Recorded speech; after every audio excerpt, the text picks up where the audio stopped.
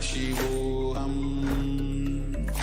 Om Nithyananda Paramashivoham. Om Nithyananda Paramashivoham. Om Nithyananda Paramashivoham. Om Nithyananda Paramashivoham. Om Nithyananda Paramashivoham. Om Nithyananda Paramashivoham. Om Nithyananda Paramashivoham. Om Nithyananda Paramashivoham. Om Nithyananda Paramashivoham. Om Nithyananda Paramashivoham. Om Nithyananda.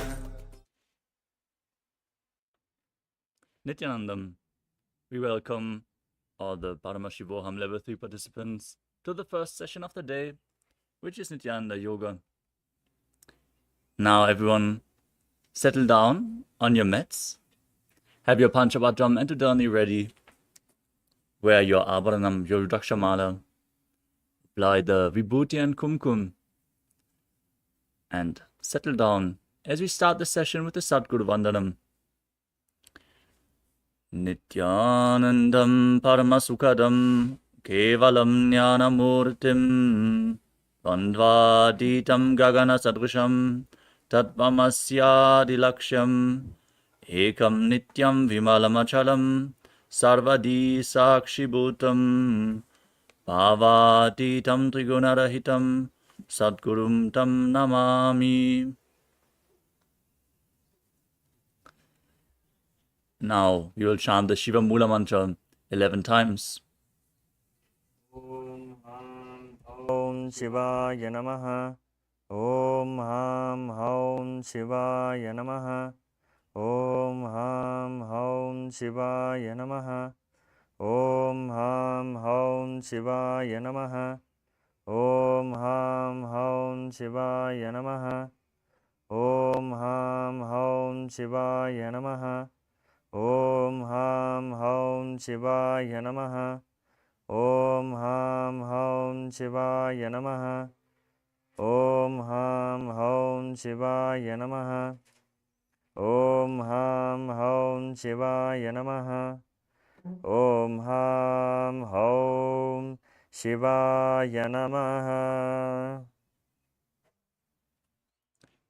Next up is the Tadvachamanam, the ritualistic cleansing. Now take your Panchapadram and Udani and keep your right hand in the Gokarna Mudra in the shape of a cow's ear. Take an Udani of water, pour it into your right palm. As you chant the following mantra, at the end of the mantra, when the word Sadha is chanted, sip the water from the bottom of your right palm. Om Atmadattam Shodhayami Svadha. Take another Udani of water. Om Vidyadattam Shodhayami Svadha. And one more Udani of water. Om Shivadattam Shodhayami Svadha. Now wash your right hand with the water from the Panchapadram and wipe your lips twice with the bottom of your right thumb as we chant. Om Ham Hridayaya Namaha. Now wash your hand again. With the index, middle and ring finger joined together, touch above your upper lip and below the lower lip. Wash your hand again. With index finger and thumb together, touch the right nostril and the left nostril. With ring finger and thumb joined together, touch your right eye and your left eye, your right ear and your left ear. Wash your hand again. With little finger and thumb joined together, touch your navel, your right chest and your left chest. With the fingertips of all the fingers, touch the crown of your head, the right shoulder, the left shoulder, and your heart center. Wash your hand again. Now, place your right hand over the left and place both hands on the right thigh as we chant the Sankalpa mantra, the conscious resolution to manifest the right context for this yoga session. ममोपात्त समस्त दुरितक्षयद्वारा भगवत् श्रीनित्यानन्द परमशिवप्रीत्यर्थं श्रीनित्यानन्देश्वरी परमशिवशक्तिसमेत श्रीनित्यानन्देश्वर परमशिवप्रीत्यर्थं च अद्य पूर्वोक्त एवं गुणविशेषेण विशिष्टायाम् अस्यां शुभतिथौ पूर्णारोग्ययुक्तदृढगात्रयौगिकशरीरसिद्ध्यर्थं परमशिवशक्त्याविष्करणार्थं नित्यानन्दयोगाभ्यासं करिष्ये. Now wash your hand once more as we chant. Om Abhaupasprisya. With the Tattvachamanam complete now, place the Panchapatam Antadani aside out of harm's way so we can safely start into the yoga practice. With the first asana of the sequence, which is Sukhasana. Now, sit straight with your head, neck, and spine in a straight line. Join your hands on top of the knees. Place the index finger and thumb together in Bindu Mudra. Visualize Lord Shiva in your inner space as you breathe in Samana Kumbhaka. Inhale deeply into your stomach and visualize a flame being formed in your stomach, rising up your spine as you engage all three bandhas, Mahamudra Bandha. The bandhas are the Mula Bandha, the root lock, contracting the perineal floor and pulling it up. The Uddiyana Bandha, the stomach lock, contracting your stomach muscles above and below the navel and pulling it in and up. And the Jalandhara Bandha, the throat lock, tucking your chin to the chest, internally contracting the throat muscles, thus locking the throat. Together, they make Mahamudra Bandha. Internally chant the japa Soham again and again. Tatsukasana Shaktat Samacharet Acham Vijitam Yena Jitam Yena Jagatrayam.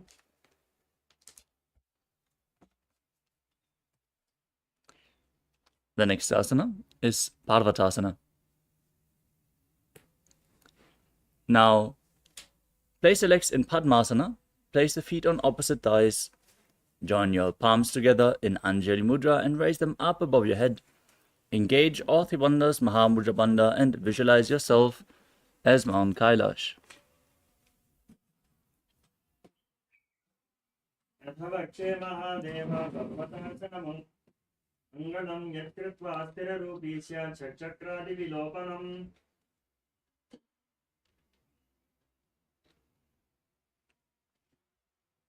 Next up is Halipavasana. Now join the soles of the feet together in front of your body and extend the feet away as you lean forward and down. Place your forehead on the ground behind the heels and interlock your fingers behind your back in Parashva Mudra as you gaze to the tip of your nose and visualize Swamiji in your inner space, engaging all three bandhas.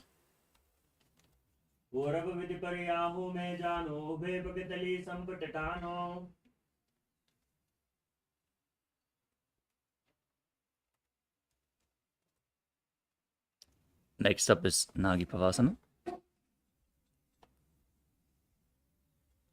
Now, with the soles of the feet together, extend your arms out in front of the feet and cup them, placing them down on the ground. Gaze to the tip of your nose, bring your forehead behind the heels, and visualize yourself as a snake as you engage all the bandhas.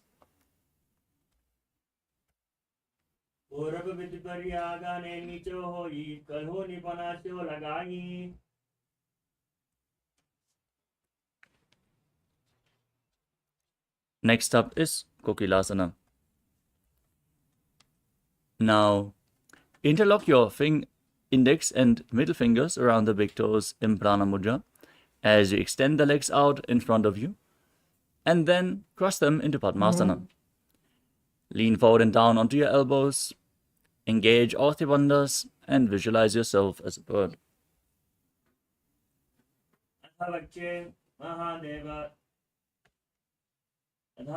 यदासनं वक्षे येन सिद्धो भवेन्नरः अकस्माद्वायुसञ्चारं गोकिलाख्यासनेन च.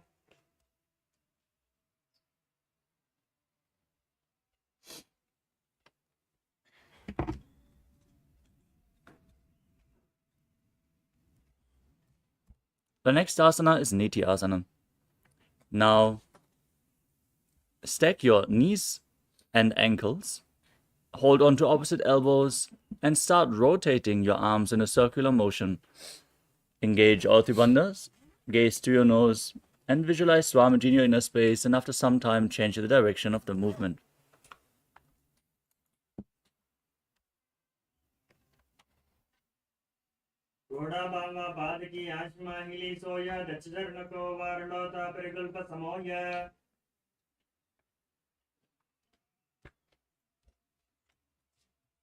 The next asana is Ganjasana. Now, place your hands flat on the ground, shoulder width apart, and push your hips up high as you scoop your body forwards and down. As you visualize yourself as an elephant, engage Uddiyana Bandha and Mula Bandha.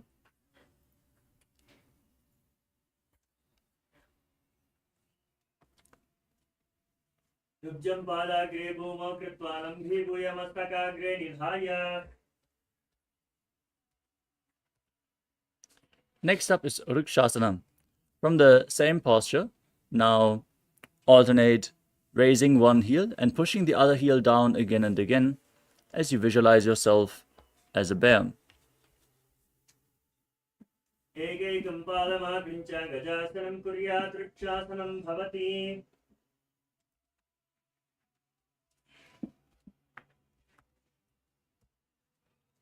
We move on to Vaishyasana. Now raise up onto the tips of the toes, standing on the tips of the big toes if you can. Join your index, middle and ring fingers at the heart center in Hridaya Mudra as you visualize Swamiji in your inner space and engage Uddiyana Bandha and Mula Bandha.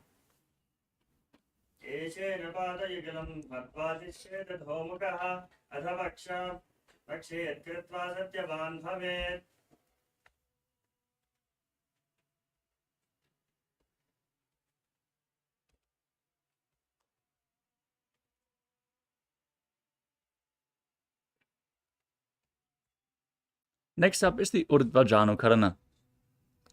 Now stand in Arimandi posture with the heels touching, the toes pointing outwards and your knees slightly bent.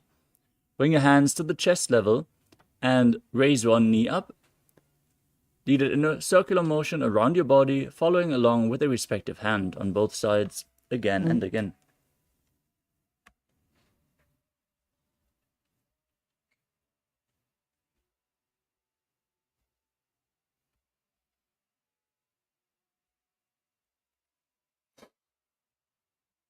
The next asana is Palalingasana.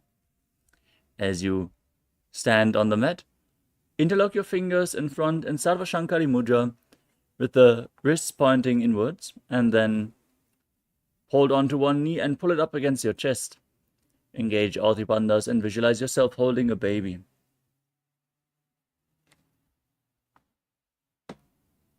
एकं चानुवर्ति आलिङ्ग्य स्थातव्यं बाललिङ्गनं भवति.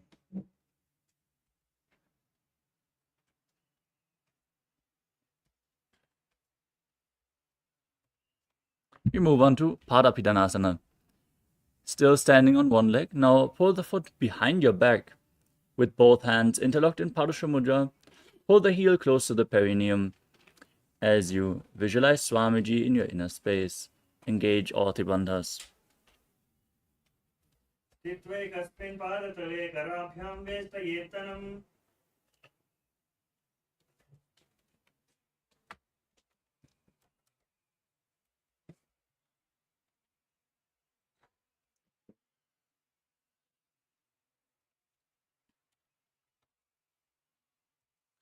The next asana is Natarajasana. Now stand on the mat, hold on to one foot behind your back. As you lean forward and down, extending the other arm forward, hand in Bindu Mudra. Visualize yourself as Lord Nataraja as you perform the Mula Bandha. उत्तानपादं क्रौञ्चं च मरीचिं वीरभद्रकं नटराजं त्रिकोणं च सुप्ताङ्गुष्ठप्रसारणे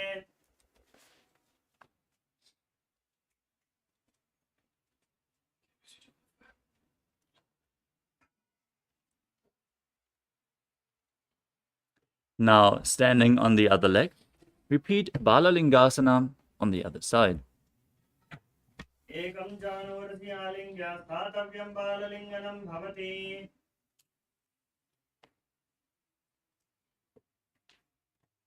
Now repeat Pada Pidanasana on the other side. Pull the other foot towards your buttocks. Stand erect on the mat like a rod. Engage all Bandhas. Visualize Swamiji. स्थित्वैकस्मिन् पादतले कर्णभ्यां वेष्टयेतनं पृष्ठे संस्थाप्य यत्नेन पादपीडनमासनम्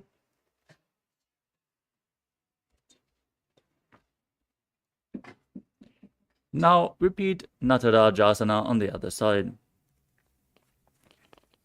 Hold the foot, lean forward and down, hand in Bindu Mudra as you visualize yourself as Lord Nataraja.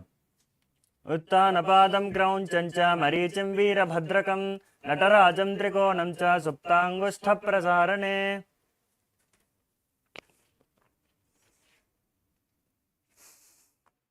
Next up is the Ardha Rechita Karana. From Arimandi position, heels together, toes pointing upwards and your knees bent. Keep the left hand at your chest and swing the right arm back and forth like a pendulum as you step the right foot behind the left with the toes down and the heel up. Now place the right hand over your nose, uncross your ankles, and repeat the movement on the other side.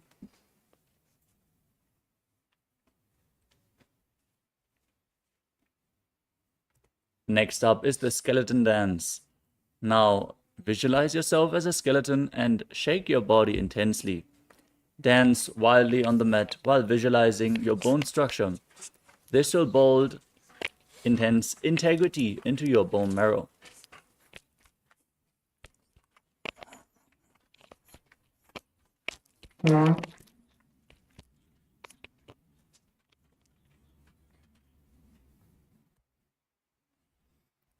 Next up is the Katichina Karana.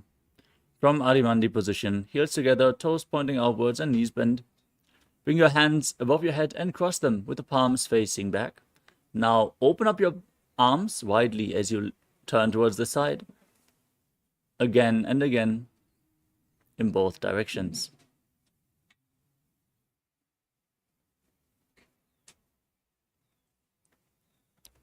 The next asana is Tadasana.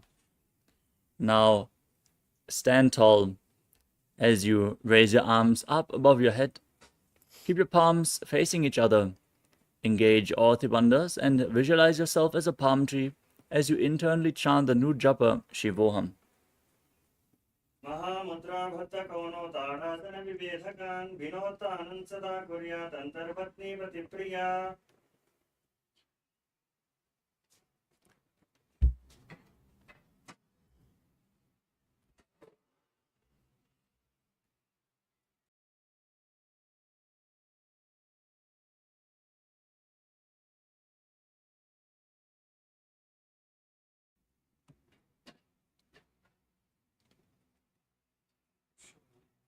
I'm doing already. Okay.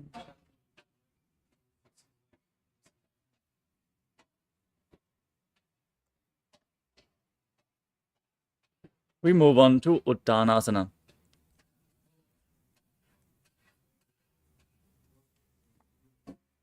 Now, from the standing posture, lean forward and down, place your hands flat on the mat.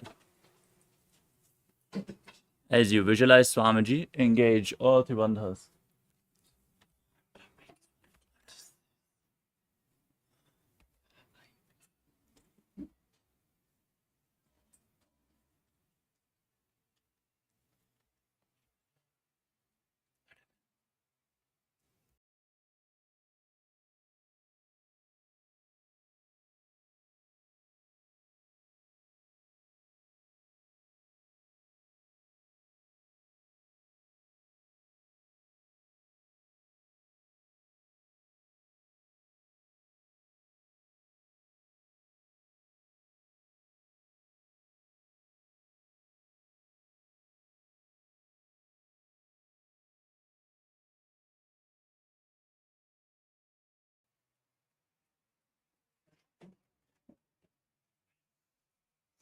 महामुद्राबद्धकोनो ताडासनविभेदकान् विनोत्तानं सदा कुर्यादन्तर्वत्नीपतिप्रिया.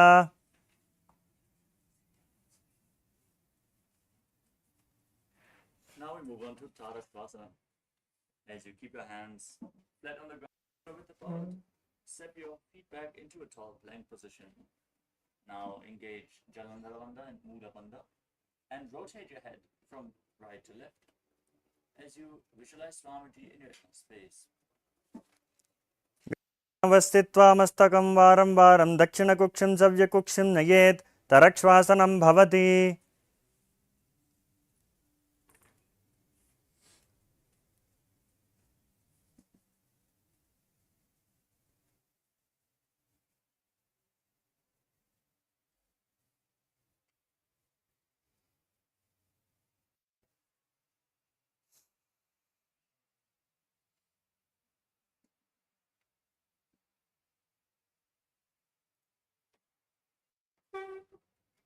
The next asana is Bhujangasana.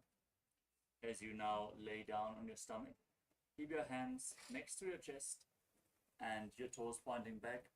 Raise your chest up by the strength of your lower back. Don't push your body up.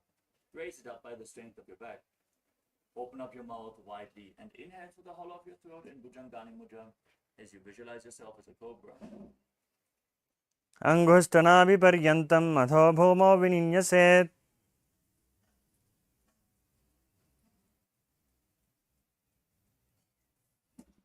Now push your body up into the plank position and alternate bringing one knee in towards your chest, back and forth in Shashasana, breathing calmly through your nose and visualizing Swamiji in your inner space.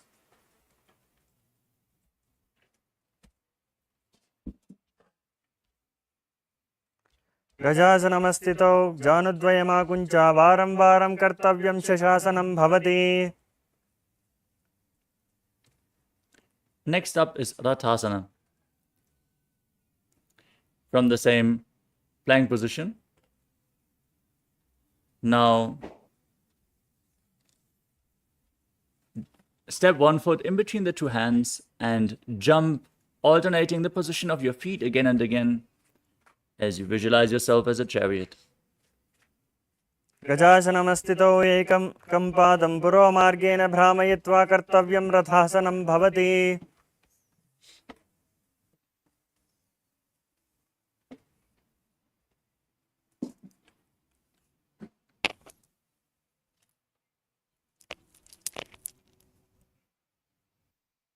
The next asana is Virabhadrasana. Now, with one foot step forward, bend the front knee and keep the back toes facing sideways. As you raise your arms up above your head, engage Uddiyana Bandha and Mula Bandha, gaze to your third eye, and visualize Lord Virabhadra in your inner space.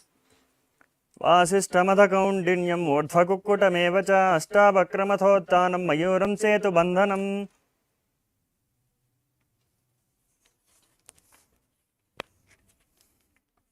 Now exchange the position of your feet.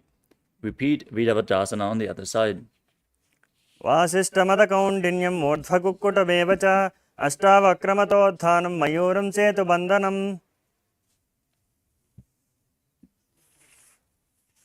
Now we move on to Vrikshasana. Now standing on one leg, raise the opposite leg towards the inner opposite thigh. Join your hands in Namaskara Mudra and raise them up above your head. As you visualize yourself as a tree, engage Uddiyana Bandha and Mula Bandha. वामोरुमूलदेशे च याम्यं पादं निधायतु तिष्ठेत् वृक्षमद्भूमौ वृक्षासनविदं विदुः.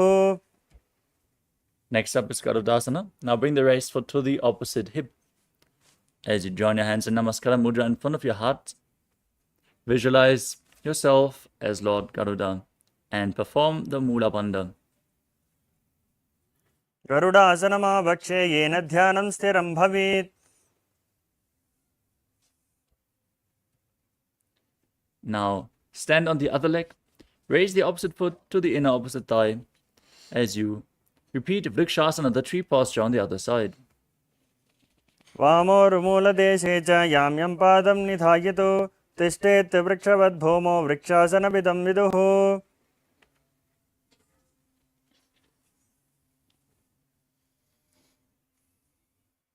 And now repeat Garudasana on the other side. Place the raised foot onto the opposite thigh. Join your hands in Namaskara Mudra. Visualize yourself as Lord Garuda. गरुडासनमावक्षे येन ध्यानं स्थिरं भवेत् सर्वदोषाद्विर्निर्मुक्तो भवतीह महाबली. The next asana is Trikonasana. Now, step one foot forward and the other one far back, keeping the back toes facing sideways. As you extend your arms, keep them parallel to the ground, lean forward and down. Place the hand near the foot and raise the other arm straight as you gaze upwards and visualize yourself as a triangle. उत्तानपादं क्रौञ्चं च मरीचं वीरभद्रकं नटराजं त्रिकोणं च सुप्ताङ्गुष्ठप्रसारणे. Exchange the position of your feet. Repeat Trikonasana on the other side. उत्तानपादं क्रौञ्चं च मरीचं वीरभद्रकं नटराजं त्रिकोणं च सुप्ताङ्गुष्ठप्रसारणे. Next up is Nikuttaka Karana. Now from Arimandi position, heels together, toes pointing upwards and your knees bent. Raise one heel off the ground and place your hands in front of the heart center with the palms facing each other. As you stomp the raised heel to the ground, raise the other heel up and exchange the position of your hands again and again.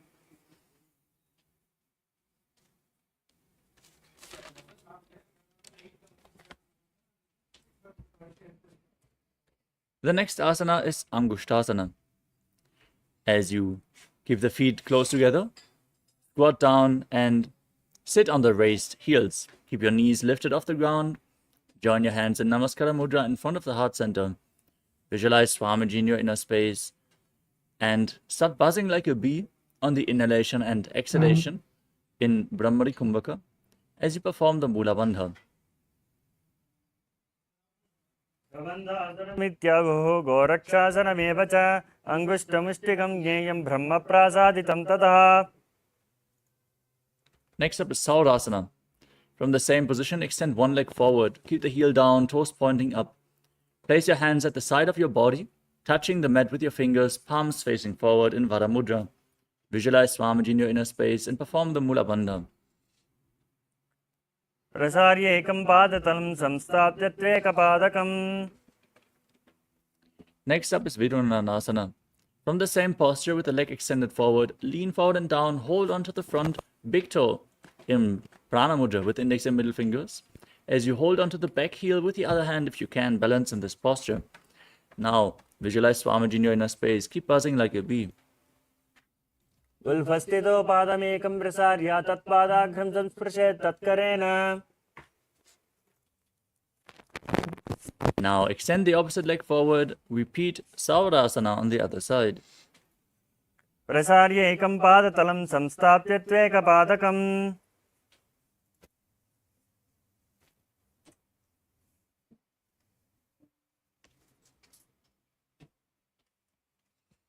Lean forward and down, hold on to the front foot as you repeat Vidunanasana on the other side. उल्फस्थितो पादमेकं प्रसार्य तत्पादाग्रं संस्पृशेत् तत्करेण.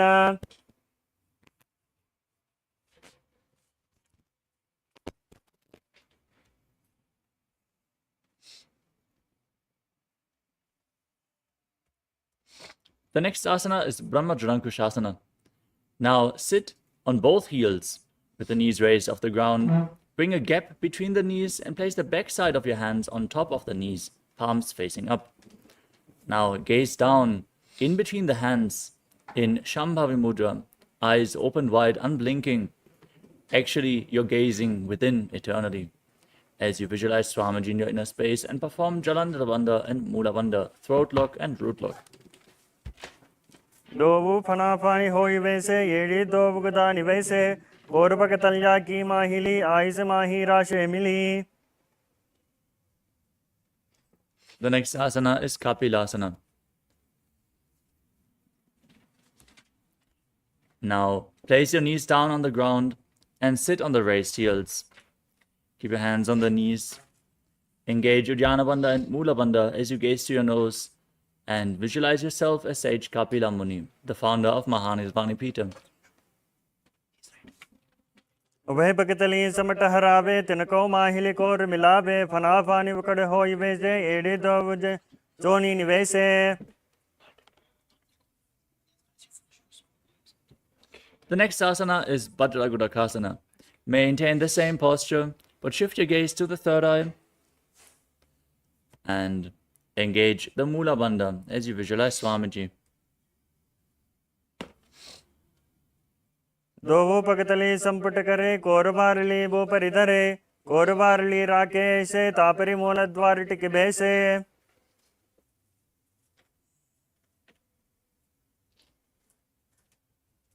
Next up is Suryasana. Now raise up onto the heels, lift your knees off the ground, keep the soles of the feet together and the knees opened wide. As you join your hands in Padma Mudra, the lotus mudra, joining thumbs and little fingers and raising them up above your head. Gaze through the gap between the palms and visualize Lord Surya in your inner space in Suryasana. एड़ी दो गुदादरी आने फना फाने फेटक पुनिठाने. Now place your knees down and sit on your heels. As you keep your hands on the knees, place your tongue up against the palate of your mouth in Manduki Mudra, catching the nectar of immortality dripping from your Sahasrara chakra. Gaze to your third eye and visualize yourself as a frog as you calmly breathe through your nose in Sahadra Kumbhaka.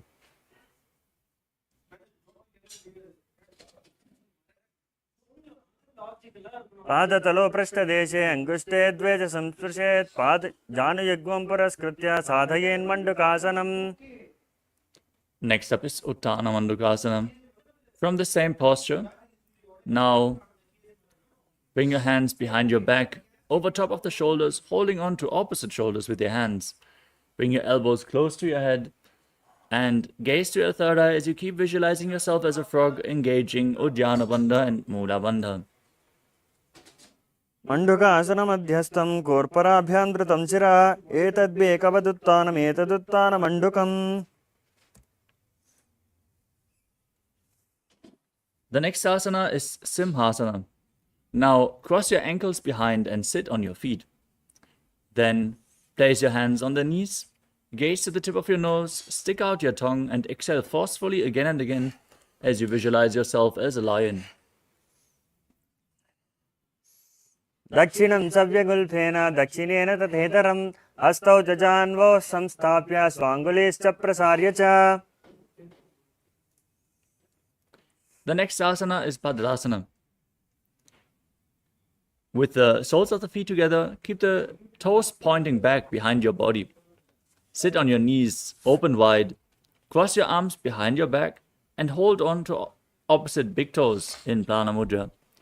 Now gaze to the tip of your nose, engage Jalandhara Bandha and Mula Bandha, the throat lock and the root lock, and visualize Swamiji in your inner space. गुल्फौ च वृषणस्यादौ वृत्क्रमेण समाहितः पादाङ्गुष्ठौ कराभ्यां च धृत्वा च पृष्ठदेशतः. We move on to Kakabhushandi Asana. Now place your feet flat on the ground and place your hands on the ground, shoulder width apart. Bring your arms around the raised knees and hold on to opposite hands behind your back in Padusha Mudra if you can. Gaze to the tip of your nose and visualize yourself as a crow. प्रथमे वैशकोकड़थाने दोवो हाथ पगम विचिहाने.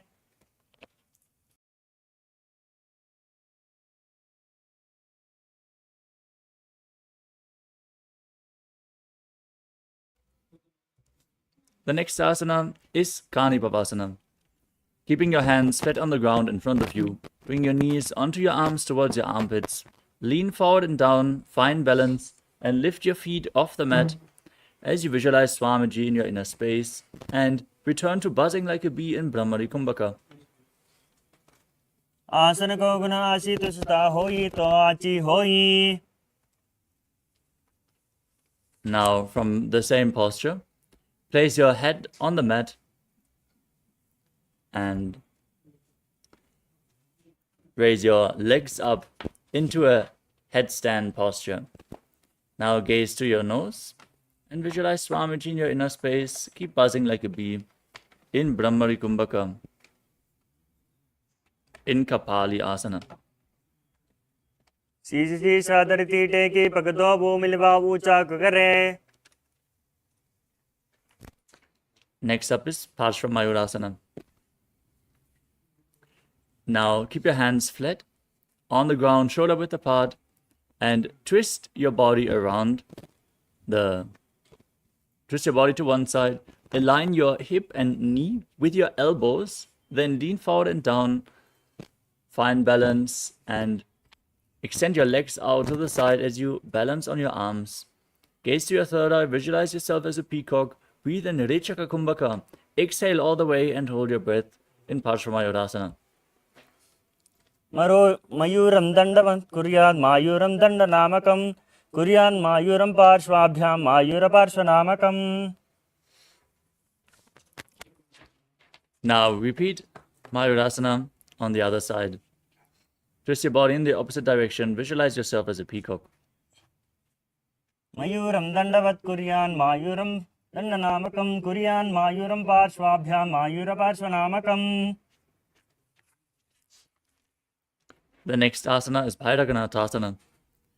As you keep your hands flat on the ground in a plank position. Now step one foot outside the respective shoulder and in between the two hands.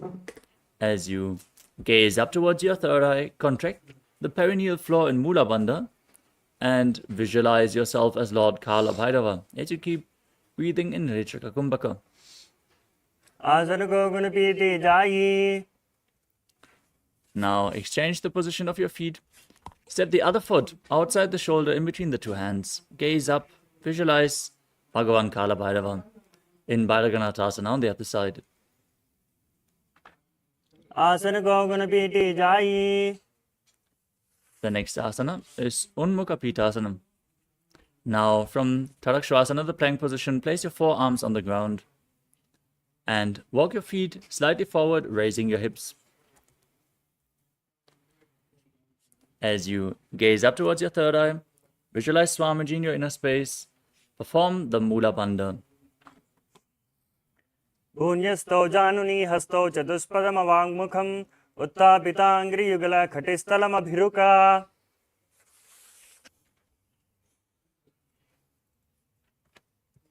The next asana is Vashishtasana. As you return to Tadakshvasana, the plank position, now rotate your body on one arm and raise the opposite arm up towards the sky. Gaze upwards along the raised arm. Visualize yourself as Sage Vashishta as you perform the Mula Bandha. ऊर्ध्वकुक्कुटमाशिष्टमरीचिहलमत्सकं परिवृत्तिं चोदरस्य विविधं धनुरासनम्.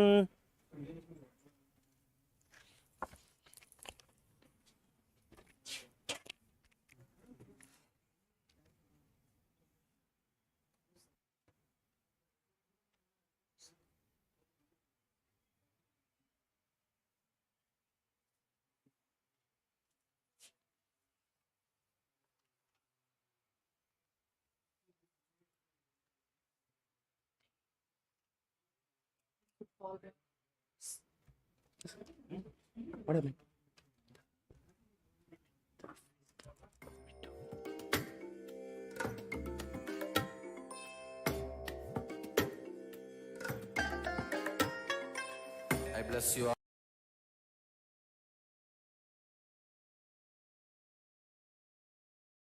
all. Let you all open all your three eyes and manifest the powers of Mahasadashiva. Om Nithyananda Paramashivoham.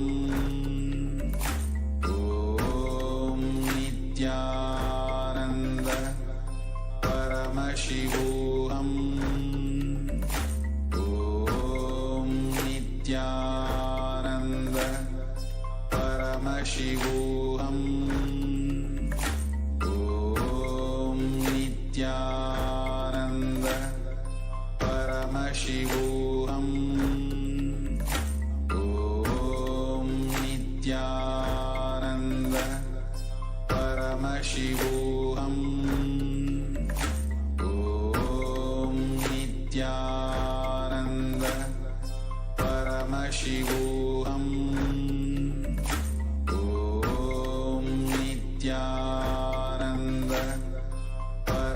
Paramashivoham. Om Nithyananda Paramashivoham. Om Nithyananda Paramashivoham. Om Nithyananda Paramashivoham. Sorry for the technical glitch. We are back and we are going to continue with the next asana of the sequence, which is Vashishthasana on the other side. Now enter into Tadakshvasana, the plank position, and rotate your body in the other direction as you extend the opposite leg up. Gaze upwards, visualize yourself as Sage Vashishta. ऊर्ध्वकुक्कुटवासिष्ठमरीचिहलमत्सकं परिवृत्तिं चोदरस्य विविधं धनुरासनम्. The next asana is Anjani Asana. Now sit with your legs extended forward as you gaze to your nose. Lock Jalandhara Bandha, the throat lock, and Mula Bandha, the root lock, as you keep your hands below your buttocks with the palms facing up. Visualize yourself as Lord Hanuman and internally chant the new japa Mahasadaशिवोहम.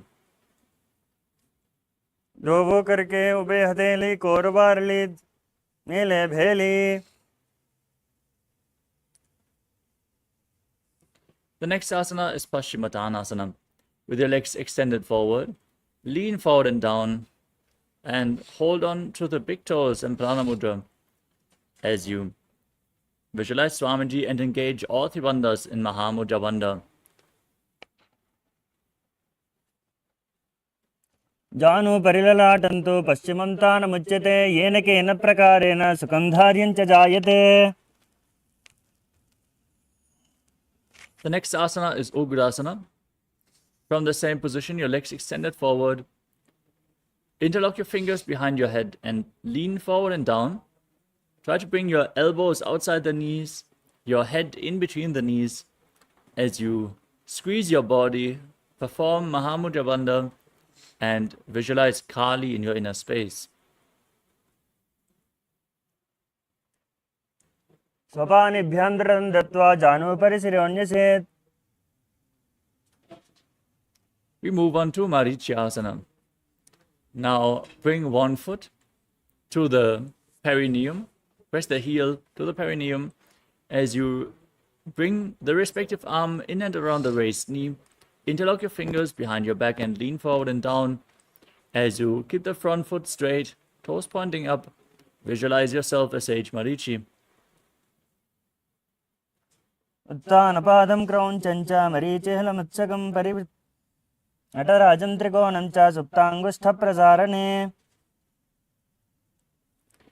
Now drop the raised knee to the side.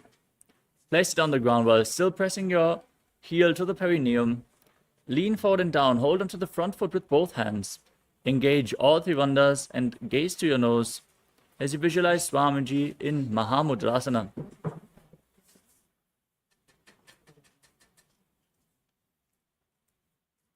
महामुद्रं प्रवक्ष्यामि तन्त्रेऽस्मिन् मम वल्लभे यां प्राप्य सिद्धा सिद्धिं च कपिलाद्याः पुरागताः. The next asana is Marichyasana on the other side. Now press your perineum with the other heel. Lean forward and down as you interlock your hands behind your back. Visualize Sage Marichi. उत्तानपादं क्रौञ्चं च मरीचिं वीरभद्रकं नटराजं त्रिकोणं च सुप्ताङ्गुष्ठप्रसारणे. Now drop the raised knee, lean forward and down, hold onto the front foot. Visualize Swamiji as you perform Mahamudra Bandha in Mahamudrasana on the other side. महामुद्रां प्रवक्ष्यामि तान्त्रेऽस्मिन् मम वल्लभे यां प्राप्य सिद्धा सिद्धिं च कपिलाद्याः पुरागताः.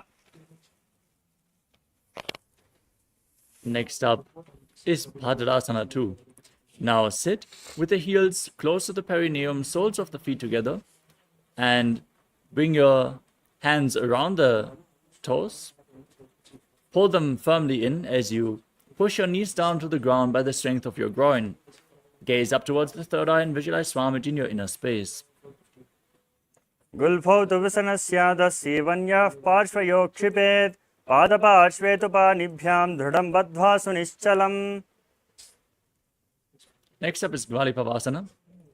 Now keep your feet slightly extended away from the body and place your hands on the respective knees. Gaze to the nose as you lock your chin to the chest, contract the perineal floor, visualize Swamiji in your inner space. पूर्वचरपट चौकस्यो सोई वाही विदिजो कीजी सोई. Next up is Joni Asana.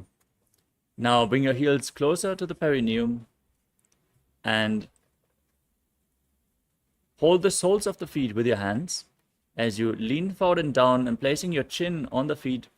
Gaze to your nose and visualize the Yoni Mandala, the visual representation of Devi Paramashiva Shakti, projected on the screen right now. दोवो पकतले संपुट करे gate met के ढिंग धरे. Next up is Medaki Pavasana. As you keep the heels together, toes apart, extend your arms out to the side and lean forward and down all the way. Keep your back straight and place your head on the ground behind the heels as you gaze through your nose and visualize Swamiji in your inner space. पूर्व विद परिपकतले संपुट सोलिये डे मिली राशे. We move on to Siddha Samadhi Asana. Now bring your heels close to the perineum, toes together, heels apart, and bring your arms below the legs and keep your palms out of the shins, palms facing up. Now bring your toes towards your throat if you can as you lean forward and down. Gaze through your nose and visualize Lord Surya in your inner space. दोलो पकतले संपट करे आगा में चोले made आगा में धरे. Next up is Chinaki Pavasana. Now, keep the heels close to the perineum, hold the feet and place your elbows down on your thighs as you lean forward and down. Press the thighs down as you gaze to your nose and visualize Swamiji in your inner space. दोवो पका के ये day धरती मगवा met लगावे पगतली माहिली कर अंगूठा के सदी सूद जोड़े. Next up is Charapada Chokasana. Now place your hands on the knees, the heels close to your perineum, and slightly push your knees down towards the ground. Open up your hips intensely as you engage Uddiyana Bandha and Mula Bandha. Gaze to your third eye and visualize Swamiji in your inner space. दोवो पकतले संपुट धरे आगाम ने कर jar पसारे. The next asana is Bhairavasana. As you keep the soles of the feet together, now place the toes of the feet down and the heels up. Intensely twist your legs as you gaze to your third eye. And then place your hands on the knees in Bindu Mudra, visualizing yourself as Lord Kala Bhairava in Bhairavasana. गुल्फौ संपीड्य चान्योन्यं विक्रमेण some.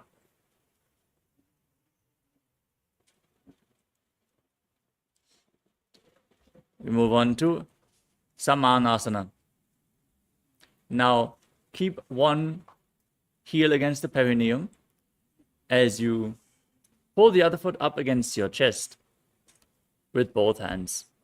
Now gaze to your third eye, visualize Swamiji in your inner space, and hold your breath in the Muladhara chakra.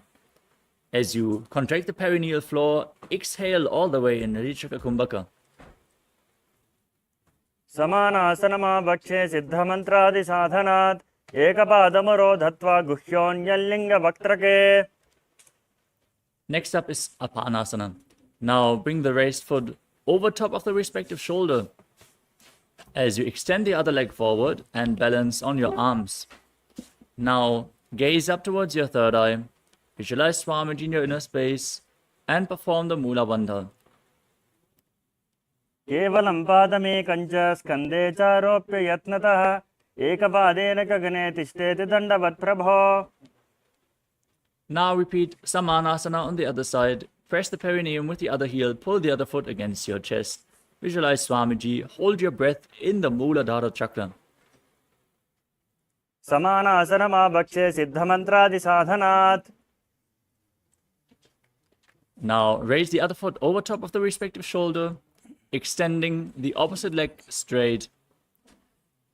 Engage the perineal floor intensely as you gaze to your third eye, joining Apana with Samana in Apanasana as you visualize Swamiji. Kevalam padame kancha skande charopya yatnatah.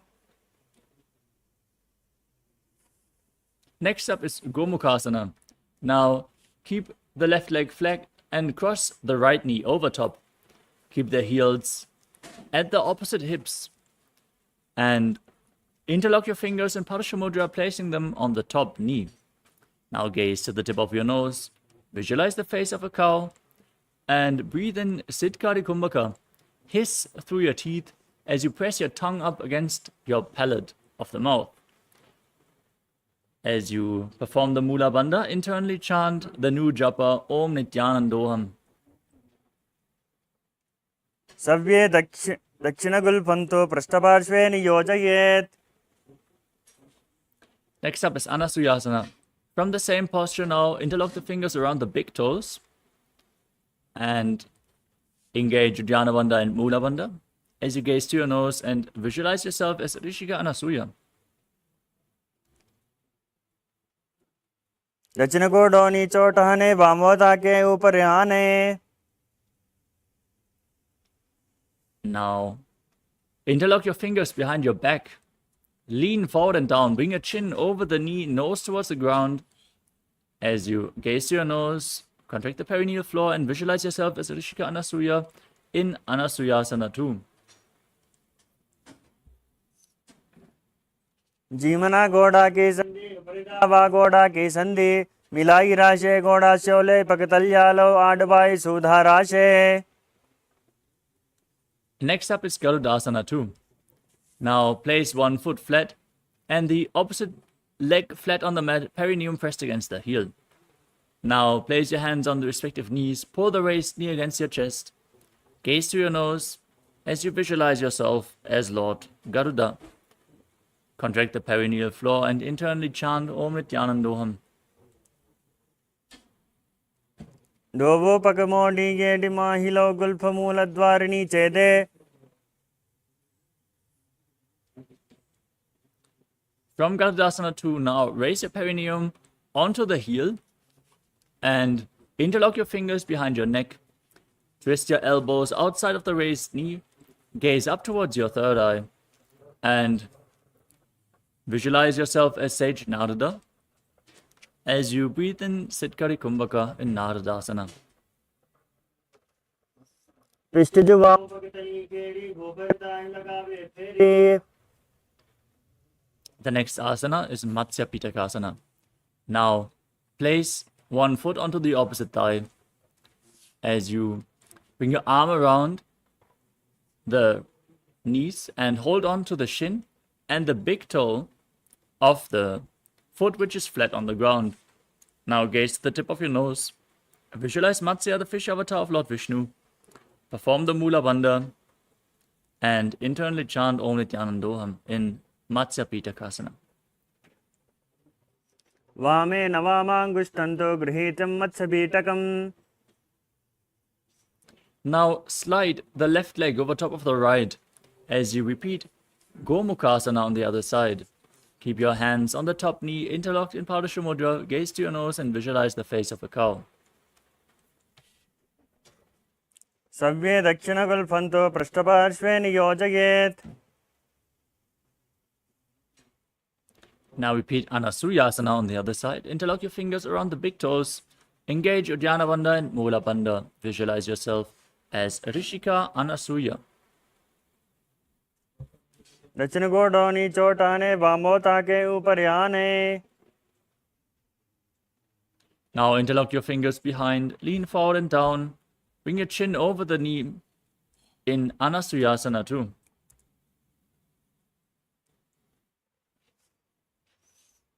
जीमना गोडा की संधि उपरिदावा गोडा की संधि. Now repeat Karna 2.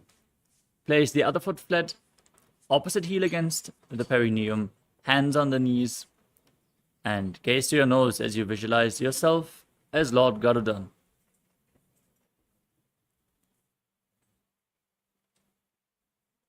Davo pagamodi yedi mahilo galpamila dwarini chede.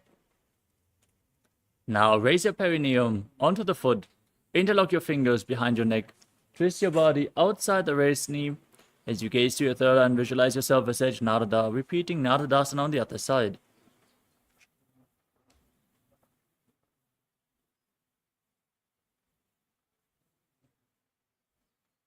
Pistij vama pagatali keri boparitari paga lagave feri. Now repeat Matsya Pitakasana on the other side. Place the other foot on the opposite thigh. Hold onto the shin and the big toe of the raised knee as you gaze to your nose and visualize Matsya, the fish avatar of Lord Vishnu. Vame navamangushtanto grihitam matsyapitakam. Next up is Matsyendrasana. As you bring one foot to the opposite thigh, place the other foot flat, raise the knee and twist the opposite elbow outside the raised knee. As you place the raised arm at your head, place the other hand on the ground behind you, gaze up towards your third eye, and visualize Sage Matsyendranath, the master of Hatha Yoga. Udaram paschimabhasam kritva tishtati yatnatah namrangam vamapadam hi dakshajano parinyashet. Next up is Kubhasana. Now extend the front arm down towards the foot. Hold onto the big toe in Prana Mudra. And place the other hand on the respective ear as you gaze back and up. And visualize yourself as a camel. Asana kogana jolo jaye. Now keep holding onto the front foot. Place the other hand on the ground behind you. Twist your body even further as you gaze to your third eye and visualize Sage Matsyendranath in Matsyendrasana 2. Matsyendrapeetam jatara pradiptim prachandarugbhandala khandhanastram. Now untwist your body. Extend both the legs. Place the other foot on the opposite thigh as you bring the opposite elbow around the raised knee, hand to your face, repeating Matsyendrasana on the other side as you visualize Sage Matsyendranath. Udaram paschimabhasam kritva tishtati yatnatah.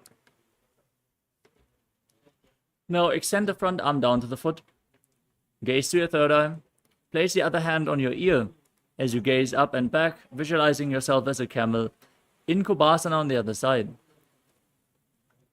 Asana kogana jolo jaye.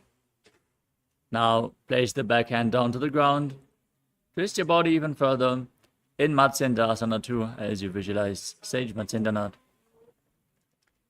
Matsyendrapeetam jatara pradiptam prachandarugbhandala khandhanastram. The next asana is Padmasana, the lotus posture.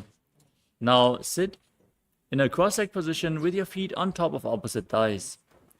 Keep your hands on the knees, gaze to your nose, engage all three bandhas, Mahamudra Bandha, as you visualize yourself as Lord Shiva.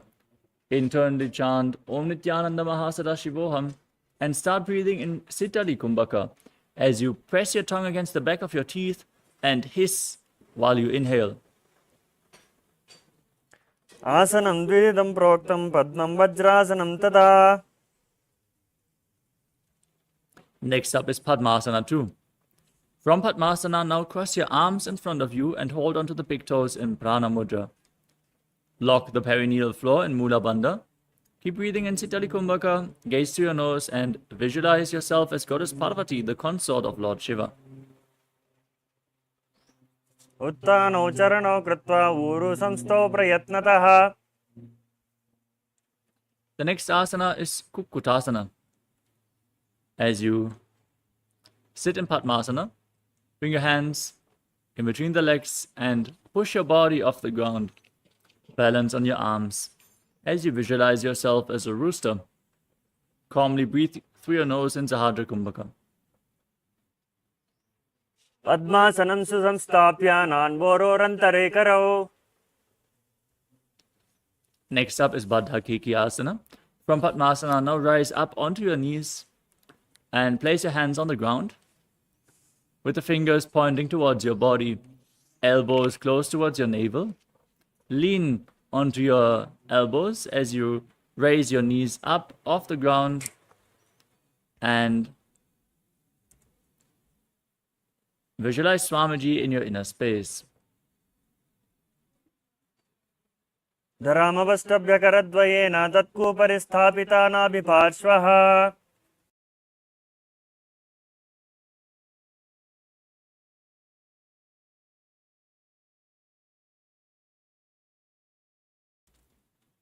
The next asana is Mayurasana.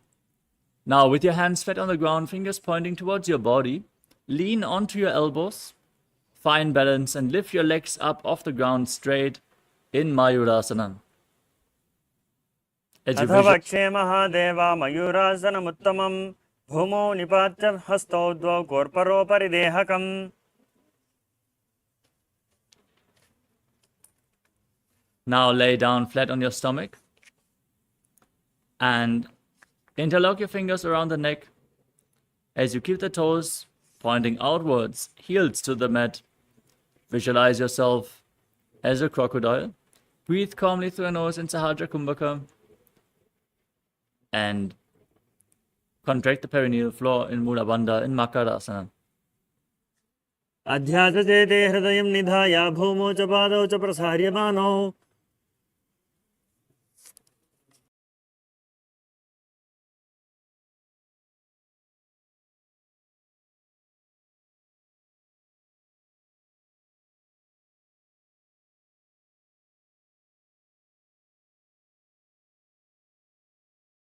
The next asana is Shalabhasana. As you keep your hands next to the shoulder level, laying on your stomach, now raise your legs up and visualize yourself as a locust.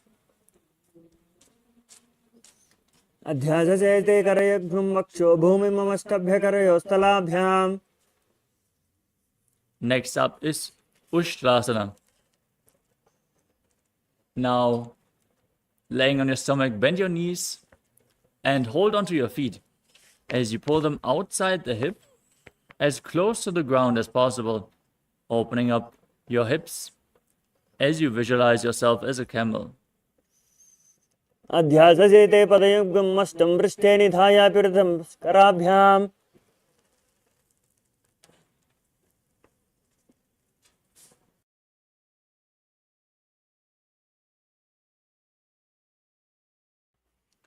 The next asana is Dhanurasana.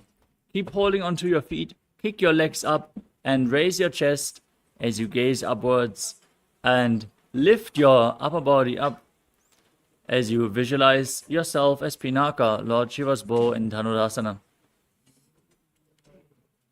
प्रसार्य पादौ विविदण्डरूपौ करो च पृष्ठे धृतपादयुग्मम्. The next asana is Bhagasana. As you sit in a kneeling posture with your heels outside the hips, the toes together behind your body, place your hands on the knees, gaze up towards your third eye, and visualize Swamiji in your inner space as you internally chant the new japa, Om Nithyananda Paramashivoham, the Mahavakya. उल्टा मोटी पाद दो वैसे बहरो जगते करिए एक वैसे.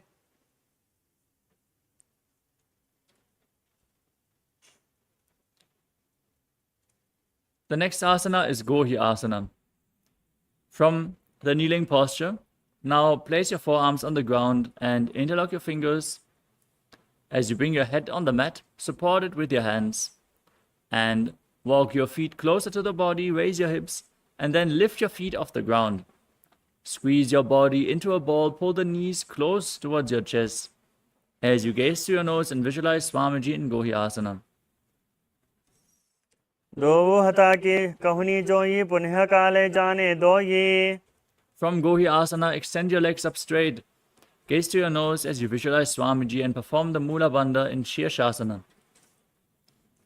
विपरीतं मण्डलं च द्विधैव विदितं हिनः. Gently lower your legs down and come to a seated posture with your legs in front. Now, raise your legs up off the ground and hold on to your calves as you pull your feet closer towards your face. Visualize Swamiji in your inner space and start breathing in Pastika Kumbhaka, exhaling rapidly again and again from your abdomen like the bellows of a blacksmith. Keep performing this Kumbhaka throughout the next few asanas. दोहतापगभा हरियाणे गोडातरे काकसे Thane. Next up is Padikasana. Now interlock your fingers behind your back. Hold on to opposite shoulders as you keep the leg raised at a 45-degree angle. Visualize yourself as a maze and gaze to your third eye in Padikasana. उत्थानं चैनं कृत्वा पादौ मिलित्वा प्रसार्य. Now extend your arms out parallel to the ground. Keep your legs raised at a 45-degree angle, toes pointing up. Gaze to your third eye as you visualize yourself as a boat in Naukasana.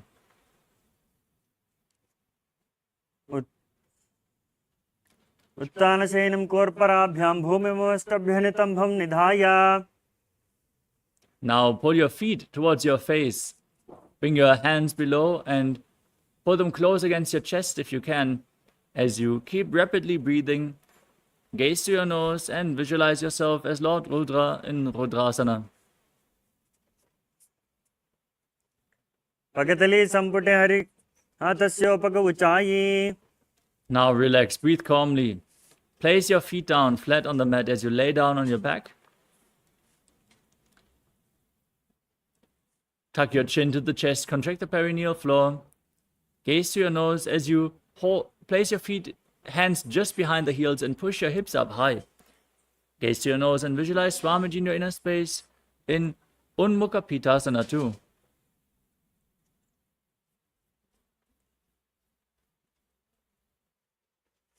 ऊर्ध्वे च जानुनी कृत्वा शबित्वोर्ध्वमुखं तथा उत्थाप्य हस्तौ तिष्ठेत्तु पीठ उन्मुखनामखे.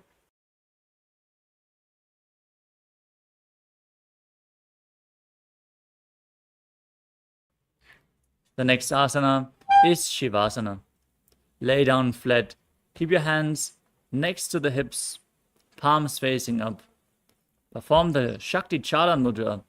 Forcefully pull the Kundalini Shakti up along your spine from Muladhara to Sahasrara Chakra as you visualize your body is dead and the Supreme Pontiff of Hinduism, Swamiji, is liberating you.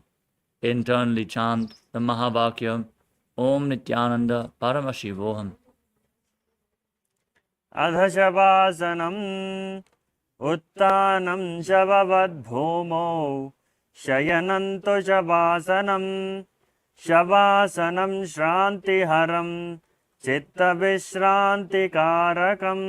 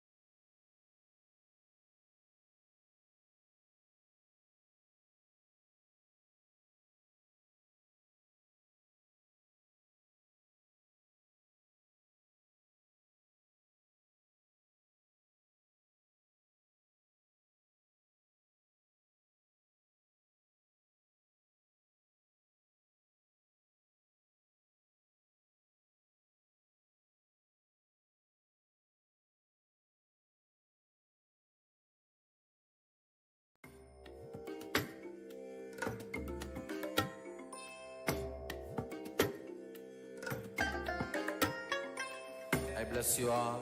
Let you all open all your three eyes and manifest the powers of Mahasada Om Nithyananda Paramashivoham. Om Nithyananda Paramashivoham.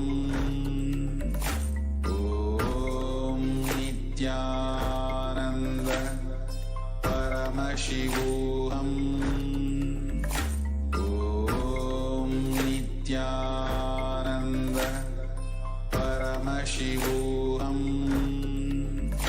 Om Nithyananda Paramashivoham. Om Nithyananda Paramashivoham. Om Nithyananda Paramashivoham.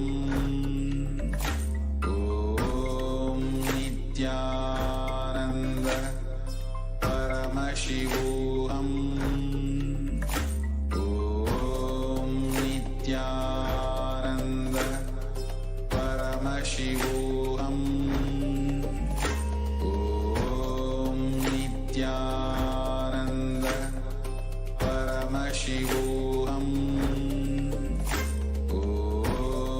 Nithyananda Paramashivoham.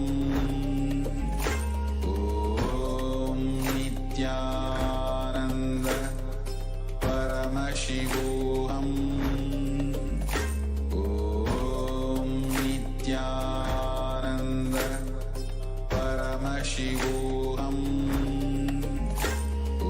Om Nithyananda Paramashivoham. Om Nithyananda Paramashivoham.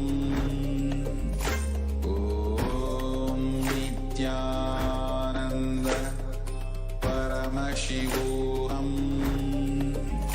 Om Nithyananda Paramashivoham.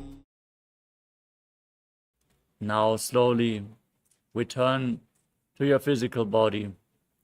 Start to wiggle your fingers and toes, your wrists and your ankles, your elbows and your knees. Pull your knees up towards your chest and circle them with your hands and rock your body from side to side, slowly returning to a comfortable seated position. Congratulations, you completed the Pratama Vinyasa Krama, the first 108 asanas of the sequence. With this, we are now going to move on in the DVK with the next asana, which is Yathasa Nishthasana. Now sit in a comfortable position which brings ease to your physical and mental space. Any position is fine. You can even sit on a chair if you want. Just keep your hands in Bindu Mudra on top of your knees. Visualize Swamiji in your inner space and perform the Mula Bandha in Yathasa Nishthasana. पर्यङ्कं तत्समाख्यातं यदसंस्तं यथा स्थितिः. Next up is Samasana. Now, sit in a cross-legged position with your hands on the knees, thumbs and index finger together. Take a deep, long inhalation. Hold your breath for a short while and then again exhale deeply. इदानीं गर्भिणीनां योगाभ्यासो यथा लगो.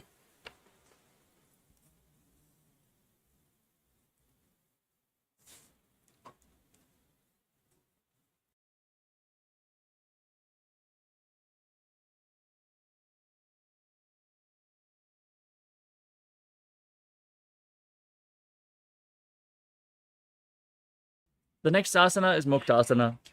Now place the left foot against the genital region and the right foot over top of the left. Place your hands on the respective knees as you gaze to your nose and visualize yourself as a sage liberated by the Supreme Pontiff of Hinduism in Muktasana. निपीड्य सीवणीं सूक्ष्मां दक्षिणेतरगुल्पतः वामं याम्येन गुल्पेन मुक्तासनमिदं भवेत्. Next up is Siddhasana. Now maintain the same posture, shift the gaze to your third eye, visualize Swamiji in your inner space.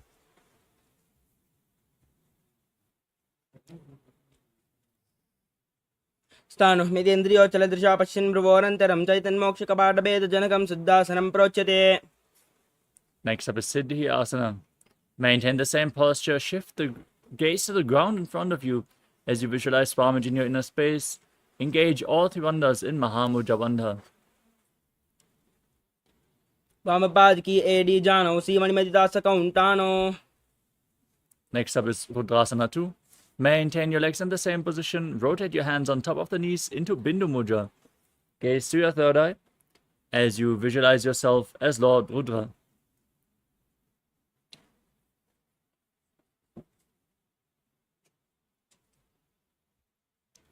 वामचरण परिदक्षिण राखे एकजुगति ऐसे विदिदाके. Next up is Santadhunasana. Now maintain the same position as in Rudrasana. Shift your gaze to the nose, embody tranquility and an unshakable nature. आसन की गुण मन की चंचलता मीटा. Next up is Siddhasana 2. Now maintain one heel over the other. Cup your palms in front of your navel in Samputa Mudra, representing a lotus flower, as you visualize Swamiji in your inner space in Siddhasana 2. ऋतुकाय समासीन सिद्धासनमुदीरितं प्रसार्य भुवि पादौ तौ धोर्भ्यामङ्गुष्ठमादरात्. Next up is Bandha Yoni Asana. Maintain one heel over the other and set the Sankalpa to manifest through the womb of creation as you contract the perineal floor and get ready to enter Shanmukhi Mudra. Inhale all the way. Close your lips with little and ring fingers, the nostrils with the middle fingers, the eyes with the index fingers, and the ears with your thumbs. यत्र मध्ये महादेव बन्धयोन्यासनेश्वरौ यत्कृत्वा केचरो भूत्वा विचिरेदीश्वरो यथा. Next up is Vidasana. Maintain the same posture. Place your hands on the knees in Bindu Mudra and embody the state and space of bravery in Vidasana.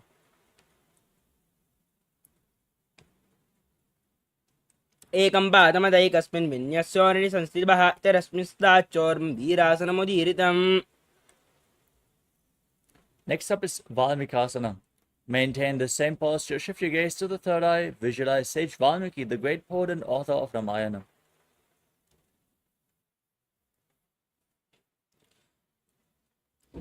दावा पगा की पगतली पुनि एडे है Zoya. Next up is Joni Mudrasana. Now place your hands flat on your knees. Shift your gaze to the nose and visualize the Yoni Mandala, the visual representation of Devi Paramashiva Shakti. वामपाद की पगतली जाहि माहिली कोरी. Maintain the same posture. Shift your gaze to your third eye. Keep visualizing Yoni Mandala in Yoni Asana.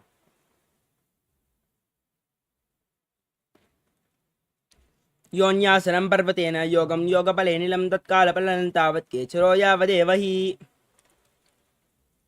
Next up is Padrasana 3. Now keep the soles of the feet together, heels close to your perineum. Interlock your fingers around the feet and pull them close as you push your knees down by the strength of your groin. Gaze to your nose as you visualize yourself as Lord Veerabhadra. Perform Uddiyana Bandha and Mudha Bandha. गुल्बौजवशनस्यादः सीवन्या पार्श्वयोन्योक्षिपेत् सव्ये गुल्पतदा सव्ये दक्ष गुल्पं तु दक्षिणे. Next up is Aghodasana. Now maintain your heels against the perineum and cover your mouth with your right palm. As you close the left nostril, inhale through the right. Hold your breath, then exhale through the left in Abhyantara Kumbhaka. As you gaze upwards towards your third eye, push your tongue up in Kechari Mudra, all along the nasal tract if you can, as you visualize yourself as an Aghori in Aghodasana. पूर्वकहो भिश्रिका जोई वाही विदिशो कीजे सोई. The next asana is Kanari Pavasana. As you sit with the toes together and the heels apart, place your elbows on the heels and lean forward as you place your chin on your hands. Gaze to your nose, engage Uddiyana Bandha and Mula Bandha. Exhale all the way and hold your breath in Nirechaka Kumbhaka as you visualize yourself as a female elephant drinking water in Karna Dana. कानरी पवासन ग्वाली पवासन कह्यो है जहाँ से यहाँ में जाने विदिते से. Next up is Parasana. Now sit with the knees raised and bring your arms between the thighs and calves, interlacing the fingers in front in Parusha Mudra. Gaze to your nose and visualize Swamiji in your inner space. ततोर्ध्वं रेचयेद् वायुं मृडनश्वास संयुतम्. Next up is Gopi Chandasana. With the soles of the feet together, interlace your fingers around the feet and lift them up against your chest. Place your chin on your hands and gaze to your nose as you embody the state and space of a king. पूर्व विधि विभागा का अंगूठा का चाकू पाराशे. Next up is Udadasana. Now bring your arms below the legs and interlock the fingers around the toes. Gaze to your nose. Visualize your body free from any defects.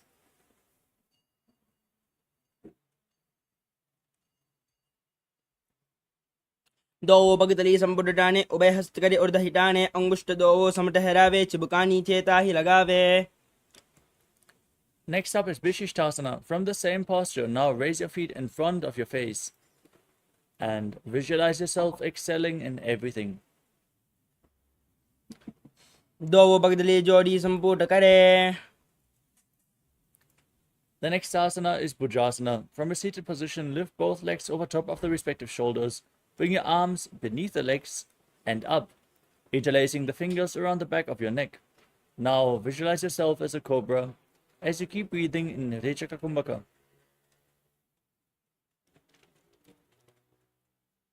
शीर्षासनं तो विज्ञेयं काक्षासनमतः परं ग्रीवासनं च परमं भुजासनं हि होचयेत्. Next up is Kalyanasana. With your legs over top of the respective shoulders, now bring your arms behind, interlock your fingers in Parusha Mudra behind your back as you gaze to your nose and visualize yourself as a beautiful, auspicious goddess. दो हाथ पगाम बिच आने तिनको गोड़ा नीचे टाने बहुरी बागत्या बाहर लियावे पुनः युगति ऐसे ठहरावे. Next up is Sankatasana. Now place the top of the left foot flat on the mat and sit on the left heel. Bring the right foot over top, cross the knees, stack the knees, and place your hands on opposite knees. Now gaze outwards in Vaishnavi Mudra without focusing on any external objects. Only focus on the objects within as you visualize yourself as an elegant swan. वामपादं चितेर्मूलं संयस्य धरणीतले पाददण्डेन याम्येन वेष्टयेद्वामपादकम्. The next asana is Dhenukasana. As you slide the left heel outside of the hip, sit down on the ground, place your hands on the top knee. As you visualize a cow in your inner space, breathe in Ujjayi Pranayama. Make an ocean-like sound with your mouth on your inhalation as you keep your navel engaged, and engage Uddiyana Bandha and Mula Bandha internally, repeatedly chanting the Mahavakya Om Nithyananda Paramashivoham in Dhenukasana. अनुशाकिनगर पंचदं वृषीहिरं डगल्यम्नि. Next up is Machandrasana. Now place the right foot on the left thigh and the left foot on the right knee. Bring the left arm behind your back, twist your body, and reach for opposite thighs. Once you catch a hold of them, twist your body even further. Gaze up towards your third eye, visualize Swamiji in your inner space. वामजंगपरदचिरडाने वामहस्तपिष्टीदिश आने बहुरौदचन बाध है जो ईता की नलजो पकरे सोई. Now maintain your feet in the same position, untwist your spine, hold onto the big toes and lean forward and down, placing your forehead on the ground as you visualize Swamiji in Machandrasana too. प्रथमजी मनोचरण जो ई वामजंगपरि आराके सोई ताकि AD करिसोल्यावे बहुरौ युगति यह और करावे. Now rise up, keep your legs interlocked, interlock your fingers in Parusha Mudra and place them on the top knee. Now engage all three bandhas, Mahamudra Bandha, as you visualize Swamiji, your Guru, in your inner space in Guru Asana. ऊर्मूले इतरपादस्य कनिष्ठिकाप्रदेशे गुल्पं संस्थाप्य तदेव जानु इतरपादपार्श्वे संस्थाप्य तिष्ठेतस्थौ सम्मीलयेत् गुरुवासनं भवति. Now repeat Sankatasana on the other side. Place the right foot flat and sit on the right heel as you stack the left knee over top. Place your hands on opposite knees. Visualize yourself as an elegant swan. वामपादं स्थिर्मूलं संयस्य धरणीतले पाददण्डेन याम्येन वेष्टयेत् वामपादकम्. Now repeat Dhenukasana. Slide the right foot outside the hip. Sit on the ground. Place your hands on the top knee. Engage Uddiyana Bandha and Mula Bandha as you visualize a cow in your inner space. अनुषागिनगरपञ्चितं वृषिहिलम्डकल्यम्नि. Now repeat Machandrasana. Place the left foot on the right thigh and the right foot on the left knee. Bring the right arm behind your back. Twist your body. Hold on to opposite thighs. Gaze to your third eye and visualize Swamiji in your inner space. वामजङ्गबलदशिरडाने वामहस्तपिष्टीदशाने बहुरवदचनपादे हेजो यीताकी नलिजूपकरे सोयी. Now hold onto the feet and lean forward and down. Place your forehead on the mat in Machandrasana 2 as you visualize Swamiji. प्रथमजी मनोचरण जुजो यी वामजङ्गबलिराके सोयी ताकी AD करिसोल्यावे बहुरवयुगदीयः और करावे. Now rise back up and interlock your fingers. Place them on the top knee as you engage all three bandhas and visualize Swamiji in Guru Asana. ऊर्मूले इतरपादस्य कनिष्ठिकाप्रदेशे गुल्पं संस्थाप्य तदेव जानु इतरपादपार्श्वे संस्थाप्य तिष्ठेतस्थौ सम्मीलयेत् गुरु आसनं भवति. Next up is Pashasana. Now place your feet flat on the mat and pull your knees against your chest with opposite hands. Press your tongue upwards in Kejari Mudra. Gaze to your third eye and visualize Swamiji in your inner space. पादले भूमौ निधाय जानुनि उर्सनिधाय विपरीतहस्ताभ्याम् ऊर्ध्वहितजङ्गे निबध्य तिष्ठेत् पशासनं भवति. Next up is Bodhashukasana. From the same posture, now hold on to opposite wrists and place your chin on the knees.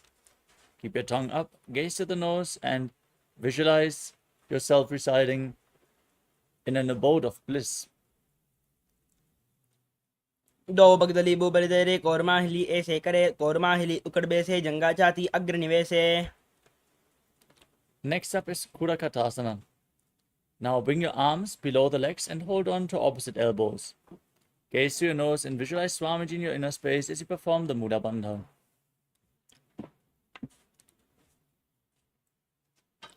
दो हाथ पग बाहर लियावे गोड़ा नीचे ले ठहरावे आम्हा साम्हा ऐसे करे आपस में को हनि पकड़े.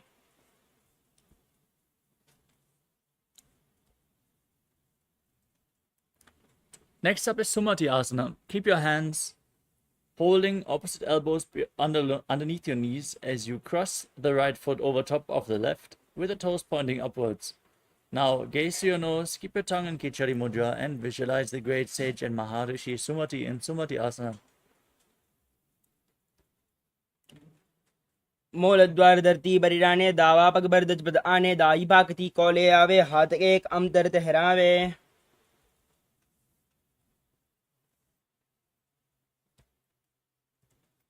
The next asana is Dandasana. Now extend your legs forward and raise your arms up above your head. Interlock the fingers with the wrists pointing outwards. Gaze to the tip of your nose as you engage all three bandhas and visualize Swamiji in your inner space in Dandasana. इदानीं गर्भिणीनां योगाभ्यासो यथा अलगो सुखप्रसवलाभाय प्रोच्यते प्राक्तने पति. Next up is Arambhasana. Now lean forward and down. Hold on to the big toes in Prana Mudra. Bring your head towards the knees as you start breathing Nadi Shodhana. Inhaling through one nostril and exhaling through the other alternatingly as you visualize Swamiji in your inner space.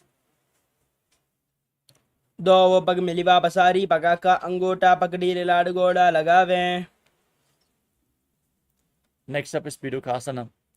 Now slightly raise your knees and bring your feet one hand apart. Bring your arms below the legs and hold onto your feet from the outside as you place your head down to the mat. Gaze to your third eye and visualize Swamiji in your inner space.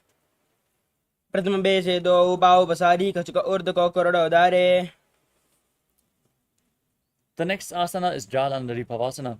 Now keep the soles of your feet together, feet extended away from the body. Bring your arms below the shins and keep the palms facing up. Rest your head on your feet as you gaze to your nose and visualize Swamiji in your inner space.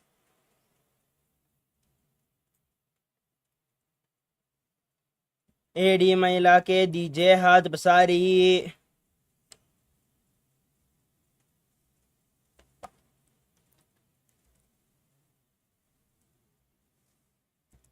The next asana is Urdhva Paschimottanasana.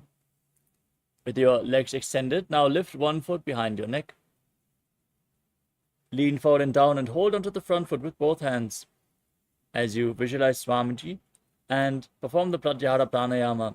Focus on the prana flowing upward through 9 points of your body, soles of the feet, regenerative organs, the navel, the heart, the throat, the uvula, the center of the eyebrows, the top of the forehead, and the crown of your head, the Brahmarandha.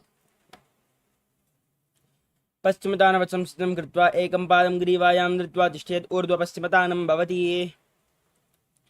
Now, with your leg still behind your neck, lean backwards, straighten your spine, hold onto the foot behind your neck as you gaze to your nose and visualize you are infinite, endless, eternal in Anantasana.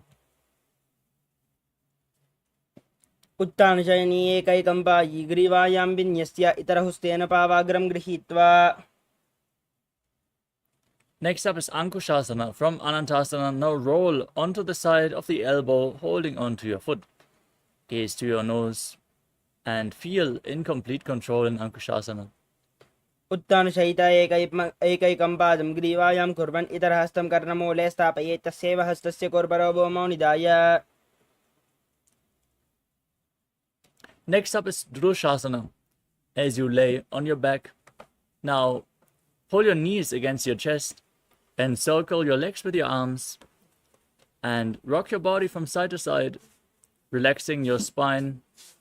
After this intense sequence of asanas, visualize Swamiji in your inner space and still focus on the prana flowing upwards in golden light through the 9 points of your body as revealed by Mahadeva in Pratyahara Pranayama. उत्तानशयिता एकैकं पादं ग्रीवायां कुर्वन् इतरहस्तं कर्णमूले स्थापयेत्. Now repeat Urdhva Paschimottanasana on the other side. Extend your legs, lift the other leg behind your neck as you lean forward and down as in Paschimottanasana, visualizing Swamiji in your inner space. पश्चिमतानवत् संस्थितं कृत्वा एकं पादं ग्रीवायां धृत्वा तिष्ठेत् ऊर्ध्वपश्चिमतानं भवति. Now repeat Anantasana on the other side. Lean backwards, hold onto the foot behind your neck as you gaze to your nose and visualize your infinite, eternal, endless Ananta.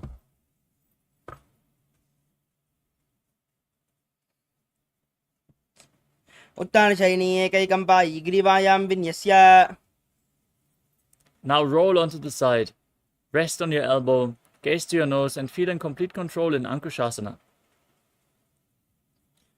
उत्तानशयिता एकैकं पादं ग्रीवायां कुर्वन् इतरहस्तं कर्णमूले स्थापयेत् तस्यैव हस्तस्य कोर्बरो भूमौ निधाय. Next up is Yoga Nidrasana. Lay on your back and one by one, lift your feet behind your neck. If you can't bring the feet behind your neck, you can pull them against your chest. Open up your hip as you gaze to your nose and visualize Swamiji in your inner space. पादाभ्यां वेशयेत् कण्ठं हस्ताभ्यां पृष्ठबन्धनं तन्मध्ये शयनं कुर्यात् योगनिद्रा सुखप्रदा. Next up is Atma Ramasana.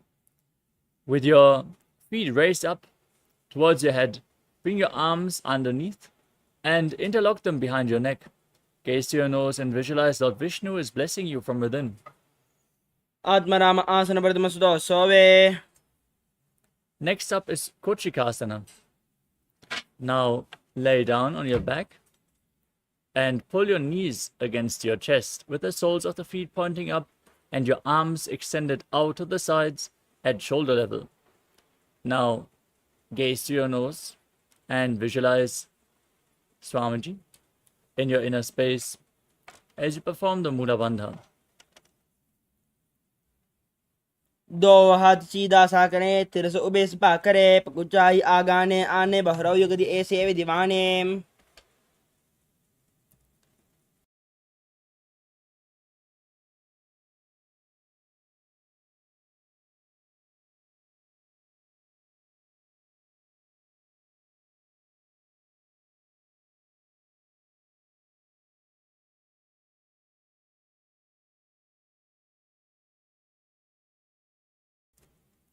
Next up is Jatara Parivritti. This asana consists of 3 steps. First, we are going to enter a neutral position. So, raise your knees to your chest and extend your arms out to the side at shoulder level.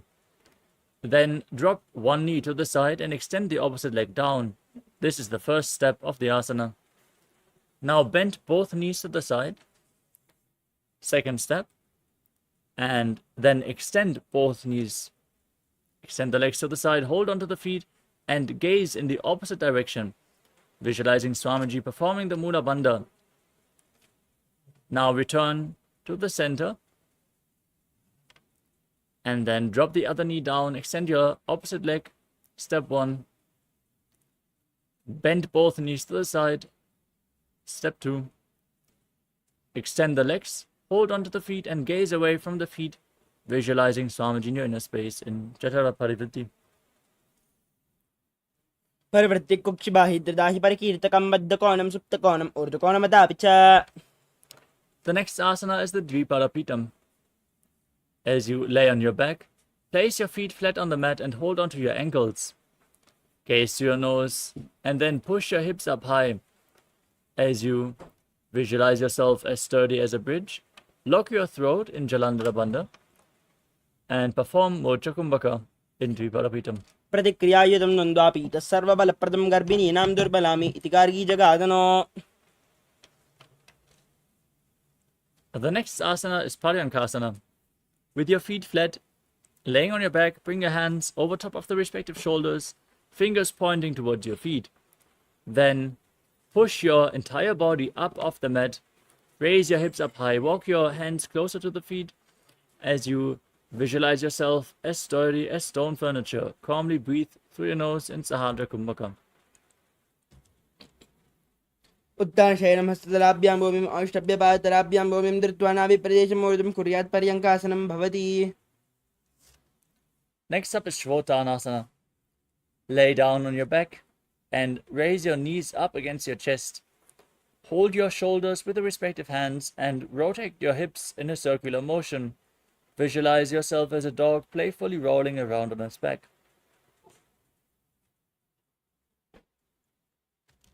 शववत्सरीरं संस्थाप्य जानुनी सम्मील्यनाभवान् ये हस्ताभ्यां कन्दरां बद्ध्वा भामयेत् शुत्तानं भवति. You move on to the Viparita Karani. As you lay on your back, keep your arms flat on the mat and raise your legs up high. Point your toes upwards and move your legs in a circular motion as you visualize Swamiji in your inner space. अथ विपरीतकर्णी मुद्रा भूतिले सुशिरौ दत्त्वा. Now stop the movement of your legs. Be sturdy as you visualize Swamiji in Viparita Karani too. करणी विपरीताख्या सर्वादिव्यादिनाशिनी नित्यम् अभ्यासयुक्तस्य जाडराग्निविवर्धनी. Next up is Langalasana. You can lower your legs, but then again kick your hips up, bring your feet over top of the head, toes down on the ground, interlock your fingers behind in Padasha Mudra and place your arms on the mat. Visualize yourself as a plow as you breathe in Mocha Kumbhaka. गृहवाकण्ठेन भूमिं विस्तम्भ पादाग्रद्वयम् ऊर्ध्वमुन्नयेत् नरकासनं भवति. The next asana is Shaita Paschimottanasana. As you maintain your feet over top of your head, now hold on to your feet with your hands. This is one of the 84 different asanas revealed directly by Lord Paramashiva himself. Internally, repeat the Mahavakya, Om Nithyananda Paramashivoham. उत्थानं शयित्वात् कुर्वीत शयितपश्चिमदानकम्. Next up is Supta Konasana. From the same posture, bring your hips above the shoulder level and open your legs wide. Visualize Swamiji in your inner space and breathe in Mudra Kumbhaka.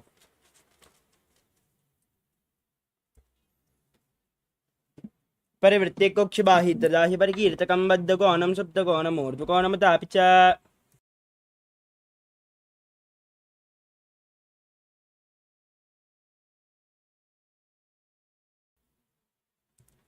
The next asana is Chakrasana. Now join your feet back above your head, hold onto your ankles, and then roll onto your back as you visualize yourself as a chakra, a wheel in Chakrasana. शवासनस्तद्वौ पादौ कुर्यान्मस्तकतः परौ विक्रमेण ततः शीघ्रम् एतत् सर्वस्य साधनं चक्रासने गुल्मप्लीहावतरोगादिनाशनम्.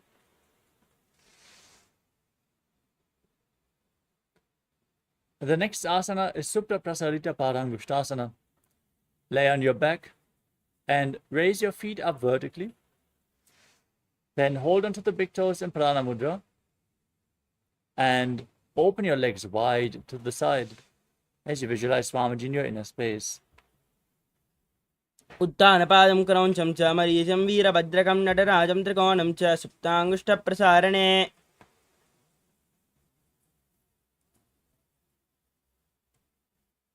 Now join your feet back together above your body. Keep holding onto the big toes. Visualize Swamiji in Supta Padangushtasana. उत्थानपादं क्रौञ्चं च मरीचं वीरभद्रकं नटराजं त्रिकोणं च सुप्ताङ्गुष्ठप्रसारणे. Next up is Matsyasana. From Supta Padangushtasana, now cross your legs into Padmasana. Lay on your back and bring your arms above the head, holding onto opposite elbows behind your neck. As you gaze to the tip of your nose and visualize Matsya, the fish avatar of Lord Vishnu. मुक्तपद्मासनं कृत्वा उत्थानशयनाच्चरे कोर्पराभ्यां शिरो वेत्स्य मत्स्यासनं तु रोगः. Next up is Parasharamasana. From the same posture, now place the backside of the right hand onto the left palm, palms facing up above your head. Gaze to your nose and visualize Lord Rama in your inner space. प्रथमकरे पद्मासन आचे सुदोषो वेभो परिपाचे. Next up is Sarvangasana. As you lay on your back with your legs in Padmasana, bring your hands to the lower back and kick your knees and hips up off the ground. Hold your lower back, elbows on the ground supporting your body.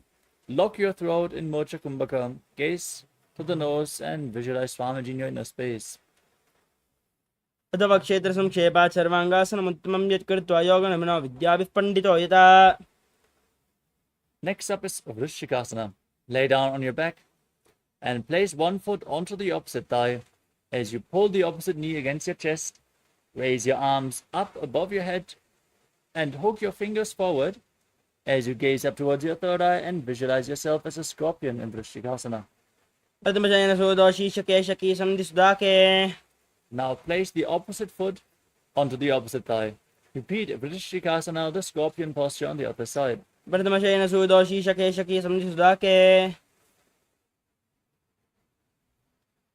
next asana is Vrishaparakshipasana. Lay down on your back and interlock your fingers behind your neck in Parashumudra as you raise your legs up off the mat and alternate pulling one knee in towards your chest back and forth as you visualize Swamiji in your inner space. उत्थानशयनं कृत्वा अल्लं स्कन्दरां बद्ध्वा कोर्परो मिलित्वा नितम्बेन भूमिं स्पृष्ट्वा एकं पादं प्रसार्य एकेन पादेन सव्यदक्षिणं भ्रामयित्वा वशपादक्षेपः भवति. Calmly breathe through your nose as you place your hands next to the hips and then raise one knee up and touch your respective ear again and again as you visualize Swamiji in Maruttanasana.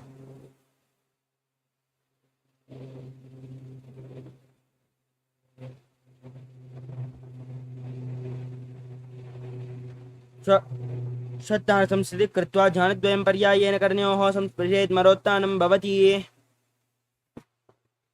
The next asana is Vrikasana. As you lay on your back, now place your feet flat and stand up and lay back down again and again as you visualize yourself as a wolf.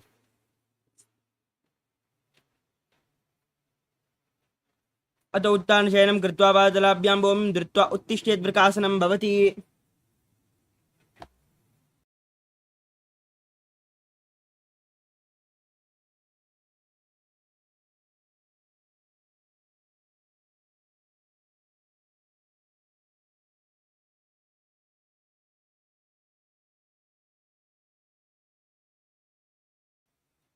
The next asana is Lutasana. As you lay down on your back, kick your legs over your head and roll over again and again as you visualize Swamiji in your inner space and finally end in a prone position on your stomach. अत उत्थानशयनं कृत्वा पादलाभ्यां भूमिं धृत्वा उत्तिष्ठेत् प्रकाशनं भवति. Next up is Sadatasana. As you lay on your stomach, keep your hands next to the shoulders, the toes pointing back. Contract your lips, make a whistling sound with your mouth as you inhale, visualizing yourself as a chariot carrying warriors into a battle for Dharma on your chariot back in Sadatasana. उत्थानशयनं पादौ शिरौ लङ्गौ भूमौ स्थापयित्वा निब्जं भूयाति निब्जं शयनं पृष्ठं भूमौ निधाय. Next up is Dehalulanganasana.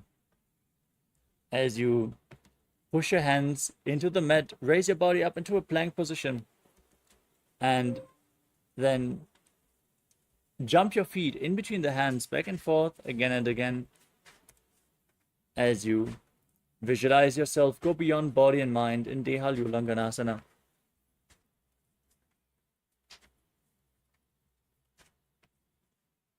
हस्तद्वयं बद्ध्वा तन्मध्ये चरणद्वयम् उड्डानैव बहिरानैव अतः नयेदेहल्युल्लङ्घनं भवति. Now rise up and lean forward and down. Place your hands flat on the mat and start walking around on hands and feet as you visualize yourself as a wise 60-year-old elephant in Jatyasana. तजाट्यासनं वक्ष्येन जाटस्मरो भवेत् हस्तान् त्रिभूमौ च गमनम् आगमनं ततः. Next up is Lolitika Karana. Now stand with your heels together, toes pointing outwards and your knees bent. Raise your elbows and rotate your arms around your chest as you lean back and move your head in all directions.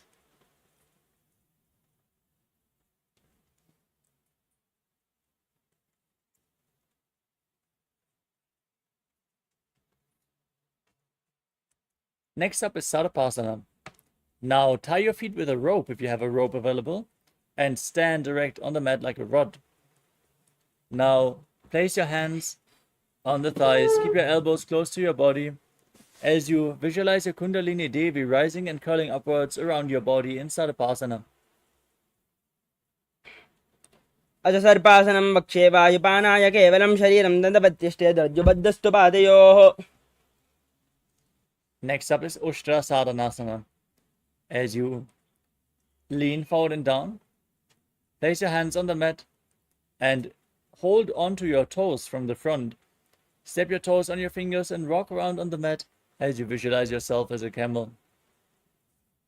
मुष्टिकनिष्ठिकाप्रदेशेन भूमौ निधाय उपरिपादतले संस्थाप्य अश्वशरीरं चलनीयम् आश्वासनं भवति. Next up is Ashvasana. Maintain the same posture. Lean forward and down and hold onto the feet from the sides as you walk around on the mat, visualizing yourself as a horse. मुष्टिकनिष्ठिकाप्रदेशेन भूमौ निधाय उपरिपादतले संस्थाप्य अश्वशरीरं चलनीयम् आश्वासनं भवति. The next asana is Kapota Nitakasana. As you stand on the mat with your feet together, interlock your fingers behind your body and pull your hand down towards your calves, opening up your chest widely, leaning back and visualizing yourself as a soaring bird diving. पादतले भूमौ निधाय पृष्ठभागेन हस्तौ जङ्घापर्यन्तं नीत्वा कपोतनिटकं भवति. Next up is Tala Pushpaputam Karana. As you stand with the heels together, toes pointing outwards, your knees slightly bent, join your hands in Namaskara Mudra and bow down to one side, opening up the palms and raising the respective heel off the ground as you visualize yourself holding a bouquet of flowers and offering it to Paramashiva.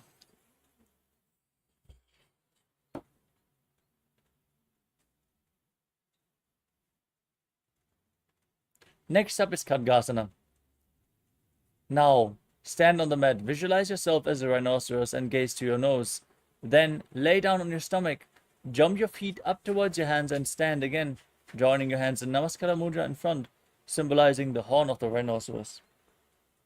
नुजा सरदमासनं कृत्वा पातलाभ्यो भूमिम् अवष्टभ्य उत्तिष्ठेत् खड्गासनं भवति. Next up is the Uttanottanam. You can hold weights if you want to intensify this asana. As you sit down all the way, and stand back up again and again, gaze to your nose and visualize Swamiji in your inner space as you calmly breathe in Sahadra Kumbhakam. पुनः पुनः उत्थातव्यम् आसितव्यम् इति उत्थानोत्थानं भवति.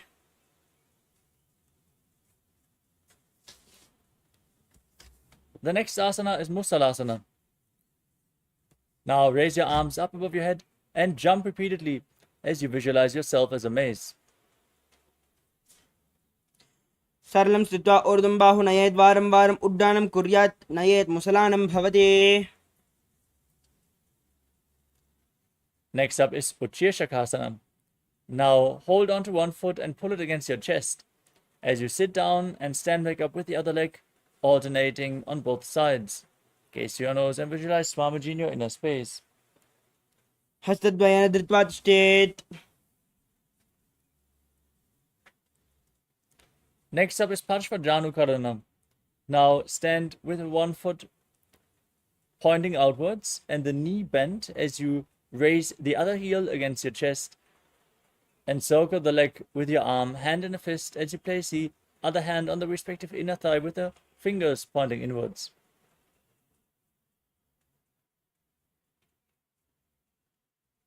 We move on to Tandavasana. Now visualize yourself fiercely dancing as Lord Shiva as you extend your arms forward and one leg as well, sitting down and standing back up. एकं पादं स्थातव्यं ताण्डवासनं भवति. Next up is Brahmanasana. Now place the sole of the left foot onto the inner right thigh as you keep your hands relaxed by the knees. Visualize Lord Brahma blessing you from within in Brahmanasana.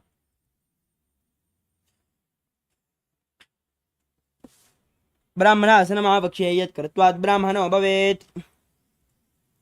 Next up is Garudasana 3. Now bring the left leg over top of the right and hook the left toes behind the right calf. Bring the left arm below the right and join your hands in Namaskara Mudra as you visualize yourself as Lord Garuda. उत्तानकूर्मबीजं च संहस्गारुडमेव च वादायनं गोमुखं च भारद्वाजं त्रिविक्रमम्. Next up is Ekapadasana. Now raise the left foot onto the right thigh. Keep your hands relaxed by the side as you stand one-legged, visualizing Swamiji in Ekapadasana. उत्तानकूर्मबीजं च संहस्गारुडमेव च वातायनं गोमुखं च भारद्वाजं त्रिविक्रमम्.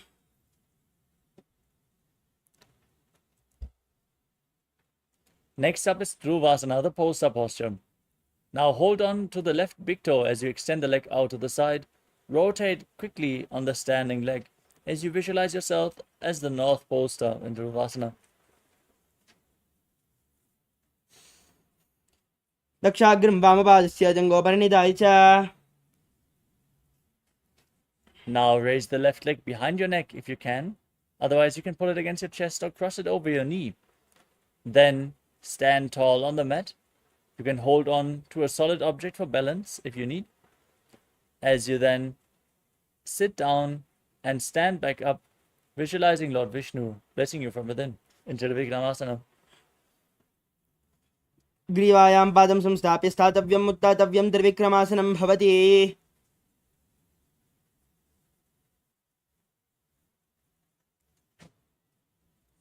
Next up is Parshvajanukarana on the other side. Now pull the other knee against your chest and circle it with your arm, hand in a fist.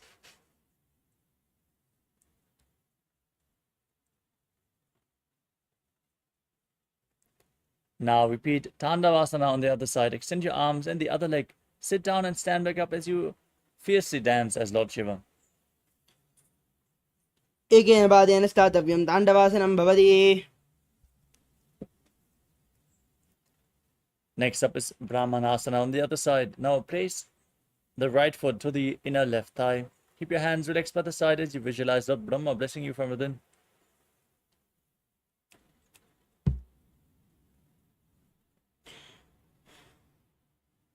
ब्राह्मणासनमावक्ष्येत् कृत्वात् ब्राह्मणो भवेत्. Next up is Garudasana 3. Now bring the right leg over top of the left knee. Hook the toes behind as you bring the right arm below the left. Join your hands in Namaskara Mudra and visualize yourself as Lord Garuda.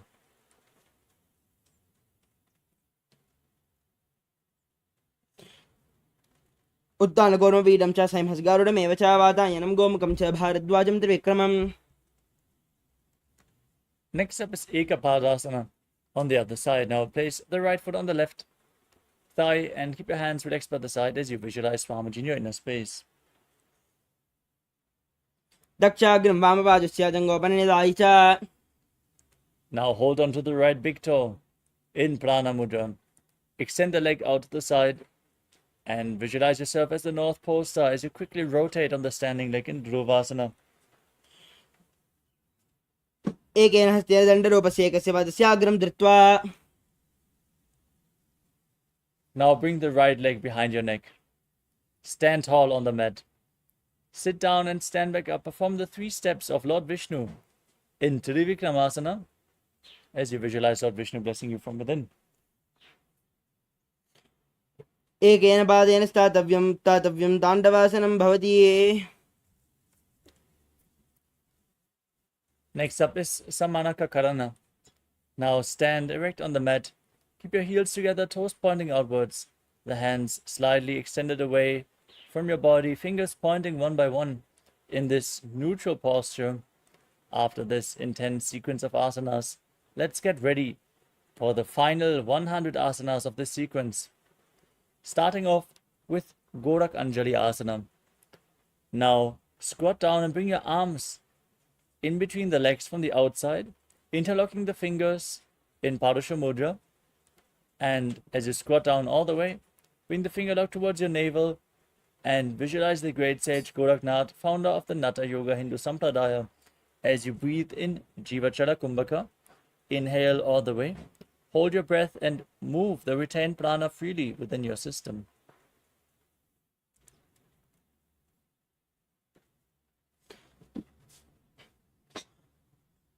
प्रथमहे वोहोय बाहुरेणी च उपनिहोवे. We move on to Kanchi Asana. Now bring your arms in between the legs and interlock your fingers behind your butt as you visualize Swamiji in your inner space. पूर्वमध्यस्थस्थो निवेश्य तं धृत्वा. Next up is Bhairava Asana. Now squat down all the way and keep your heels close to the perineum. Then interlock your fingers behind as you gaze towards your navel and visualize Bhagavan Kala Bhairava, the Lord of Time.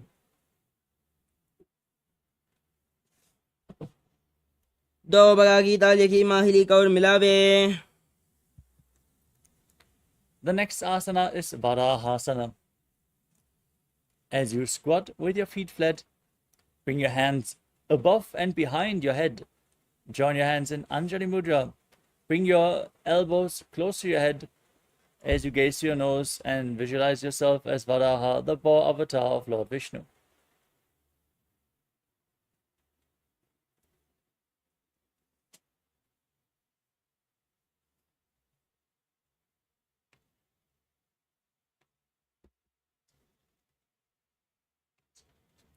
दो बगा गीता लिखी माहिली कौर मिलावे. We move on to Pripitasana. Now hold on to the big toes in Prana Mudra and raise your hips to the same level as your knees. as you visualize Swamiji in your inner space. तदुत्थान आसनानि पार्श्वद्वये सम्मिल्य स्थित्वा धम्मं जान प्रदेश आनीये. Next up is Bakasana. Now place your hands flat on the mat and bring your knees onto your arms towards your armpits. Lean forward, find balance, lift your feet off the mat as you visualize yourself as a crow in Bakasana.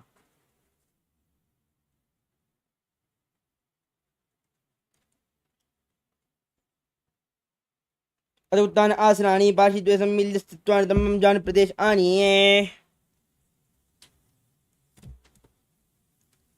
Next up is Sushtanga Kapalyasana.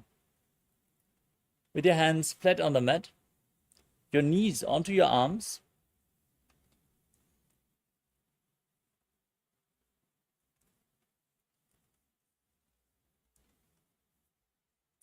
now lean forward and raise your hips up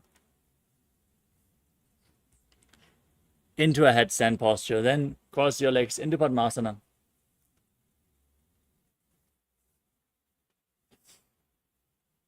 आसने की गुण कपाल आठ होई.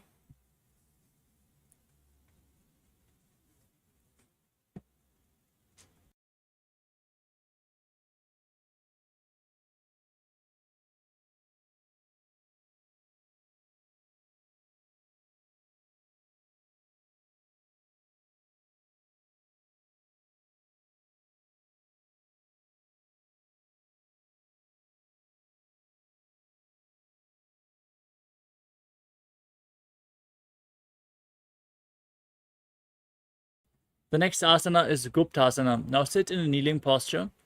Keep your heels outside the hips and the toes touching behind your body as you rest your hands on the knees.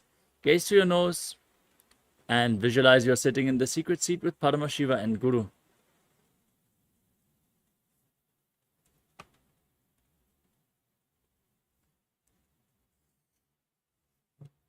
जानर्वोरन्ते पादौ कृत्वा पादौ च गोपयेत्.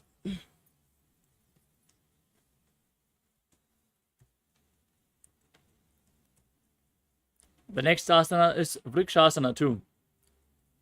Now place your palms on the ground and raise your legs up into a handstand posture. You can lean against a wall or ask a partner to assist you in the performance of this asana. It should be performed by everyone to purify the 7 chakras. Now visualize yourself as a tree with deep roots growing into the ground.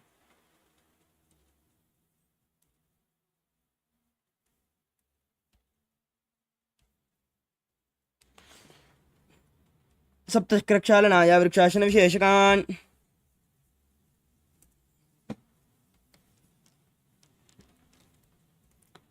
The next asana is Shibo Asana. Maintain the handstand, gaze to your third eye and visualize tejas flowing to your third eye. दो बगजोई माहे गुल्प मिलाएं. Gently lower your body down and place your hands flat on the ground, shoulder width apart. As you lower your body down and push it back up again and again, visualizing yourself as a fish in Matsyasana too. निब्जं शयनं कुर्परो पार्श्वभागायां मृड्वाकृत्ये.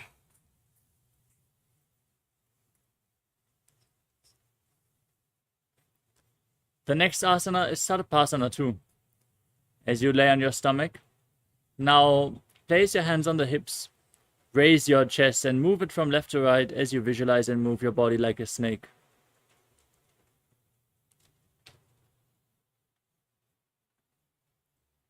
निब्जं शयनं कृत्वा हस्तौ नितम्बं संस्थाप्य. Now place your elbows on the ground in front of you. Bring your hands in Padma Mudra, the Lotus Mudra. Rest your chin on your hands and keep the toes pointing back as you feel self-supported and completely independent in Niralambanasana. कराभ्यां पङ्कजं कृत्वा तिष्ठेत् कुर्परया सुधीमुखमन्नमनुच्चाय्य निरालम्बनमासनम्.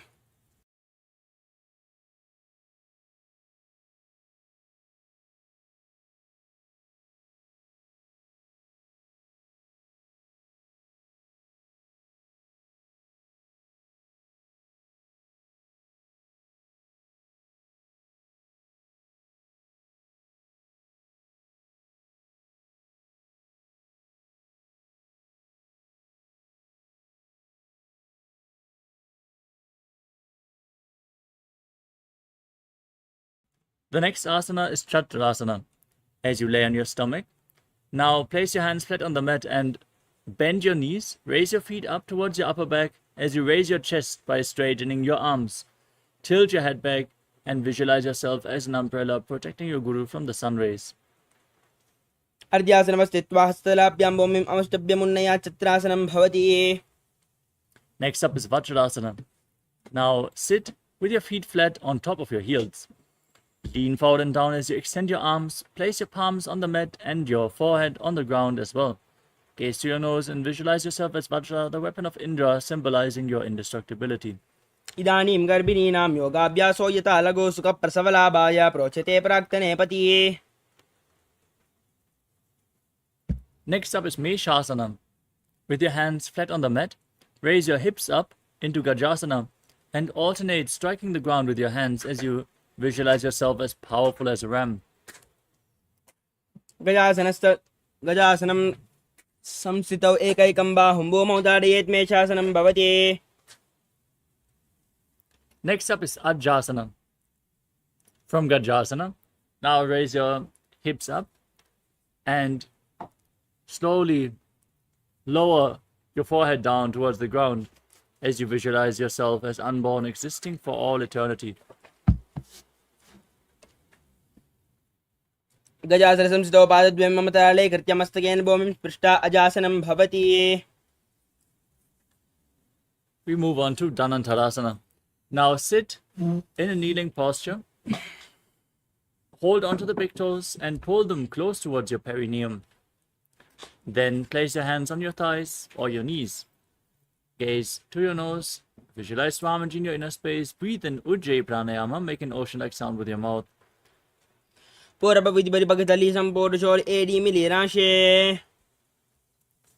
up is the Angamotanam. Now interlace your fingers in front and move your arms from left to right, up and down in all directions, giving massage to very stiffened joints and muscles of your body. Then repeat the movement behind your back as well as you visualize Swamiji in your inner space. हस्तयोरङ्गुलिर्बद्ध्वा हस्तयोर्मध्यात् सर्वम् अङ्गमङ्गमं निक्षित्य तिष्ठेत् अङ्गमोत्तनम्. Next up is Garudasana form. As you sit in Vajrasana on your heels, turn your feet sideways so the toes are pointing outwards. Place your hands on the knees as you visualize yourself as Lord Garuda flying Lord Vishnu and Lakshmi on his back. जङ्गोरभ्यां दरां पीड्य स्थिरकयोद्विजानुनो जानुपरिकरद्वन्द्वा गरुडासनमुच्यते. Next up is Ananda Mandirasana. As you sit with your feet flat, the knees open wide, bring the front of your buttocks on the ground and hold on to your ankles. Gaze to your third eye and visualize yourself residing in the blissful space of a temple. अथ वक्षे वीरनाथ आनन्दमन्दिरासनं यत्कृत्वा अमनोधीरो भवत्येवेह साधकः अस्तयुग्मं पाददेशे पादयुग्मं प्रदापयेत्. Next up is Mandukasana 2. Now cross your feet behind and sit on your ankles as you place your hands underneath the knees. Press your tongue up against the palate of your mouth in Manduki Mudra and visualize yourself as a frog as you perform Uddiyana Bandha and Mula Bandha and Mandukasana 2. पृष्ठं सम्पीड्य गुल्पाभ्यां जान्वङ्गे सवलयाकृतिः हस्तौ पादतले क्षिप्तौ मण्डुकं पाददोषहृदे. Next up is Narasimhasana. As you tuck your toes and raise your heels, sit on the raised heels. Place the knees on the ground and place your palms on the mat in front of you with the thumbs touching. Gaze to the tip of your nose in Shambhavi Mudra. Stick your tongue out and exhale forcefully as you visualize Narasimha, the lion man avatar of Lord Vishnu in Narasimhasana. दो बनापान होय वेसे एडिमेल रघुनानि वेसे सुमशरीर नीकाढहरावे NASA अग्दृष्टिकौल्यावे. Now rise up. Sit on raised heels with your knees wide apart. Cover your mouth with your hands and bring the thumbs underneath the teeth and close your mouth as you inhale through the right nostril and exhale through your mouth in Vishtaka Pranayama. Gaze to your nose. Visualize yourself as Devi, victorious over all your fears in Vishtakasana. दो बगंकी AD जोई गाड़ाफनम वामन पनि होई. The next asana is Makarasana. Now place the feet flat on the mat and sit on your heels. Keep the knees open wide, the toes pointing backwards. As you raise your elbows and bend them to bring your fingers towards your armpits, imitating as if you are a monkey stretching itself. Gaze to your third eye and visualize yourself as a playful monkey. दो पगदले संबुर आने तिनके पिष्टि भूमि परिटाने मूल द्वार एड्याम पर लियावे मूढ़ा हाथ ऊंचा ठहरावे. Next up is Vajrasangarasana. Now tuck the toes and bring the soles of the feet together as you open your knees wide and sit on raised heels. Now hold on to opposite elbows behind your back as you gaze to your nose and embody diamond-like strength for you and your Sangha, your spiritual community. प्रथम बना पाने हो या base दो very गुड़ा निवेशे गोड़ा उबारा के थीरा आड़े वाई बसारे धीरा. Next up is Kanjanasana. As you cross the feet and sit on your heels, place your palms on the ground at the side of your body. Now gaze to your nose and visualize perfect health beyond any and all physical or mental ailments as you engage Uddiyana Bandha and Mula Bandha. अञ्जनासनमावक्षेयत् कृत्वा सुस्थिरो भवेत् पृष्ठे पादद्वयं बद्ध्वा स्तवभौमं प्रधारयेत् भूमौ हस्तद्वयं नात्वा पातयित्वा निलम्पयेत् पृष्ठे पादद्वयं बद्ध्वा कञ्जनाने जयी भवेत्. Maintain your feet in the same position. Place your hands on the knees, gaze to your nose, and make your upper body stiff like the shell of a turtle as you visualize yourself as a turtle with a stable body and mind to live for centuries in Kurmasana. गुल्बौद्ध विष्णुस्यादौ उत्क्रमेण समाहितौ ऋजुकाशिरो ग्रीवं कूर्मासनमिति यरितम्. Next up is Yogasana. Maintain the same posture, relax your upper back and neck, gaze to your nose, and visualize Swamiji as you breathe in Ujjayi Pranayama in Yogasana. गोडां नियम्य गुल्पाभ्यं वित्क्रमेण समाहितः योगासनं भवेदेति इति योगविदो विदुः.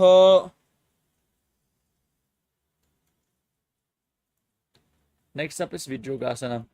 Now stand on your knees and cross your feet behind, bringing the feet near the opposite knees. Now hold your calves with your fingers inside and the thumbs outside as you gaze up towards your third eye. Visualize a space of eternal oneness, Advaita, with your Guru.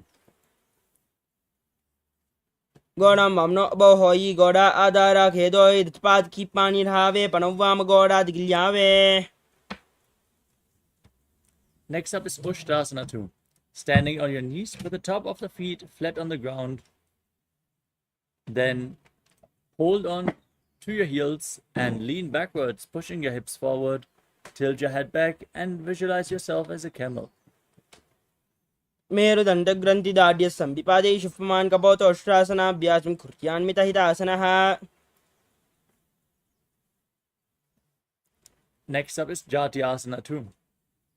With your feet flat, hold onto the soles of the feet and lean backwards, placing your elbows and the back of your head on the mat. Now, gaze to your nose and visualize yourself as a lotus blooming.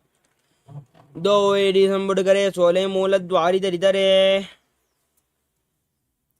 Next up is Viratasana. From the same position, place your back on the mat and raise back up again and again.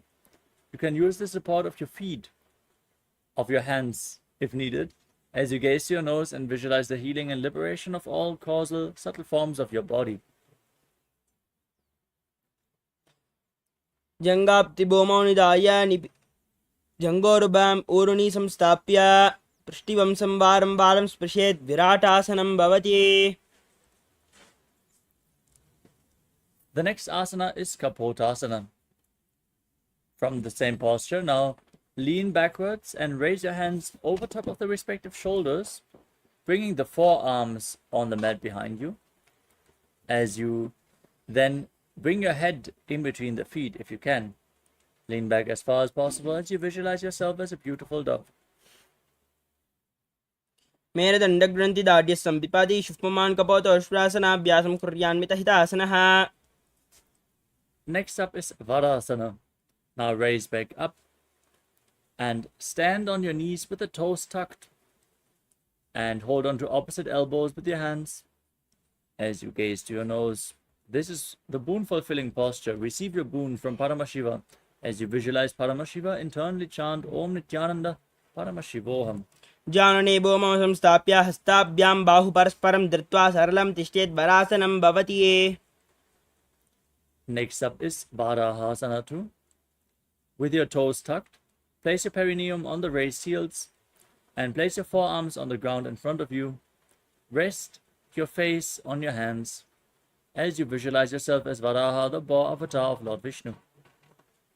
सूर्यं चन्द्रं वेदनानि कथयन्ते कूर्परो भूमौ स्थापयित्वा.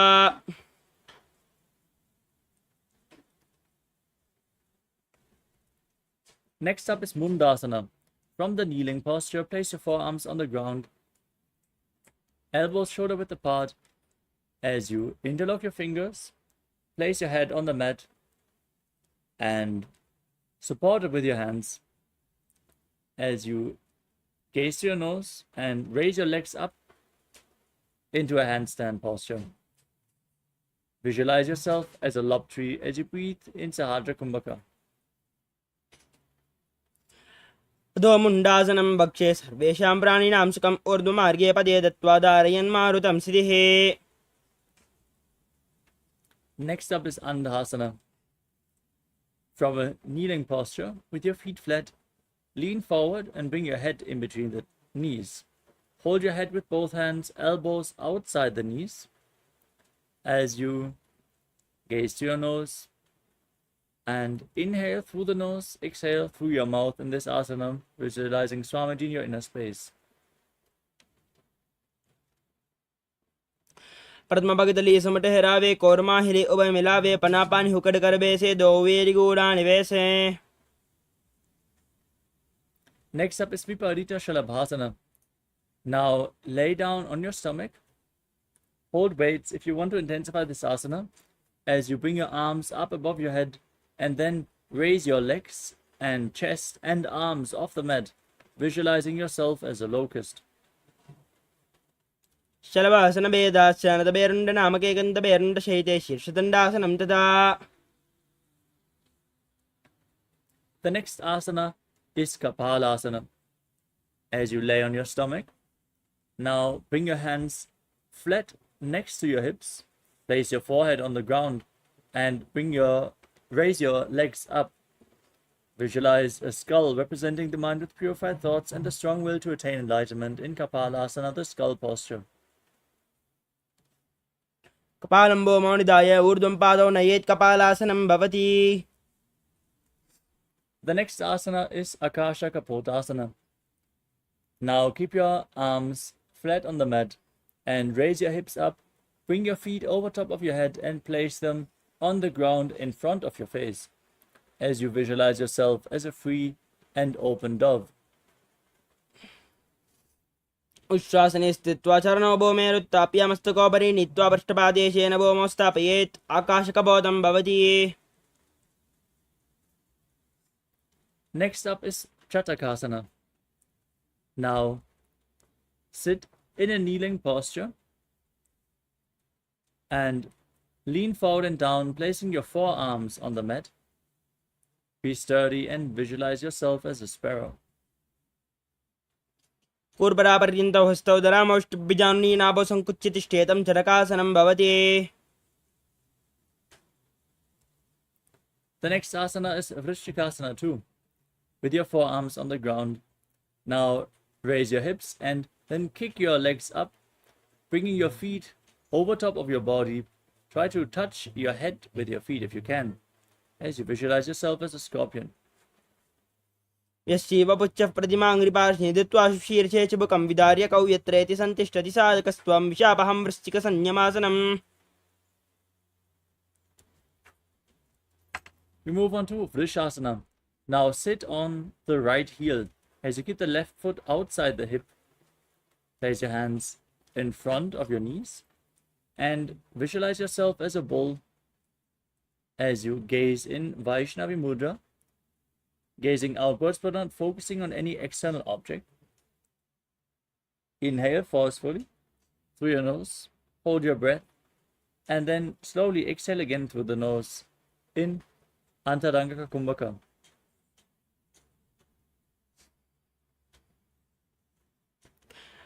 याम्यगुल्बे पादमूले वामभागे पदेतरं विपरीतं स्पृशेत् भूमिं प्रशासनमिदं भवेत्. Next up is Lolasana. With your hands flat on the mat, now raise your entire body off the ground, cross the toes of the left foot over the right, and balance on your arms as you visualize Swamiji in your inner space. लोलासनं सदा कुर्यात् वायुलोलापघातनात्.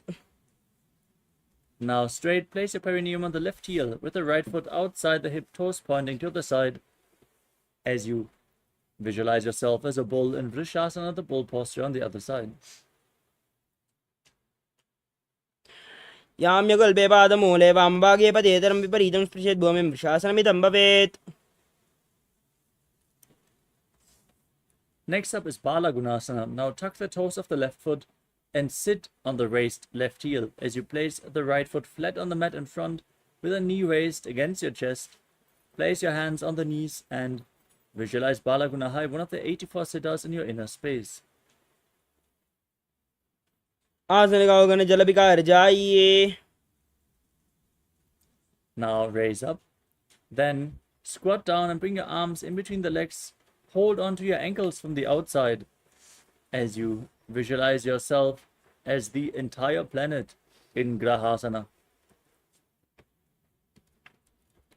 पादले भूमौ संस्थाप्य हस्ताभ्यां जानुनी कोर्परौ स्थापयित्वा गुल्पप्रदेशो धृत्वा तिष्ठेत् ग्रहासनं भवति. Now tuck the toes of the right foot, sit on the raised right heel, bring the left foot flat with a knee raised against the chest as you repeat Bala Gunasana on the other side. आसनगाओगण जलविकार जायि. Next up is Utkatasana. Now tuck the toes of both the feet and sit on the raised heels. Keep your knees lifted off the ground. Place your hands on the knees, holding onto weights if you want to intensify this asana. As you visualize Swamiji in your inner space, keep breathing in Antaranga Kumbhaka. आसनगाओगण जलविकार जायि. Next up is Vajrasangarasana 2. As you sit with the soles of the feet together on raised heels, keep your knees wide apart and hold onto opposite elbows behind your back. Visualize Swamiji in your inner space and perform the Mula Bandha. प्रथम बनापानि होय जैसे दो where गोड़ा निवेशे गोड़ा उबारा खेथिया आड़े Y पसारे दीरा. Next up is Anilasana. Now place your palms on the ground and step your heels onto your hands. As you squat down all the way, keep your arms straight, gaze to your nose and visualize you are able to live off of air alone. दो हाथ भूमि पर जाने कहुनी जाड़ियां भी लगाने. Next up is Padukasana. Now stand up and place your hands on the ground in front of you with the fingers pointing towards your body. Step your feet onto your fingers and wrap your hands around the feet like shoes. Then walk around on the mat, visualizing yourself wearing padukas and walking across India. दो हाथ भूमि पर जाने कहुनी जाड़ियां भी लगाने. Next up is Kukkutoddanasana. As you place your hands flat on the mat, kick your legs up and let them fall back down again and again, visualizing yourself as a rooster. हस्ततलयोः पादतले कृत्वा तिष्ठेत् गच्छेत् पादुकासनं भवति. The next asana is Viparita Nrityasana. As you keep your hands flat on the ground, raise your legs up and move around on two hands, dancing. Feel yourself become free of all inhibitions.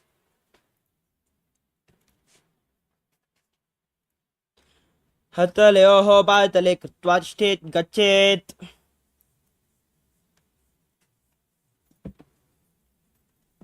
Next up is Kunjarasana. As you stand on the mat, bring your feet apart and place one palm flat on the mat as you raise the other hand towards your head. visualize Swamiji in your inner space. Breathe calmly through your nose in Sahajra Kumbhaka. अथ वक्षे Mahadev कुञ्जरासनमुत्तमं करेण ऐकेन पादाभ्यां भूमौतिष्ठेत् शिरःकरः. Now place the other hand on the mat. Repeat Kunjarasana on the other side. अथ वक्षे महादेव कुञ्जरासनमुत्तमं करेण ऐकेन पादाभ्यां भूमौतिष्ठेत् शिरःकरः.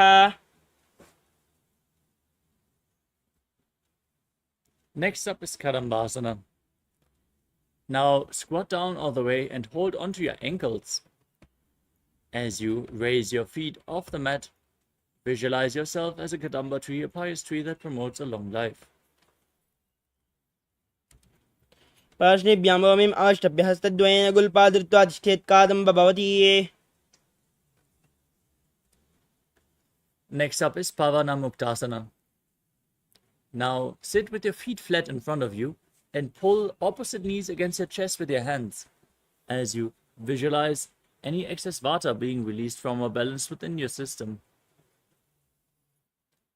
द्वयोस्तु पादयोः पाणिं लात्वा स्वस्वनितम्बके जानुनी वक्षसि साधुर्बभ्रतीकरबन्धनैः. The next asana is Chakorasana.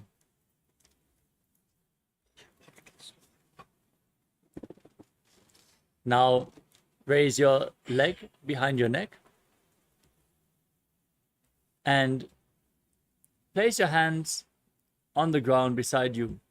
Extend the opposite leg forward and lift your entire body off the ground as you gaze up towards your third eye and visualize yourself as a powerful source of energy. पूर्वदानं च दुष्पादं पीडं वज्रासनं तथा चकोरक्रौञ्च शलभभुजङ्गम् अपि वृश्चिकम्.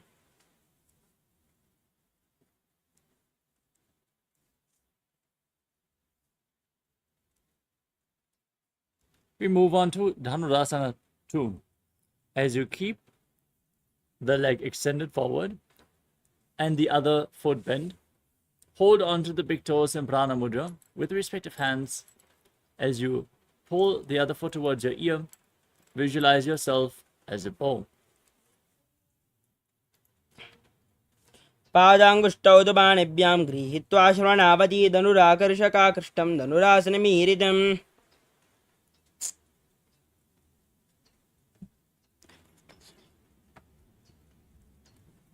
The next asana is Ashtavakrasana. Now bring the left foot over top of the left shoulder and hook the right foot over top of the left foot. Now extend the legs out to the side and lean forward. As you balance on your arms, visualize yourself as a flying crane. वासिष्ठमतकौण्डिन्यम् ऊर्ध्वककुटमेव च अष्टावक्रमतोत्थानं मयूरं सेतुबन्धनम्.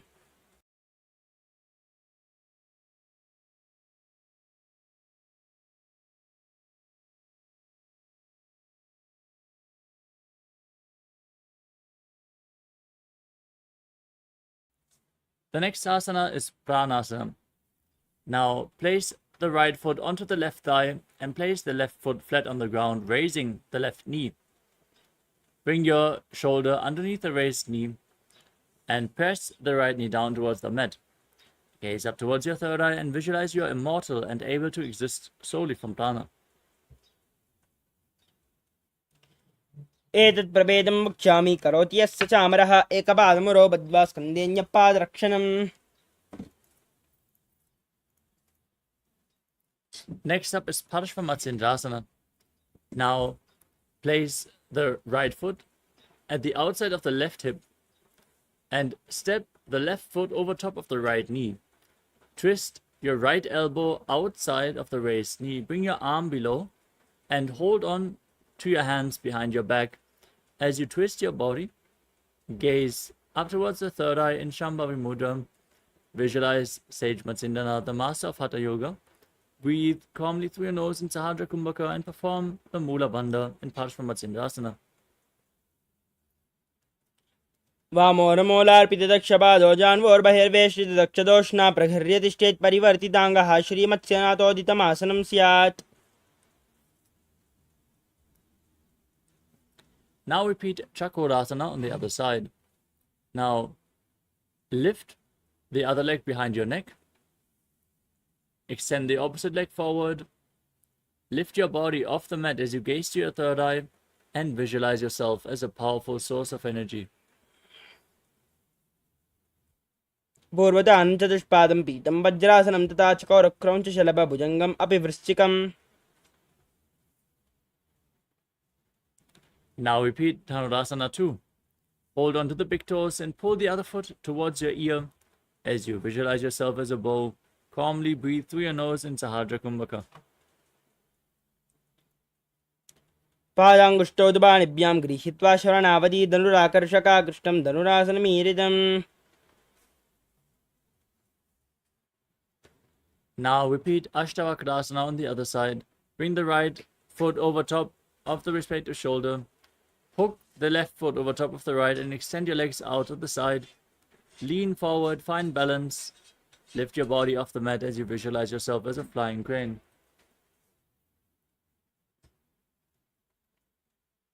वासिष्ठमतकौण्डिन्यं मूर्धकुक्कुटमेव च. The next asana is Pranasana on the other side. Now, place the left foot on the right thigh, the right foot flat, knee raised, bring the right shoulder underneath the knee. Press the left knee to the mat and gaze to your third eye as you visualize you are immortal and able to exist solely from prana. एतत् प्रभेदं वक्ष्यामि करोति यस्य चामरः एकपादमुरो बद्ध्वा स्कन्धेऽन्यपादरक्षणम्. Next up is Parshvamatsyandasana on the other side. Now, place the left heel at the right hip and step the right foot over top of the left knee. Twist your body around the raised knee and bring the arm below the raised knee. Interlock your fingers behind your back as you gaze up towards your third eye and visualize Sage Matsyandana, the master of Hatha Yoga. वामोर्मूलार्पितदक्षपादो जान्वोर्बहिर्वेष्टितदक्षदोष्णा प्रहगर्यतिष्ठेत् परिवर्तिताङ्गः श्रियमत्स्यनाथोदितमासनं स्यात्.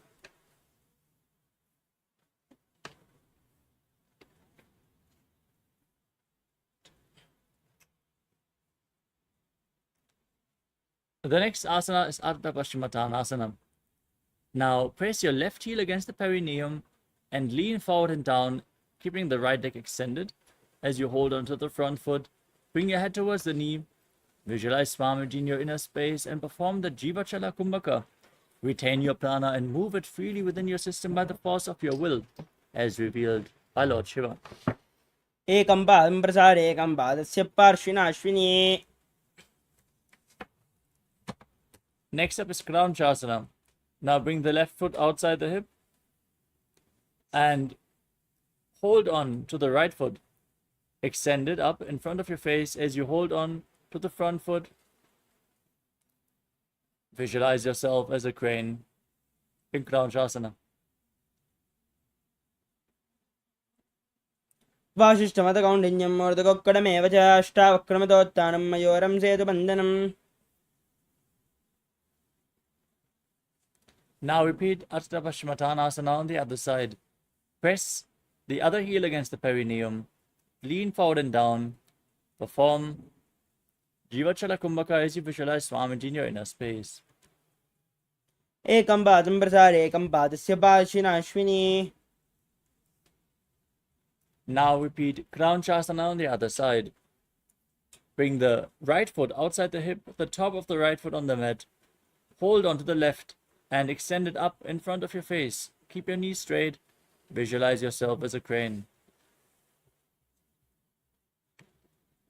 वासिष्ठमतकौण्डिन्यं मूर्धकुक्कुटमेव च अष्टावक्रमतोत्थानं मयूरं सेतुबन्धनम्. The next asana is Svastikasana. Now, sit in a cross-legged posture with your feet in between the thighs and calves. Gaze to your nose and embody peace, well-being, good fortune, and prosperity as you visualize a swastika in your inner space.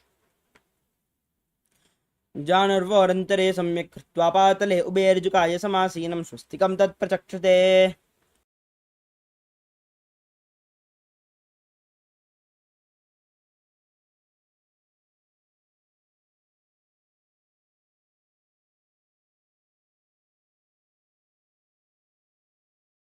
Next up is Gorakshasana.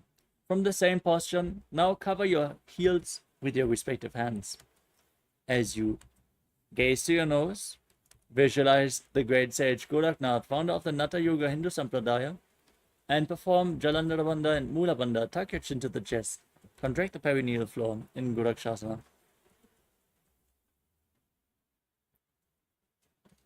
जानर्वोरन्तरे पादौ उत्तानो व्यक्तसंस्थौ गुल्पौ च आच्छाद्यहस्ताभ्याम् उत्तानाभ्यां प्रयत्नतः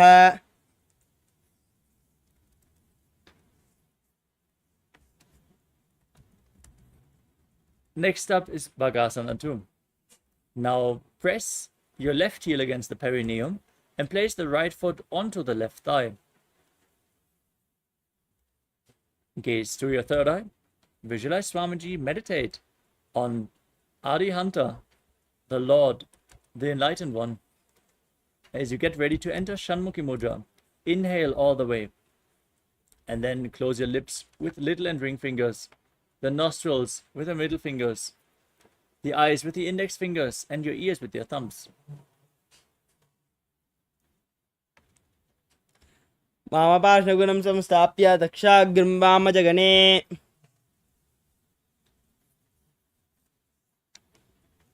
Dominic, I'm going to project.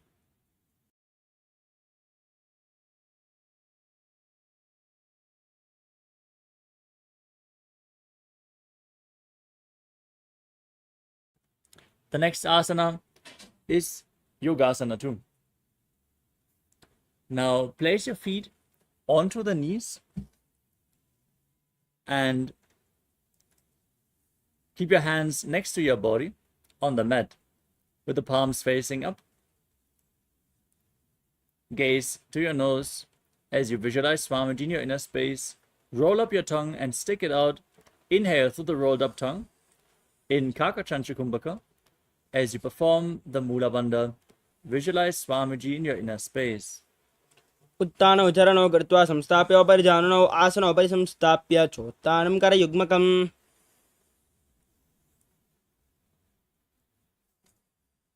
Next up is Urdhva Kukutasana. Now rotate your hands at the side. Press your palms into the mat and lift your body up as you sit in Padmasana, visualizing yourself as a rooster. वासिष्ठमदकौण्डिन्यं मूर्धकुक्कुडमेव च अष्टावक्रमतोत्तानं मयोरं सेतुबन्धनम्. Now bring your hands in between the legs and place your palms flat on the mat. As you remain seated on the ground, don't lift your body up. Gaze to your nose and visualize Swamiji in your inner space in Siddha Haratali Asana. प्रथम पद्मासन गोकरे हस्तदो वो गोडासन दिदेरे उभे हथेले बोदेरी राके पोचा गोडासन दिदाखे. Next up is Hamsasana. Now push your hands into the mat, lift your body up, and gaze to your nose as you visualize yourself as an elegant swan.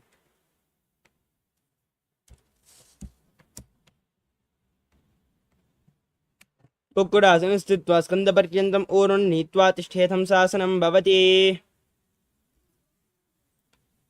Next up is Karmukasana. As you sit in Padmasana, now bring your hands in between the legs and push them behind your body, leaning forward and placing your forehead on the ground as you interlock your fingers in Parashamudra and rest them on the ground behind you. Visualize yourself as Pinaka, Lord Shiva's bow. प्रथम पद्मासन गोकरे गोडासन दिमाहि करिदरे तरापहारी दुसारी करे दोवो आने कोन्या उपरि समदिले ठाने. Next up is Kurmasana 2.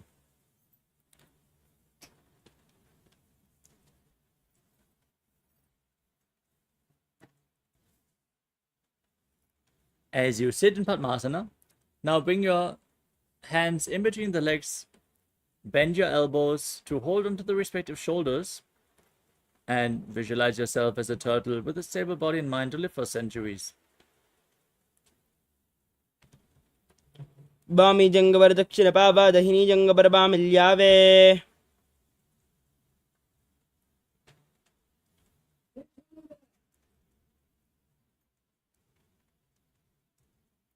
From the same posture, now tuck your chin to the chest, gaze to your nose, and rejoice knowing you're sitting in Shiva's secret knot posture, Granthi Bedasana. अथ वक्षे नीलकण्ठ ग्रन्थिभेदासनं शुभं न्यत्वा रुद्रोपवेक्षिप्रं सूक्ष्मवायुनिषेवनात् कृत्वा पद्मासनं मन्त्रे अङ्गुष्ठजङ्गयो हृदये करौ कोर्परो पर्यन्तं वेदे स्कन्धधारणम्. Now roll onto your back from the same posture. Keep your legs in Padmasana and hold onto the respective shoulders with your arms in between the legs as you gaze through your nose and embody a turtle laying on its back in Uttana Kurmasana. कुक्कुडासनबन्धस्थं कराभ्यां धृतकन्दरं पीठं कूर्मवदुत्थानम् एतदुत्थानकूर्मकम्. Now sit back up into Padmasana as you bring your arms in between the legs, placing one palm flat on the mat, holding its wrist with the other hand, and then lifting your entire body off the ground as you visualize yourself as a rooster in Pangu Kukkutasana. कुक्कुडासनवच्चित्वा एकेन हस्तेन अन्यस्यामनिबन्धं धृत्वा हस्ततलेन भूमिम् अवष्टभ्य तिष्ठेत् पङ्गुकुक्कुटं भवति.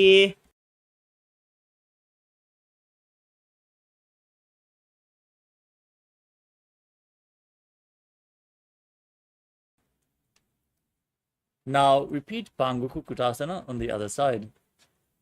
Place the other hand on the mat, lift your body up, visualize yourself as a rooster. कुक्कुडासनवच्चित्वा एकेन हस्तेन अन्यस्यामनिबन्धं धृत्वा हस्ततलेन भूमिम् अवष्टभ्य तिष्ठेत् पङ्गुकुक्कुटं भवति. Now as you sit in Padmasana, place your elbows on your toes, interlock your fingers in Padusha Mudra, and rest your chin on your hands, pressing your thumbs against your throat as you visualize you have gone beyond all greed and covetous in Gridasana. Don't forget to breathe in Kakachandra Kumbhaka and perform the Mula Bandha as you do so. जानोर्वोरन्तरे पादौ तानो व्यक्तसंस्थौ गोपीश्चाद्या हस्ताभ्यां तानाभ्यां प्रयत्नतः कण्ठसङ्कोचनं कृत्वा नासाग्रमवलोकयेत् घोरक्षासनमित्याह योगीनां सिद्धिकारणम्. Next up is Padmasana 3. As you sit in Padmasana, place the backside of one palm onto the other hand, palms facing up in your lap. Engage all three bandhas as you gaze to your nose and visualize Swamiji in your inner space. Internally chant Om Nithyananda Paramashivoham. उत्तानौ चरणौ विधाय विधिवत् शक्तिस्थितौ योगिरात्. Next up is Padmasana 4. Now place your hands on the respective knees. Gaze to your nose and visualize Paramashiva in your inner space. Engage the Mula Bandha and internally chant Om Nithyananda Paramashivoham. एतत् पद्मासनं कुर्यात् प्राणवायुप्रसिद्धये शुभासनं सदा ध्यायेत् पूरयित्वा पुनः पुनः ऊर्मूले वामपादं पुनस्तद्दक्षिणं पदं वामो हस्तापयित्वा च पद्मासनमिति स्मृतम्. Next up is Karmukasana 2. Now, as you maintain Padmasana, keep one hand on the respective knee and hook the other hand around the respective big toe in Prana Mudra with index and middle fingers. As you rotate the big toe round and round, visualize yourself as Lord Shiva's bow and then repeat the movement on the other side. Rotate the other big toe as well. अदान्यासनमावक्ष्य योगपूरकरक्षणात् कृत्वा पद्मासनं पाद अङ्गुष्ठजङ्घयो स्थितम्.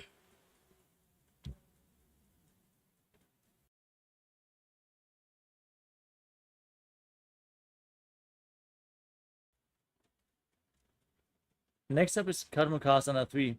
As you sit in Padmasana, now cross your arms behind your back and hold on to the big toes in Prana Mudra.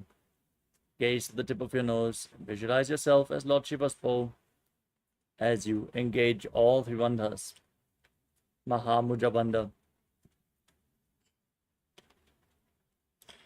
कर्मुकासनमाक्षित्य उदरे पूरयेत् सुखं तदा वायुर्वसो याति कालेन सूक्ष्मवायुना. Next up is Tiredness. Maintain the same posture. Raise your chest. Gaze up to your third eye. And visualize you are the action of Paramashiva's third eye, destroying anything you come across. ओरभ्यामुपरिस्थाप्य पादयुग्मं प्रयत्नतः दक्षिणं सव्यदेशे च सव्यं दक्षिणदेशके करद्वयं पृष्ठदेशे परिवर्त्य प्रयत्नतः पादाङ्गुष्ठं युगं सम्यक् कराभ्यां सन्निगृह्य च. Next up is Nagadasana. With your legs in Padmasana, the arms crossed behind, roll onto your back. Hold onto the big toes if you can, otherwise lay on overlapped arms. As you gaze to your nose and visualize yourself as a snake, calmly breathing in Sahadra Kumbhaka in Nagadasana. प्रथम पद्मासन कोटाने दो हाथ पाचाने आने पाद अंगोटा पकड़े आने सोवै कहुन्या कुल्या पानी गोड़ाजंग अग्र को दाशे मस्तंग स्वमसूदो राशे नासा अग्र दृष्टि को धरे आसन अग्र इसी विध करे नासा रोग जुना राहे विशाली पिनस जोया. Now free your arms and legs. Pull your knees up against your chest. Encircle your knees with your arms. Hold them close to your chest. As you bring your chin to the knee, squeeze your body into a ball in Kandukasana. वेत्रासने स्थित्वा स्तपादान् निष्कुष्य. Now place your feet flat on the mat. Interlock your fingers behind your neck. Gaze to your nose. Visualize Swamiji. Breathe calmly through your nose in Sahadra Kumbhaka in Urdhva Pavanasana. प्रथमसोदो सैन करावे गोड़ा उबाराशे मिलावे गुल्पमाहिला अंगुष्टदो ई करे एक समेल रसोये उभय हस्त कांकसी करे सोले मस्तक नीचे दरे नासा अग्रदृष्टि ठहरावे याते नाडी सरलता पावे. Next up is Malakata Pitasana. Now place your upturned palms underneath the heels. Step your heels onto your hands as you push your hips up and lock your throat. Breathe in Murcha Kumbhaka. Visualize yourself as a powerful alpha ape in Malakata Pitasana. उत्तान शयनं पादतले उत्तान हस्तयोः स्थापयेत् पृष्ठभागमुत्रमय्येत् मर्कटपीठं भवति. Next up is Uttana Shikipitakasana. As you lay on your back, raise your hips and bring your hands to the lower back. Your body weight should rest on your elbows. As you extend your legs, point the toes and gaze to your nose. Visualize Swamiji in your inner space. जङ्गोरुबलहीनश्चेत् उत्तानशिखिपीडकम् अप्रमत्तः प्रकुर्वीत भुक्तेः प्राग्विजितेन्द्रियः. Now raise your hips and legs up high. Place your arms flat on the mat for support as you visualize yourself blissfully traversing Naraka Loka unscathed in Narakasana. ग्रीवाकण्ठेन भूमिं विस्तम्भ पादाग्रद्वयम् ऊर्ध्वमुत्त्रयेत् नरकासनं भवति. Now bring your hands to the lower back. Maintain your legs straight and lower and anchor them as you visualize yourself as a boat crossing the ocean of samsara in Tiredness. नौकावत् स्थित्वा ऊर्ध्वं पादाग्रद्वयम् आं नयेत् तिर्यन्नौकासनं भवति. Now bring your legs back straight, place your arms on the mat, and be sturdy like a flagpole as you visualize yourself as the KAILASA flag respected across all nations. तिर्यन्नौकावत् ग्रीवापृष्ठकोर्परैः भूमिम् अवष्टभ्य मस्तकलाकेशेन पादाग्रद्वयम् ऊर्ध्वनयेद्वजासनं भवति. Now lower your body down. On your back, keep your hands by the side of your hips, the palms facing up. Relax completely from any external or internal movements. Perform the Shakti Chalan Mudra. Intensely pull the Kundalini Shakti up from the Muladhara to the Sahasrara Chakra. Relax. Visualize your body is dead and Swamiji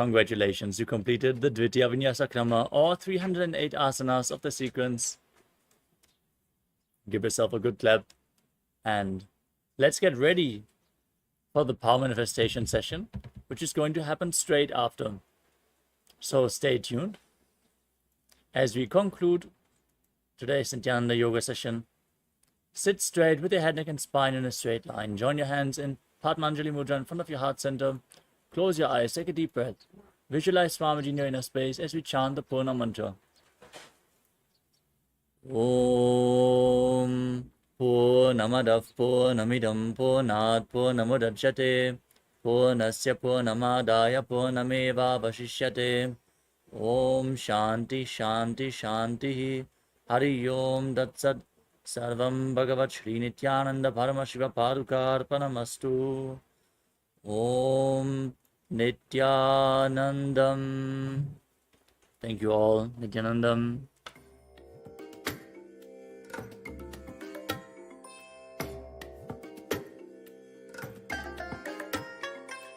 I bless you all. Let you all open all your three eyes and manifest the powers of Mahasadashiva. Om Nithyananda Paramashivoham. Om Nithyananda Paramashivoham. Om Nithyananda Paramashivoham. Om Nithyananda Paramashivoham. Om Nithyananda Paramashivoham. Om Nithyananda Paramashivoham. Om Nithyananda Paramashivoham. Om Nithyananda Paramashivoham. Paramashivoham. Om Nithyananda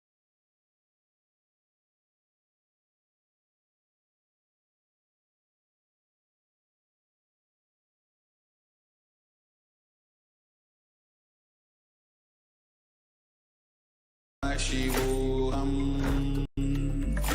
Om Nithyananda Paramashivoham. Om Nithyananda Paramashivoham.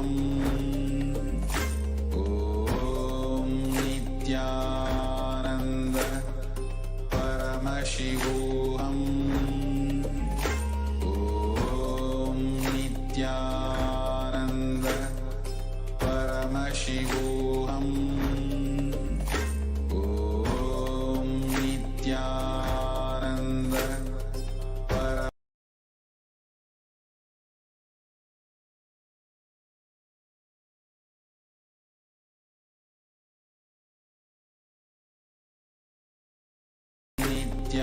Nithyananda Paramashivoham.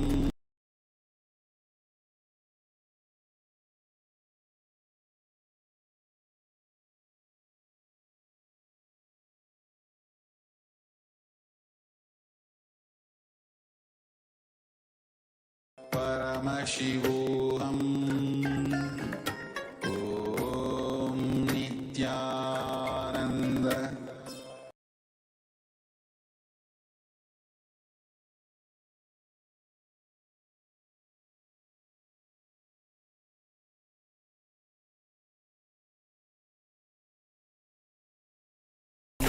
Nithyananda Paramashivoham.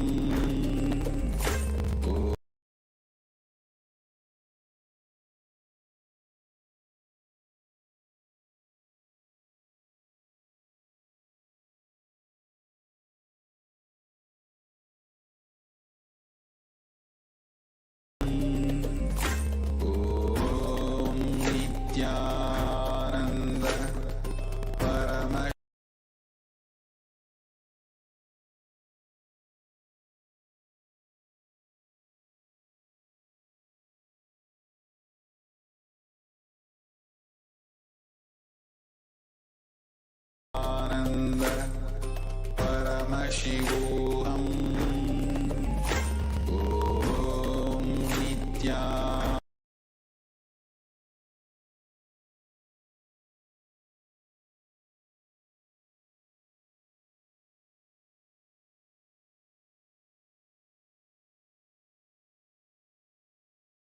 Om Nithyananda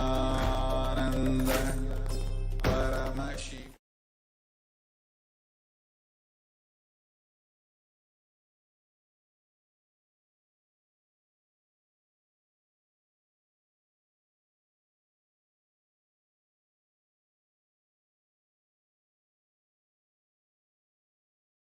लक्ष्यम् एकं नित्यं विमलमचलं सर्वदी साक्षिभूतं भावाति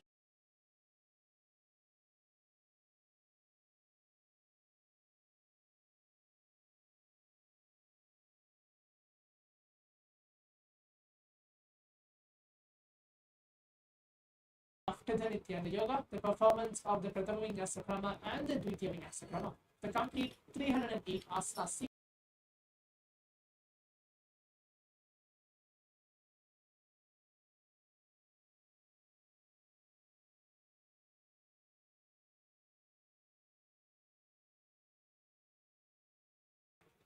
As today is the day 19 of the Paramashivoham season 4 level 3, we will receive Swamiji in the form of Bhiksha.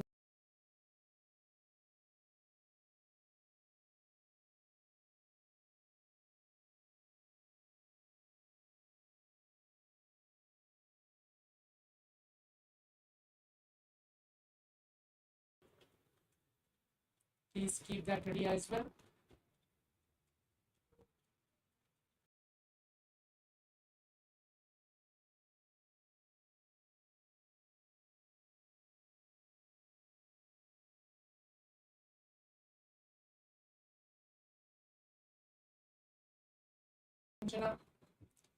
Everything beside you, and keep your eye bands ready as well.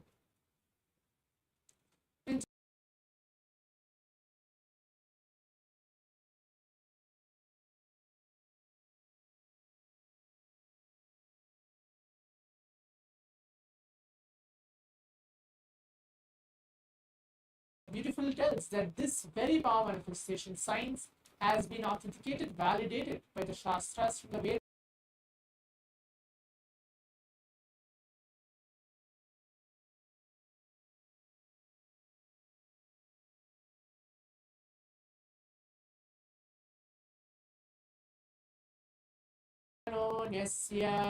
तिष्ठन्मीलितलोचनः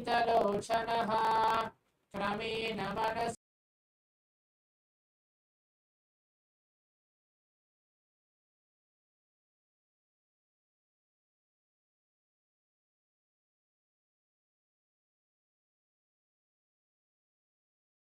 Dharma 11 Sutra 34, where this verse beautifully mentions about this very power of third eye.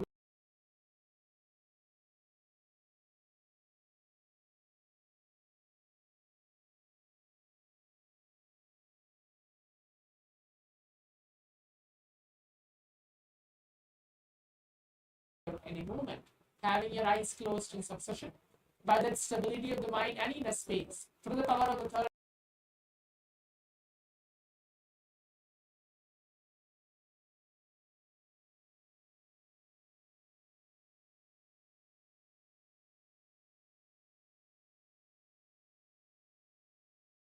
Please blindfold yourself. Please put on your eye bands.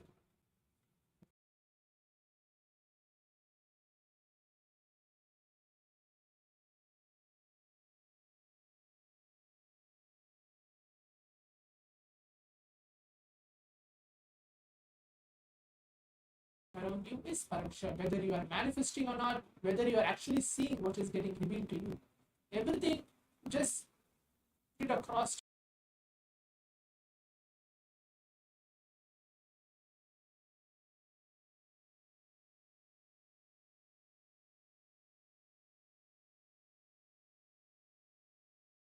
Intensely from your navel center, get connected with Swamiji, whichever form you may feel you are connected to. And then let's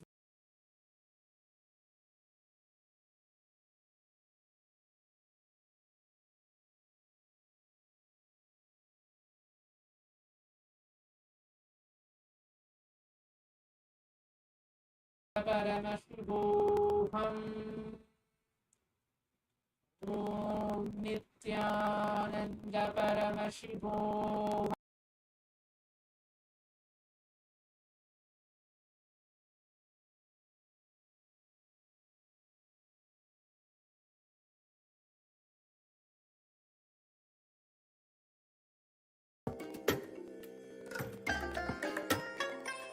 I bless you all. Let you all open all your three eyes.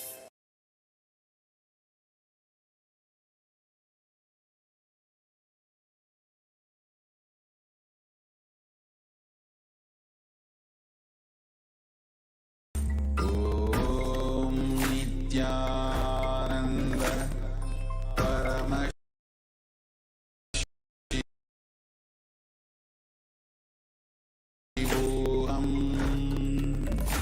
Om Nithyananda Paramashivoham. Om Nithyananda Paramashivoham.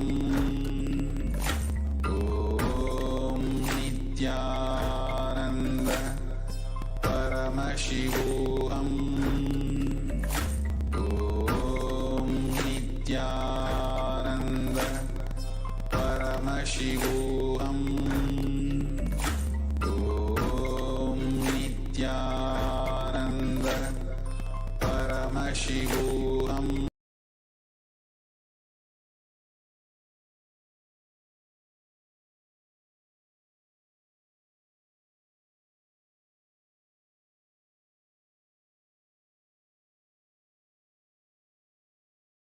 Paramashivoham. Om Nithyananda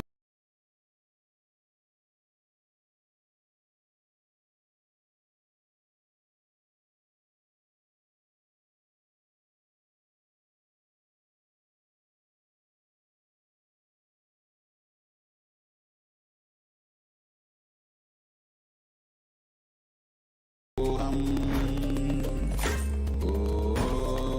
Nithyananda Om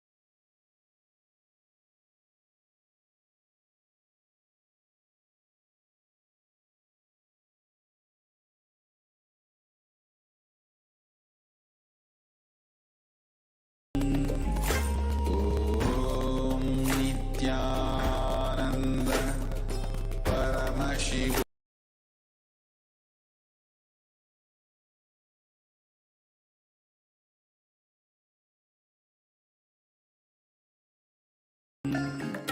Om Nithyananda Paramashivoham. Om Nithyananda Paramashivoham. Om Nithyananda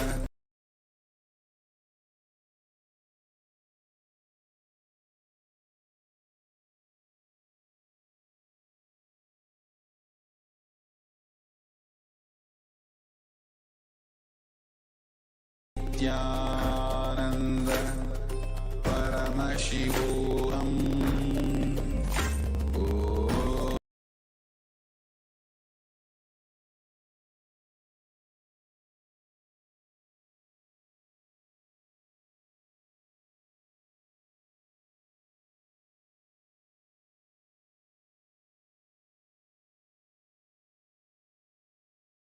Ananda Paramashivoham.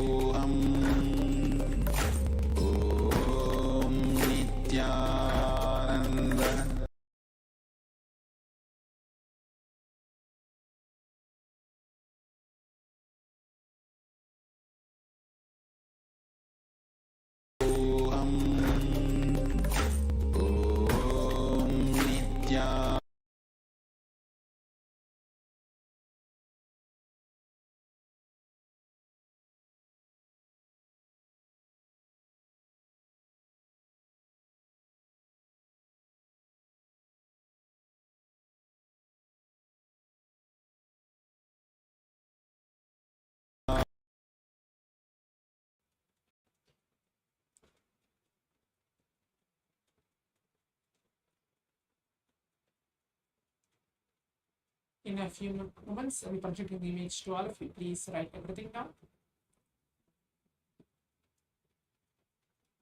If you're able to see colors, pictures, or anything, please write everything.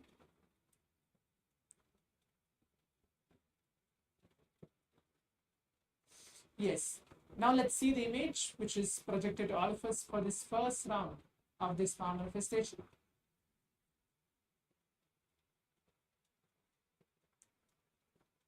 As you can see, this is the image which is projected to all of us. The image was a ball, a complete like a round ball. It's an orange in color. There is a black stripe as well, and a white background.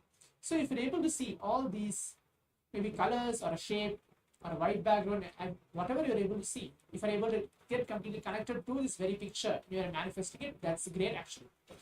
This is the image for this first round of the power manifestation. Now let's quickly go ahead and see what we have manifested before we move on to the round 2 of the power manifestation. If you're actually manifesting it, you quickly go ahead and post your experience as well in the social media or in the Zoom rooms telling yes, I'm able to see this and this is what I'm manifesting in this first round of the power manifestation.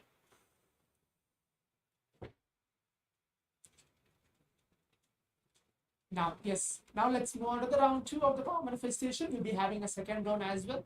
Those of you who feel that maybe in this round I've not completely I missed the first round, we have a second round as well.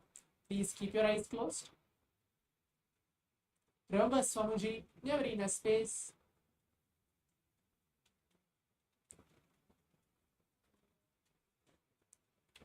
Close your eyes. Please put on your eye bands. Remember, Swamiji on your third eye. And then start chanting the Mahavakya intensely. Om Nithyananda Paramashivoham. Om Nithyananda Paramashivoham. Om Nithyananda Paramashivoham. Now I'm going to project the image to all of you for this second round of the power manifestation. Please keep your eyes closed.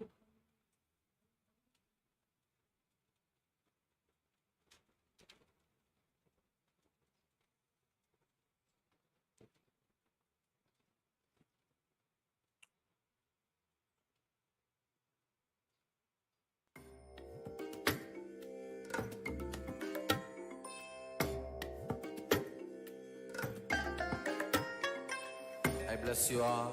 Let you all open all your 3 eyes and manifest the powers of Mahasadashiva. Om Nithyananda Paramashivoham. Om Nithyananda Paramashivoham. Om Nithyananda Paramashivoham.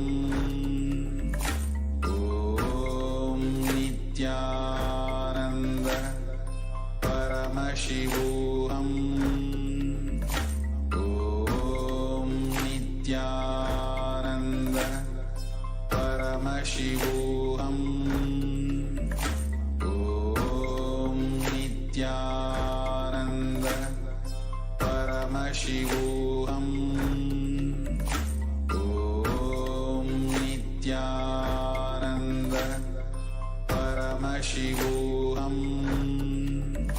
Om Nithyananda Paramashivoham. Om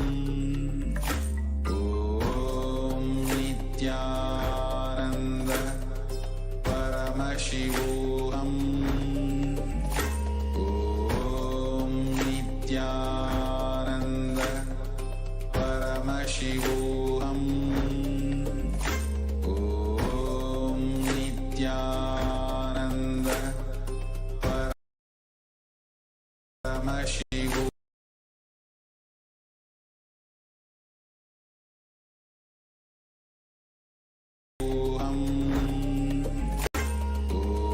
Om Nithyananda Paramashivoham.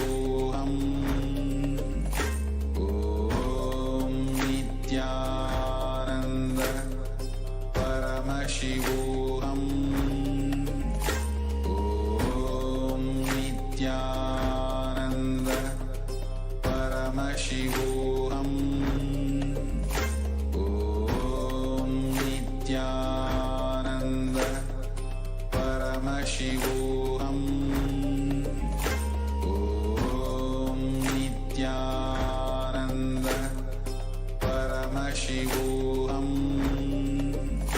Om Nithyananda Paramashivoham. Om Nithyananda Paramashivoham. Om Nithyananda Paramashivoham. Om Nithyananda Paramashivoham. Om Nithyananda Paramashivoham. Yes. Now requesting all the viewers and who is watching us live, please pick up your ribbons, please open your eyes as the round 2 of the power manifestation has been completed now. Now let's take a few minutes to please pen down, type down everything which is revealed to each one of us through a third eye. Make sure in the second round of the power manifestation you write everything down, whatever you're able to see. If you're not able to see anything as well, it's okay. Whatever you're able to see, colors, pictures, including a darkness, if you're able to see just complete black, even type that out as well. Write that down. As Swamiji very beautifully tells that Paramashiva is always in detail. So if you write down everything in detail, whatever Paramashiva Swamiji actually is showing each one of us, that will be more good. Please write everything down. In a few moments, I'll be projecting the image to all of you to see what is actual image which was chosen for all of us for the second round of the power manifestation.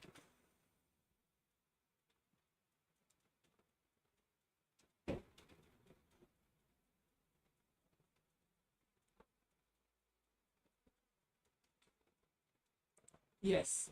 Now, let's all see what is the image now. As all of you can see, this is the image which is projected to all of us for this round 2 of the power manifestation. In this picture, there is a house, a complete a big house like a bungalow, which has many different colors as well, black, white, and behind there's a sky, trees as well in this picture. So if you're able to connect and if you're able to manifest in the second round of the power manifestation, you can quickly go ahead and share your experience as well on the social media or wherever you are watching for in this second round of the power manifestation. So as we are coming to the conclusion of today's power manifestation, the complete 21 minutes manifesting this power of Paramashiva. Before we move on to the next session, let us all take a few minutes to post our experience, share our experience and what we have manifested today in today's power manifestation, the day 18 of today's Paramashivoham on the social media. While you are posting your experience, you can tag Swamiji's account as well. Either you are posting on the Facebook, Instagram or Twitter. Please tag Swamiji's account and then share your experience, how you are able to manifest in today's power manifestation. Now, we'll be moving on to the next session. We have a long day today to receive Swamiji in the form of Bhikshadana Murti. Today is day 19 of the Paramashivoham. Now we'll be moving on to the next session. Stay tuned. Thank you. And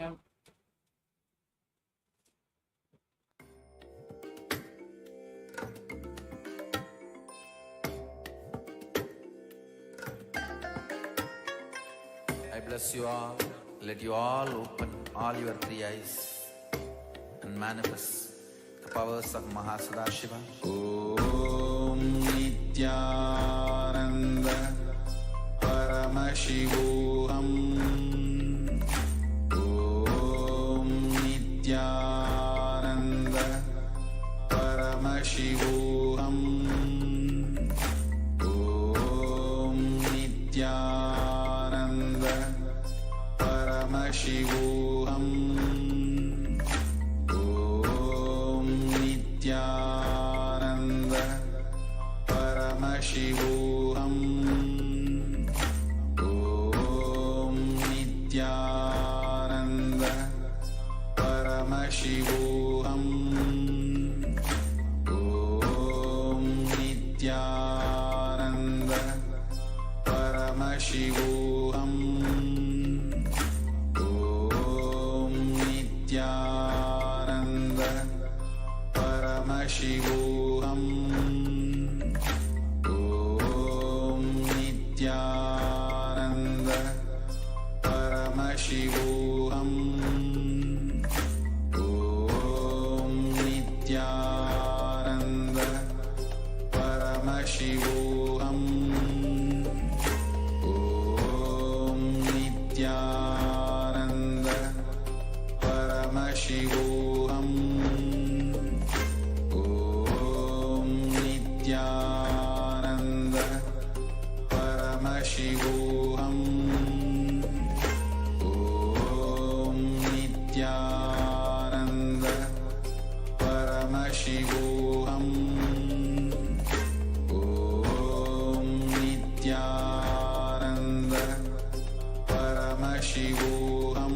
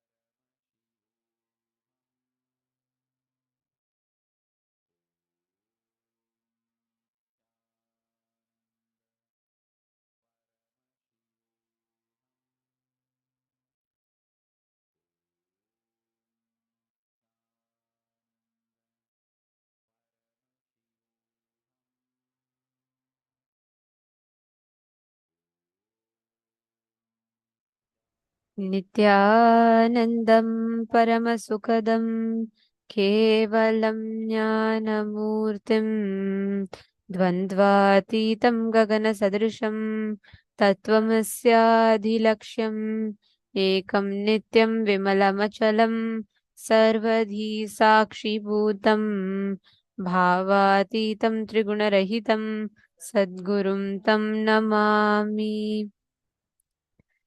Nithyanandam, we welcome every one of you for the 19th day of Paramashivoham and hope all of you are enjoying the program so far. I can't believe already we are on day 19 of this program. And this time it's been different with lot of, this is, I would say, one of the programs in the recent past where Swamiji has given unique, new revelations. Of course, each darshan is special, but this time we've had some special sessions with Swamiji, and Swamiji has revealed some of the most unique and beautiful revelations on the cosmic truths. So we are having a lot of, we have a lot to like explore, experience together. And today we are going to be learning one of the most important or one of the most beautiful aspects. All of us are going to be learning about applied Advaita. How do you actually live Advaita? How do you actually experience Advaita? What does it mean to experience Advaita? Okay, we all say oneness, we all say this, we all say, we all say it's like, so living with people, it should be practical, etc., etc. But what exactly is Advaita? How do you apply the science of Advaita with others? That is what we are all going to be learning today. End of the day, the people around you make up your life, right? They're the people who are going to be with you. They're going to be supporting you in your journey, in your goals. They make up a major chunk of your life. So it's important that you have the understanding, the right understanding as to how you can manifest your reality, the space of oneness with them. Today, we are going to be practically learning about applied Advaita. And now the first session that all of us are going to be entering into is the session on Tapo Loka. What is Tapo Loka? How do we exist in Tapo Loka? What is the gravity of Tapo Loka? These are the secrets Swamiji is going to be revealing to us. So listen intensely and share with us what did you understand. Let's listen to the revelation of Swamiji.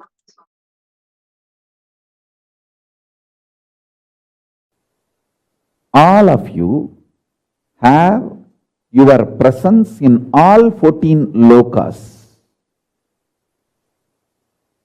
For example, in Nagaloka, there is a being with your face and snake body. I am giving you this as an example. In Tapo Loka, there is a rishi with your face and the body of the rishi, tapasvi. I will give you one more example. In all 14 lokas, you have your account, bank account opened. If you are intense in your tapas, in your Tapo Loka account, you have $1 million. If you are very shallow with your demonic attitude and aptitude, your demonic loka, the patala, your personality has practically zero money. You have the freedom to strengthen any of this identity in this 14. You have a freedom to strengthen or weaken. Any of these 14 identities, you can be demon. If you continuously come to powerful conclusions that demonic qualities are the best to succeed in this world, if you come to this conclusion again and again and start acting on this conclusion, be very clear, you are strengthening your demonic identity and you start planning your future in Patala, the Asura Loka. If you come to the conclusion, very dharmic way of living, win-win, will always be the best strategy.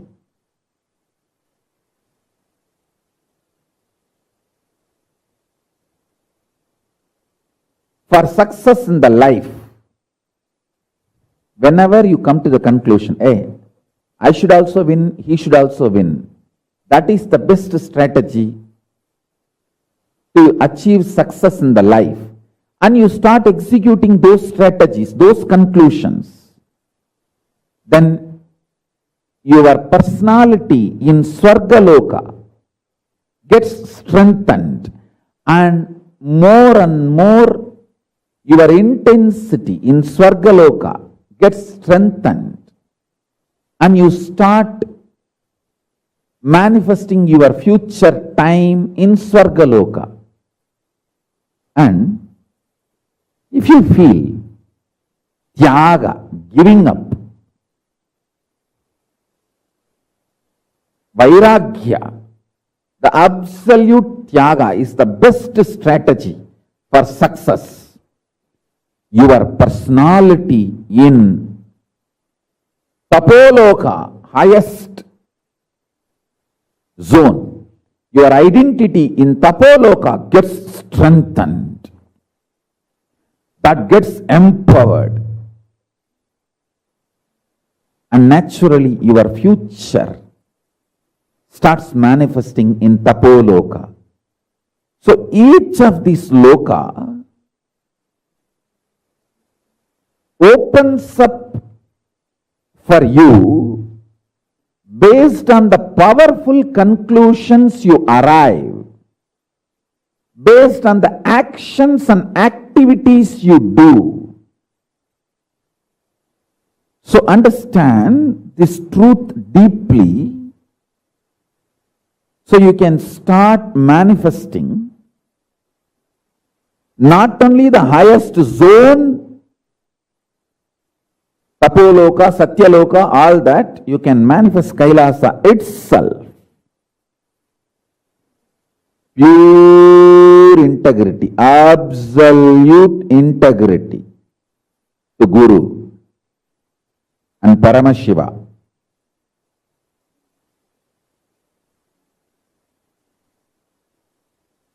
Guru is the manifest form of Paramashiva.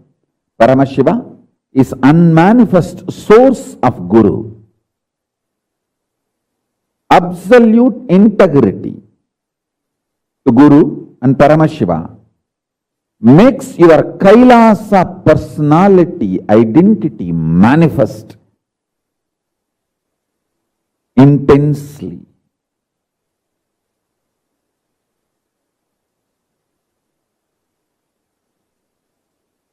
Listen carefully.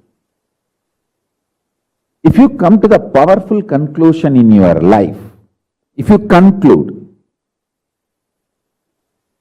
win-win is always the best strategy for success.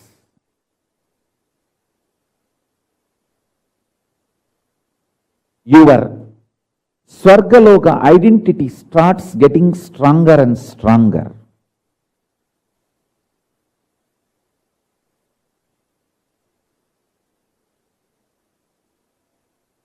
If you conclude complete vairagya, tyaga is the best way to succeed, your Tapo Loka personality gets strengthened. It's like you have already 14 accounts. Every day you deposit your money in some account. Based on the conclusions you come and the actions you perform, that account gets larger and larger.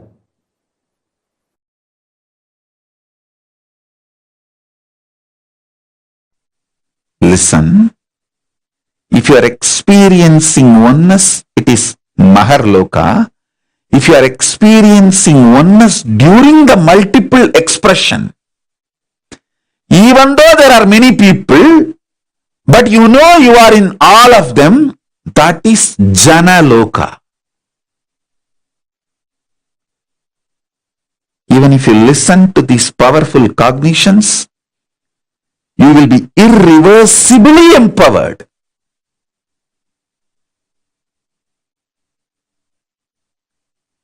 Tapo Loka is that last struggle you go through. Sometimes you know you are Paramashiva, sometimes you just slip off, but again you say, I am Paramashiva. That space is the Tapo Loka. An absolute surrender. Whether I am remembering, I am manifesting Paramashivatva, or I am deluded, I surrender both to Paramashiva.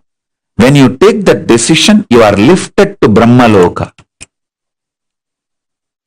You move to the Brahma Loka. The deep surrender lifts you to Brahma Loka. So understand? Then from there you move to Parandama, Vaikunta, and Kailasa, then Mahakailasa itself.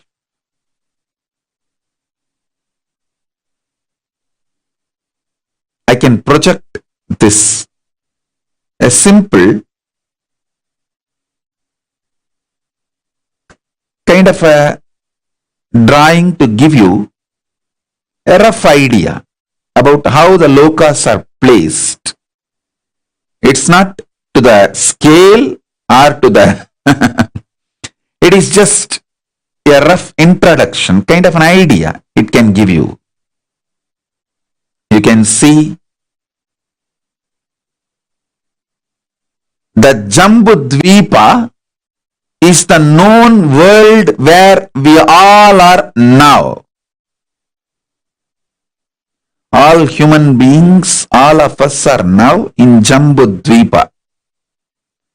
Suvarloka is absolute youth, excitement, energy, absolute power, bliss, no boredom, no tiredness, eternal life, Amara Loka, eternal life. Time does not tire you, frustrations does not bore you, failures do not age you, because they all don't exist in Suvarloka. Then the higher Mahar Loka is the possibility of the oneness, consciousness manifests. You get the glimpse of oneness in Mahar Loka, and Jana Loka, rooted on the oneness, you experience multiverses. That is the Mahar, the Jana Loka. Tapo Loka is like a literally last minute, last moment before entering into the ultimate.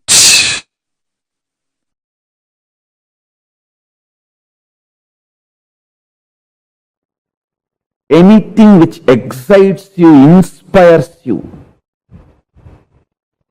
empowers you is a positive currency. Anything which drains you, puts you in blind spot, deludes you is negative currency. Violence is negative currency. Non-violence is conscious currency.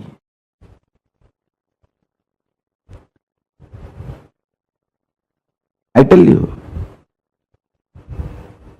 your brain is built by consciousness. Don't think brain builds consciousness. No. Consciousness builds your brain.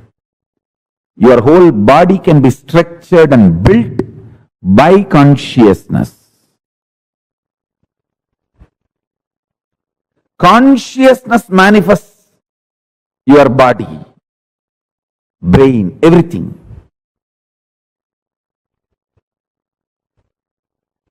This conscious currencies will help you to live in any zone you reach. For example, a person non-violent and non-stealing can live as long as you want in Tapo Loka, higher zone, where the peaceful beings exist.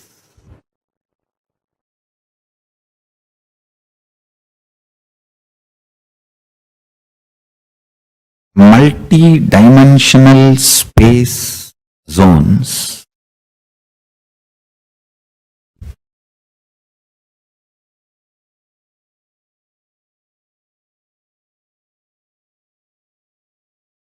by understanding its existence, by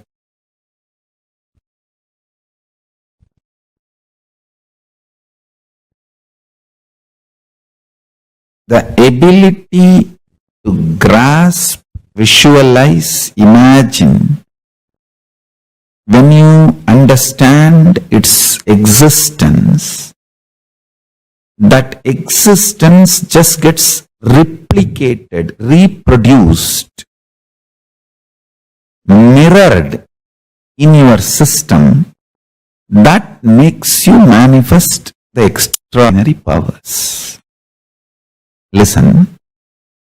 For example, if you understand about Tapo Loka, where all the great tapasvis exist and how the laws, rules, nature, ontology of Tapo Loka.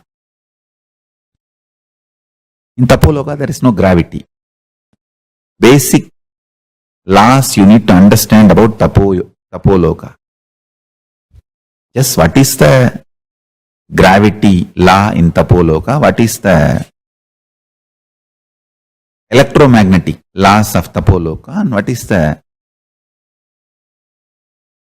weak nuclear force and what is the strong nuclear force of Tapo Loka? That's all. Just that four natural force we understand here in the planet Earth. The same thing if I apply to Tapo Loka and make you understand, just that understanding and visualization, the multidimensional logic of existence is such. Brahmavit Brahmaiva Bhavati. Just by knowing, you become that. Understand? Knowledge and becoming is separate only in binary logic, this world. Knowledge and becoming is one and the same in higher dimension zones. All those higher space,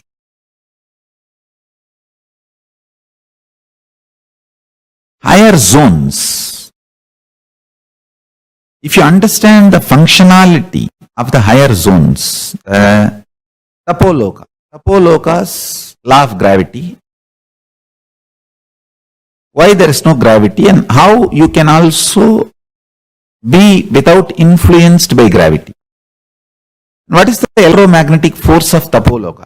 See, for example, in the planet Earth, here, your electromagnetic force is lust and fear.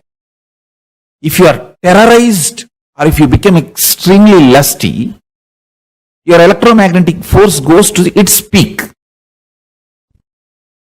In Tapo Loka, another one thing is that all of them are very sweet and highly intimate because there is no jealousy and nobody can own anything or nobody can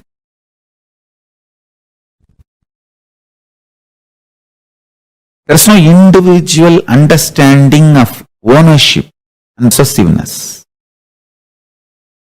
The whole Tapo Loka belongs to whole Tapo Loka citizens.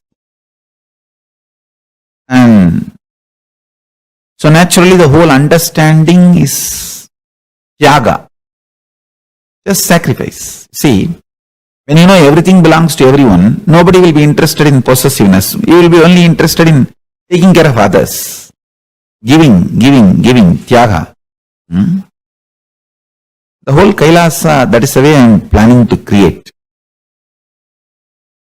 by understanding the gravitational force principle, electromagnetic force principle, weak nuclear force principle, strong nuclear force principles of Tapo Loka, you start manifesting that same principles and consciousness in your being.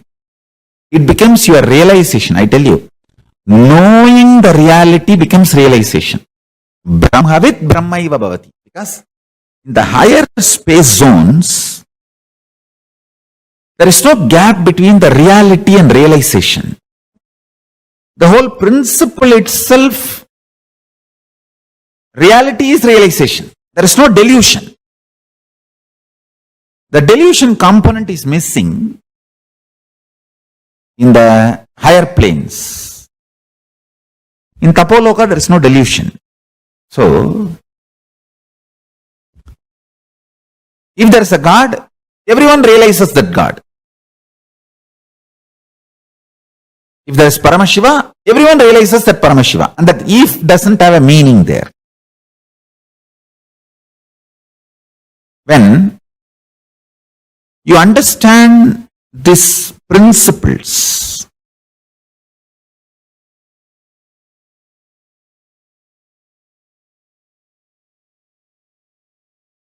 with the, you see, in this planet Earth, understanding does not become you becoming that. Because you have so many SDHD, self-doubt, self-hatred, self-denial and all these problems. Even if 2-3 times Paramashiva proves he exists, you will say all the 2-3 times is coincidence. I think I need more convincing proof. All that is planet Earth binary logic. But in the higher space zones, reality is realization. If you are looking inside what you feel as I, that is Dwadashanta, where Paramashiva is sitting, residing. So look inside that Chidambara, where Paramashiva is residing. For you to look inside, you need a deep love for yourself. Because if you have love for yourself only, you will not have guilt, pain, DHD, beating yourself.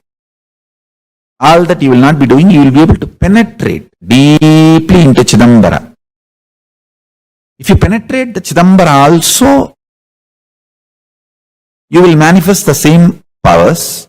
If you penetrate the Mahakasha, see, Chidakasha is the space inside your consciousness.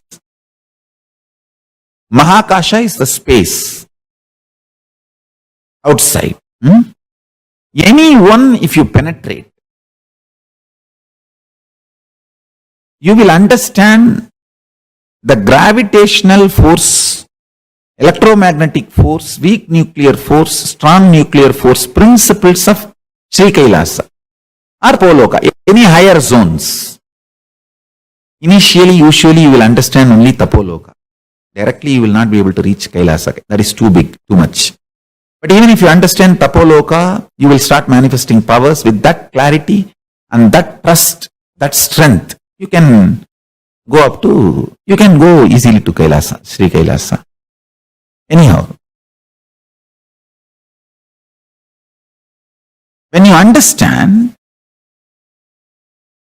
the fundamental principles exist in Tapo Loka, the higher space zones, that understanding, that realization is like you bringing dollars and euros into Indian currency. When you come with the dollars and euro, conversion rate is such that you have large quantity of Indian money, so you can, that's why people feel you are very rich when you are coming back from US or UK, Europe or UK, and they think that US or UK all over in the road, dollars and euros are lying down, you just have to take it and pack it in gunny bag and bring to India.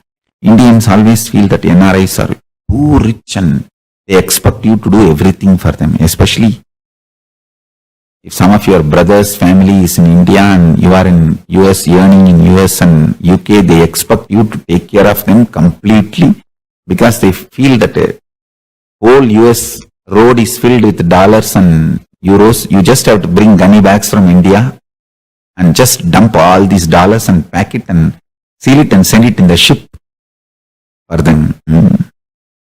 Anyhow, when you go to that high space zone and understand this information, enlightenment is one and the same, and grasp those principles when they are mapped in your prajna, in your inner space, you manifest so much of electromagnetic force, so much of levitation force, the strong nuclear force of this planet. You do power manifestation, that's all.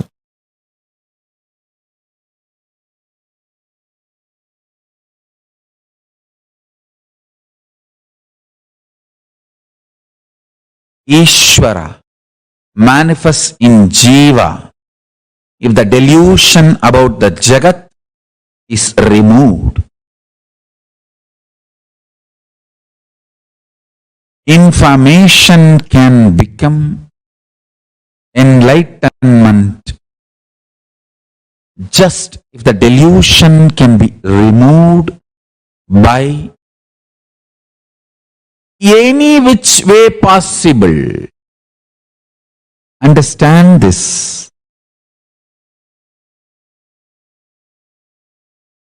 The delusion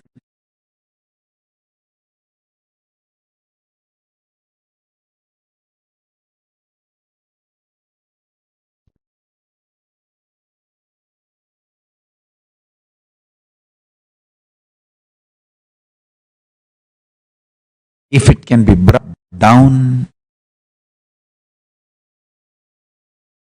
information can become enlightenment in you. I'll give you a simple introduction. The gravitation rule. Listen, gravitation theory in Tapo Loka is nothing but, see, tapa, exact word tapa means burning. Your ability to burn your thoughts, your ability to burn your thoughts liberates you from gravity of Tapo Loka. Listen, if you have too many thoughts, you will feel heavy. If the number of thoughts inside you is less because of unclutching, unclutching is the ultimate burning. Tapo Loka, gravity will not pull you down. You can just levitate and master the power of gravitational force in Tapo Loka. Then principal forces and the theories for Tapo Loka. Gravitation theory for Tapo Loka, electromagnetic theories for Tapo Loka, and weak nuclear force principles for Tapo Loka, strong nuclear force principles for Tapo Loka. I'll give you all the four for Tapo Loka. Understand? The electromagnetic force of Tapo Loka is burn your stomach with mantra without adding any solid. Nirahara Samyama. All this with a reason only I have designed. Nirahara Samyama. A person who has mastered his tummy, who can burn the fire in the tummy. Listen carefully. The fire in the stomach should be burning, kindled intensely just by mantra without adding any solid food. And When you feel like really you can't handle anymore, you may faint, add liquids, juices. Try this for few days, then you will understand what I am talking. Listen.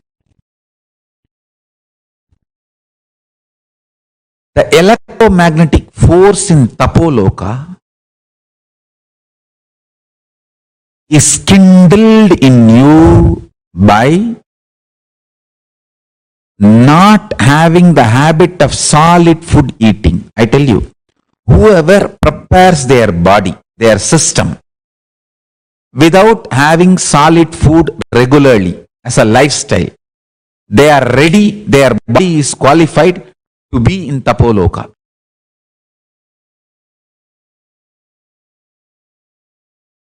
If you can just live by liquid, you can reach Tapo Loka. If you can live just by smelling the food, havis, that's all, nothing else, you can reach Kailasa itself, because in Kailasa only smell is the food. Only smell is the food. No other food.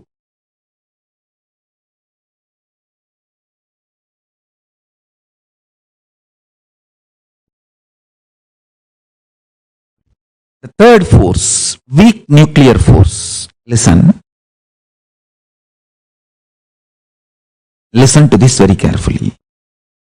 When you chant the Mahavagya, or when you unclutch the intense conscious decision, will, persistence you manifest is the weak nuclear force of Tapo Loka. Your will, persistence is the weak nuclear force of Tapo Loka. And anyone who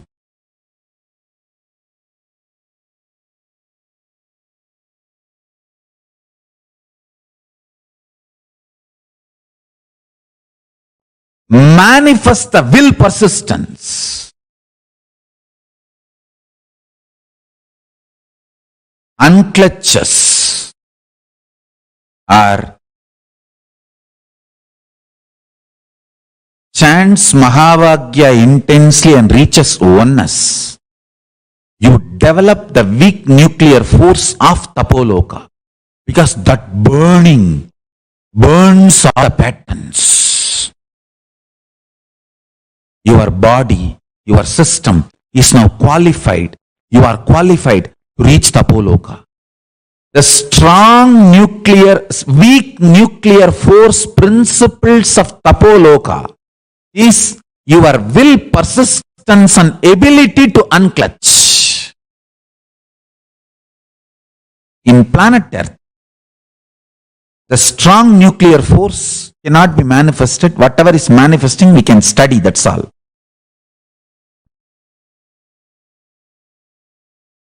The strong nuclear force principles of Tapo Loka. In Tapo Loka, what is strong nuclear force and what is the principle? The absolute eternal bliss. Nithyananda. Your ability to generate Nithyananda in you is the principle of strong nuclear force in Tapo Loka. Listen, just like Newton's law of universal gravitation, I am giving you the law.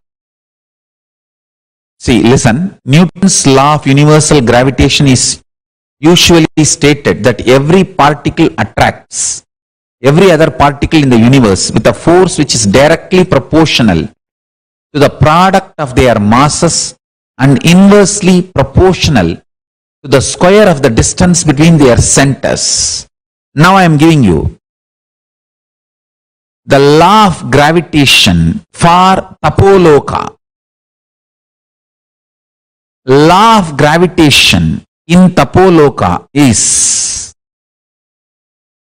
every pattern attracts the same frequency vibrational patterns in the universe with a force directly proportional to the number of times it is repeated, encouraged, supported consciously, and inversely proportional to the biomemory of what you decide as your core existence.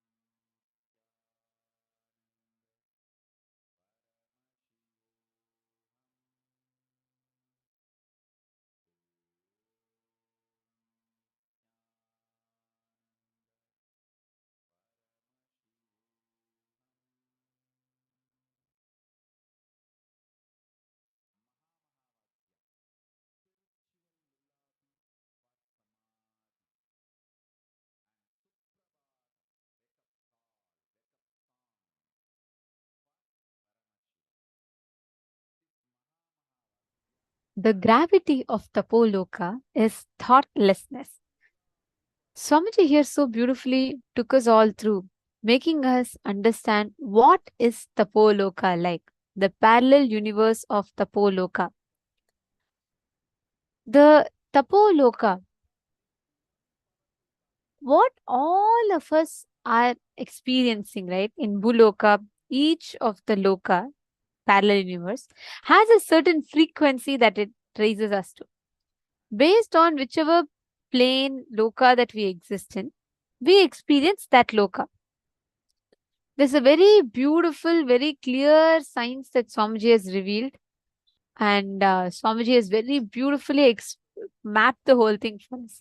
Understanding the parallel universe existence of Tapo Loka. How exactly do we exist? And what is our space of experience in Tapo Loka? The very word tapa means burning. Your ability to burn your thoughts because of unclutching liberates you from the gravitational force of Tapo Loka. Actually, one fun fact here, like on planet Earth, right? The more mass is there, the more gravity acts on it, correct? Like if something is heavier, gravity pulls it down more. Something is lighter, it floats. Did you all know in Tapo Loka, unclutching is the gravity? Means the less thoughts that you have, the more gravity acts on you. That is why all the rishis, all those who have like absolutely unclutched inner space, naturally they all gravitate towards Tapo Loka. Isn't it so beautiful? Like I could never cognize it or understand it this way, the way Swamiji has explained. The whole existence, the parallel universe existence of you in Tapo Loka happens with just this one simple science. The whole experience is the more you are unclutched, the more you experience the gravity of Tapo Loka.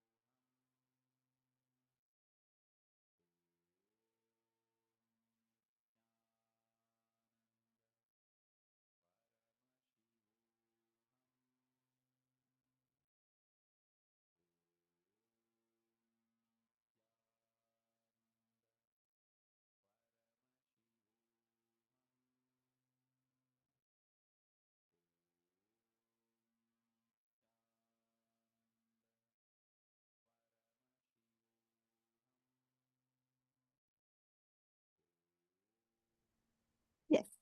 The gravitational force of Tapo Loka is unclutched, which means the more and more you are unclutched, the more you experience the gravity of Tapo Loka acting on you. So the whole experience of Tapo Loka, right? The parallel universe of Tapo Loka, it raises you to the highest frequency of existence and you become one with the whole cosmos. This is like a very, very beautiful, clear explanation that Swamiji has given. See, Tapo Loka is like the last struggle that you have before enlightenment. That last struggle before you're almost getting enlightened, it is just that identity, something that is stopping you. That last struggle is what is Tapo Loka. So after Tapo Loka, it's surrender. After Tapo Loka, it is just like complete surrender and the experience that you have about life completely shifts. Understand the electromagnetic force of the pole gets kindled in you when you prepare the body with having solid food, give early a lifestyle. Your whole body becomes qualified to reach the Tapoloka. Understand, listen very carefully. Your will persistence has the ability to unclutch. That is the principle with which the nuclear forces works in Tapoloka. Now, the simple, easy way for you to experience Tapo Loka is unclutch. Just sit, unclutch. You will actually immediately experience the gravity of Tapo Loka acting on you. If you to sit straight, take a few minutes. Decide to sit in the space of unclutching. Do not create a thought. Do not sustain a thought. Do not destroy a thought.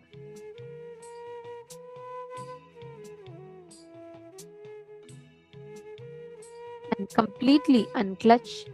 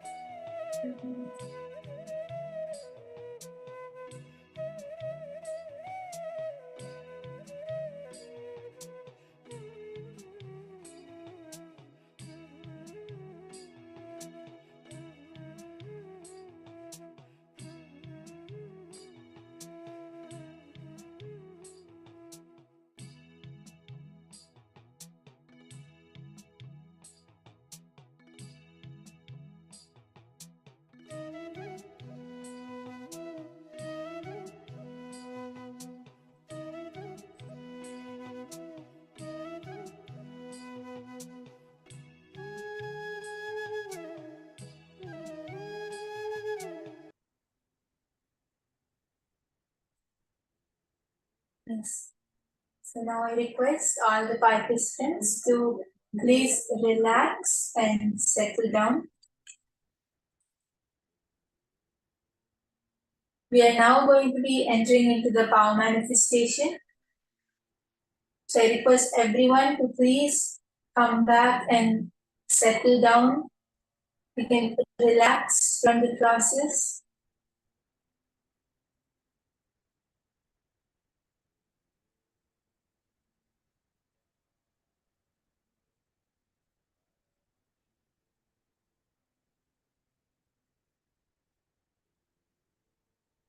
So now we are going to be entering into the power manifestation.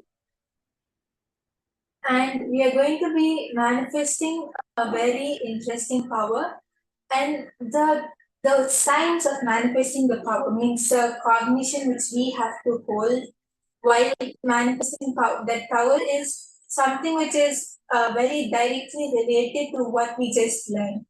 Swamiji just explained to all of us that if we have to, we all learned about Tapo Loka, right? That if we have to raise to the higher frequencies, if we have to go to the higher lokas like Tapo Loka, then we have to go beyond the gravitational force, right?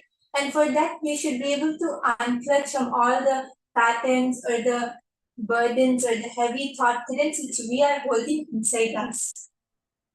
And Swamiji gave us many techniques like liquid diet and different techniques Swamiji told for us to be able to do that.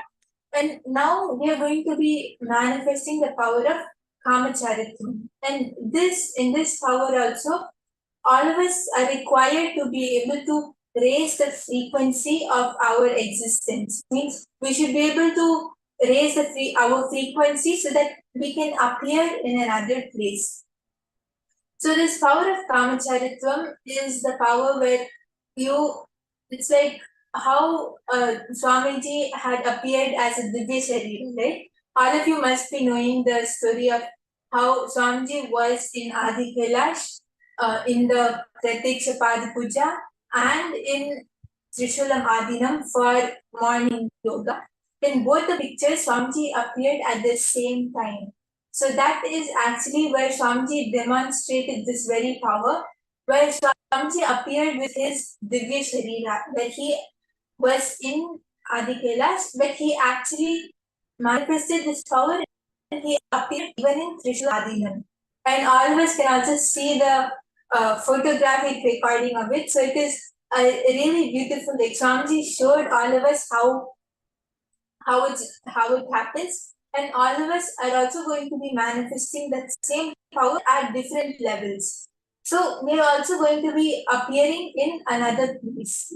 So just understanding this, that all of us have to hold the same understanding which we learned from the satsang today.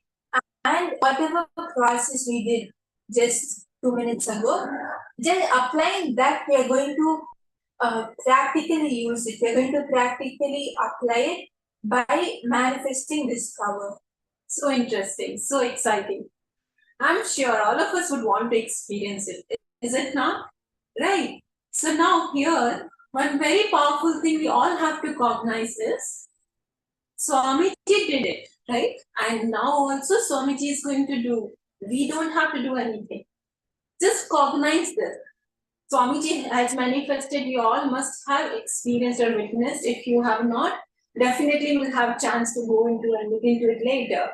But now, cognize this. Swamiji, please express through me. I really want to experience myself being in Divya Sharira through in a different place. How does it even feel, right? Actually, for whoever has not seen Swamiji appearing in Trishula Madhina, we can actually, we'll be playing the video now. All of us can look at how Swamiji has actually demonstrated this power.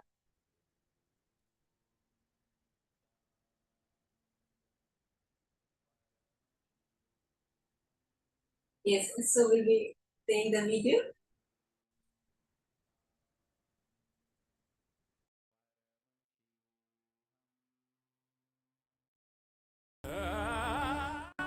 July 5th, 2017 marks as a historical day by yet one another of the countless Leelas, divine plays of the avatar His Holiness Paramahamsa Nithyananda. Paramahamsa Nithyananda appears in two places at once, giving darshan to Nithyananda Peetam, Trishulam Adinam, Chennai. In the early hours of Brahma Muhurta at 4 am on the 5th of July, Nithyananda Peetam in Trishulam Adinam was up and alive, taking part in their morning spiritual routine of performing Nithyananda Yoga. This picture was taken at around 4:05 am by a sannyasi in Trishulam Adinam to record the attendance for the morning yoga session. Little did she know that in the attendance was none other than Paramahamsa Nithyananda himself. It was after the image was captured that the form of His Holiness was noticed in the picture. It is undeniably his physical form, as evidenced by the shadow appearing in front of him. Also, pictured is an image taken of Paramahamsa Nithyananda at Bengaluru Adinam on the night of about 10:30 pm, where he was giving darshan to the participants of the 43rd Inner Awakening, and at 6 am on 4th of July during Pratyaksha Pada Puja, where he was physically present. This event was broadcasted live on Nithyananda TV and via two-way video conferencing witnessed by thousands worldwide. There are eyewitness records of people around His Holiness as he was getting ready for the Pratyaksha Pada Puja in Bengaluru Adinam on the morning of 4th of July. The city of Bengaluru is about 340 kilometers away from Trishulam, Chennai, thus ruling out even the possibility for a flight taken. The form of His Holiness in the picture has the same attire and form as he had yesterday evening on 3rd of July as he initiated his disciples into Vishesha Diksha. Srimad Bhagavatam, the Vedic scripture that precisely records and reveals the happening of various avatars of the past, present and future, describes the avatar in its complete form. Having clearly established that His Holiness was present in Bengaluru Adinam, hundreds of miles away from Chennai, the lucky group of devotees in Trishulam saw the same form of Paramahamsa Nithyananda as he was during the state of being in Samadhi yesterday after initiating his disciples in Bengaluru into the ancient Shaivite ritual of Vishesha Diksha. His Holiness Paramahamsa Nithyananda is seen adorning the sacred kavi cloth given to him by his Guru and Nithyananda Sangha's Paramaguru Arunagiri Yogeshwara, who is an incarnation of Sadashiva himself in Tiruvannamalai, Arunachala. Swamiji has blessed that huge positive explosion is going to happen in Trishulam. Sadashiva has assumed the same form to supervise and bless Nithyananda Peetam Trishulam Adinam.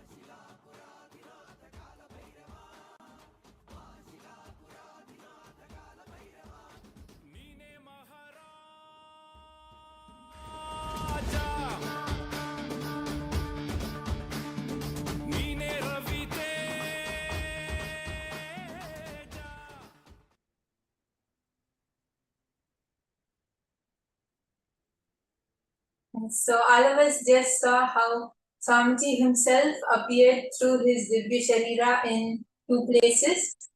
And now just by seeing this, just by seeing the manifestation of Paramashiva himself, we are also going to be mirroring these neurons. And what exactly we are going to be manifesting is, we are going to be connecting to Swamiji and appearing in another place. So you're able to feel the presence, like you'll be able to feel your presence in another place, right? If you go to a different place, you see how the atmosphere changes. So you'll actually feel that. You'll know if it's cold, or whether it's hot, whether it's indoors or outdoors. You'll be able to see what type of place you're in, and you'll literally feel like you have gone there. So this is the power which you're going to be manifesting now.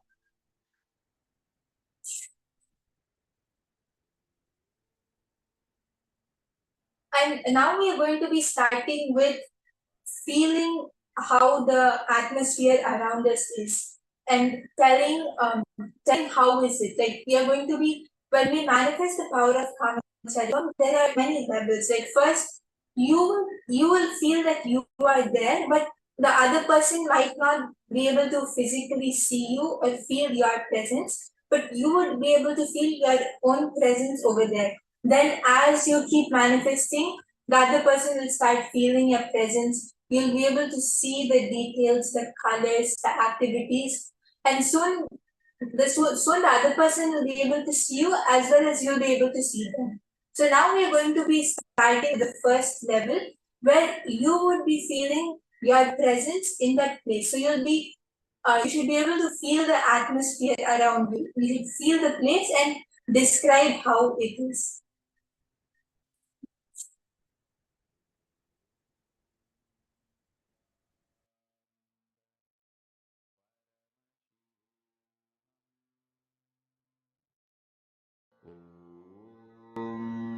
Nithyananda Paramashivoham.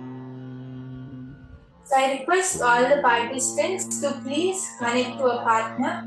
You can reach out to anyone in the Zoom room and connect to each other on the chat also.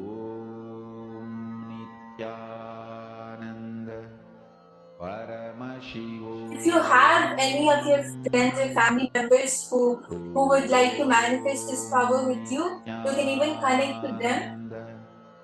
And if anyone needs assistance, you can reach out to the co-acharya of your room. If you need help in connecting to a partner. Paramashivoham. Om Nithyananda Paramashivoham. Om Nithyananda Paramashivoham. Let's now request all the participants to ask your partner to give you one particular place without revealing its details or whereabouts. Just the name of the place, that it can be their house or the name of the place without telling where it is or any details about it.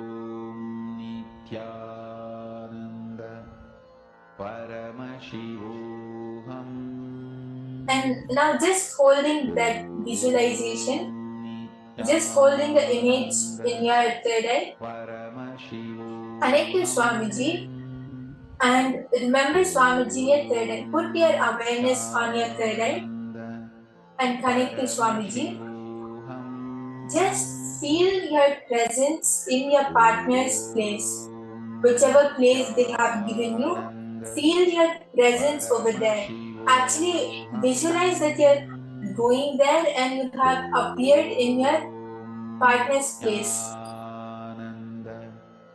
Paramashivoham. Om Nithyananda Paramashivoham. Om Nithyananda Paramashivoham. Om Nithyananda Paramashivoham. Om Nithyananda Paramashivoham. Om Nithyananda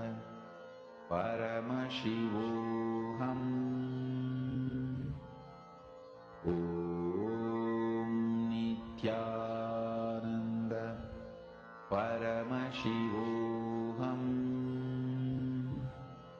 Om Nithyananda Paramashivoham. Om Nithyananda Paramashivoham. Om Nithyananda Paramashivoham. Om Nithyananda Paramashivoham. Om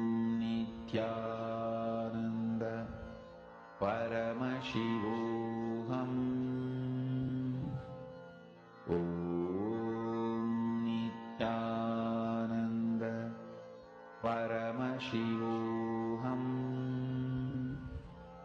Om Nithyananda Paramashivoham. Om Nithyananda Paramashivoham. Om Nithyananda Paramashivoham. Om Nithyananda Paramashivoham. Om Nithyananda Paramashivoham. Om Nithyananda Paramashivoham. Om Nithyananda Paramashivoham. Om Nithyananda Paramashivoham. Om Nithyananda Paramashivoham. As you are manifesting and you are able to feel your presence in in your partner's place, you can start penning down the details of how are you feeling that place is. You feel it's windy or it's dry or it's hot or cold. Is it indoor or is it outdoor? What type of atmosphere is present around you? You can start noting down all those details.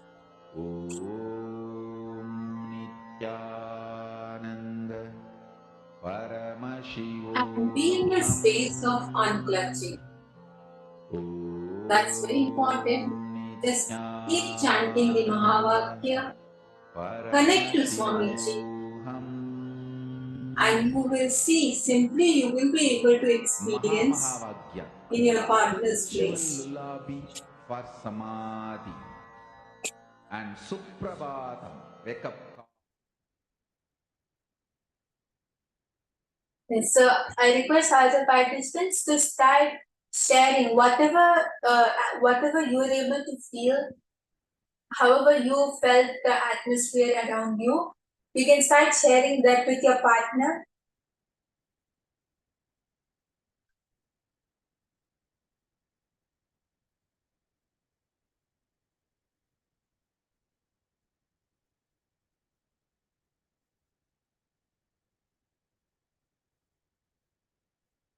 Lullaby for Samadhi and Suprabhatam, wake up song for Paramashiva in me, for Paramashiva to manifest. With this one spiritual powerful cognition, chant this Mahavagya.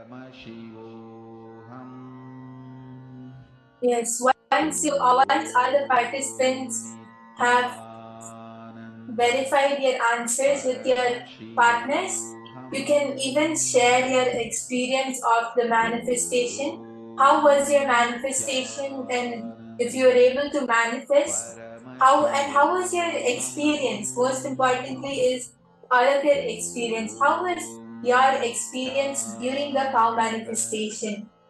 Did you actually feel the lightness in you, and were you able to feel that you were able to feel your presence? You can all share your experience of the manifestation. Nithyananda Paramashivoham. Om Nithyananda Paramashivoham.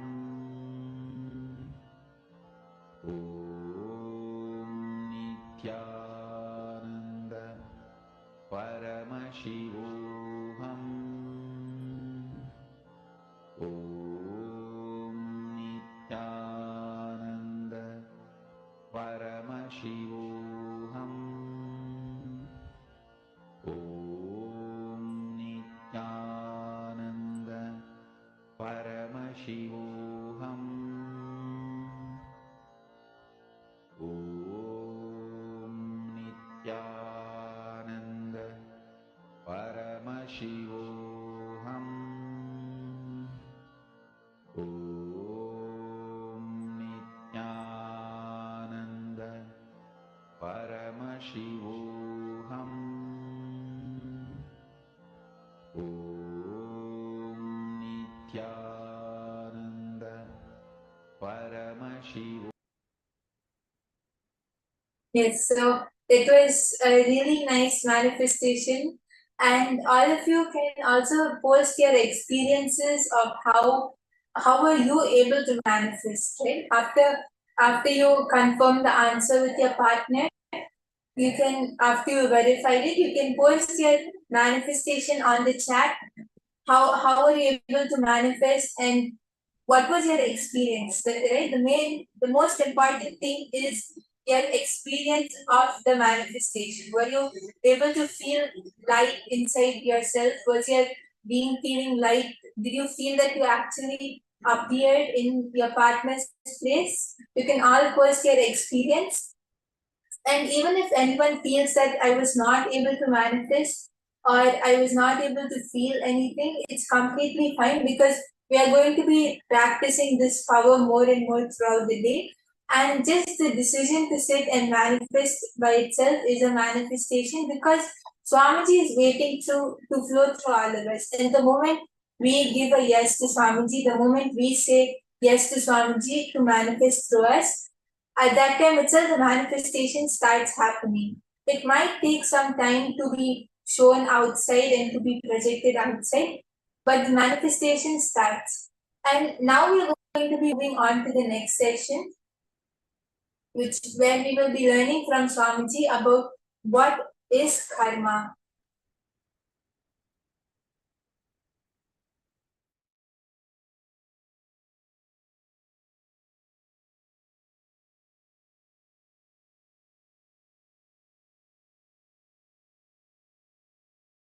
Any idea you have, thought current you have, thought pattern you have, which is not bringing health in you, is karma.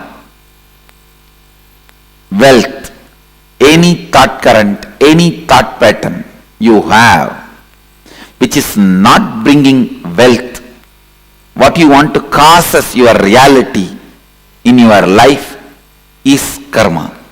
Anything which is not letting you cause your reality, the stuck thought current which is not causing your reality, is karma. Understand?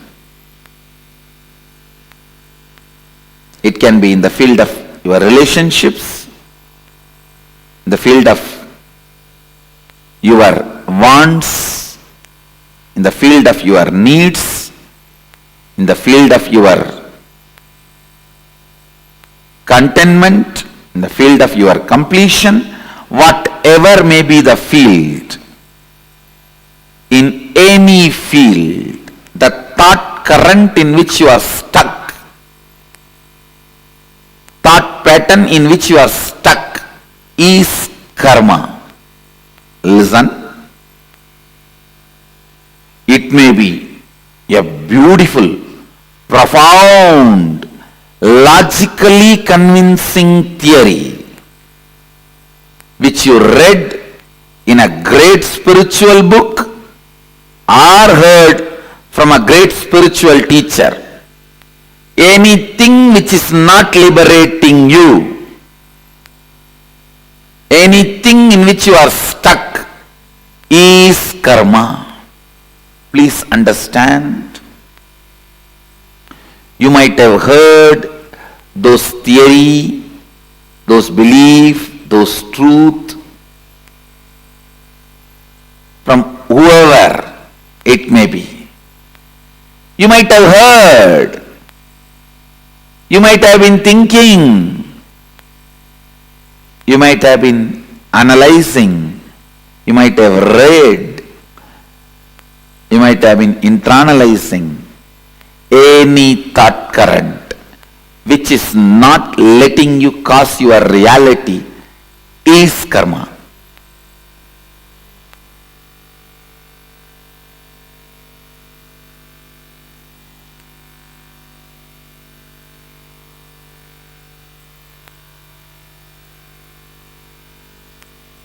There may be tons of books you would have read on medicine, but if you are not out of disease, the thought pattern, thought current you built with all your knowledge is only karma.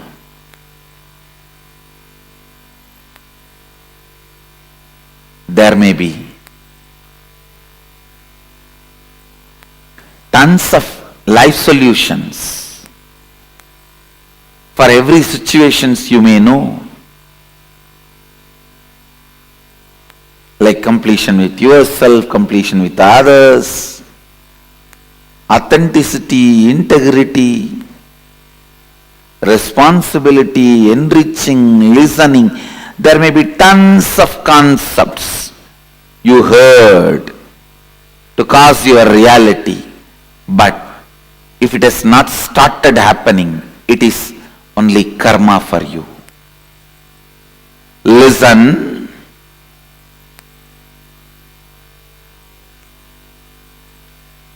It means still somewhere your logic is not opened up. Any thought current which makes you feel stuck, suffocating, caught, is karma. You may know about completion, incompletion, authenticity, integrity, responsibility, enriching, causing, living Advaita, everything. You might have heard all those concepts, enjoyed them logically, but if you are still stuck with some thought pattern which again and again brings you back to the same state,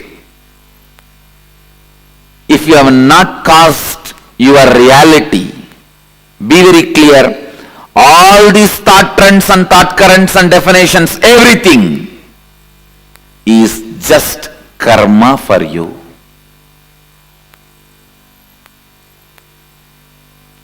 All the concepts. So karma is not just one part of you. It is the whole net on which you are bound.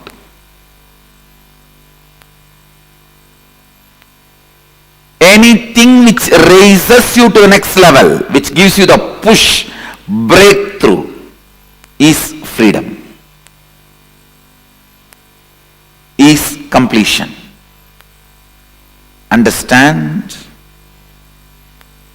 If you have come expecting definitions about karma, whether it is Pitrudosha, Nagadosha, Sarpadosha, Snake dosha,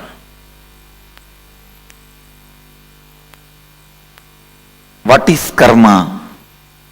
You are wrong. Listen. Any thought current or pattern, thought pattern or lifestyle in which you are stuck, your reality is not caused, is karma.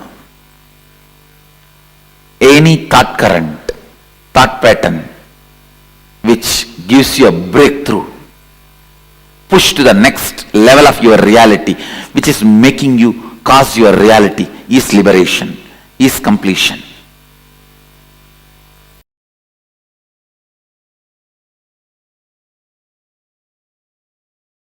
Understanding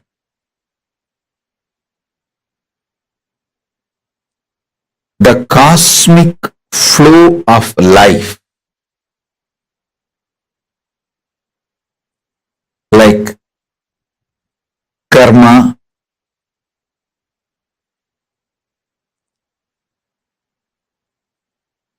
naturally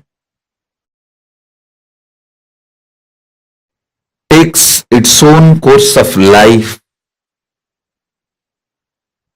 Listen to every truth I am revealing. Understanding the natural flow of life means knowing people who harm you will get their karma back.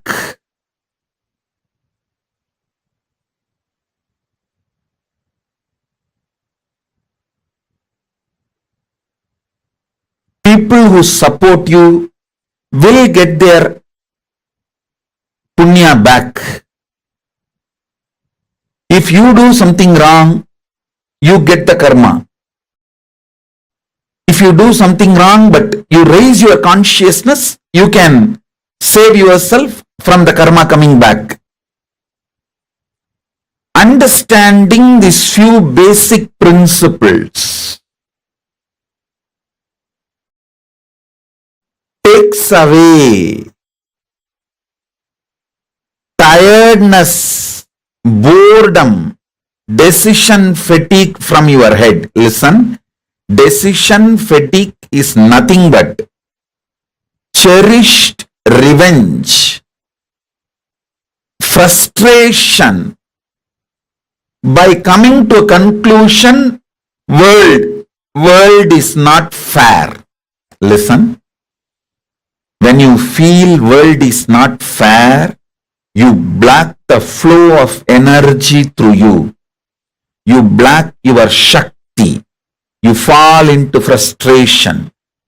Naturally, that leads to decision fatigue. Understanding world is just dharmic.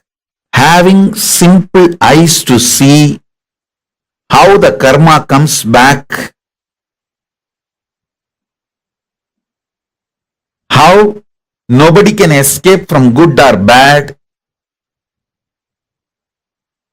Understanding this basic truth takes away all decision fatigue, frustration, anger about life, vengeance you cherish about people and life, known, unknown, all that just taken away. You become a free channel for energy to flow.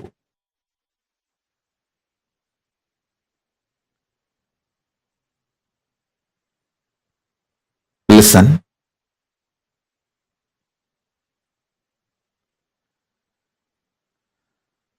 Knowing whether human society or world, nature,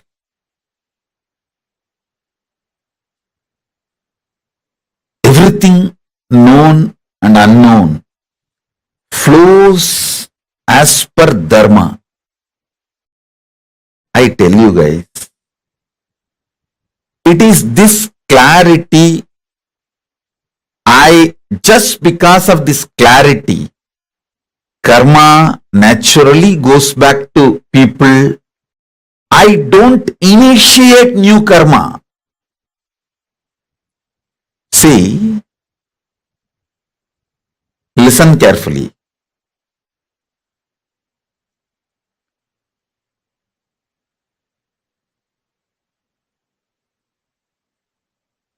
This is one of the biggest confusion, all those so-called logical brains. People try to tell, maybe, see, when I tell them, hey, don't kill the goat and eat, next janma, the goat will come as a human being and kill you and eat. They say, maybe Swamiji, last janma, the goat killed me and ate. That is why now I am killing the goat and eating.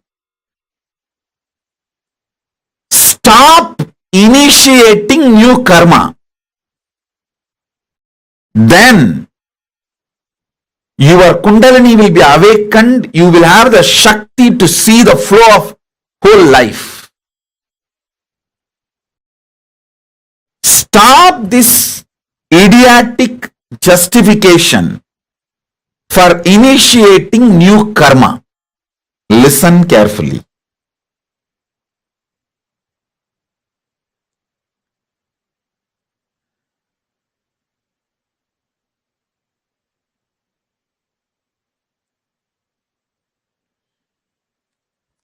When I realized the flow of dharma and flow of karma, I stopped initiating new karma chakra or the karmic chains that has brought so much energy in me. So much energy, I tell you.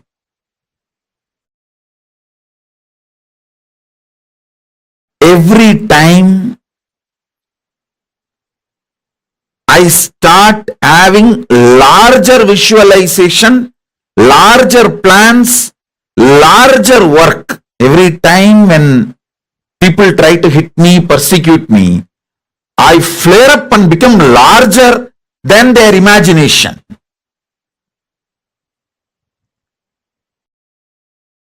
Secret of my energy is knowing the karma flow and dharma flow.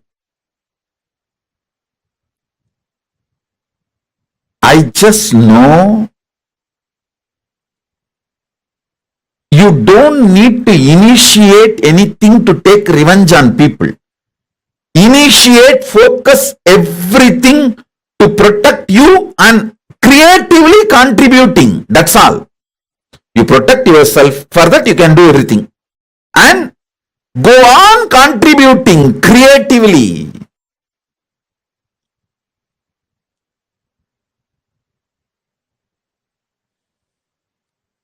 Even when I give a simple hug, it is absolutely creative. I just want to lubricate that being's inner space with my love and compassion and acceptance, so it can flower into a beautiful, powerful being. Same way when I scream, I just carve that being to become a god in every level. I stop just with these two. Maximum I protect myself and I go on contributing creatively, because I am assured inside me experientially about the flow of the dharma, flow of the karma. I do not have a cherished vengeance, cherished anger, cherished violence. All of you should know. You may not have cherished anger towards one person, but you may have a whole against the whole system. You may have a cherished anger and violence against the whole humanity, against the whole economical system, against the whole currency system. When you cherish the anger against the whole system, or the organization you are working for, or the career you are doing, or the clients you are having, you may have anger towards the whole system. Even that gets you decision fatigue. When you cherish anger towards one person, it's called vengeance. When you cherish anger towards unknown system, it's called frustration. Vengeance and frustration both brings decision fatigue in you.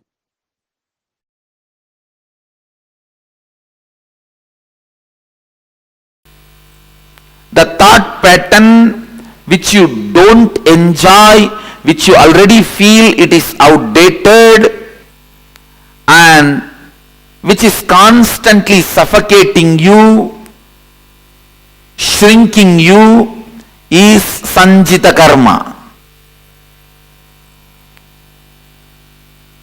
And the thought pattern in which you feel you are stuck, but you are able to cause few things as your reality in your life, that is agamya karma. But because you want to cause one or two things in your life as reality, the thought pattern you accept brings untold, unimagined, unexpected bondages, side effects, after effects in your life. That is called agamya. Listen. Husband is a person who stands by you during all the troubles, tortures, sufferings, pains, which will not be there in your life if he is not there. That is the definition of agamya karma. You try to cause your reality in one dimension of your life, and you accept certain thought current,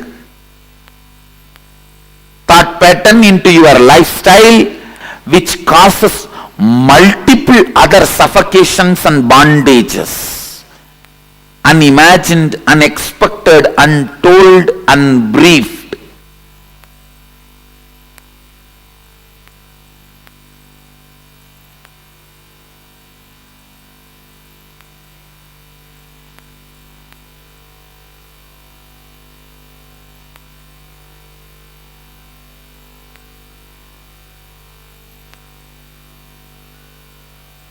Understand?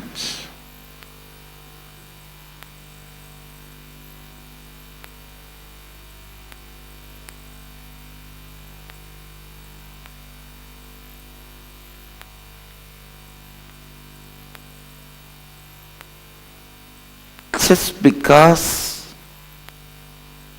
you want to own a home, sometimes you get stuck in the home for next 40 years paying your bank home loan.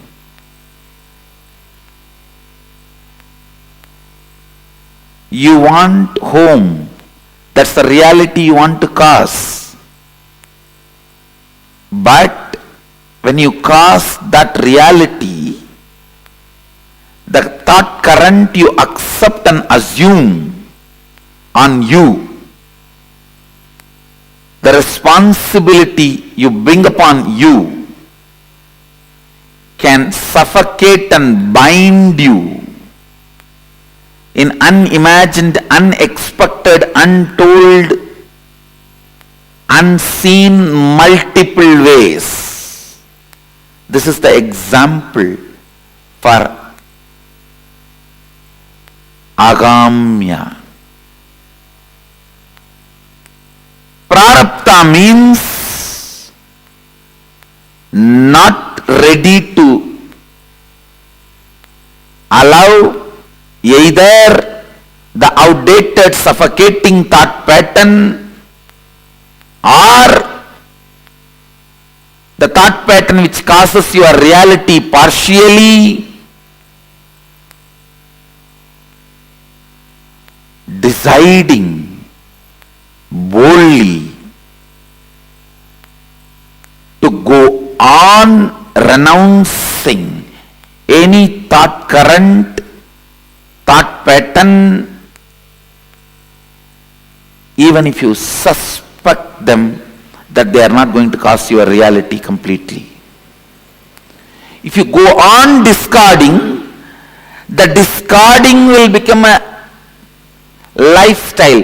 That discarding thought pattern, thought trend, thought current is prarabdha.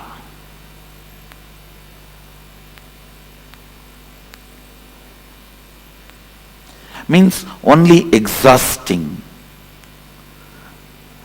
No more accumulation.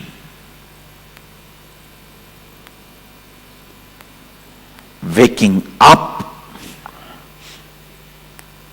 to the reality.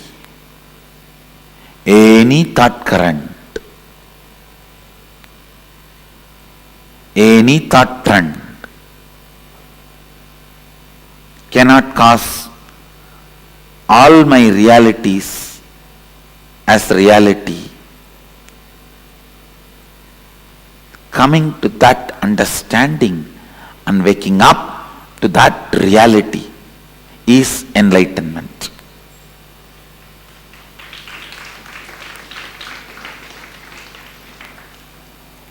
Not ready to be stuck in any thought current is the liberated thinking current. Not ready to revere, honor any thought current is liberated thinking current.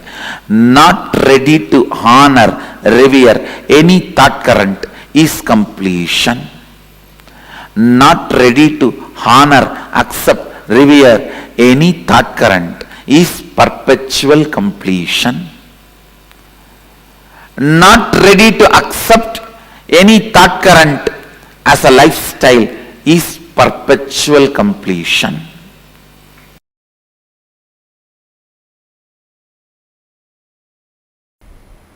However, you understand, the cosmos does not record anything other than violence.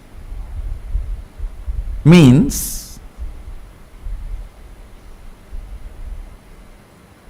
only if you cause pain, karma gets recorded.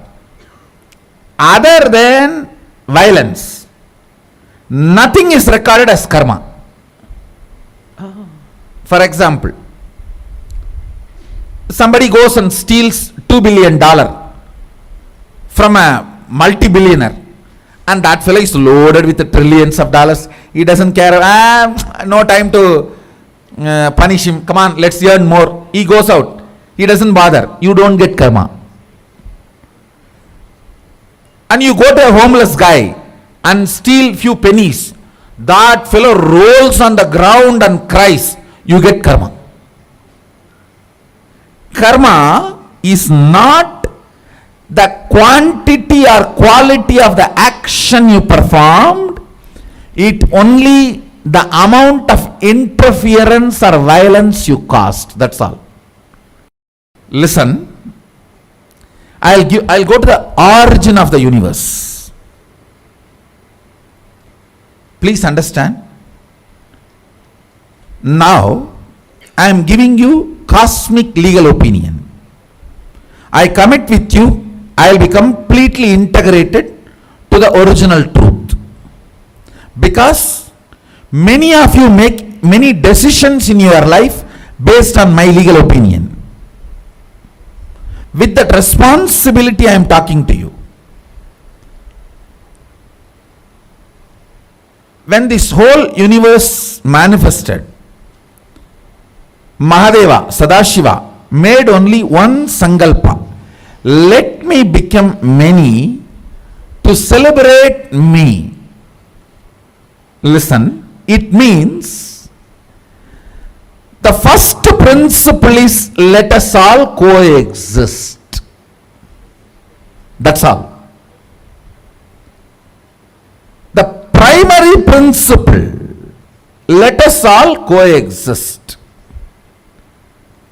Other than the violence of breaking this, let us all coexist, nothing is considered as karma.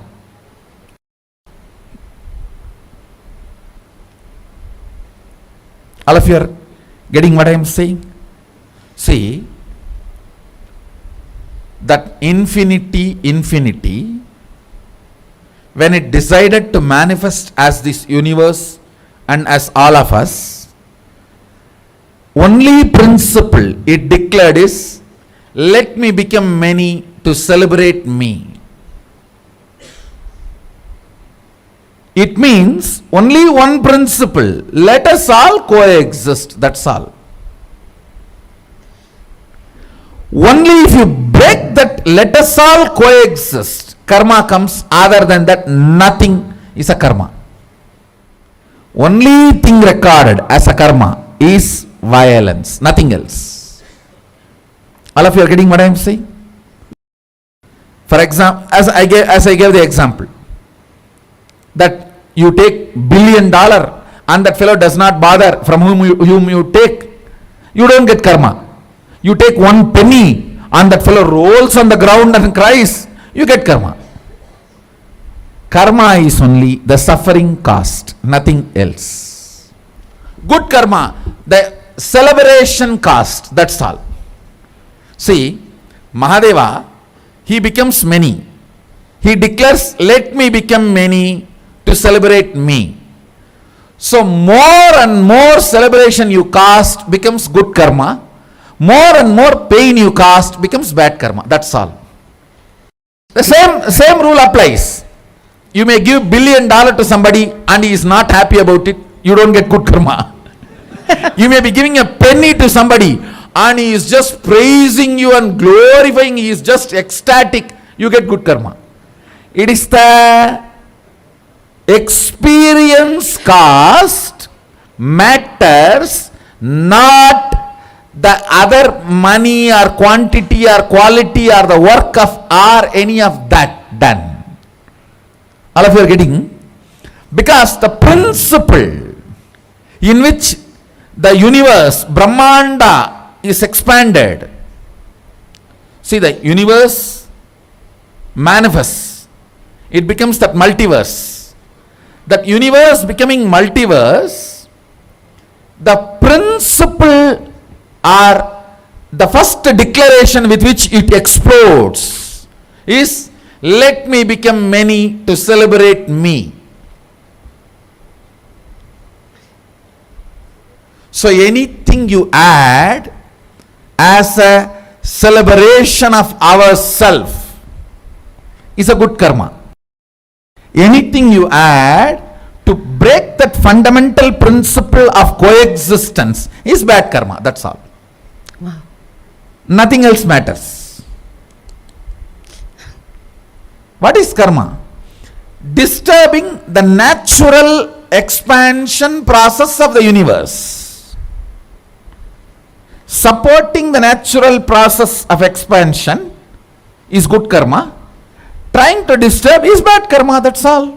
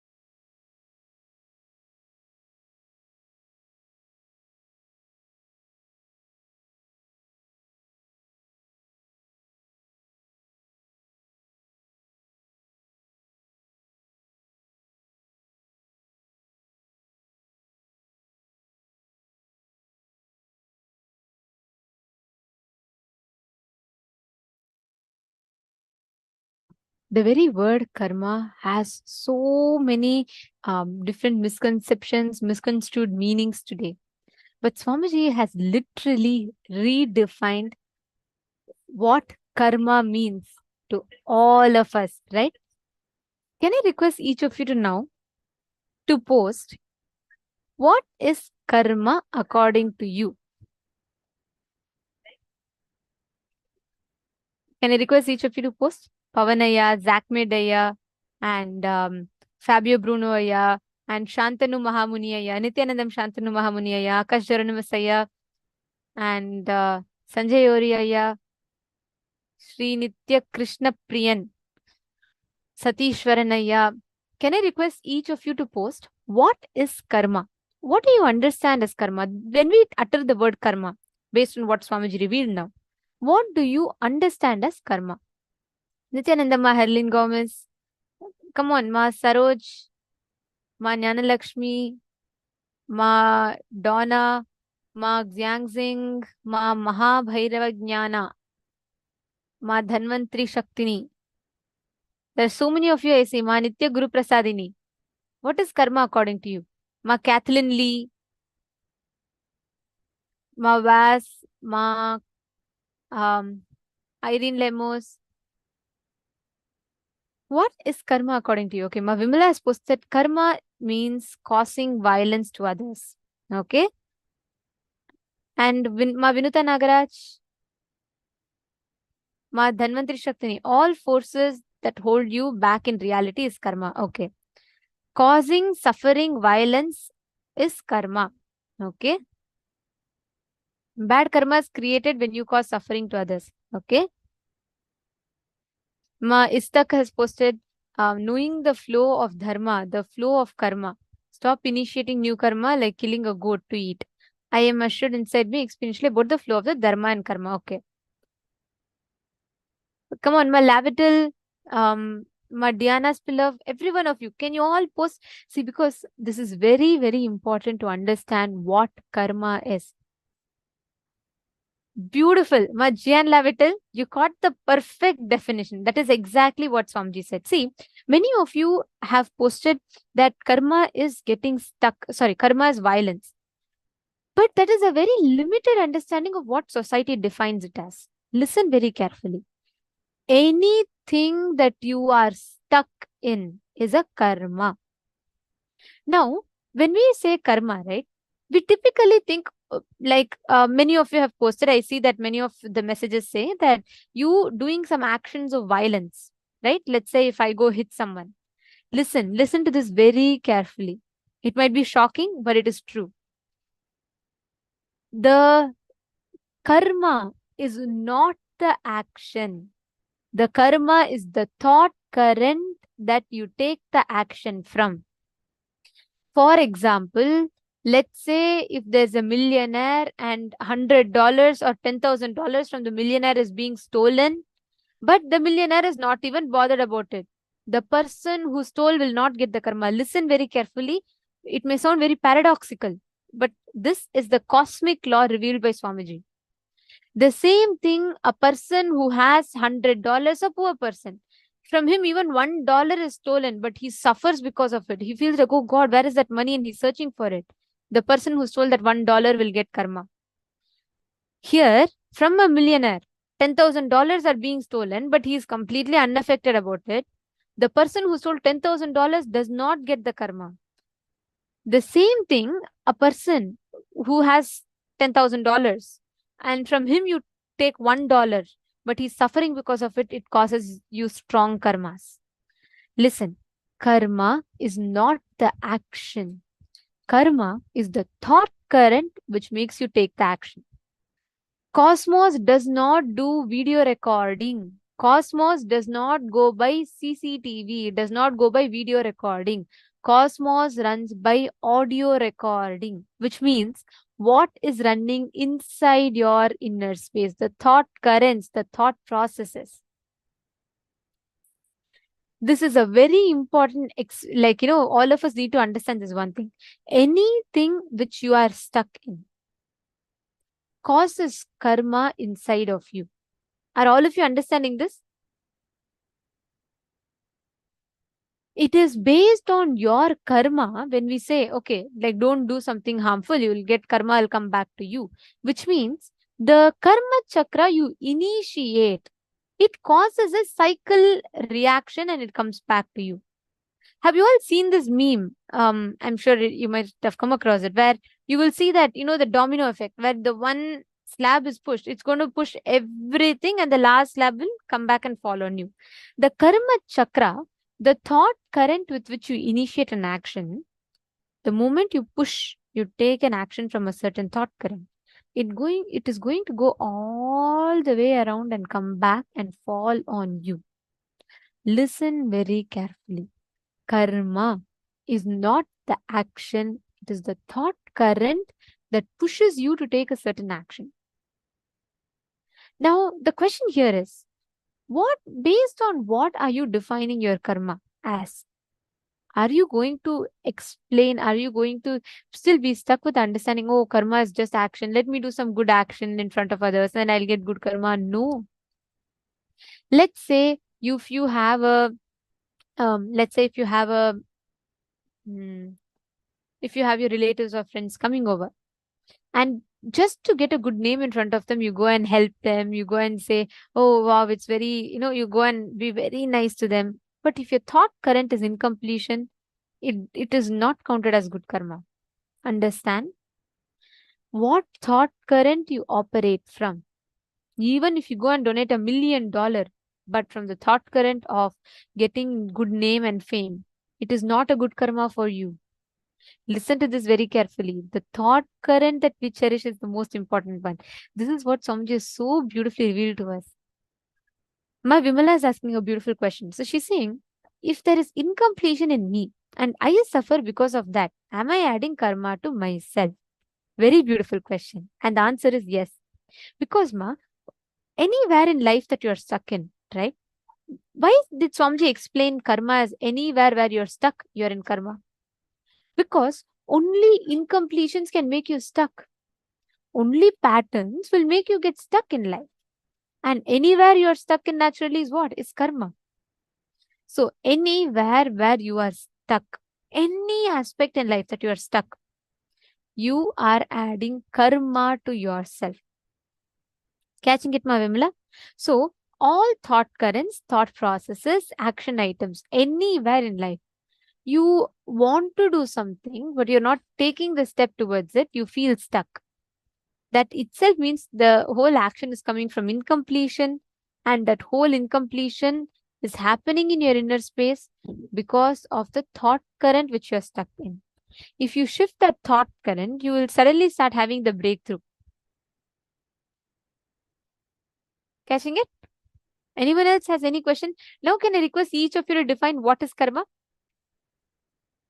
Come on. Can I request each of you to post? What is karma?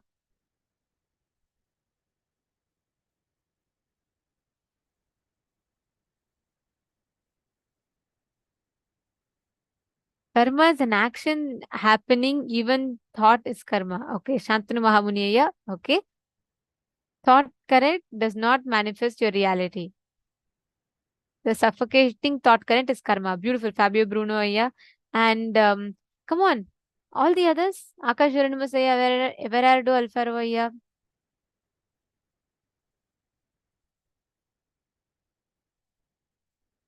Everardo Alfaro Ayya is asking, yesterday I heard a person say that if I have tried in not being good, it's incompletion.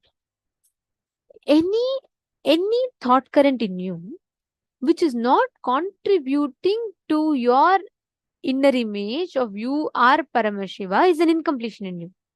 For example, if you think I am very smart, but I'm not as smart as Paramashiva, or even if you say I'm very intelligent, but I don't think I'm good enough or intelligent enough for a certain thing, is an incompletion. Anything, any identity in you other than the truth that you're Paramashiva is an incompletion. So all of that is an incompletion.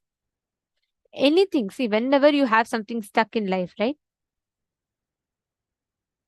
All of this is always constantly having wherever you get stuck with.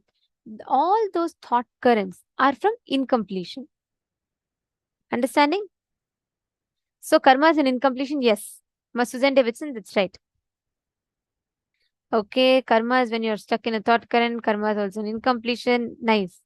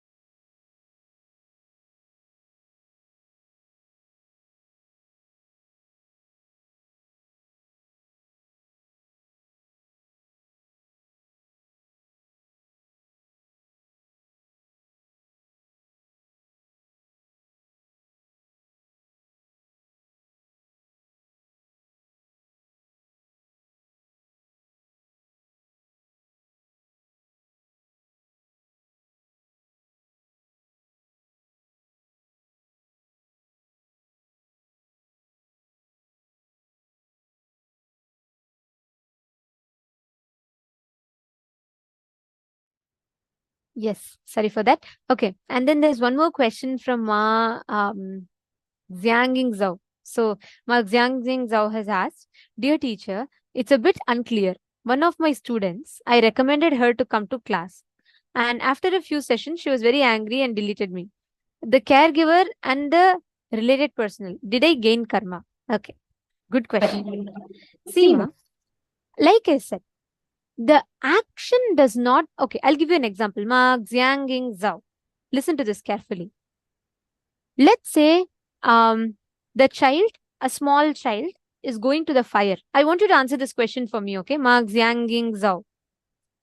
Let's say a small child, it is thinking fire is something beautiful, so it is going to touch the fire, okay? The mother is telling, don't go to the fire, don't go next to the fire. The child is like, no, I will go, I want to go, I want to go. It is throwing a tantrum. The mother is saying, no, it will burn you, don't go. The child is still saying, no, I want to go. Now let's say the mother slaps the child and drags the child out of the room and locks him out of the room so that he doesn't go to the fire. Do you think the mother will get the karma of causing suffering in the child? What do you think? Ma Xiangying Zhao. Could you let me know the answer? All of you can answer. Do you all think the mother will get karma of causing suffering in the child? Because naturally when the mother hits, the child is going to cry. So what do you all think? Okay, Ma Dhanvantri Shaktini is saying no. Why do you think no? Okay, Ma Swatli, why? All of you putting no? Okay, why? Ma Xiangying Zhao, could you also answer that question? Do you think the mother will get the karma? Okay, so some of you are saying no, her intention is good. Mom does it with good intention. Okay. Come on, Mahagovinda. And I request every one of you to actively post. This is an amazing session on karma. So if you all discuss it together, we all have the deeper understanding of it. And the very definition that Swamiji has redefined for karma will change our perspective of it. And it'll really change the way you are doing things. Okay, so So you're saying I'm not sure if this question will lead to mom gaining karma. Okay, listen very carefully. Why does the mom not get the karma here? Because, like I said, Swamiji was saying in this session, right? Cosmos does not have CCTV recording. Means Cosmos does not go by your action. Cosmos goes by your intention of that action. Here, if your intention is to enrich the other person, listen very carefully. Even if the other person may not understand, but if your intention was, let me give my best to the other person, you will only get good karma from that. You will not get bad karma. And one more thing here, in the same example, if the child is going through suffering, If that child is holding on to that suffering and having that suffering inside him, that karma will affect the mother, but because of the love of the mother, very soon when the child realizes and the completion happens, that karma does not affect the mother anymore. We need to know any suffering that we cause to anyone, consciously or unconsciously, like the other example that Swamiji was giving and Manityan Tosaf is telling, right? From a millionaire, even if you steal, let's say $10,000, $20,000, and let's say he has so much of money that he doesn't even bother about it, that will not give you karma. But the same thing, a person, a small a middle class person who has only $20,000, and you go and get $10 from him, you just steal $10. If he goes through immense suffering, it will be immense karma for you. Understand, the suffering that you cause, inflict upon others, comes back as karma to you as long as you hold on to that thought current. As long as you are there with the thought current from which you operated that particular action which caused suffering to the other person, you will get the karma back. The moment you are liberated from the thought current, that karma will no more come to you. See, listen very carefully. That is why the action you do does not matter. The thought current from which you do the action matters. The thought current, if your thought current is addressing, going from the space of, yes, I want to enrich, be very clear, Mark Zhang Zhao, it causes auspiciousness only to you, not bad karma. Okay? So, okay, Ma Virupaksha is saying, but the intention to steal can't be good. Correct, Ma? The intention to steal, it is not just that, but the degree of the suffering that the other person goes through also affects the depth of the karma.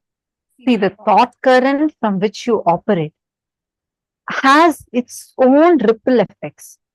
See, for example, have you all seen in this like Disneyland, and they blow certain bubbles with a certain shape. So when the wand is in heart shape, it will create like heart shaped bubbles. If it's in circle shape, it will create circular bubbles. If it's like in an oval shape, or sometimes like a flower shape, it will create different shaped bubbles. How the shape of the bubble wand, which they dip it and they, you blow from it, it creates certain shapes. How the shape of it determines the shape of the bubble, same way, the thought current you have determines the kind of karma, situations you're attracting in your life. As long as, see, how many of you see your life is very repetitive? Like you have the same type of patterns, same type of sufferings. You go through the same type of incompletions inside you. How many of you have seen this? Who all has seen this? Tell me. Like what kind of a feeling you had 20 years back?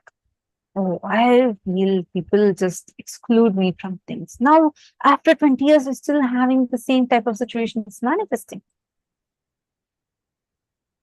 How many of you see that? Understand? That is why, because it's the karmas constantly repeating, like it's like a stuck gramophone. It just goes on repeating, same thing goes on like again and again and again. But only as long as you are sitting with that thought current. The moment you're liberated from the thought current, no more. That particular karma can affect you. Virupaksha, you need to understand one thing. Our definition, the societal framework of good, bad, right, and wrong is completely different from the cosmic law of good, bad, right, or wrong. The way you experience, the framework with which you experience what is good, what is bad, what is right, what is wrong, is very different from what cosmos measures as good, bad, right, or wrong. This very beautiful story that Swamiji explains this. So, once this story will help you understand deeper about karma. Okay, listen to this.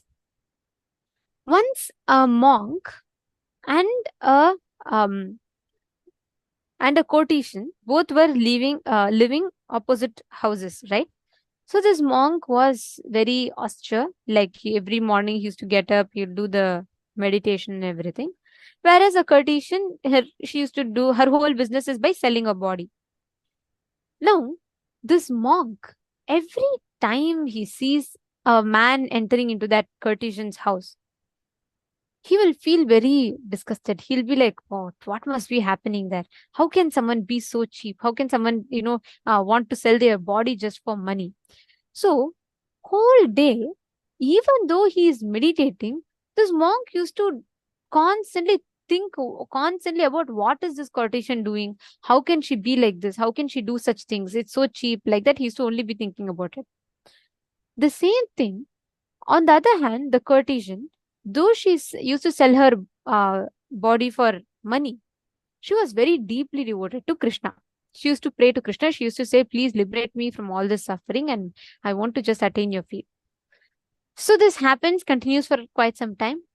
It so happens that one fine day, both the monk and the courtesan die on the same day. They both reach the gates of heaven, Loka, and the Yamadharmaraja, he looks at the accounts of all their karmas. So he looks at courtesan's life and he looks at her karmas. He looks at the monk's life, he looks at his karmas. And then the monk is very, eagerly awaiting. He's like, surely she will go to hell. I will go to heaven. So he's waiting to be royally welcomed in heaven. Yamadharma looks at him and says that he gives order that the monk shall be taken to hell. The woman, whoever was the prostitute, she will be taken to heaven.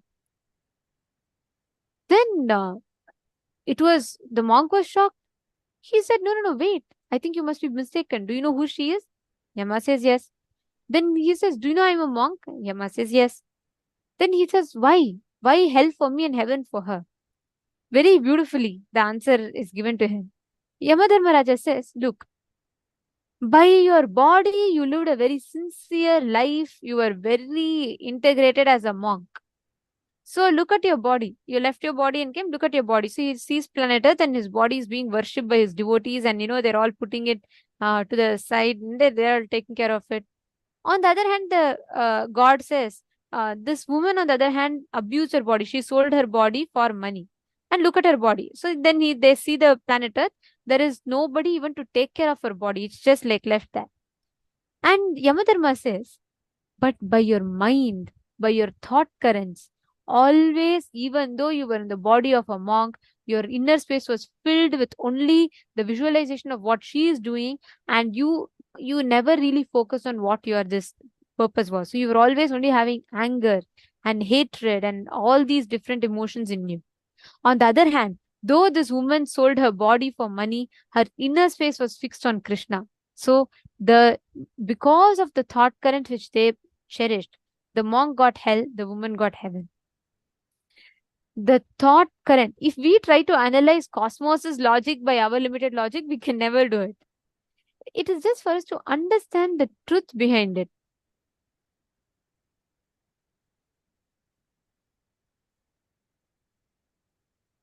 Machingo is asking, okay, so in the... Actually, I just want to add one thing to this example that you're mentioning. See, the one important thing we need to understand is the actions. When we say actions don't matter, you need to be very aware of the thought currents. So, why we have a certain lifestyle given as per agamas, why we have certain lifestyle practices, because only those will help us to be able to live this life through which you will be able to cherish the right thought currents. Your understanding, thought currents are too important.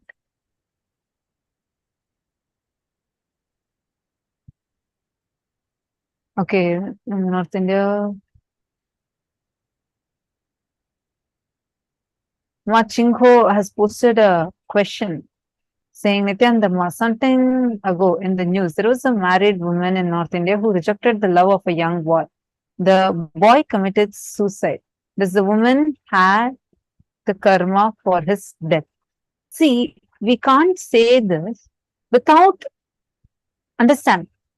To know or answer this question, the first and foremost thing, we need to know a lot more about the situation, about them, before you can even come to a conclusion. It is, see, understand the formula and you can apply it. If you are stuck in a thought current, you are stuck with a karma. The karma will have its own effects, side effects, after effects, everything. Any suffering you cause to another person, that comes back to you as a karma.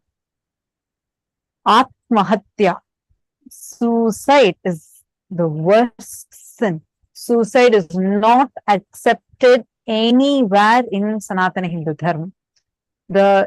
Any soul that commits suicide goes through the worst suffering. All the actions that we do, every action that we do in Sanatana Hindu Dharma, the core of it, everything only matters with what context you take that action from. What is the context of you taking that action? How? Why? Where? From which context you want to take that action?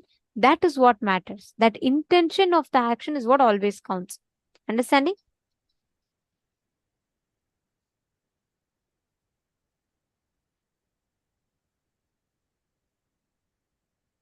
Okay, so Mashvetal Vyas is asking, does this mean any action we do with the right intention but cause suffering, still we will not get karma? That's what, see, the thing is, many times you would not know whether there are actions that when you take, when in a very hidden, with a subtle underline, it will still be from your ego boost. There are things that could have been done in a very non-violent way.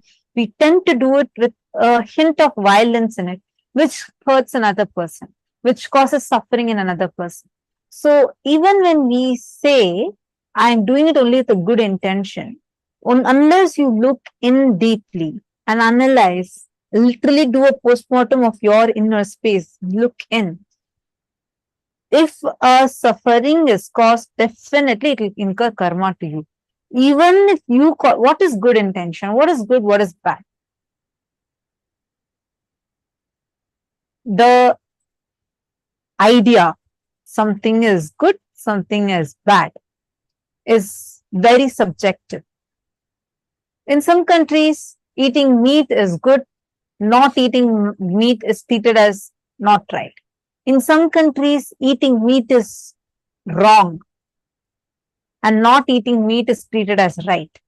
In some countries, certain type of dressing is considered as good, and in a different country, that same thing is considered as, oh, this causes suffering to you for a woman. Understand, it is very subjective. Cosmos does not do video record. It does not see it doesn't have a video recording that's happening. It only does audio recording. So it sees the thought currents that you are having. The thought current, that is why it's too important. If something is causing suffering outside, be very clear. There is some hint of violence inside you. Look in.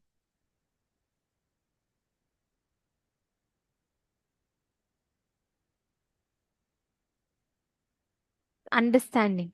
If we all analyze now, we will see how beautifully you can shift the understanding of karma, and you can not just shifting the understanding, can experientially gain the powerful cognitions.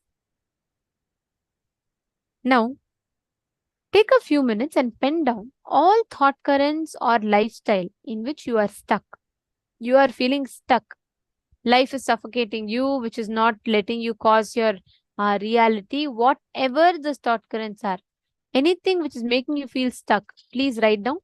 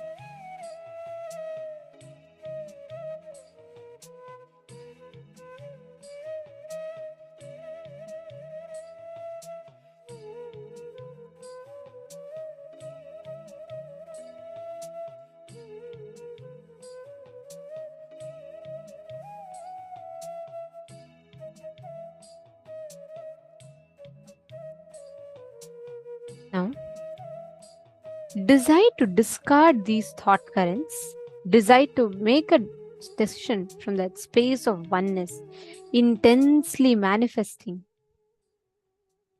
With that same space, I request every one of you to connect to a partner and ask them to give you any one place for you to scan.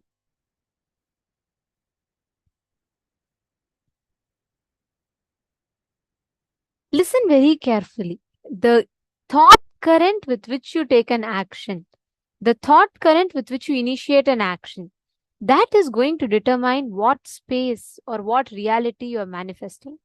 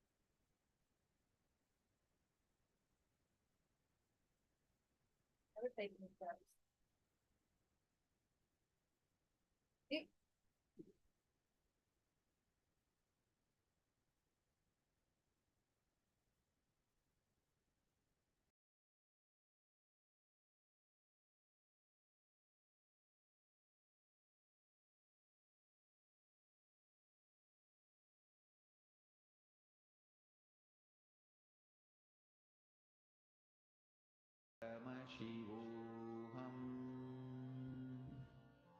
Om Nithyananda Paramashivoham.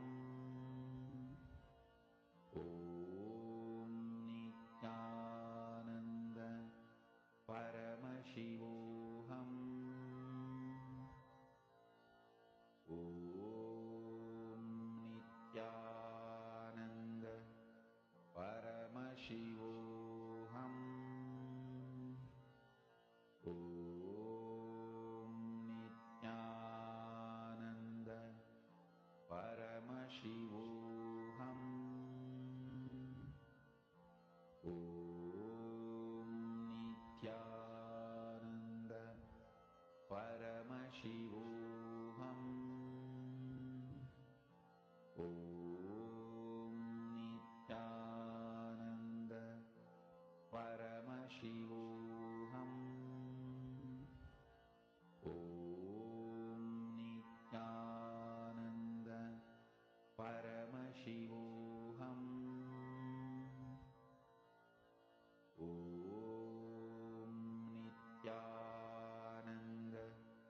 Paramashivoham.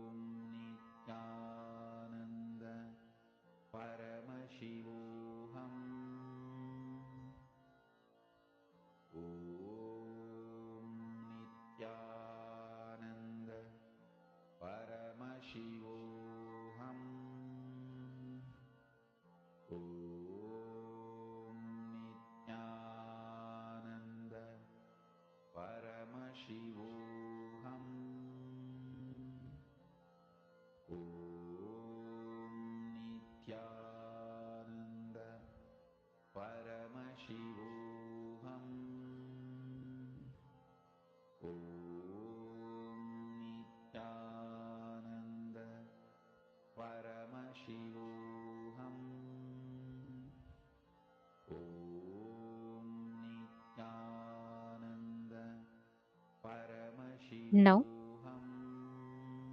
let us all enter into the next session where we understand about what is karma and what is dharma, the difference between karma and dharma. If somebody tries to attack you, what will you do? Naturally, you will defend yourself. Do you need a special spiritual practice for it? Do you need a special understanding? Whether you know the technique or not, method or not, system or not, by the very existence, your life will defend you. Because you don't want to be killed, you not killing others is Dhamma. Please understand. Because you don't want to be killed, you not killing others. That is ahimsa. Whatever you don't want to be done to you, you not doing to others. Same way, your properties. Naturally, you don't want that to be stolen. So you not stealing others' property is asteya. Naturally, you don't want anybody to lie to you. You not lying to others is satya. Whether you are a man or woman, naturally you don't want anybody's physical interference in your life. Uninformed and uninvited physical interference in your life. Doing the same to others. Not interfering into others' physical space, uninformed and uninvited, is brahmacharya. See very clearly, Dhamma is nothing but just these few basic truths. You don't want to be killed, so don't kill others. You don't want to be lied, don't lie to others. You don't want to be robbed, don't rob others. You don't want to be exploited, don't exploit others. You don't want others to live with all the resources of the world. So you don't do that same. Aparigraha. Please understand, asteya, aparigraha, brahmacharya, satya, ahimsa, non-violence, truthfulness, non-stealing, not robbing the resources of the world, and non-interference in others' physical plane. Please listen. Do you need any special spiritual practice or understanding to live these principles? No. See, when somebody attacks you, do you need a special spiritual understanding? Or just you have to read some books and do some spiritual practice to defend you? See, whether you are able to defend yourself or not is separate. Whether you are successful or not is separate. But even a worm, ant, raises its hood and tries to defend itself. Understand, you defending your existence, you defending your life, you defending your identity, you defending what you think as you, is natural. Do the same thing to others. That is what is natural flow of life. Understand? Dhamma is always non-controversial. Please listen. Anything other than Dharma, anything other than Dhamma, always will leave some incompletion in you, some controversy in you. Dhamma is the one and only non-controversial flow of life, flow of existence. All judgments lead to more and more arguments, appeal. But all the solutions based on Dhamma leaves both sides complete. Please listen. Because Dhamma is the natural law of life, natural existence of life. Dhamma does not need any special spiritual practice, special spiritual understanding. It is just established on one truth. What you don't want to be done to you, don't do it to others. That's all. Listen. Come to the space of listening. If somebody tries to attack you and you defending yourself is the natural law of life. Dhamma. Same way, you not attacking others, harming others is good karma. Knowing you harming others is bad karma. That's all. Understand? Whatever is your natural flow is Dhamma. You not doing that to others is karma. Listen. Listen. You understanding, you will protect you when somebody tries to attack you is Dhamma, natural law of life. You doing the same thing to others by not attacking is right karma. Attacking is wrong karma. That's all. A simple flow of life is Dharma and karma.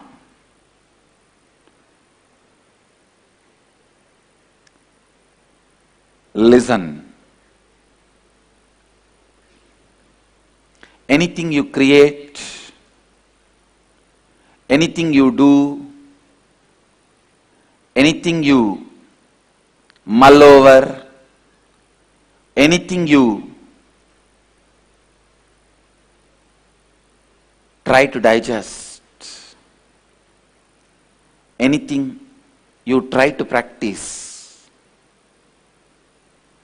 is not natural law of life. If at all you have to practice something that is only one completion, that's all. Only one you need to practice completion means getting back to your natural space, your original space. Other than completion, nothing else need to be practiced. Simply you know the law of life.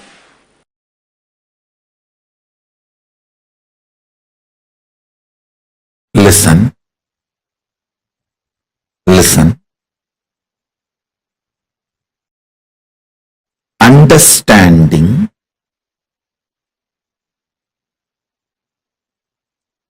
the cosmic flow of life, like karma,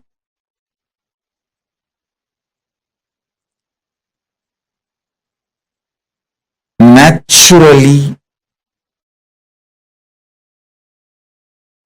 takes its own course of life.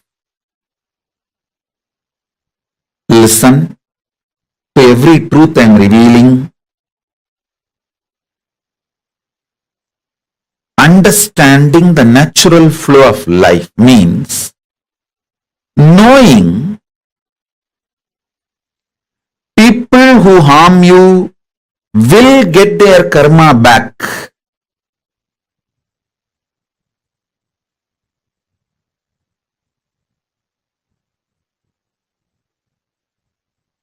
People who support you will get their punya back. If you do something wrong, you get the karma. If you do something wrong but you raise your consciousness, you can save yourself from the karma coming back. Understanding these few basic principles takes away tiredness, boredom, decision fatigue from your head. Listen, decision fatigue is nothing but cherished revenge and frustration by coming to a conclusion, world is not fair. Listen, when you feel world is not fair, you block the flow of energy through you. You block your Shakti. You fall into frustration. Naturally, that leads to decision fatigue. Understanding world is just dharmic. Having simple eyes to see how the karma comes back, how nobody can escape from good or bad. Understanding this basic truth takes away all decision fatigue, frustration, anger about life, vengeance you cherish about people and life, known, unknown, all that just taken away. You become a free channel for energy to flow.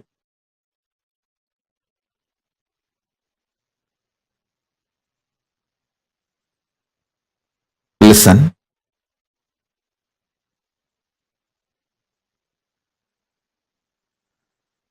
Knowing whether human society or world, nature,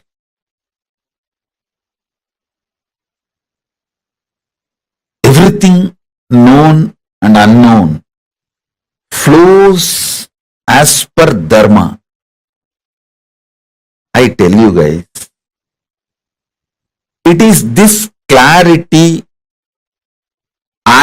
just because of this clarity, karma naturally goes back to people. I don't initiate new karma. See, listen carefully.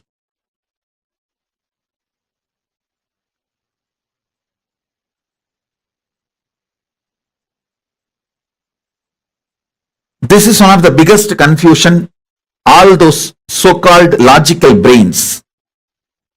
People try to tell, maybe, see, when I tell them, hey, don't kill the goat and eat, next janma, the goat will come as a human being and kill you and eat. They say, maybe Swamiji, last janma, the goat killed me and ate. That is why now I am killing the goat and eating. Stop initiating new karma. Then your Kundalini will be awakened. You will have the Shakti to see the flow of whole life. Stop this idiotic justification for initiating new karma.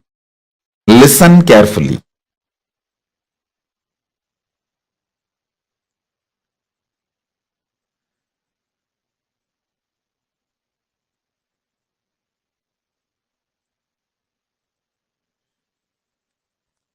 when I realized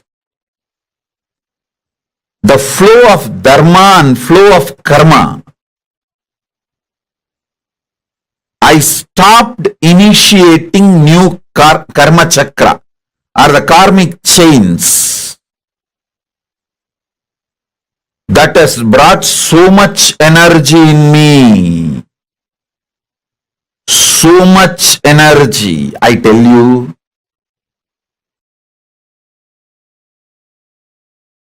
Every time I start having larger visualization, larger plans, larger work. Every time when people try to hit me, persecute me, I flare up and become larger than their imagination.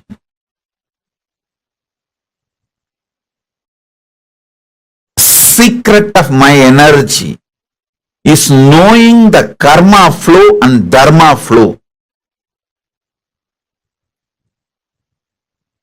I just know you don't need to initiate anything to take revenge on people. Initiate, focus everything to protect you and creatively contributing. That's all. You protect yourself, for that you can do everything. And go on contributing creatively.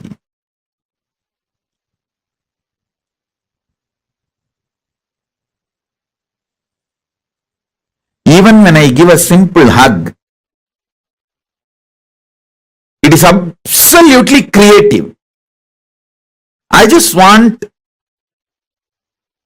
to lubricate that being's inner space with my love and compassion and acceptance so it can flower into a beautiful, powerful being.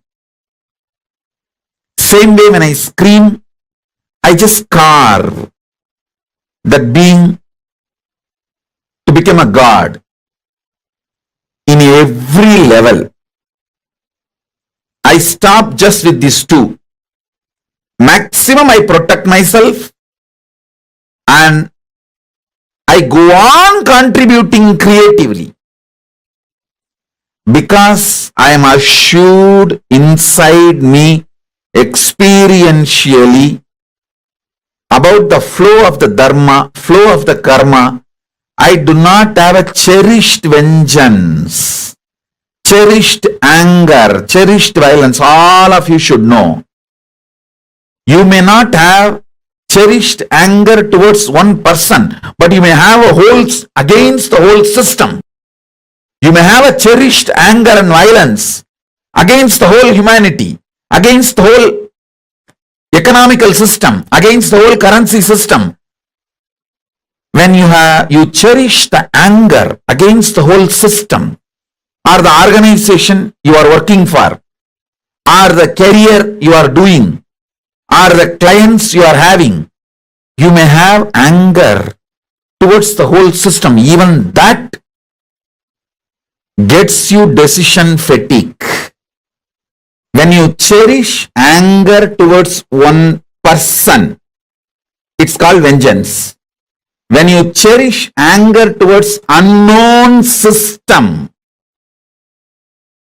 it's called frustration.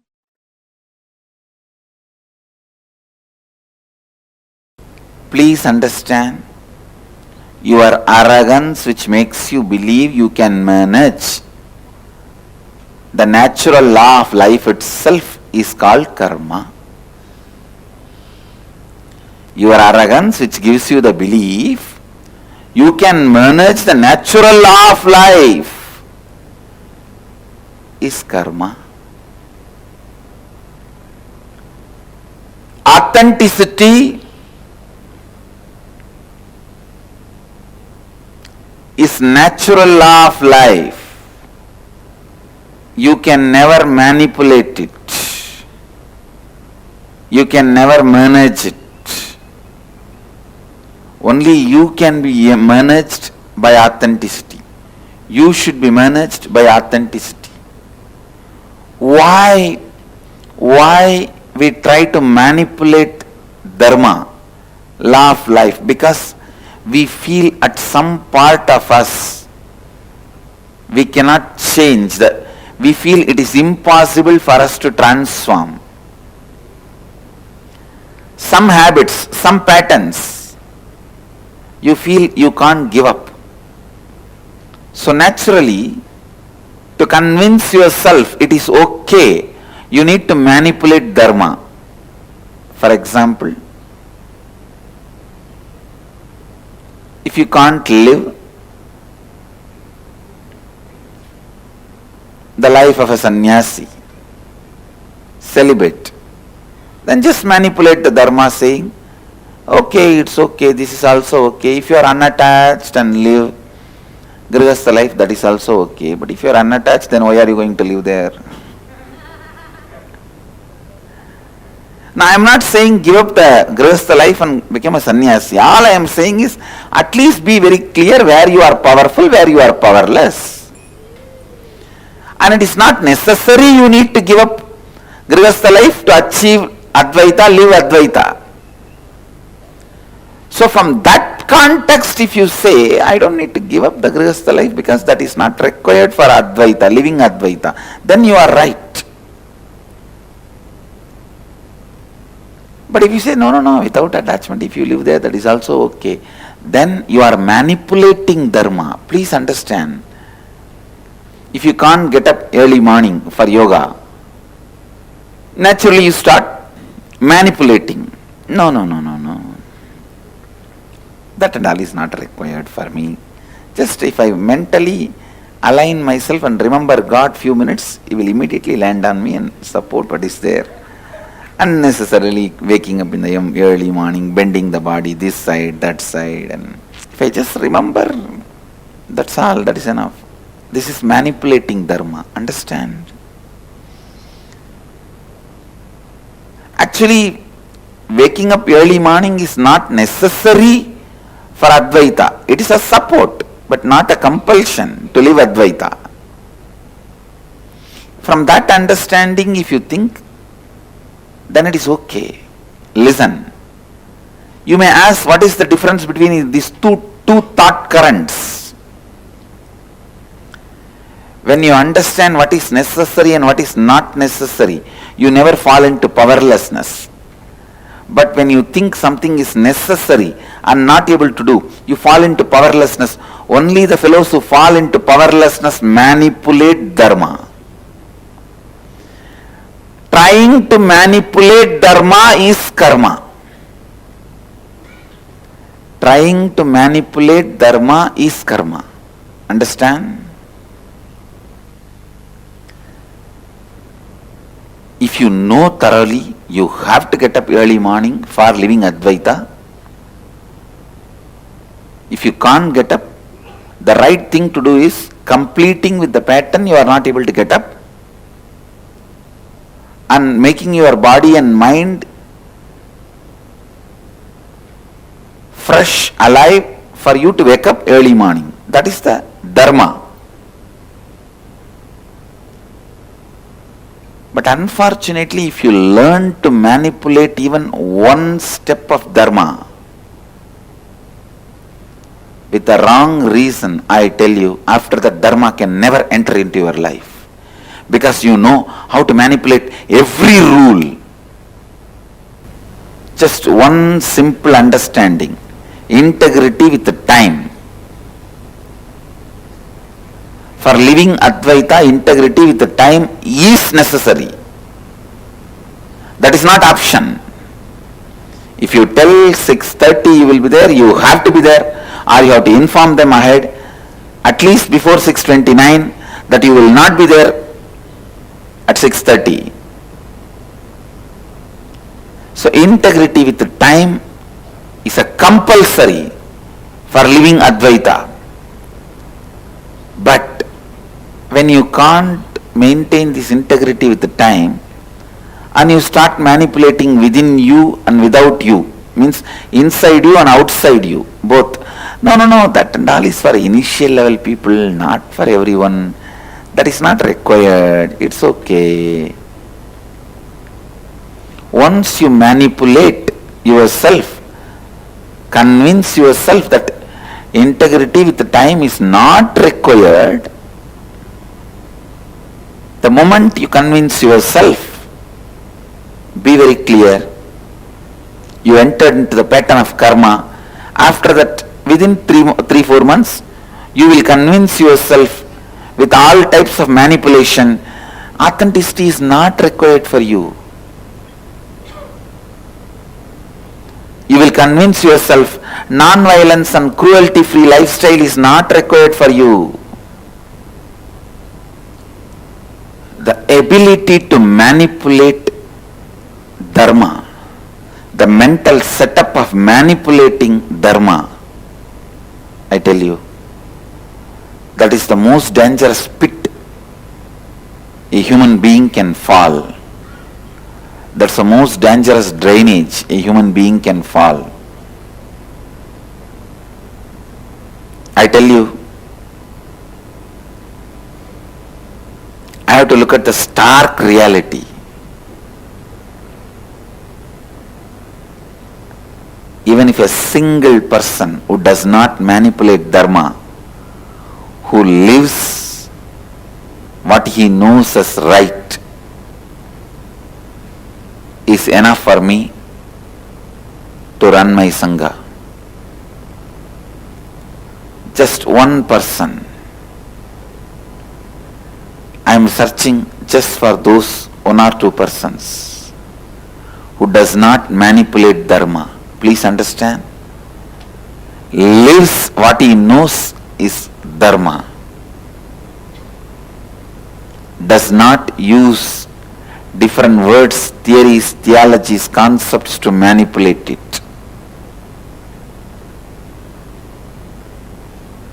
I am searching just for those 1 or 2 diamonds. Of course, I wanted to make millions of people. I wanted to make is different, but still I have not got even one is the truth. Who does not manipulate dharma in his thinking. There is no blind spot in his thinking. If he knows right, he does it. If he does not know, he knows it is not required. If he does not get up in the morning and come for yoga, he knows it is not required. If he knows it is required, he is not inefficient or there is no impossibility. That is what I call no blind spot, no manipulation of the principles. It is unfortunate. One of the very important Hindu guru telling publicly he is searching for one person who does not manipulate the dharma. Understand? The scale I set also need to be looked in. Its highest standard. Anyone who lives in his life without manipulating even one step of dharma lives enlightenment. The pattern of manipulating and compromising with the life of Advaita is karma. The pattern of coherently vibrating with the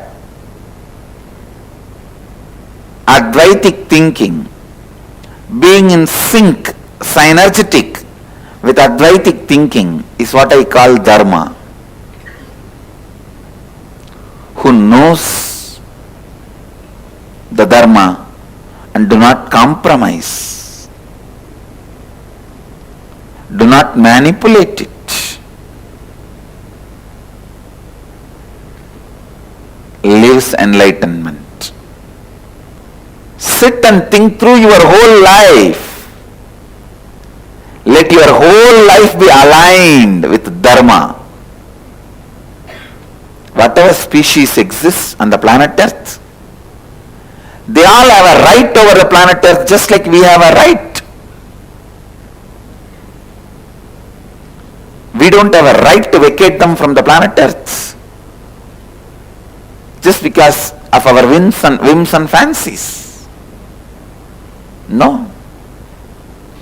Everything you live should have the context of Advaita. Everything which has the context of Advaita should be lived by you is living enlightenment. Lifestyle of no blind spot. Every understanding from the context of Advaita has to be lived uncompromisingly. If you are made to understand this is responsibility, you have to live it. This is enriching, you have to live it. This is authenticity, you have to live it. This is integrity, you have to live it. No question of compromising. No compromising. If you are powerless somewhere to live the Dharma, complete. Complete with that powerlessness. Complete with that powerlessness and raise yourself to the next level. But no question of manipulating it. If you manipulate Dharma, you will never transform. You will never know where you need to complete. You will continue to be the same sewage, thinking outside you sprayed enough perfume, no one will have a smell. Yes, but inside you will be stinking.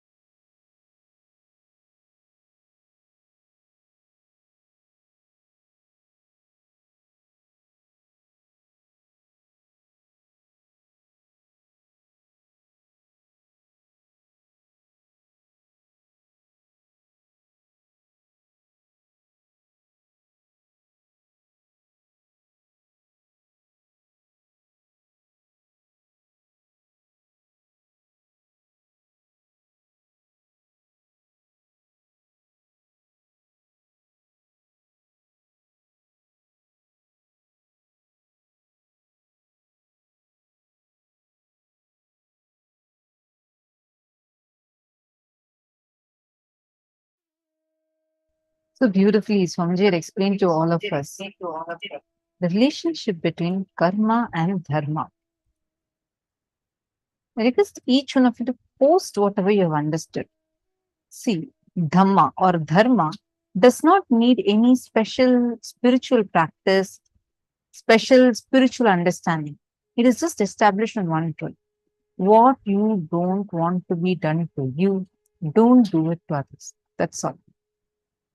In other words, whatever is your natural flow is Dhamma. You not doing that or allowing it to others is karma.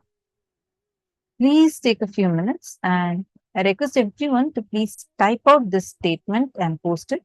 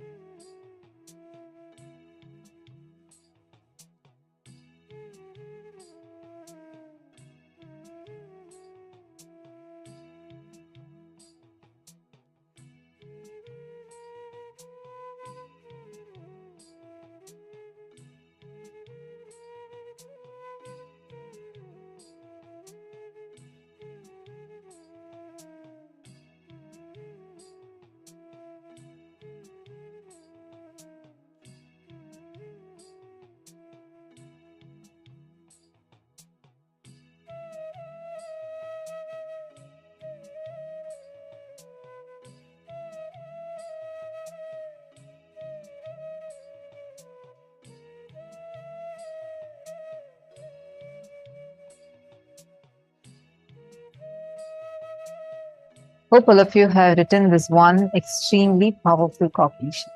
So now let's discuss this deeply. Whatever you understood in the first session, where what we learned about, the previous session, where we learned about what is karma, correct? We all had so many questions.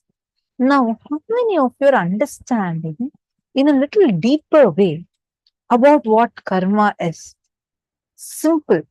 Don't do unto others which when done to you will cause you pain and suffering. How many of you are understanding this? Jingu was posted, thank you, Ma. This session is so helpful. Trying to do the best for feral cats is never easy. They never cooperate. It's good to know the intention is what matters, even though they don't understand this is for their good. See, it is simple. Don't do unto others which when done to you causes pain and suffering. Whatever is your natural flow is karma. Not doing it yourself or not allowing it to happen to others is karma. You are understanding this?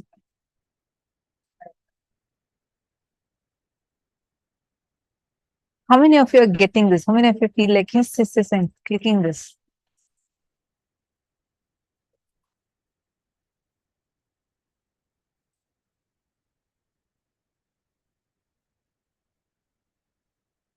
Now, with this definition, look, analyze, scan the different aspects of your life. You're going to get flicked with understanding about how the Karma Dharma operates. It was such an amazing the science of, actually Swamiji revealed the science of Kayakalpa through karma, digestion, explaining what karma and dharma relation and the science of Kayakalpa. We're going to have that session too today. Anything you create, anything you do, anything you mull over, like whatever you're trying to digest, you're trying to practice, which is not the natural law of life. If at all you have to practice something, then it's only one thing, like what Swamiji said, completion. That's all. Means getting back to your natural space, your original space. Other than completion, nothing else needs to be practiced. Simply you will know the law of life. How many of you saw the moment you got connected to Swamiji? Probably yes, you might have made a decision once, twice, a few times, saying that yes, I don't want to eat non-veg food. But automatically it just dropped from you. No more this non-veg, eating meat is even there as a necessity for you. You just were able to drop it. How many of you have had this breakthrough?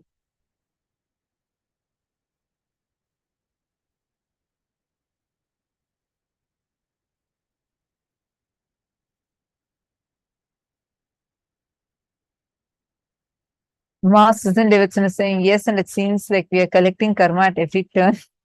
That is true, Ma. That is why they say, right? All of us are having, all of us usually have a lot of these things inside us, like the thought currents. Minimum, you'll actually have like 2-3 thought currents, maximum 10 thought currents, not more than that. Everything will be based from that thought current. So anything that you're getting stuck with in that thought current and you do an action, it is karma. The thought current matters. The moment you understand this, you have so much of clarity. That is why whenever Swamiji is giving such a powerful cognition, powerful revelation, you're like, hey, this is just doing something. I feel so, my brain is getting expanded. I feel so light, right? How many times you'll experience that?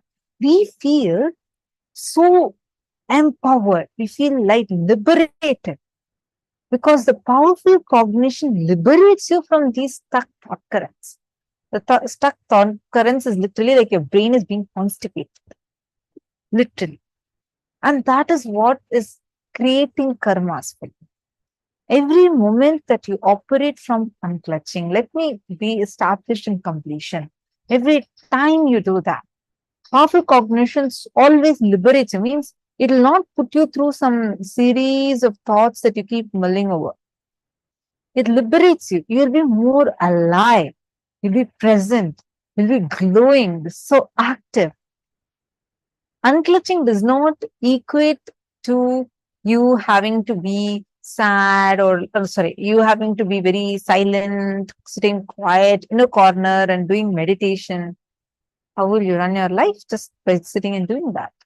You're going to be still involved with your life. You're still going to be active. You're going to be working on projects from the space of unclutching. Amazing unclutching, intense unclutching, and intense activism. That is what is a space we need to be in. And moreover, Beautiful things, Swamji tells. Let's say you're struggling with 10 patterns.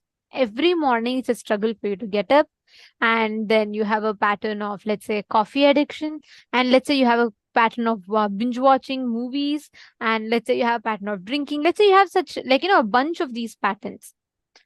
The best news is, even if you break one pattern with your conscious will, breaking the 10 other pattern will be just like a piece of cake. You'll be very easily, you'll be able to do it. It will not be a struggle for you. Understanding? Even your decision, your conscious will to manifest the breakthrough in one pattern. And understand, anything that happens in life, like she was just saying, there's nothing called as something bad is happening to you. Everything that happens in their life is the possibility of expansion for you. Swamiji will tell that only arrogance remembers the pain in life and forgets to offer gratitude for the good things in life. Always arrogance will only remember the painful things in life. That is why we will collect.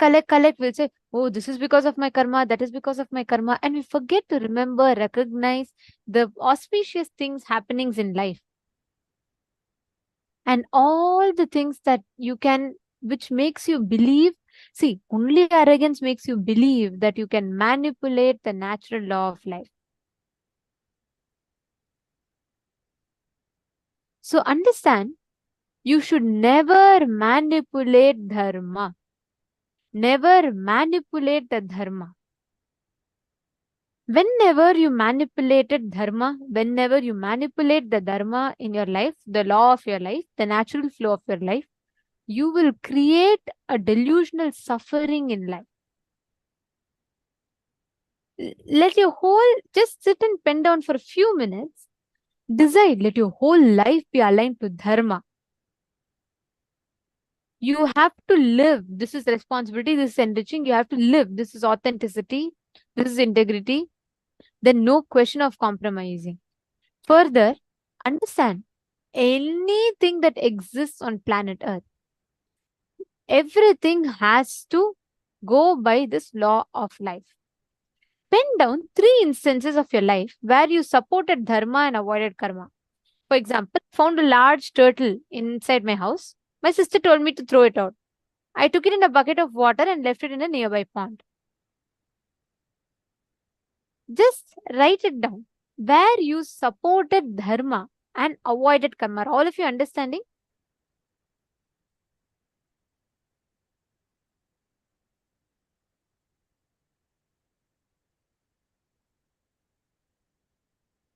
When you fulfill it, for example, you are supposed to be, you are seeing that someone is suffering. It is not that you are, it is not that someone needs to tell you that, but it is your dharma that you have the ability to help, and there's a person suffering in front of you. You naturally went and you did the dharma of enriching the other person, because of which you avoided the karma. Write down situations like that, where the easy choice could have been, let's say, in ignoring the person, you continuing to do, you're rushing for something and you want to finish that. But you're incurring karma there by not supporting the person. You're manipulating the karma. Whenever we postpone, procrastinate due to laziness, boredom, tiredness, we are manipulating the dharma and in turn incurring karma. Write it down. I just wanted to read out this beautiful experience Mayana has posted. I had a breakthrough on fasting last days. I did not eat for 3 days and it was so simple. I just thought and offered it to Swamiji and Devi. Yeah, and she said that she clicked with saying that we can actually surrender even fasting to Swamiji. And first, I only wanted to fast for 1 day only. Wow. See, now, Vayana, how powerful you feel, right? This liberating cognition will not cause karma in you. Because every cognition that's liberating you will not cause karma for you. That is why any time, any action you do, which you do from a very powerful cognition inside of you, liberates you. See, when we get caught up so much in following the letter, forgetting the spirit, that is the worst way you can manipulate any dharma, the law of life. There's a very beautiful story about it. This is one of my most favorite stories. The story on how a cat stopped the worship. It's a very beautiful story. So there was a monastery, okay? And in that monastery, there lived a cat.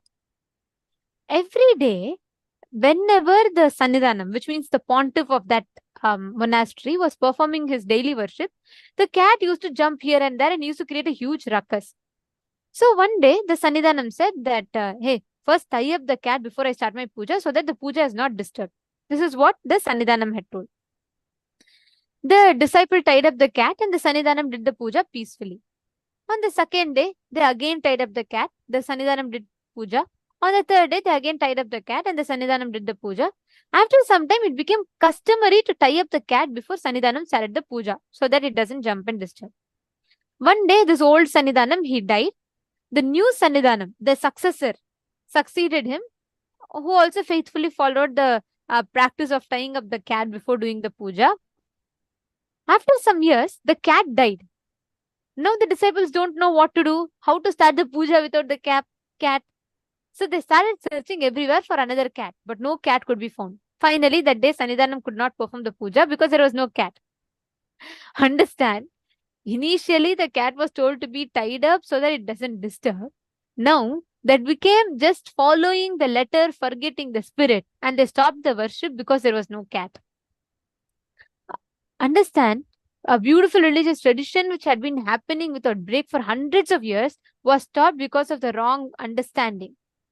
Many times we follow the letter, forget the spirit, and we create suffering in life.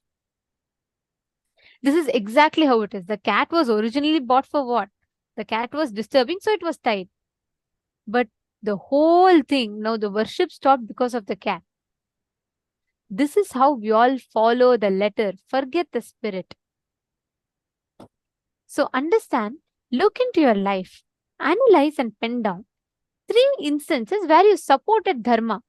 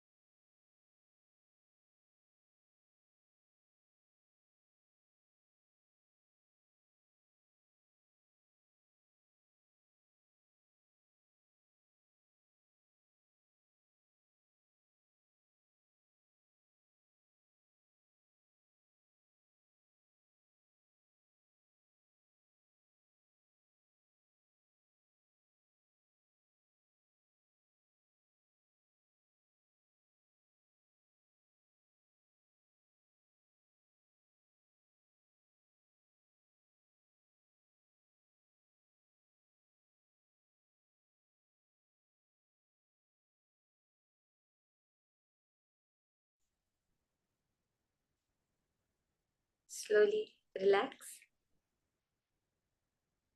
In that powerful space of being in that space of dharma, as Swamiji so powerfully said, what you do is what you get. What you give is what you get. From that context, understanding the science behind this dharma chakra, it's not about the actions, it is about the thought current behind what you do. Fundamentally, this means that it's not about what you see as a result. It is not about what is perceived in the outer world, in the length, breadth, and depth. It is about the space you hold. It is about from what context, from what cognition you did whatever you did.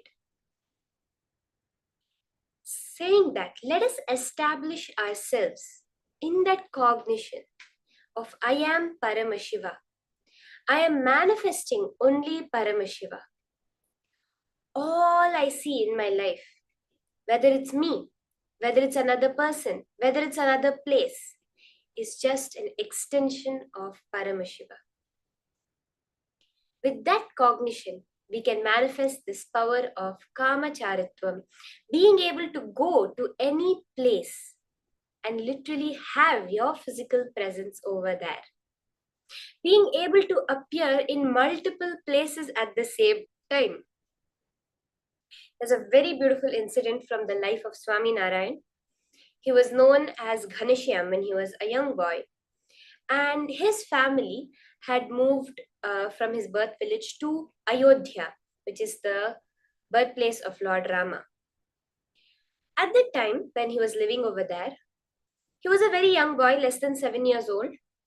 And he used to always go to the temple to listen to the various stories of the divine, the various happenings in the life of the divine. One such time when he was gone, it became late evening and he had not returned home. So his mother sent his elder brother to look for him. His elder brother came to the temple, knowing that Ghaneshyam had gone to the temple, and started looking for him. He first went to the Rama's shrine as part of that huge temple complex. And there he saw his brother, his younger brother Ghaneshyam, listening to the Rama Katha, the story of Lord Rama. So he goes and calls Ghaneshyam saying, "Come, mother is waiting, it's time for us to go home." Ghaneshyam says, "See, you go to the next shrine, the Krishna shrine, get blessings and come. By the time this story will be over, and then I will come with you." So his brother says, "Okay, make sure you come. Don't try to sit for longer after that." And he goes to the next shrine.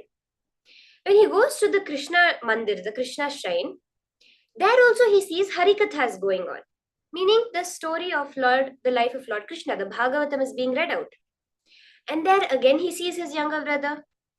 So he's starting to get a bit confused. He said just now he was there in the Rama place listening to the story. So he again goes and calls his brother saying, "Hey, it's time to go home."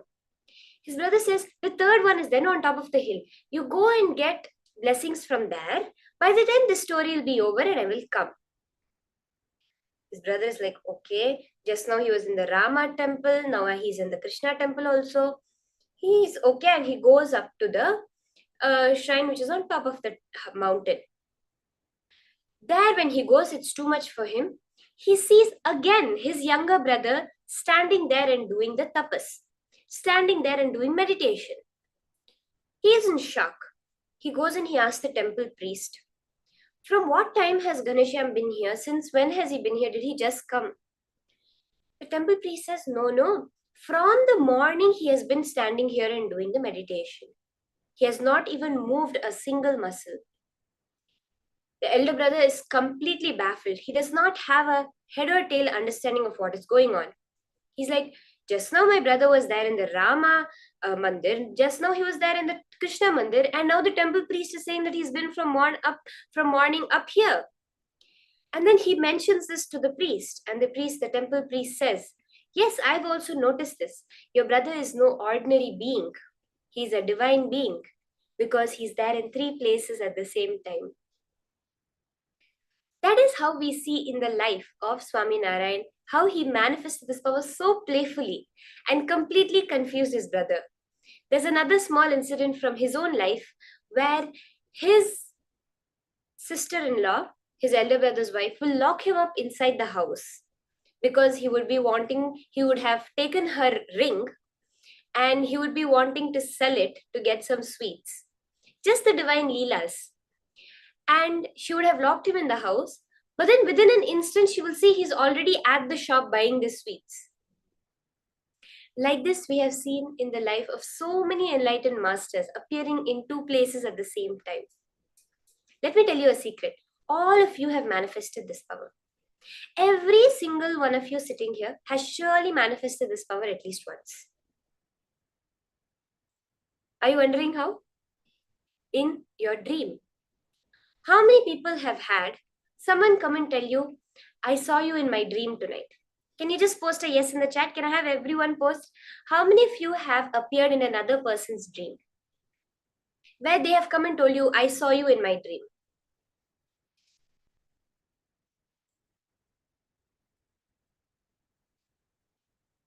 Yes, okay, Madonna is saying that she has heard this. Can I request everyone to post?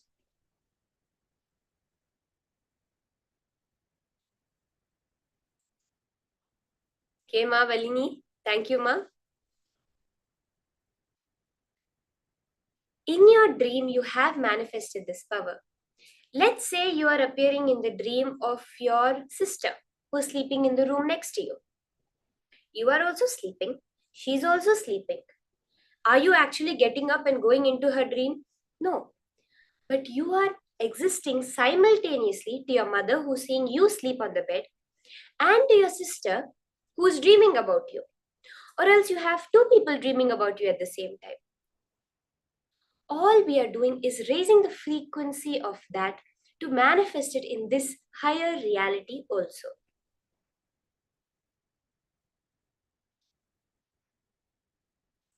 Okay? Yes, Ma Sarala, I know I have heard of many incidents where Mahavatar Babaji has also manifested this power of appearing in two places at the same time, being able to appear in any place at his will. So now are all of us ready to manifest? Let us start, okay? I'm going to be holding an object for each and every one of you. I have an object with me on my lap. All of you are going to be coming to the place where I am currently, scanning and seeing what is that object that I am holding now. Go to the detail.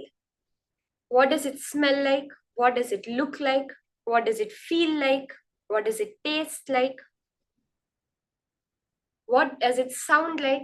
All of these details you can post for the object that I'm holding now, okay? Because you're going to be physically coming here and seeing it. Let's start.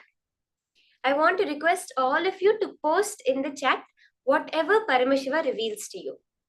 Exactly what is the object that I am holding in my hand right now.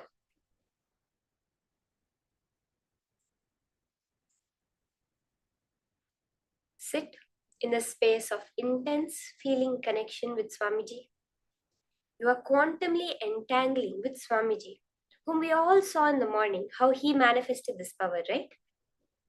We are entangling with that source, that being, to continue and also see this power as our reality. Unclutch and chant the Mahavakya to raise your frequency and make this as your reality. Chant the Mahavakya and physically look, experience with all your five senses.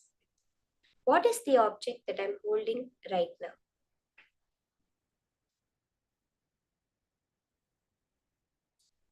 If you have any doubts about the manifestation, if you're understanding completely, I request all of you, you can post in the chat any doubts, any questions, any clarifications you need.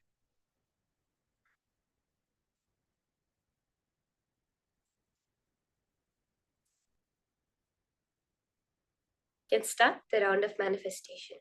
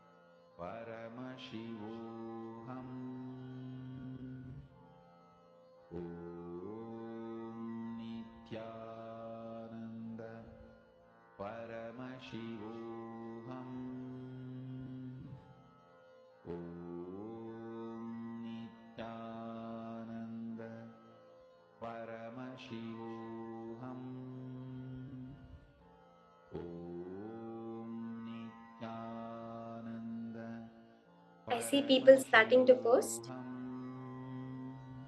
Thank you. As and when Paramashiva is revealing to you, you can immediately start posting it in detail. Go through all the five senses. What are the sounds that Paramashiva is revealing to you? The sight, the touch, the taste. All of this you can post.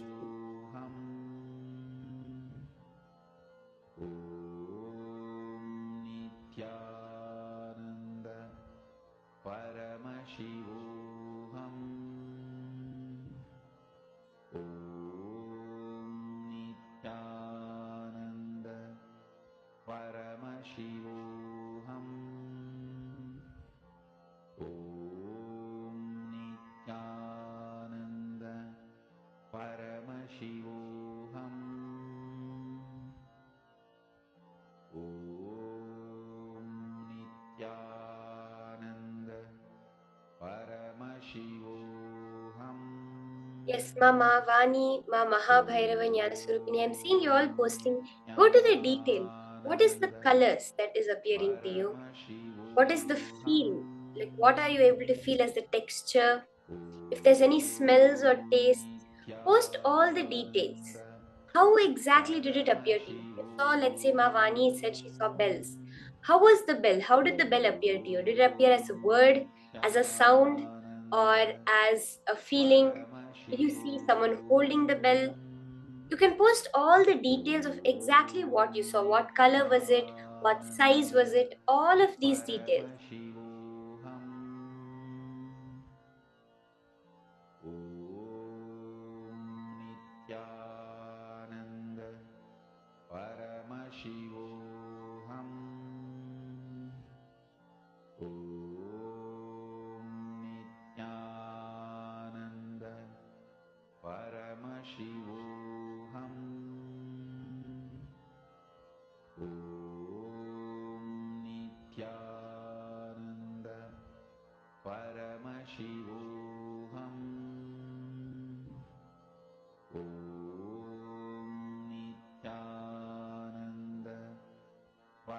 Okay, so let's start verifying this round.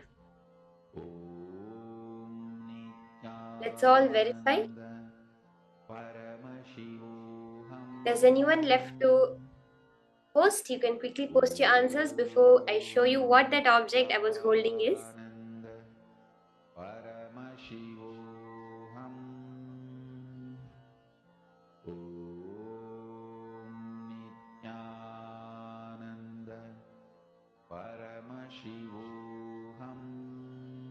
Anyone left to post?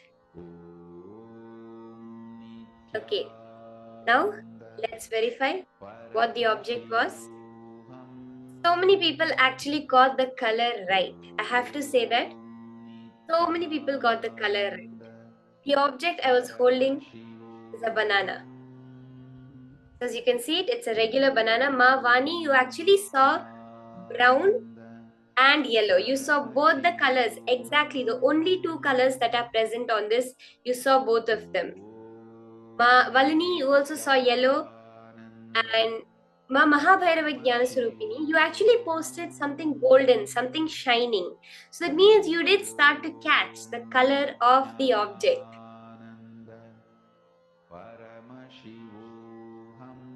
Ma Kalyana Sundari Ma, you saw a green apple. You did see a fruit. You were very close, Ma. You saw a fruit. So this is the object that I was holding. A banana.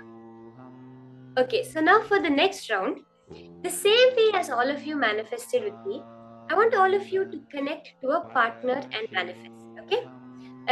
Let's all celebrate. So many people got it right. Exactly the color.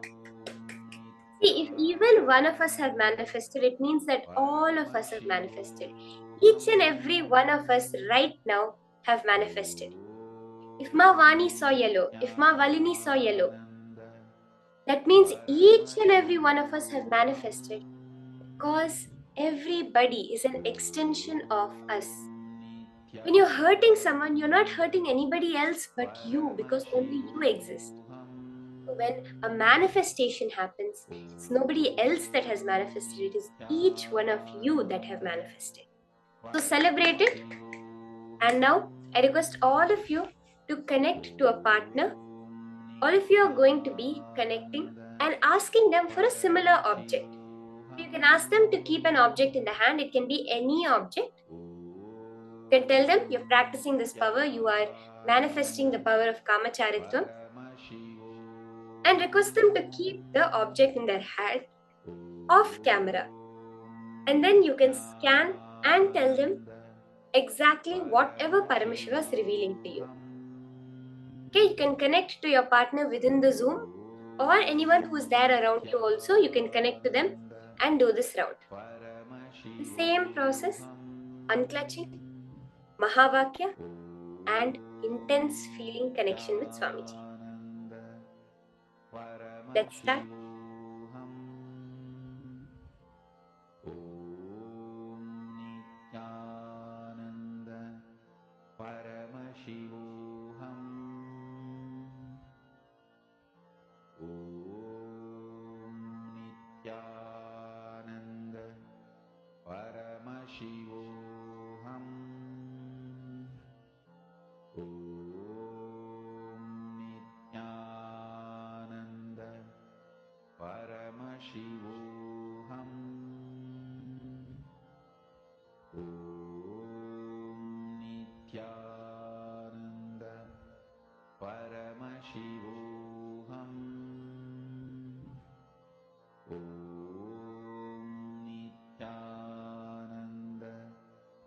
If at all you're manifesting with someone within the Zoom, both can keep the object for each other simultaneously and do the manifestation. Okay? So let's all start. Chant the Mahavakya intensely.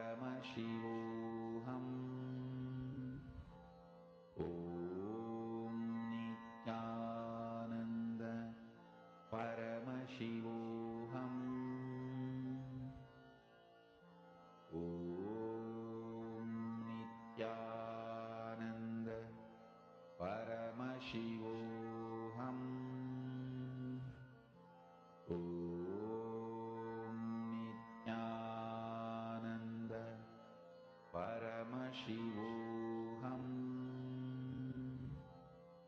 Om Nithyananda Paramashivoham. Om Nithyananda Paramashivoham. Om Nithyananda Paramashivoham. Om Nithyananda Paramashivoham. Om Nithyananda Paramashivoham. Mahamahavagya, spiritual lullaby for samadhi, and Suprabhatam, wake up call, wake up song for Paramashiva. This Mahamahavagya is spiritual lullaby for you to fall into samadhi. Suprabhatam, wake up song for Paramashiva to wake up in you. Just remember this one powerful cognition. This Mahamahavagya puts me in samadhi. This is spiritual lullaby for samadhi, and Suprabhatam, wake up song for Paramashiva in me. For Paramashiva to manifest. With this one spiritual powerful cognition, chant this Mahamahavagya.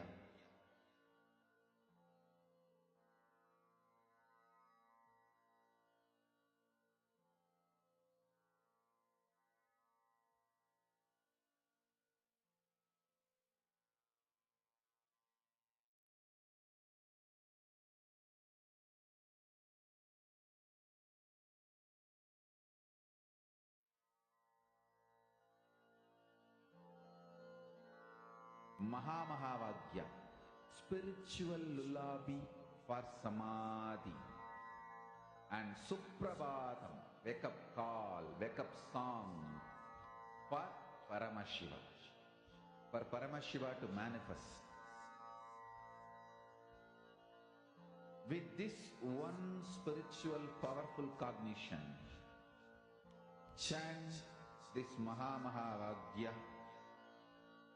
Om Nithyananda Paramashivoham.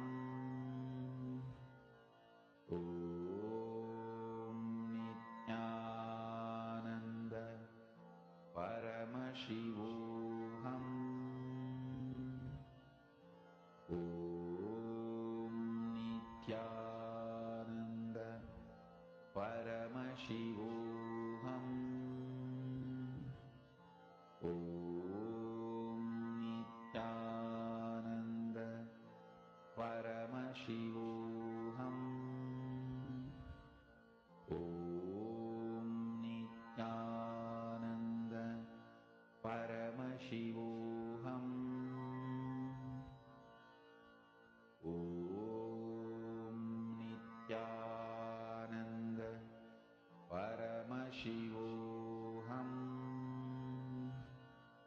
Om Nithyananda Paramashivoham. Om Nithyananda Paramashivoham. Om Nithyananda Paramashivoham. Om Nithyananda Paramashivoham. Om Nithyananda Paramashivoham.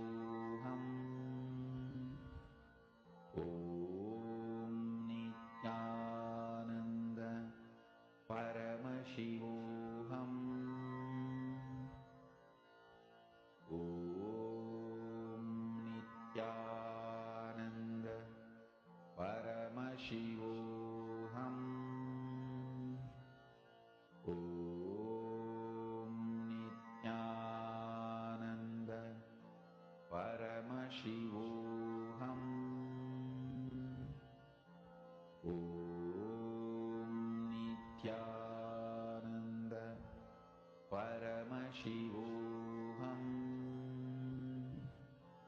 Om Nithyananda Paramashivoham. Om Nithyananda Paramashivoham. Om Nithyananda Paramashivoham. Om Nithyananda Paramashivoham. Om Nithyananda. Yes, you can start sharing with your partner. Get verification for all the manifestation that you're doing. How is Paramashiva manifesting through you? In the next session now, we are going to be understanding about karma, Kayakalpa, digestion, and immortality. Let us now hear the higher powerful cognitions from Swamiji on these higher truths.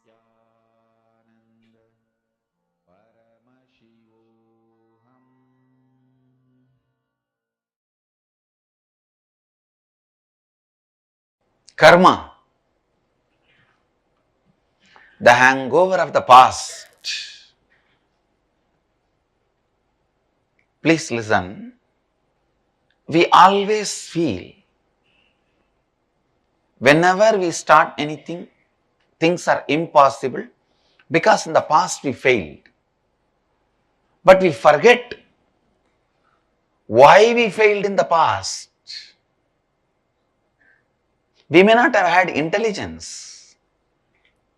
We may not have had what all is required. Because we did not have whatever is required and we fail, does not mean we are going to fail forever. But unfortunately, illogical belief of impossibility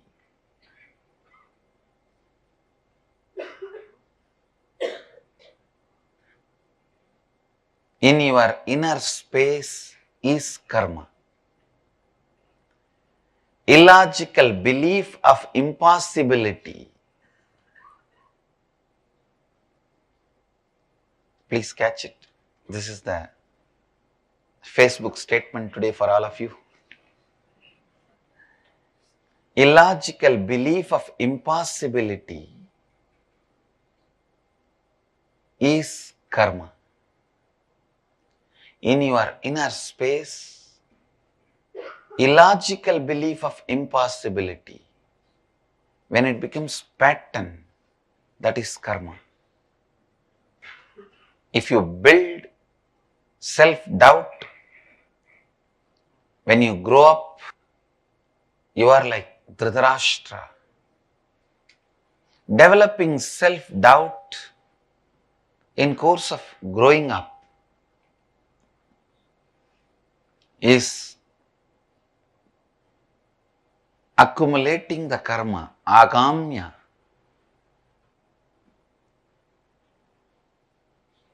Encouraging the self-hatred with which you happened is prarabdha karma, like Shaguni. Coming down to the human body with a self-denial is sanjita karma, like Duryodhana. Understand? Self-denial is given birth by self-doubt and nourished, nurtured by self-hatred. All impossibility is combination of these three.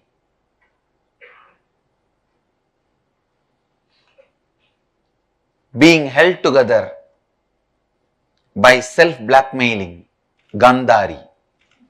Gandhari held all the three together Dhritarashtra, Shaguni, Duryodhana, because she is blood relative of all three. She is the head of the family of all three.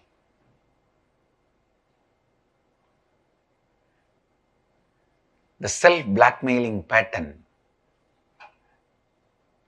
Gandhari, keeps Dhritarashtra, Shaguni, Duryodhana together. If Gandhari was not there, at least Shaguni would not have stayed with Duryodhana. Dhritarashtra would not have allowed Shaguni to stay. Understand? Even in you, the constant self-blackmailing pattern. Let me define self-blackmailing pattern. If the same way things go on, then what will happen to my identity? I will become nobody. Where will I end my life? I will have to put my foot down, which forces you to put your foot down. But unfortunately, whenever you want to put your foot down, you put it in your mouth. Putting the foot down is what I call self-blackmailing pattern. You always think, no, if I don't put my foot down, it will go in a different direction, it will go in a different way. What will happen to my identity? Constantly, everywhere, you think, I'll have to be living in the same way. Understand? Nothing needs to be lived in the same way. You don't need to worry, self-doubt, self-hatred, self-denial, held together by self-blackmailing pattern, leads to destruction.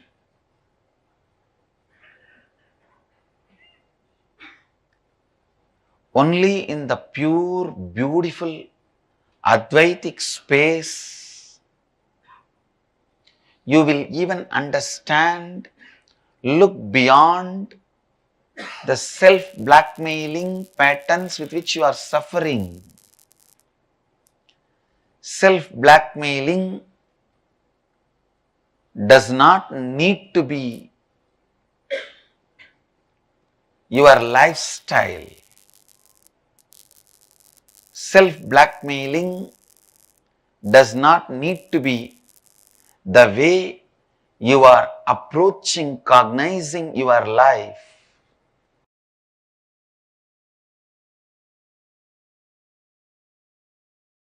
Paramashiva's message directly from KAILASA. Truths about digestion, karma,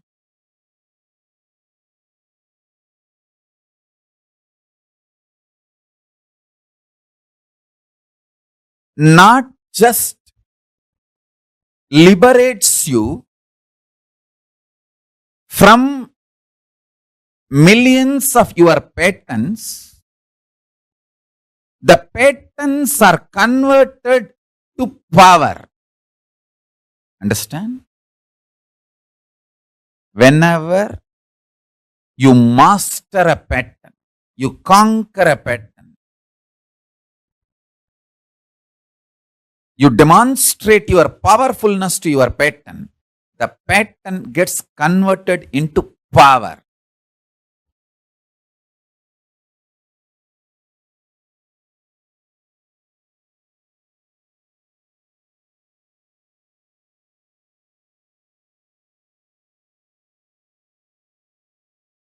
I'll start with few basic truths. One,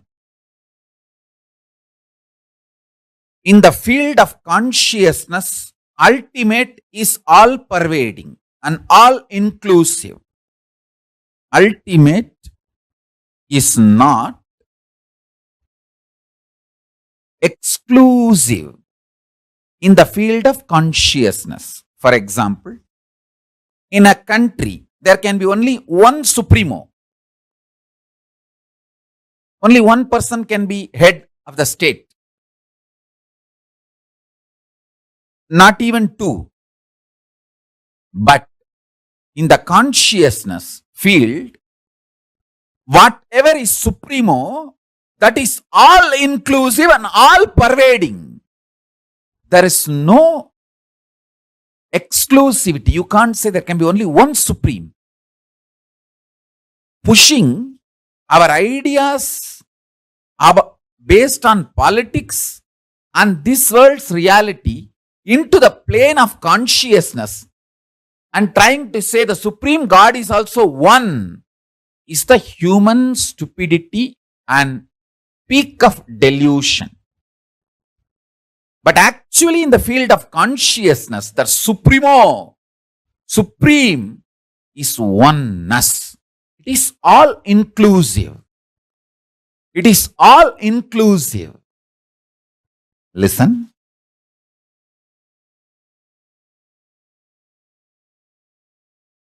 It's not one, it is oneness. When Arunagiri Yogeshwara showed me, actually I asked him, show me the ultimate.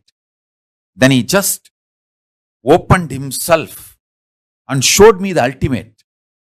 Then in that same experience, he hugged me. I could see when he moved his hand, the Arunachaleshwara Garbhamandir and Arunachala Hill. Arunachala Hill was on his left hand side. Arunachaleshwara Garbhamandir was on his right hand side. The whole thing just hugged me. That idea, me, he, Arunachaleshwara Garbhamandir, Arunachaleshwara Hill, all that got dissolved in oneness. I asked him to show the ultimate. He showed ultimate is always oneness. It is not one. It is oneness. So understand this truth. If you experience ultimate, you have everything. Nothing is left. Everything is in that ultimate. So remember this basic truth. Now understand the next truth. The digestion system you are having physically is the most beautiful, most complex, most wonderful, greatest,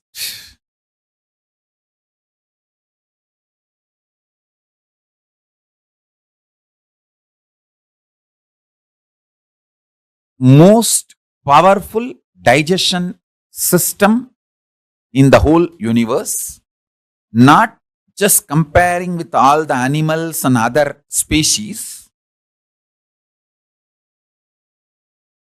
because only the human digestion system, the digestion system you are having in the human body is capable of digesting your muscle memory, biomemory, karmas.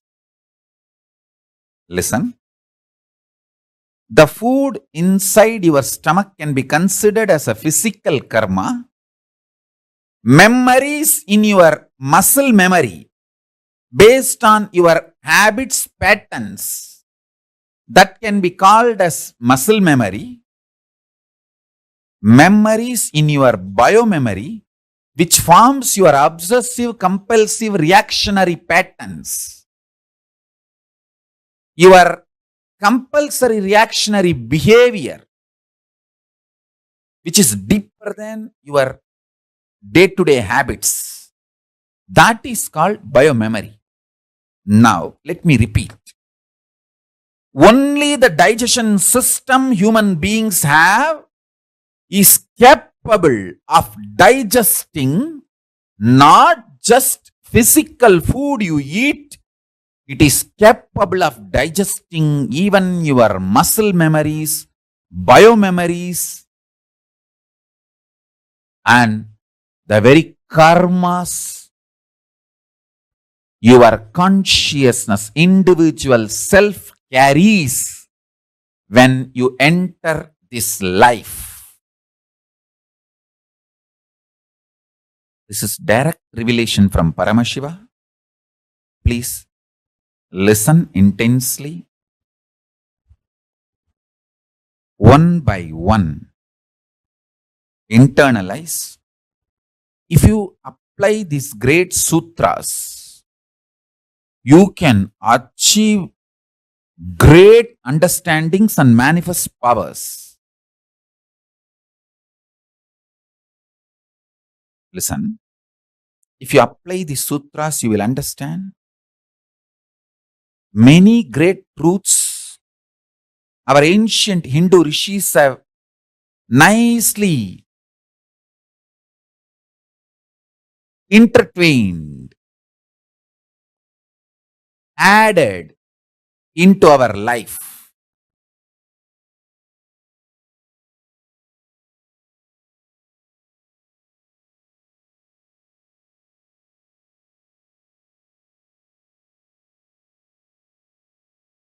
Once I asked Isaki Swamigal, he is a very poor eater. Almost once a month, very rarely twice a month, maybe once in a year, like more than 2-3 times in a month.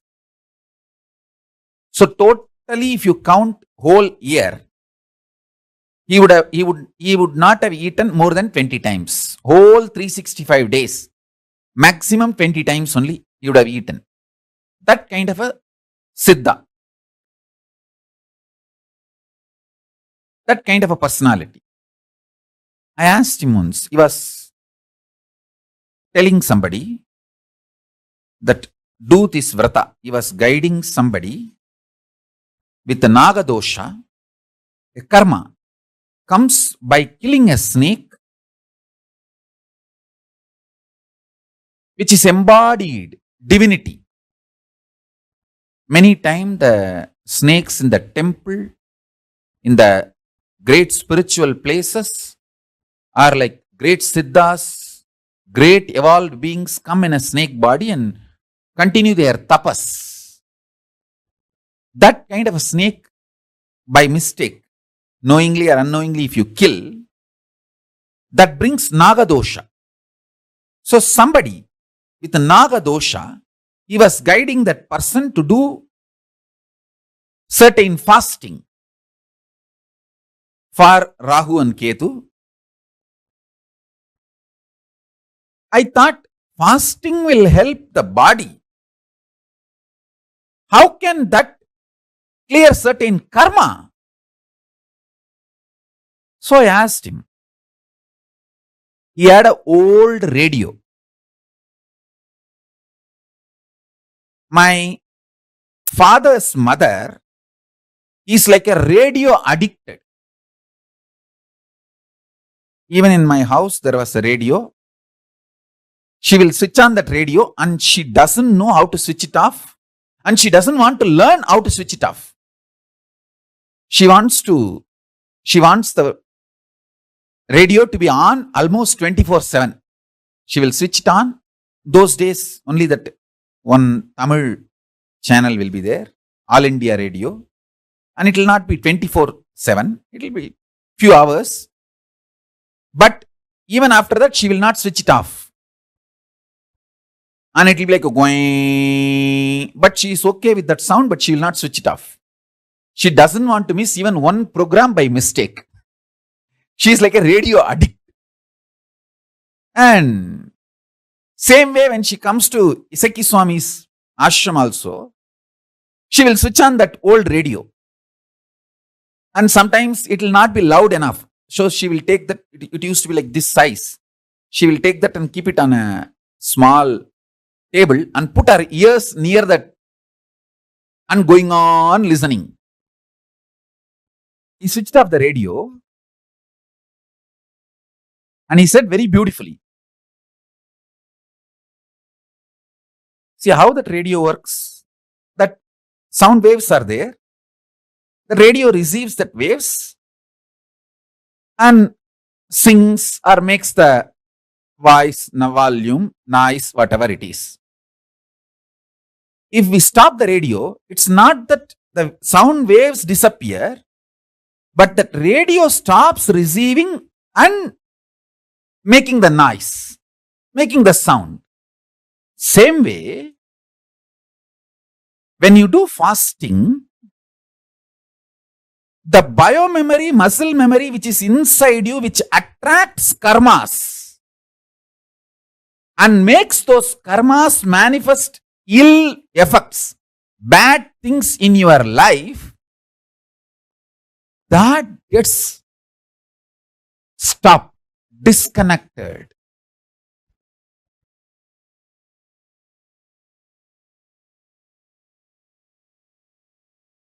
Listen.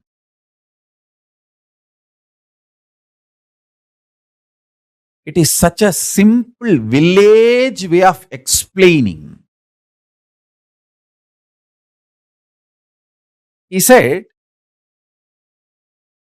when the radio is switched off, it's not that the waves are not there, but the radio is not picking up that wave anymore and making noise. Same way,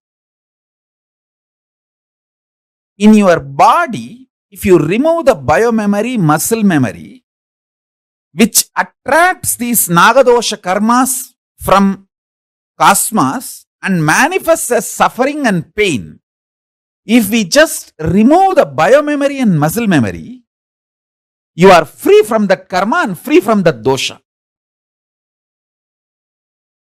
I tell you,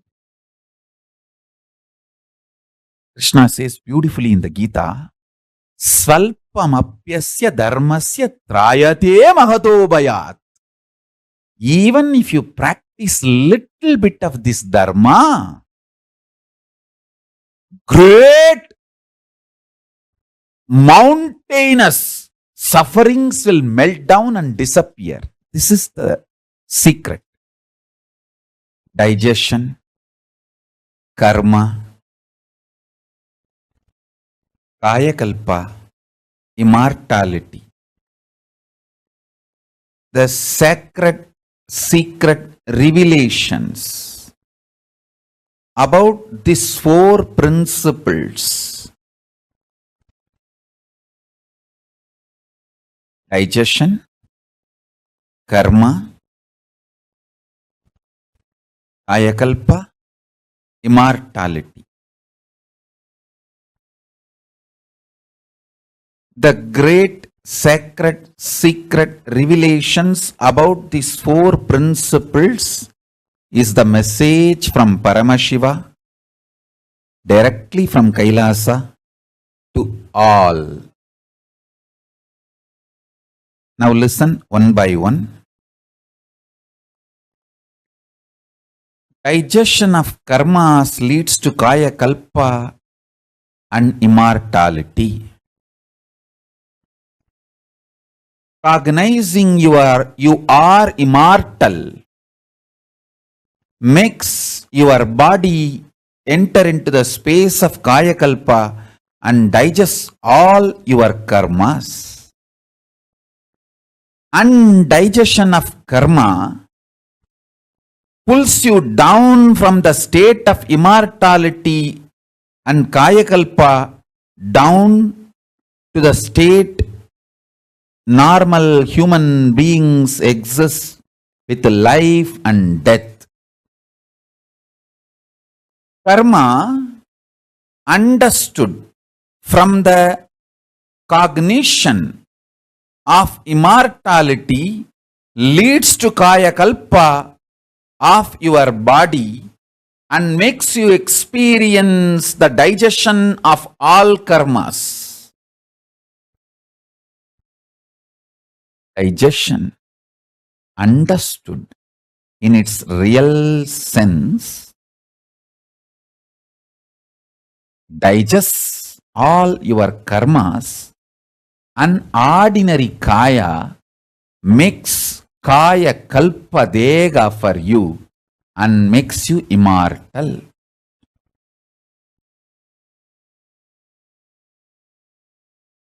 Each statement I made is directly from Paramashiva.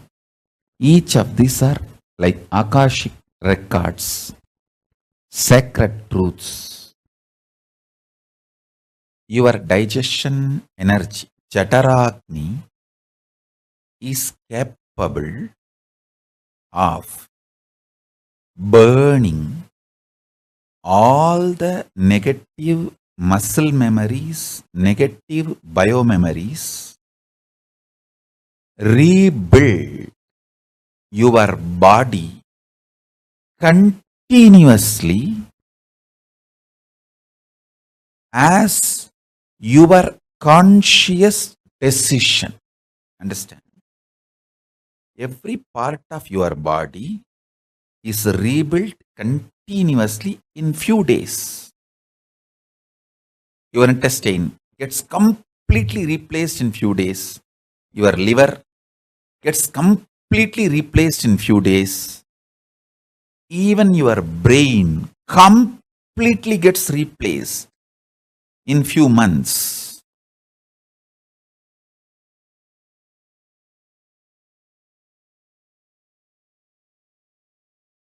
I'll give you one simple example, one incident in my own life. My gurus will insist on me every day taking neem juice.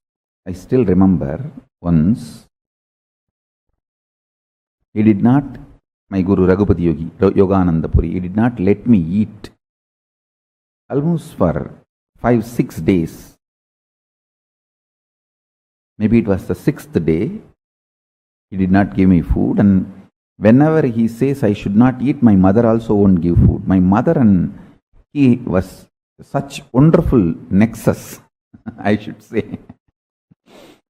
My mother is such a sweet, compassionate person, but so dedicated to my enlightenment and the process. My gurus were doing it for me, and my gurus used to tell that they are preparing my body not only to be a yogi and live long life, healthy life, and the way they prepared my body, they said very clearly that even if after I leave the body, it will not go through any of the regular dead bodies decays. How the dead bodies go through decays, the natural decaying happening. My gurus have clearly declared that my body, even after I leave the body, will not go through any of the natural decay. It will just be a naturally mummified body. Of course, I did not understand all that at that time, and he used to tell me that that is why so much preparation we are doing. Not only no one can poison you, even if they poison your body, you will not die, you will only detox and automatically cleanse your body by its own strength, and you will live healthy as long as you want. And even after you leave the body, it will not go through any regular decay. It will just be like Jiva Samadhi, sitting in Jiva Samadhi. Anyhow, he did not let me eat for almost 5-6 days, and not only that, he was feeding me with neem juice.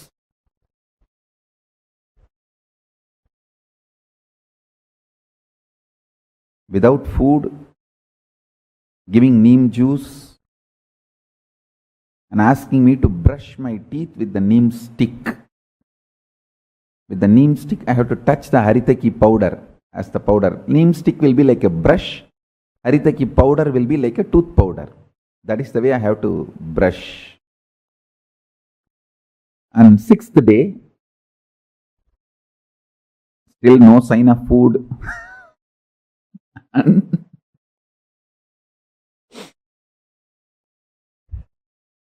again, neem juice. Finally, I vomited. Nothing came out, just that neem juice, which he fed me, that only came out. Because there was no food for last 6 days. What can come out? Only neem juice came out.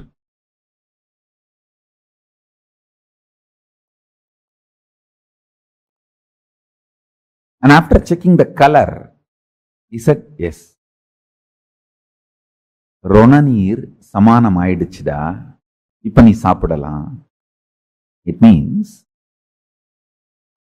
the acid which is there in our body, which is responsible for balancing the hunger, which creates the feeling of hunger, or which creates the feeling of satisfaction. The Ronanir Samanam. That Ronanir, I don't know exact English translation of that word Ronanir. The Ronanir is not just a chemical. When it is in the body, it is a living organism which can be programmed. It means like it has its own biomemory. So, that decides the signal of hunger, signal of satisfaction is programmed in Ronanir. That Ronanir is responsible for maintaining our hunger. He said that has been balanced and programmed. And I tell you, still now, that programming they have done is responsible for my healthy, happy life.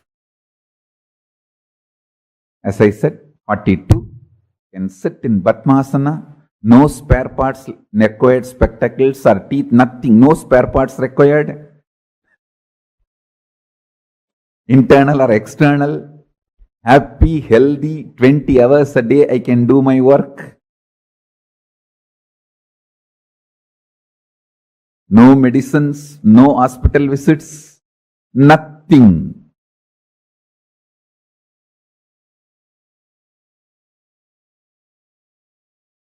I am 42. Surely I have not even gone to hospitals 42 times.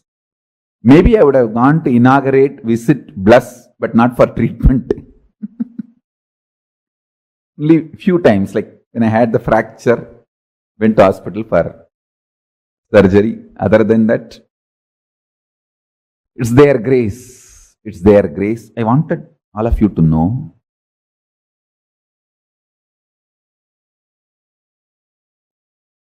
balancing of the Ronanir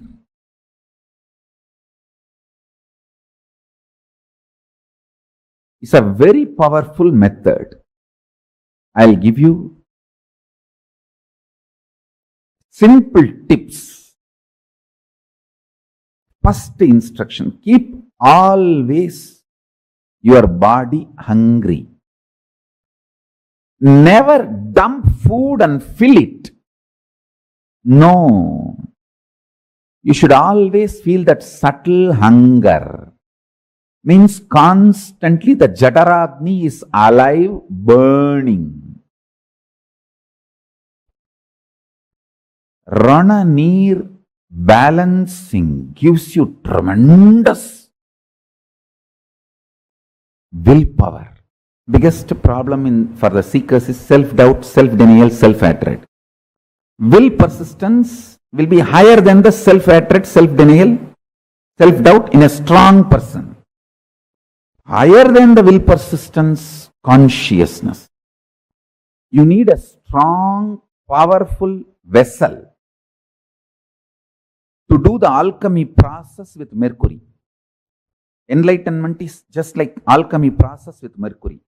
First, you need to have a stone vessel in which the mercury need to be poured, and the energizing process should happen inside the stone vessel so that the molecules of mercury is broken through the energy and reassembled as a solid molecules. It's a whole alchemy process. But the vessel should be strong stone, granite vessel. Same way, the body should be built with hunger and Rananir balancing. I am not saying don't give vitamins, minerals, all needed. Give all of that. But stop dumping junk food on the system. Your body will become a powerful vessel where the spiritual alchemy process can happen.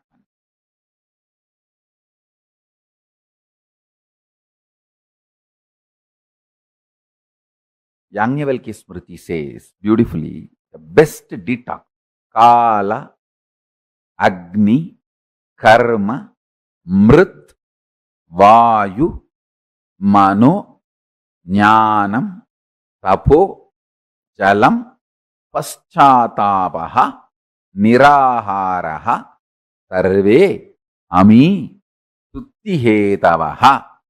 Nirahara is the last but most powerful detox. Work on the body. Work on your body intensely by more and more nirahara. Keep yourself hungry. Whole day you should feel the fire of hunger.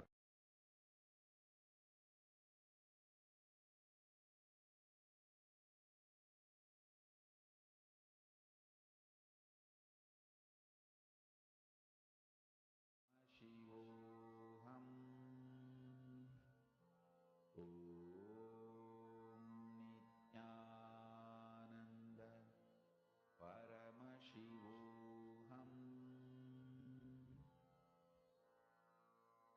Mahamahavaagya, spiritual lullaby for Samadhi, and Suprabhatam, wake up call, wake up song for Paramashiva. This Mahamahavaagya is spiritual lullaby for you to fall into Samadhi. Suprabhatam, wake up song for Paramashiva to wake up in you. Just remember this one powerful cognition. This Mahamahavaagya puts me in Samadhi. This is spiritual lullaby for Samadhi, and Suprabhatam, wake up song for Paramashiva in me. For Paramashiva to manifest.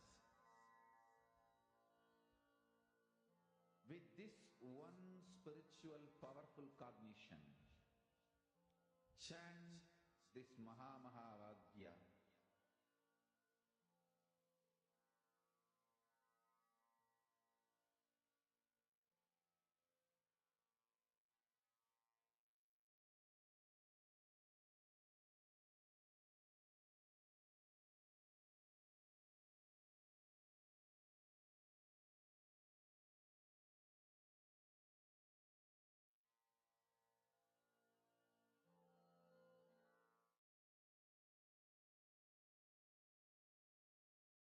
First statement, karma means that the effect of our actions will come back to us in the future. Myth. Karma means the effect of your thought currents will come back to you in the future till you complete. That's the reality. Karma means that the effect of our actions will come back to us in the future is a myth. There is no CCTV recording going on in the cosmos, where your actions will be bringing suffering to you in the future. No. But your thought currents will be bringing the results in the future. There is audio recording going on in the cosmos, not video recording.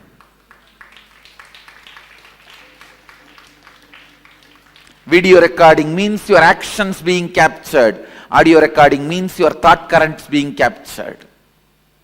Cosmos has only audio recording, no video recording. Understand, cosmos has no CCTV camera. It's only video muted camera, audio recording.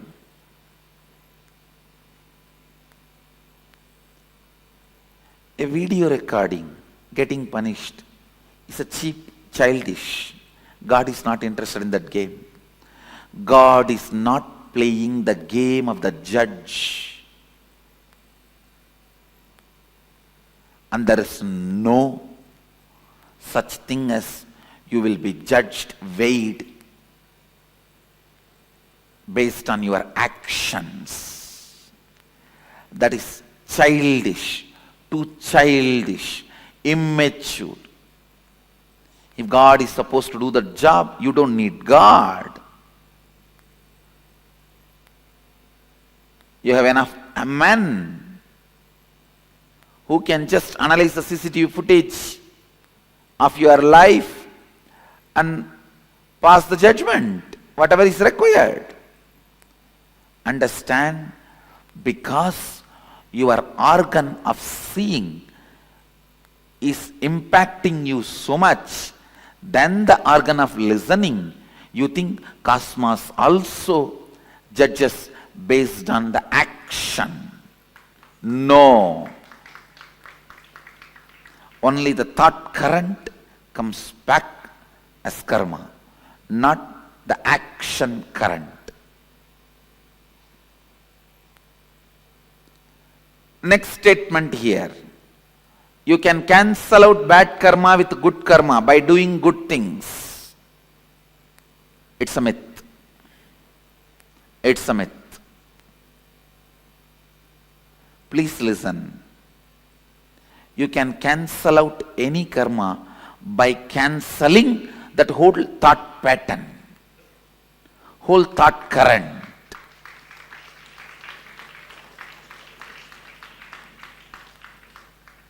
If you are not able to give up even one small parts of your thought current and cause even parts of your reality, that is called bad karma. If you are able to break and give up on parts of your thought current and make parts of your reality into reality, that can be called as good karma. If you are able to break the whole thought current and go beyond that thought trend, it is called completion. So, good karma does not cancel out bad karma. Cancelling out happens only when you break from the whole thought current. The next statement. Same action by different people will have different karmic effect. Yes, it's reality. Because the action is not responsible for the karma. It is the thought current behind the action is responsible for karma. Understand cosmos as continuous audio recording but not video recording. This statement, this truth will clear tons of your questions about karma.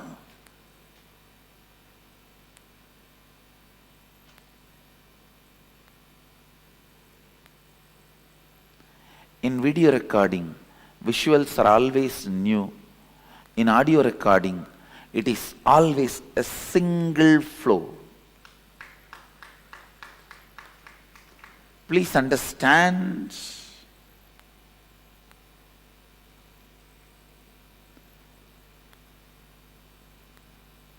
If your mind is audio recorded, don't ever think it will be a long hours together material. No, it will not be more than 5 statements, 24 hours. The same 5 statements is getting repeated in the old stupid gramophone record in different ways of getting stuck.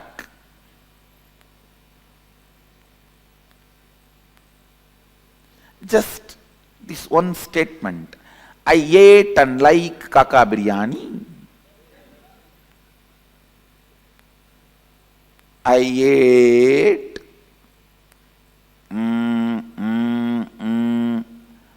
and like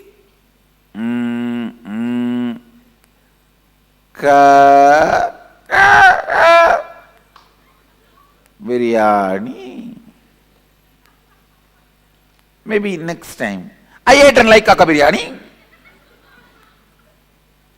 Maybe the third time, I ate and like kaka biryani. I ate and like kaka biryani.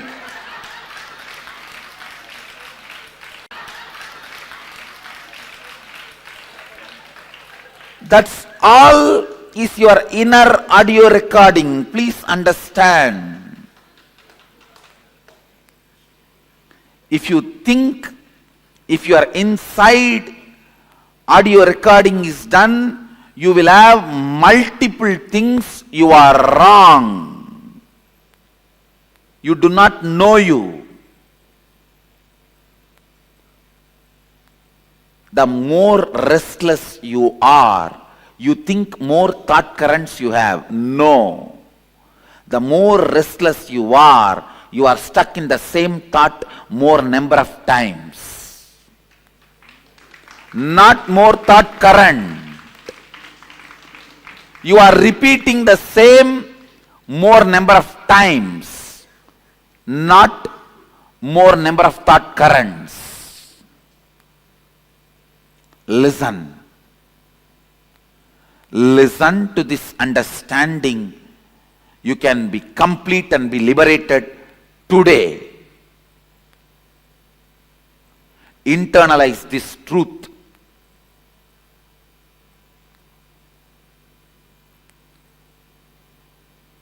It is fresh out of the box definition of karma directly from Sadashiva.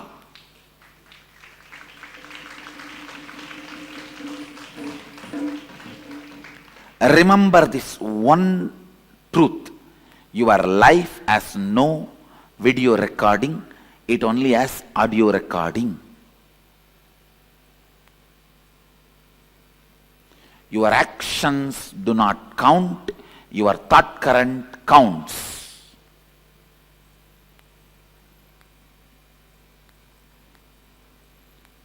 Your fight with your mother, or your fight with your mother-in-law, or your fight with your brother-in-law, or your fight with your daughter-in-law, or your fight with your son-in-law, or your fight with your granddaughter does not count. You fight that counts.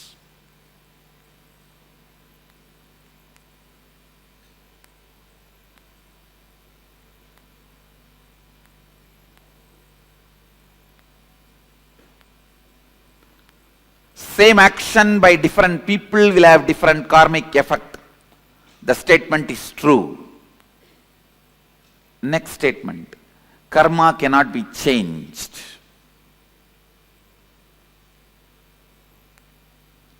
You may be thinking, I am going to say this statement is myth.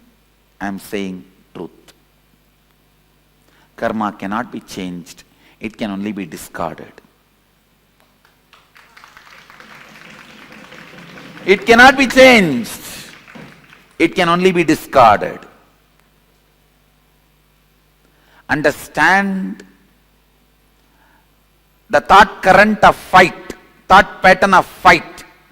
If you pick up, you can never see peace. It cannot be changed. You cannot alter the effect, side effect, the associate thought currents, the friend, neighbor of this thought current. They come with Anga, Avarana, Parsha Devatas. If Mahadeva comes, Nandi will come. Devi will come. Ganesha will come. Kartikeya will come. With Ganesha his rat will come. With Kartikeya his peacock will come. With Devi his our lion will come.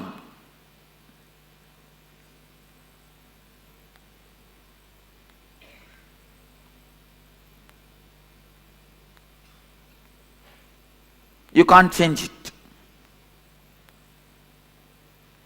When you bring the thought current of fight, all the things associated will come, you can't change it. Effect, side effect, after effect, everything will come, you can't change it. You will attract the same type of people who are holding the same thought current in your life again and again and again. It cannot be changed. Karma cannot be changed. It can only be discarded.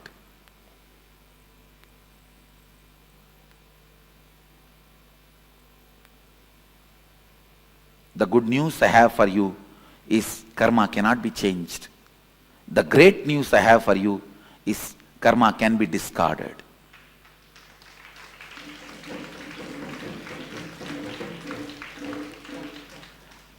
The moment you discard one thought current, suddenly you will see not only you are entering into the next level of your existence, you will be seeing the people who will exist in the next level surround you suddenly.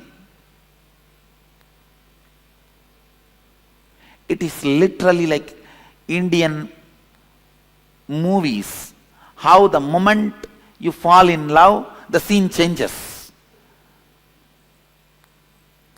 The dry land around you becomes a green grass bed, and the electric pole around which you are standing and talking in your stupid cell phone becomes a great Devadaru tree, and the dog which is pissing around that electric pole becomes a cute pet Pomeranian, and you just run around the tree.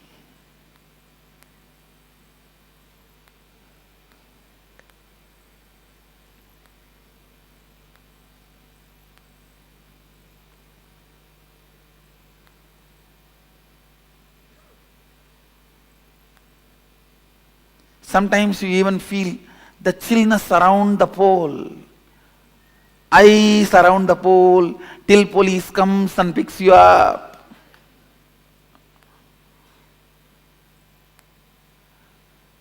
If you are just running around the electric pole, what else do you expect?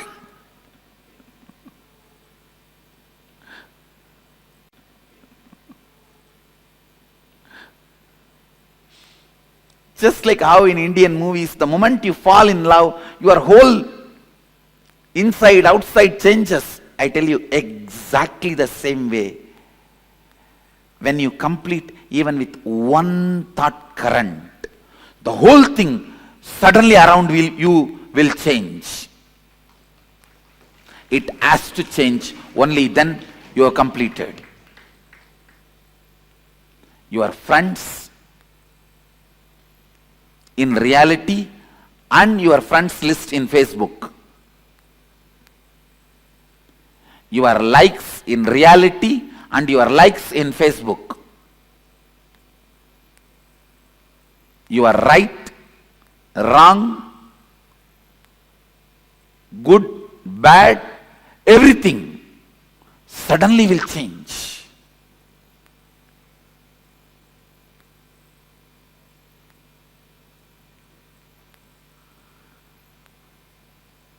will have such big breathing space.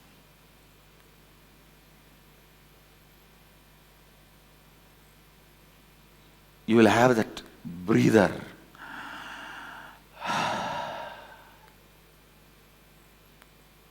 Suddenly the feeling suffocated, collapses, crashes.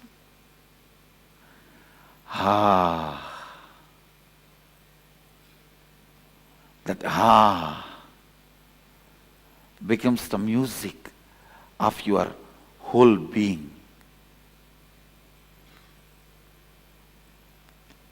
Whenever the becomes the music of your whole being, you are tasting completion.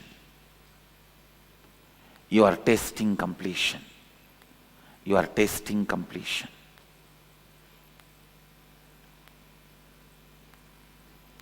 Next statement. I will not accumulate karma if I do nothing. Do I accumulate karma through action or do I burn karma through action? This statement, I will not accumulate karma if I do nothing, is a myth. Listen, because there is no such thing as doing nothing. You can't, you don't know that space. When you achieve that space, you will not be making the statement, if I do nothing. You will make the statement, if I be nothing.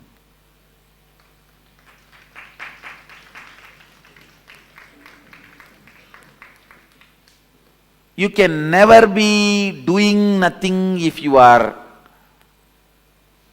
being something. Only if you are being nothing, you can be doing nothing.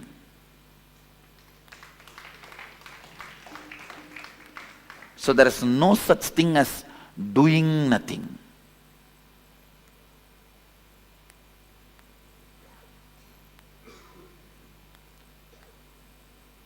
So the statement, I may not want to even say it is myth or reality, I will say it is wrong.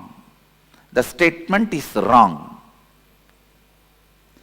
If you make the statement, I will not accumulate karma if I be nothing, it is reality. If you make the statement, I will not accumulate karma if I do nothing, is mistake statement.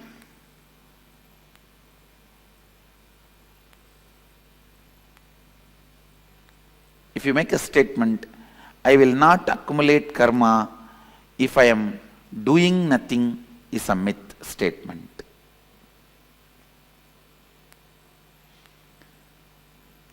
Next line, do I accumulate karma through action or do I burn karma through action? Understand? If your context is moving towards completion, you burn karma through action. If your context is not towards completion, you accumulate karma through action.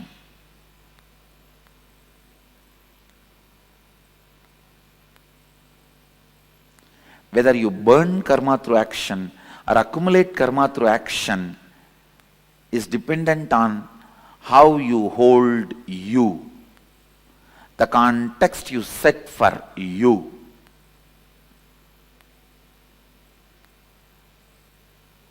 Basically, if you believe cosmos has CCTV camera recording going on,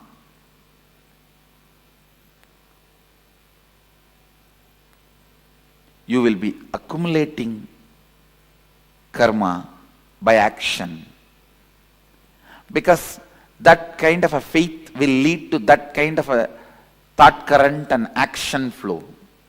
But if you understand, it has no CCTV footage recording going on, it has only internal chip recording the audio, you will exhaust your karma through your action, because you know where you need to work is the thought current you are having, not the action trend you are doing.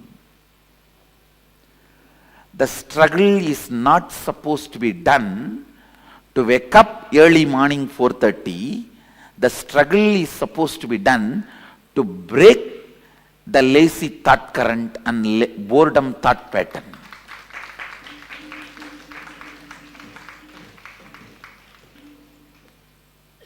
Unfortunately, when you believe the CCTV footage, all your struggle is aimed at waking up at morning 4 o'clock instead of breaking the thought current of boredom, thought current of tiredness, thought pattern of tiredness and boredom.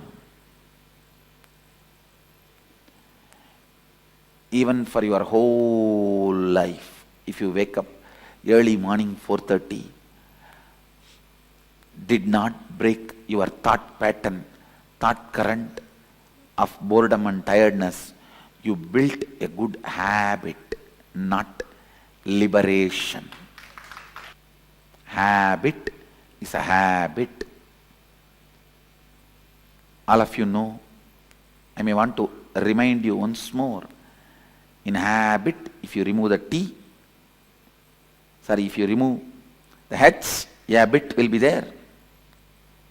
If you remove A, bit will be there. If you remove B, it will be there. Only when you remove the I, the thought current, it will die.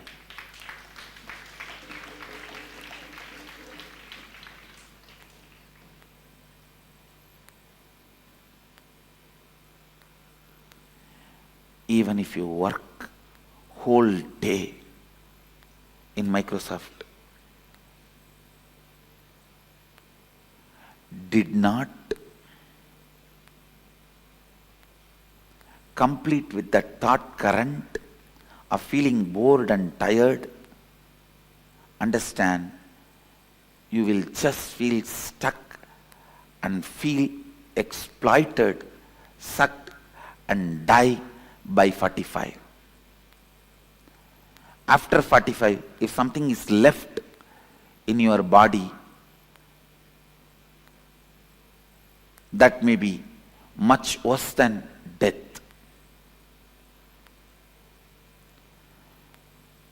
If you break the boredom and thought current and bring activism, you have experienced activism and go on working, you may be working till the last moment of this body's existence and still will not be tired, retired, bored.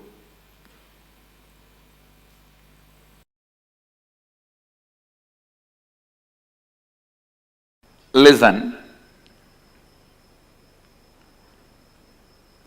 Recognizing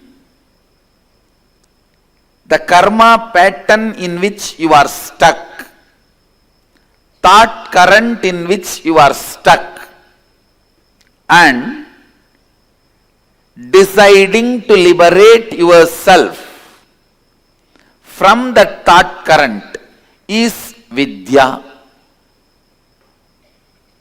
Recognizing karma pattern, thought current in which you are stuck and breaking from that, having a breakthrough from that thought current. Please understand, your decision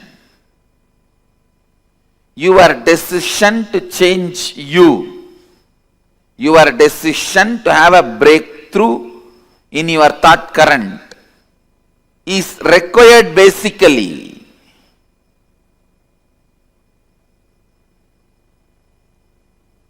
to have any breakthrough and have liberated thinking.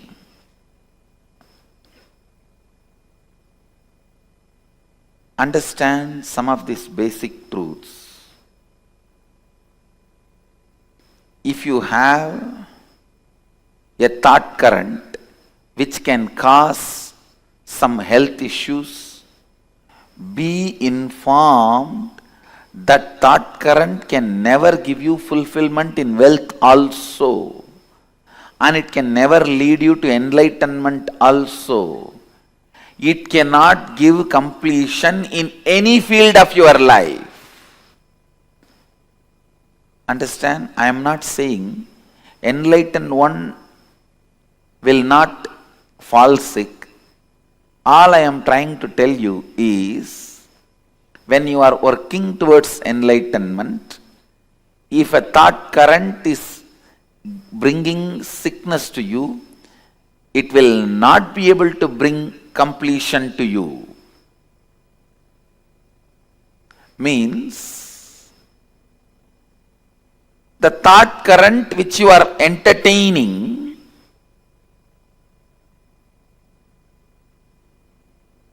will bring difficulties not just in one field, in every field.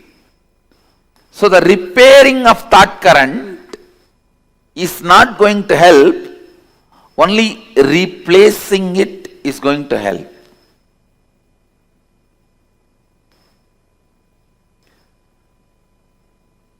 When you have a problem, do not suspect just your actions. Suspect the very you. Please understand. Do not suspect just your action. Suspect the very you. Means your very thought current, your idea about you. Suspect that very you, because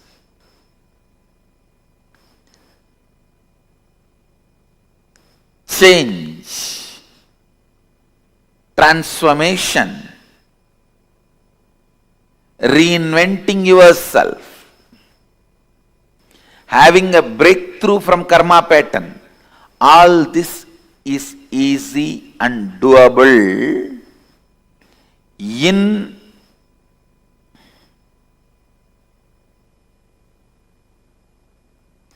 simple,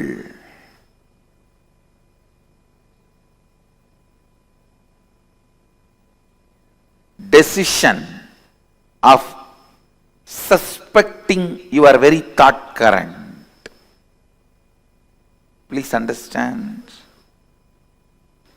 Most of us go on suspect our actions.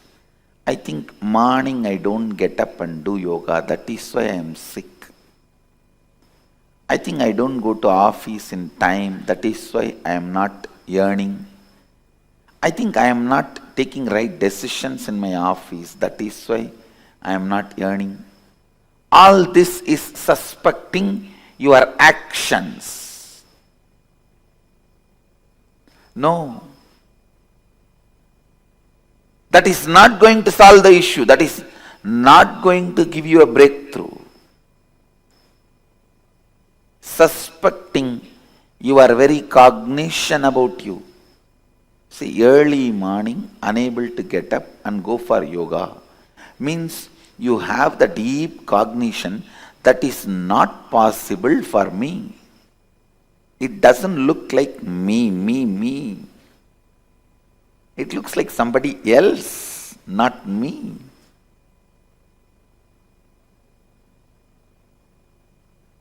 The man who can doubt his thought current will go beyond self-doubt. Actually, the ultimate yourself can never be doubted. It is self-effulgent. Whatever you can doubt, your self-doubt, self-hatred, self-denial, SDHD is all about your thought current.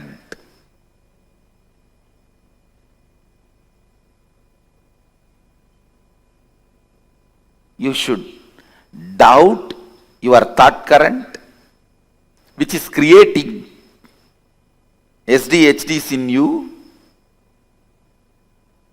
and complete that SDHD, self-doubt, hatred and denial. Please listen. Do not confuse the words. I am giving you the exact essence.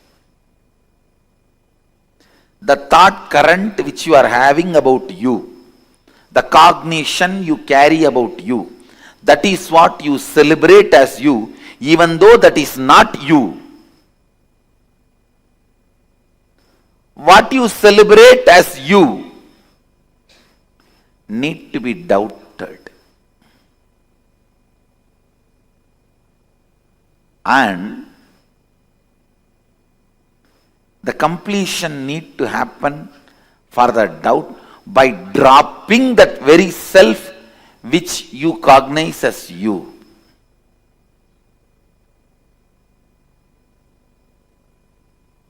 I tell you, if you are not able to get up early morning and go for yoga, it's very simple problem. Or I am giving you another one example. You are not able to run your life unless you get your morning tea or coffee.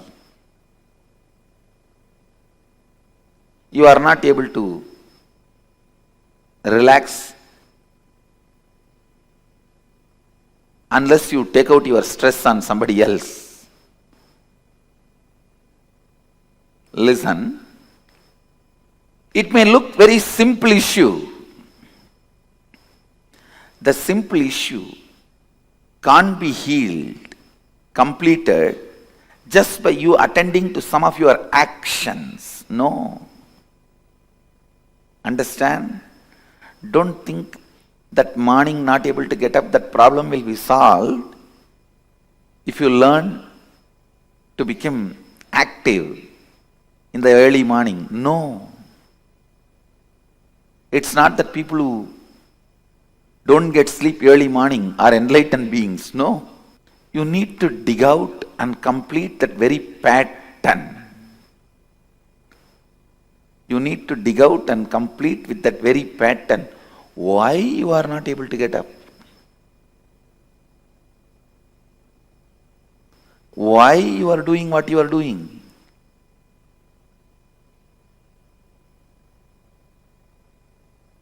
Partially attending or looking into your problems will never solve the issue. The very thought current need to be renounced.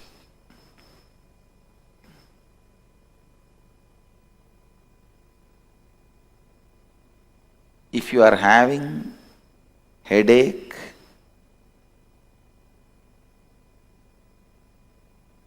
be informed. It will not just resonate in your head, it will resonate till the end of your life, wealth, relationship with others, contentment, everything. Everything. Because it is the thought current. One of the most paradoxical thing in the life is, listen, one of the most paradoxical thing in the life, whenever you need to attend the whole, you attend the part. Whenever you need to attend the part, you attend the whole. It is very unfortunate. Whenever you need to attend the whole, you attend the part. Whenever you need to attend the part, you attend the whole. The very thought current with which you operate need to be replaced. The very thought current need to be renounced.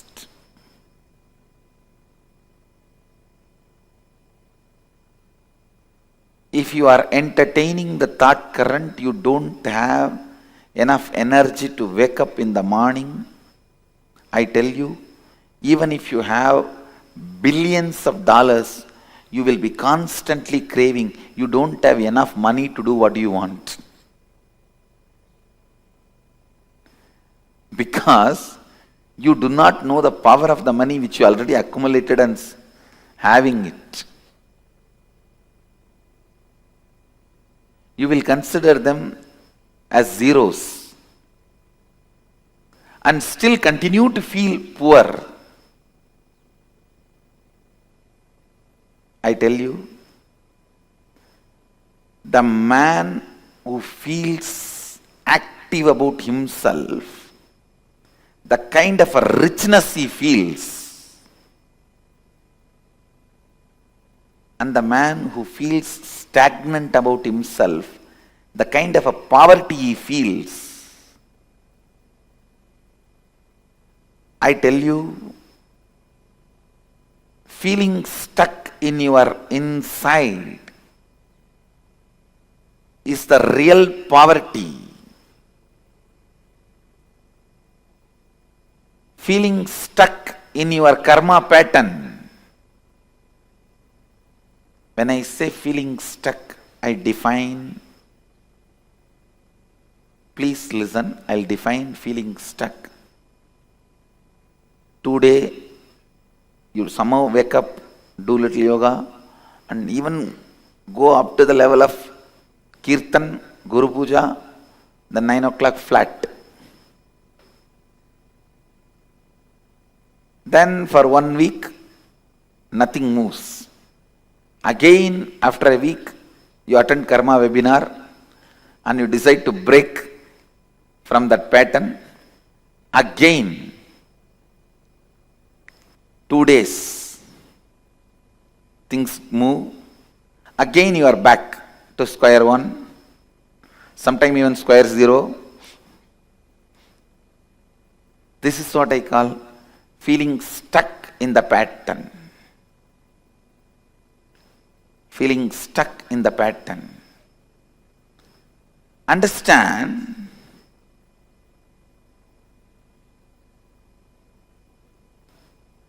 unless you give a breakthrough, you give a break for yourself, unless you decide to break from this karma pattern,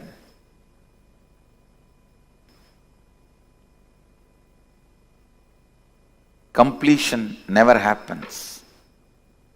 Fulfillment can happen only when you break from karma pattern. I tell you, I have seen millions of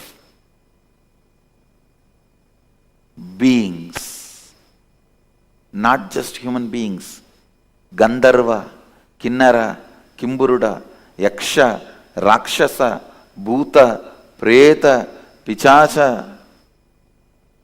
I have seen all types of beings. With that clarity I am talking to you.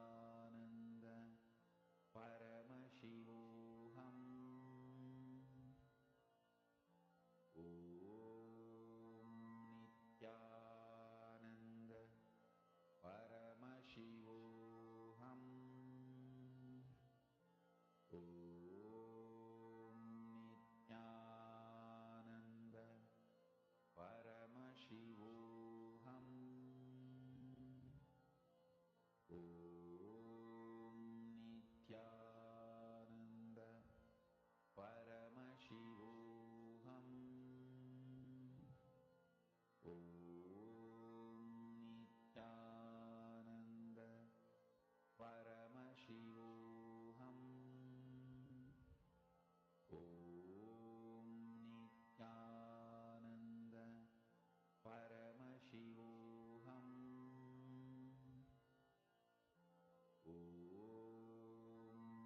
Nithyananda Paramashivoham.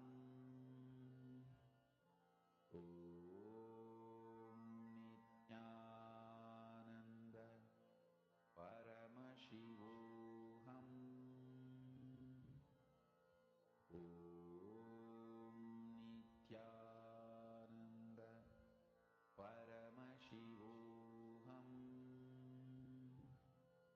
Nithyananda Paramashivoham.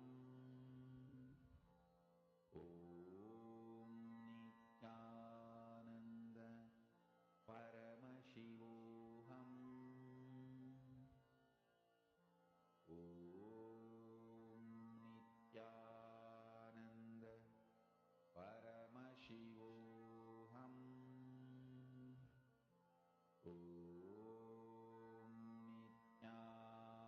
Nithyananda Paramashivoham.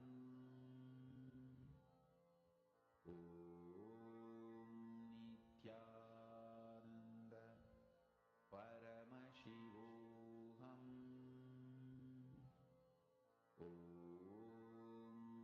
Nithyananda Paramashivoham. Nithyananda Paramashivoham. Nithyananda Very Swamiji has very beautifully revealed to all of us about what is Kayakalpa, what is karma, and how the effects of karma, Kayakalpa, and digestion. This is a very, very important truth. And Swamiji revealed to us about the myths on karma, right? How we can decode the karma pattern and how we can decode the different myths that is existing around karma. Now, to all the participants, every one of you sitting here, we request all of you to take a few minutes and post what is the new understanding that you have had on karma. What is the difference cognition in terms of cognition that you have had on karma? Please take a few minutes and share with us. See, all your karma patterns, every pattern that you generate, it's called a karma pattern. Like, for example, let's say you create an addiction of every morning reaching out to coffee. Understand that is a karma pattern you are generating inside of you. Every time you work for something, you create a pattern. It's a karma pattern. Any thought current is a karma pattern in you. Now, your decision, just your conscious will is powerful enough to free you from that karma pattern. The karma-centric decisions that you make. If you just understand, if you just catch precisely what Swamiji has revealed through this, you will understand the exact technique and science. Listen very carefully. All the karma pattern, recognizing the karma pattern in which you are stuck, the thought current in which you are stuck, and deciding to liberate yourself from the thought current is Vidya. For example, if you have a thought current which can cause some health issues, understand, please be informed that the thought current can never give you fulfillment in wealth also. Never lead you to enlightenment also. Fulfillment in one aspect of life, completion in one thought current will always lead to a breakthrough in another thought current. Completion in one field will always give you completion in other fields. So the repairing of thought current is not going to help. Only replacing the thought current is going to help. How many of you have some problem that you really want to get rid of? Like some thought currents that you have, which you really want to like break free from, which you really want to get rid of. Can I request each of you to post? Like, let's say you might have a habit of waking up late every day morning and you really want to get rid of that. Can I request each of you to post one habit that you really are looking to break free from? Getting irritated very soon, or you very often carry certain reaction when people tell some word. How many of you have things like that?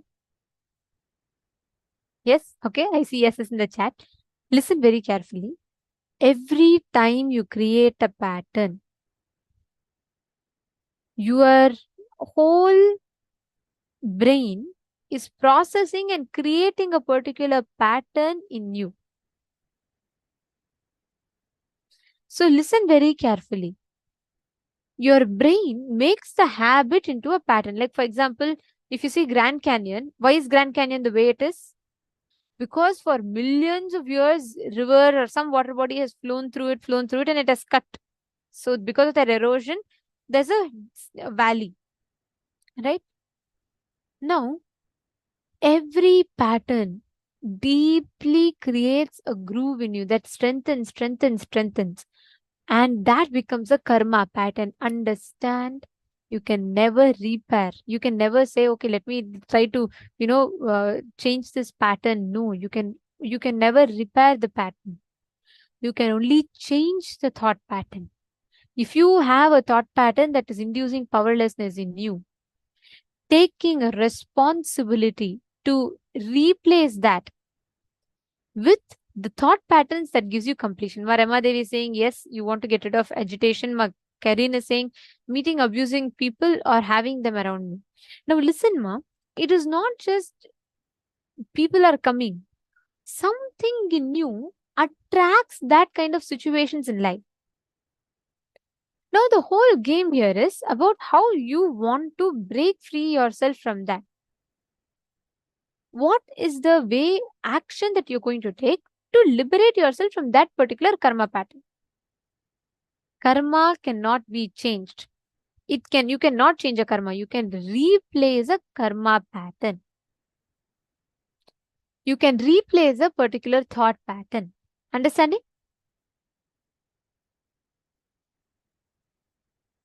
Understand, the root of it starts with all the decisions that you take which are against life. There's a very beautiful incident that it happened in the monastery campus. One of the Adinavasis, sannyasis living in the campus, she was once diagnosed with cancer in her base of her spine. Like it was a very quite serious, and she was suffering from cancer. So she came to Swamiji for healing, and Swamiji used to heal her. Every time Swamiji heals her, she'll be healed of that cancer. It was in the base of her spine. But in a few days, again that severe pain and cancer will come back. This kept repeating, and Swamiji used to heal her, she used to get the cancer back. Swamiji used to heal her, she used to get it back.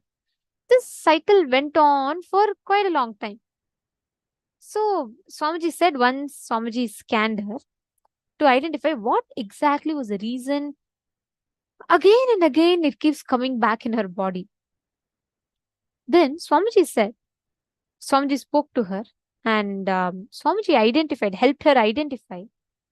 In her young age, she had been through some certain abusal, because of which she developed a deep hatred towards that particular part of her body, and continuously saying no to life, by denying that part of the body.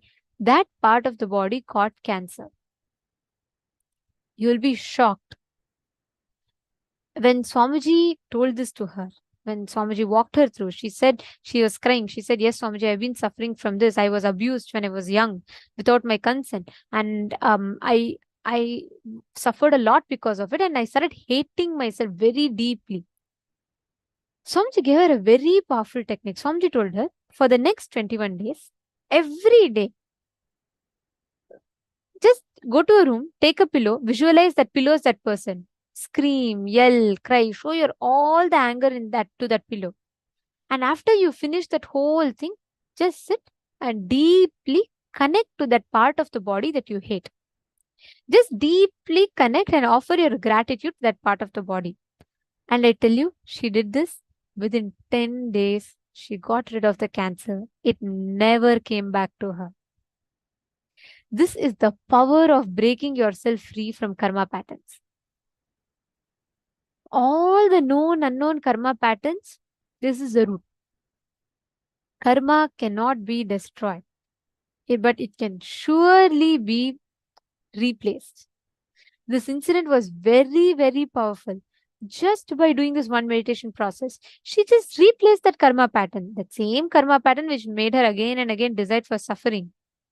She changed it into the karma pattern where she was able to experience healing with her body. Ma Martha is asking, shutting down when kids argue. I want to enrich. Again, see, Ma. Alright, let's do one thing. Ma Martha Mann, listen very carefully. Identify the thought pattern in you which gets triggered when they don't listen. See, for example, if someone calls me, let's say, monkey, I won't feel offended. But if someone calls me, let's say, someone calls me a buffalo, that might affect me more. Why? Selective words affect someone. Selective words, the same thing, if someone calls another person, the same person calls another person a monkey, they may get affected for the word monkey, but not affected for the word buffalo. Why? Because it is not the external situation. Every external situation is triggering a thought current in you. Are you catching it? Now, there are two ways you can deal. You can try to change life, which is never going to work. People are not going to change. If people could have changed, then long back world would have been a happier place to be. People, you cannot change outside. The only thing that is under your control, easy to change, is you, inside you. So, look in, identify every time when your kids don't listen to you, they argue back. What thought current in you gets triggered? What is the thinking process runs in you?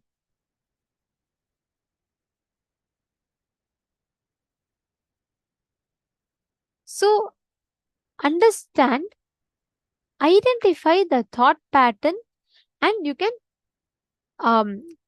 complete with it. Are you understanding, Ma'am Martha? Sit now and write. You'll actually start understanding. I request each of you, pen down all the decisions you have taken that were against life and caused you suffering. For example, you decided to, let's say you decided to not you decided to not go for something good in your life, or you decided you will not take responsibility, you decided you don't want to expand, you decided you will not do completion, you decided you will not do yoga. Take all the decisions that you've taken against life. Take a few minutes, just 5-10 minutes, sit and pen down. All the decisions you've taken against life, please pen them down.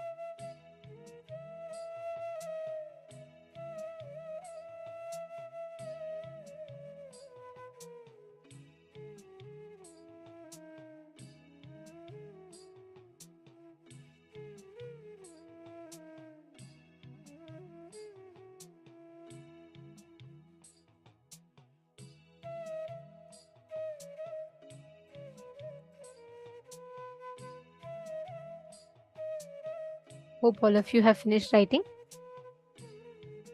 See, now please understand, all of us, every one of us are, just by our decision, we have the power to rewrite the karma patterns. We have the power to break free from even the biggest of addictions, fears that we carry. Now, every one of you that are sitting here with us, please understand, today, just through the initiation, Swamiji will be liberating us from all kinds of karmas.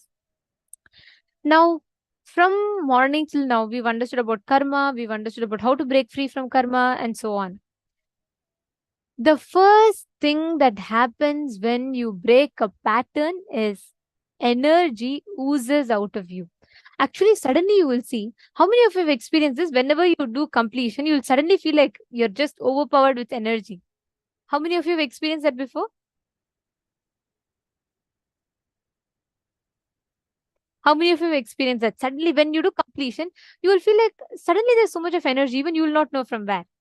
Yes, beautiful. I see so many of you putting yes.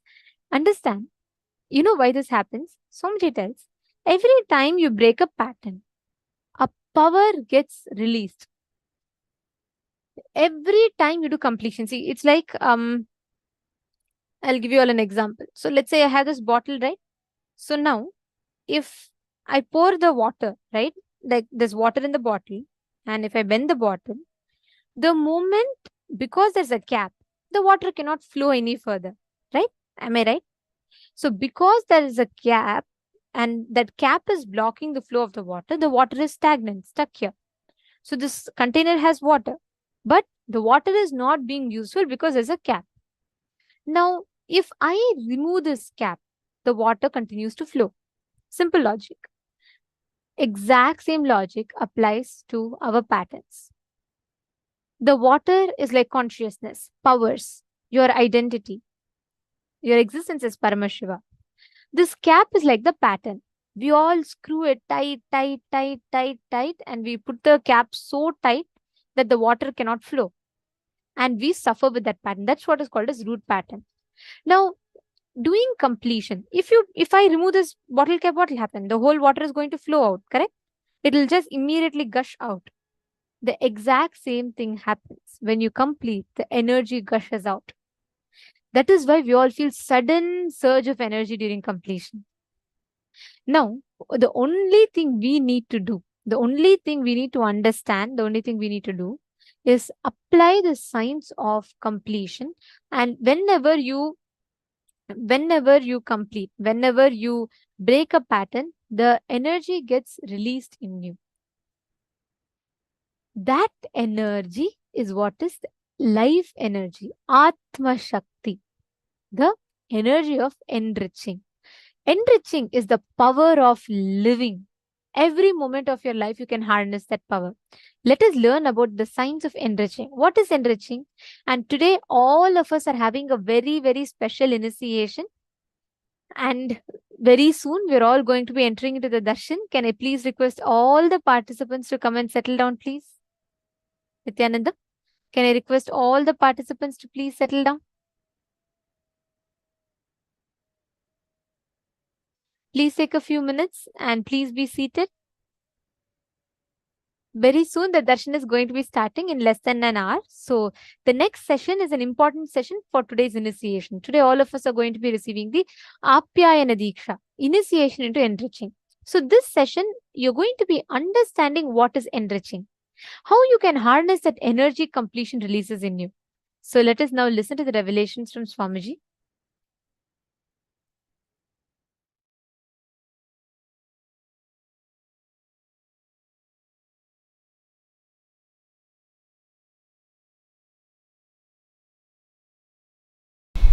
Today I will expand on how the enriching and causing is a spiritual practice. Understand?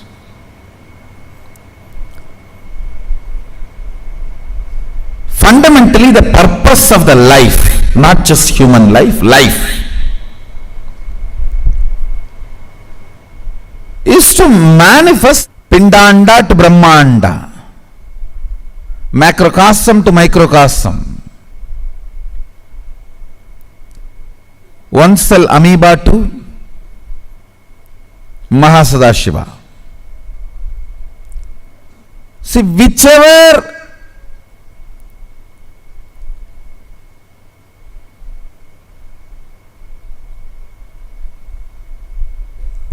part you are in this long journey, you may be just having physical growth, or having physical and psychological growth, or physical and psychological and conscious growth, or whatever level you may be there in this whole journey, supporting other beings in this journey is enriching. Wherever you are in this long journey, helping others, enriching others is a spiritual practice. Causing others reality is a spiritual practice. Even in life, whether you want more energy in the body, health, more resources in your life, wealth, more beings to live together for your love, to share your love, give and receive, relationships. Fundamental principle is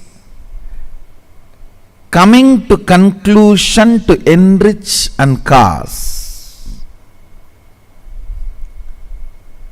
Only if you decide to enrich and cause, energy will start oozing in your life. Energy starts oozing in you only when you decide to enrich.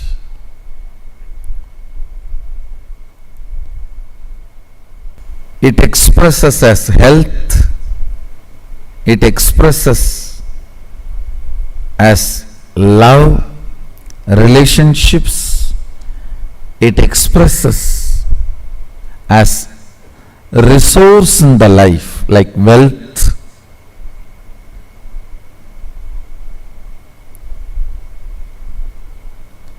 What's the biggest wealth, you know? Ability to relate with a large number of people with love is the best wealth you can have, which will never leave you.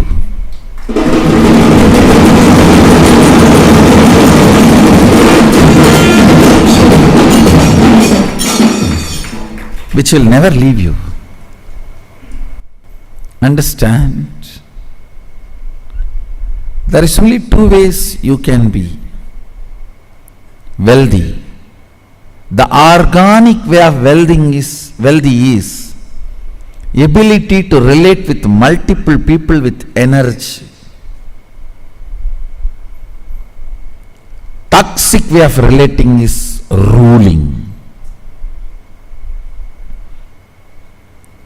Fundamentally, ruling is toxic way of relating.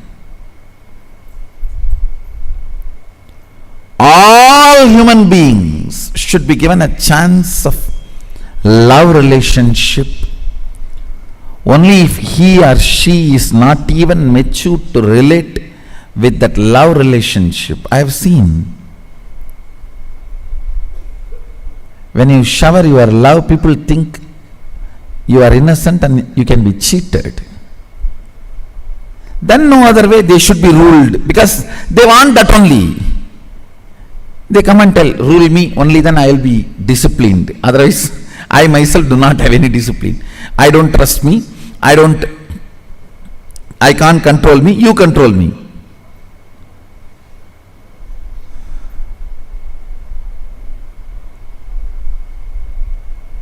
That's a toxic way of relationship. No. Organic relationship is ability to love, and through love, ability to relate with more and more and more number of people, beings. Organic wealth is your ability to enrich and inspire, get involved in people's life. I tell you,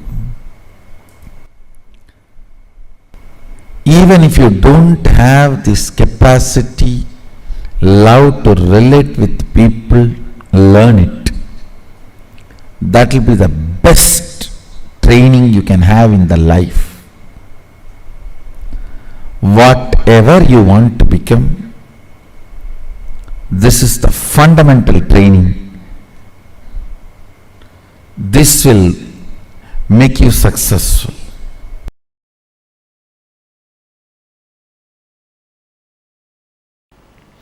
Deciding for life consciously in every step makes you free from all the karma. What is karma?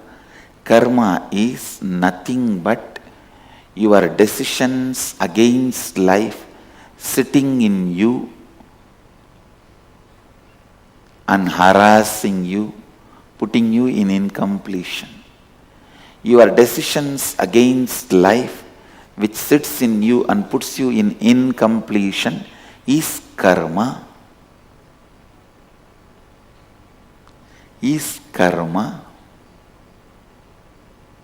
Your decision for life liberates you from all karmas, all fears, all negativity. Evam tvayinanyate tosti na karma lipyate nare.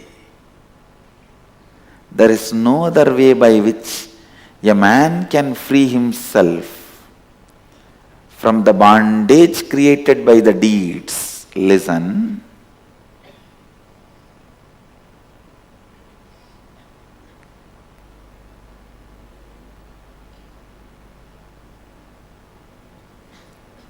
How much ever you hear all these things, you need to sit and internalize. That is why again and again I insist, come here, experience inner awakening.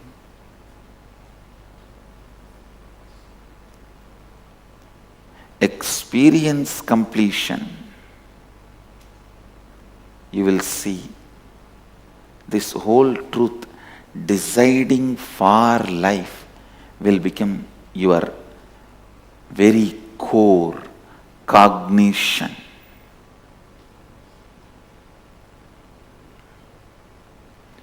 Kuruvan neveha karmani jijivishechadagun samaha evam tvayinanyate tosti na karma lipyate nare. Understand? There is no other way by which a man can free himself from the bondage created by the deeds. This is the only way you can free yourself from all your past karma. Now decide for life, work for life. I tell you. People ask me, Swamiji, in the past I have done a lot of violence. I have eaten all the animals. I have killed so many animals. I have harassed so many people. How can I get rid of the karma? The only way, Upanishad says, decide for life.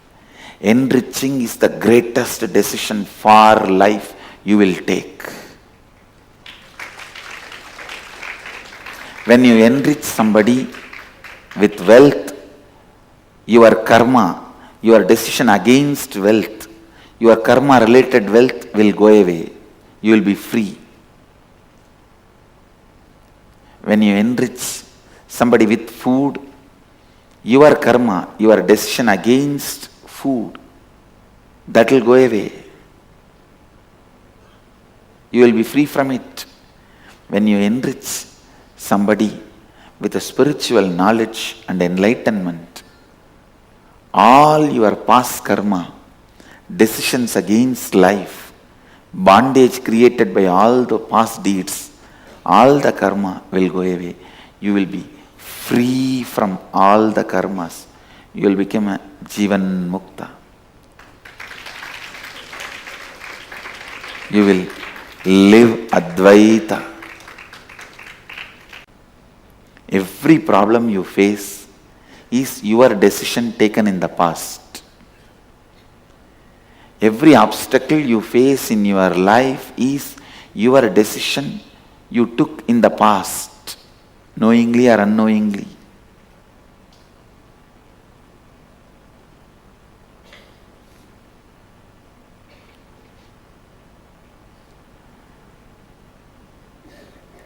You can decide now strongly for life. You will see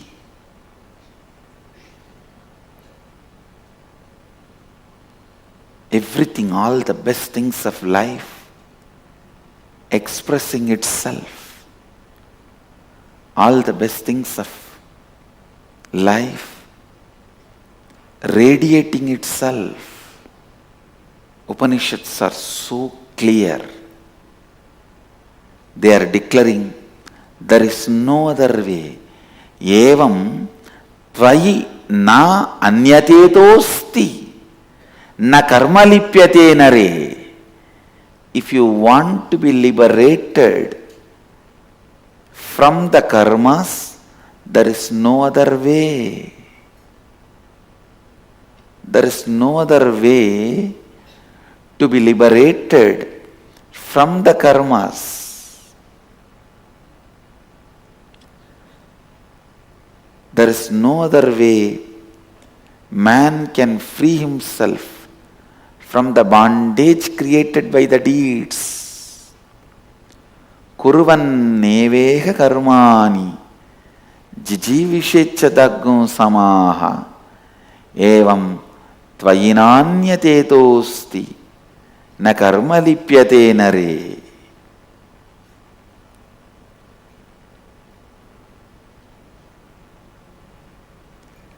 There is no other way by which a man can free himself from the bondage created by the deeds. Understand, if your decisions and actions have created certain bondage, only by deciding for life and acting, you will be free from those bondages. One more thing you need to know, even a laziness is an action by you out of your decision against life. So when you decide for life, the laziness, tiredness, boredom, hatred, anger, everything will melt down. Everything will be cleared. So decide, listen, decide for life.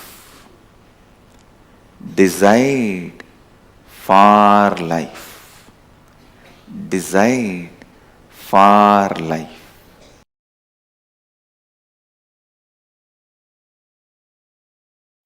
Life is rhythmic continuum. If you avoid this boss in this life, it's not that you are going to be liberated. You will project the same boss in your life continuously till you come to completion with the pattern why you are projecting the same type of people in your life. Karma sabalyam is janma sabalyam. Not changing place, person, situation. No. Karma sabalyam is janma sabalyam, means completion of the karma is completion of janma. But always what we think, somehow if I escape from this boss, I am saved. If I escape from this person, I am saved. If I escape from this situation, I am saved. Sometimes we say, okay, I need to escape from karma, but let me first escape from the situation, then I will plan. Listen, if you decide to change the karma, and want to escape from the immediate problem, God will support you completely.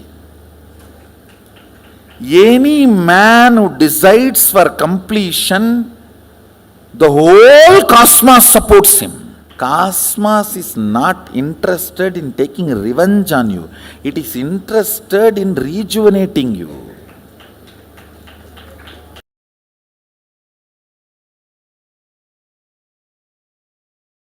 Please understand, it is the friendliness that is essence of life. It is friendliness that is essence of life. Friendliness is nothing but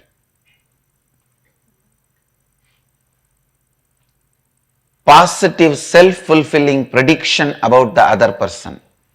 Listen, I am defining. Whenever you have a self-fulfilling negative prediction about the other person, you are waiting to break it. When you are waiting to break it, all your attitude, everything will be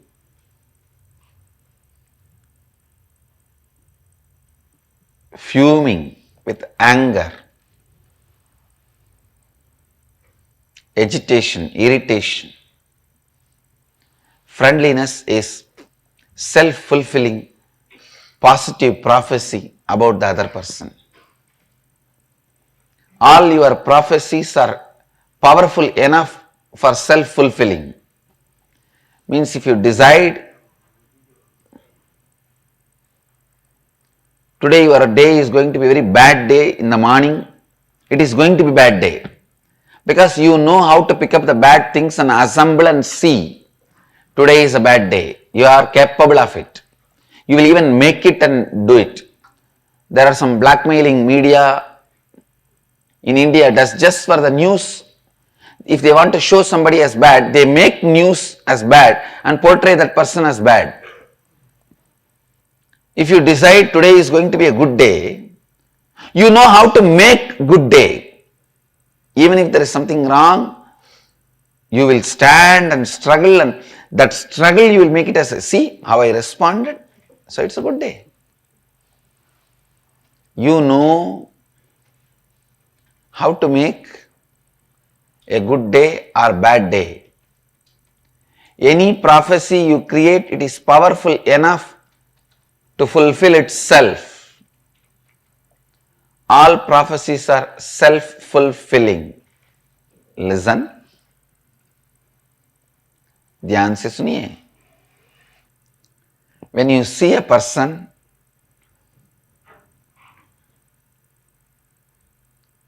if you have self-fulfilling positive prophecy about him, this person is going to be part of my life for quite a long time. Only then the attitude you radiate towards that person is friendliness. Friendliness is an attitude you radiate towards a person with whom you take a positive decision. Completion makes you take positive decision towards whole life. Understand? Completion is something which makes you cognize, decide positively towards the whole life. Anything which makes you to decide positively towards the whole life is completion. Because life is complete.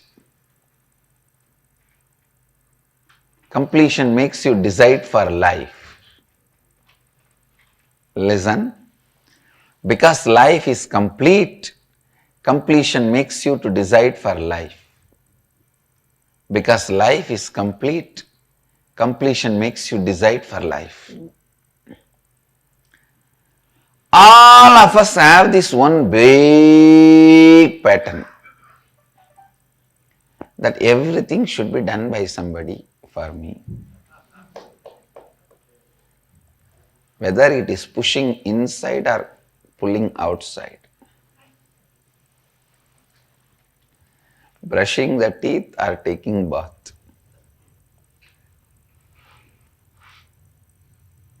Including our transformation, enlightenment. If somebody does it and just ready-made inserts into us, like a ready-made complete software, tatak.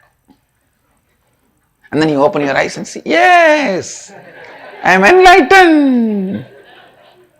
What happened? I went to that Nithyananda Swami's program. Yesterday he touched me and I became.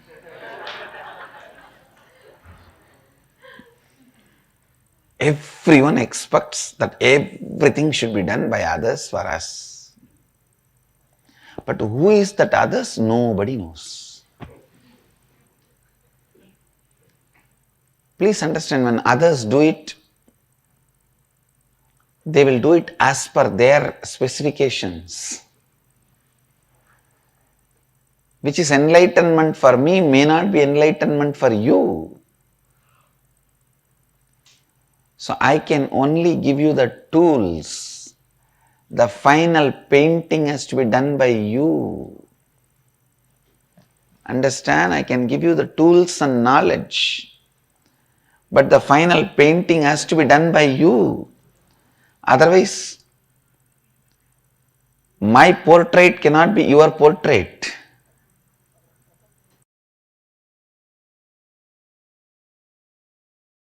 Most beautiful components of relationship, feeling empowered by the other person.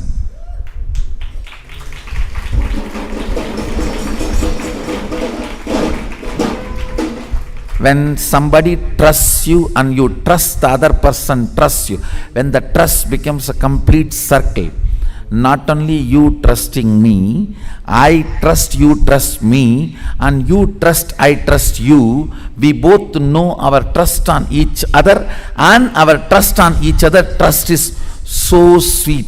That is what I call feeling empowered by the other. Listen, whenever two persons empower each other, they are not 1 + 1 2, they are 1 and 1 11.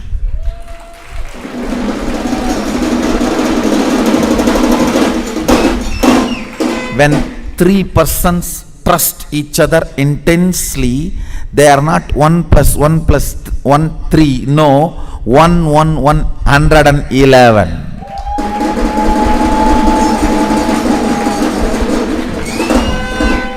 You do not know the power of feeling empowered by somebody's trust. The trust, power of feeling empowered makes every single smile intimate.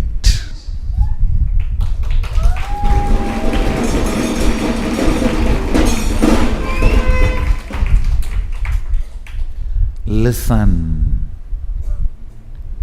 listen. All the beautiful things of relationship,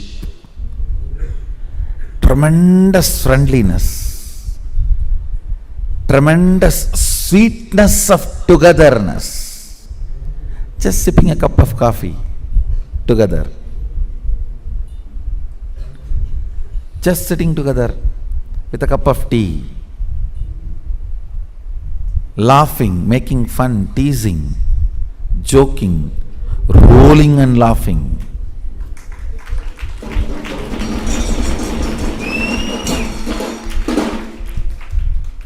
Most beautiful components of relationships gets brutally murdered when the sex intervenes like a wolf inside the sweet home.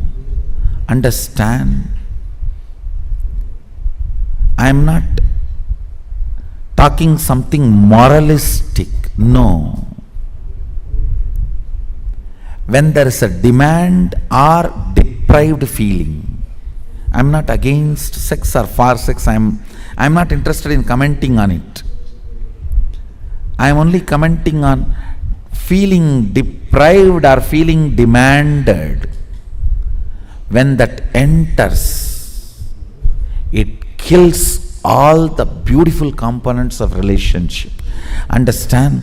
Some of the most ignorant vratas, Ajnana vrata, is wealth is money, sex is relationship.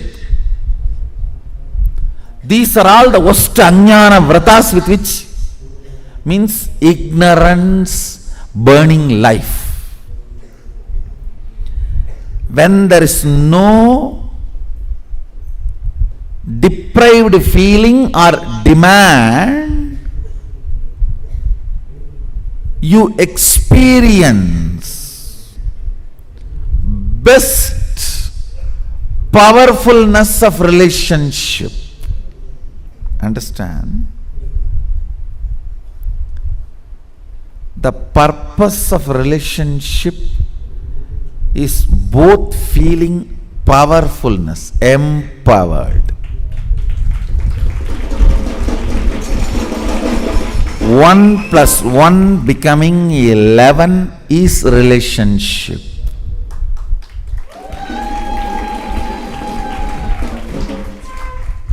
That is why the statement I make looks very paradoxical. Sex destroys relationship. Sex ends relationship. Because the moment you feel you are deprived or you are demanded,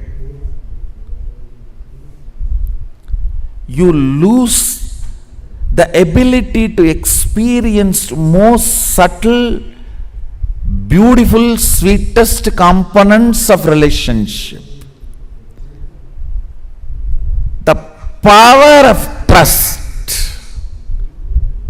You know, I trust you, and I know you trust me, and you trust me that I trust you. This full circle of trust, I tell you, even if you find one being with whom you have full circle of trust, so much of feeling empowered happens.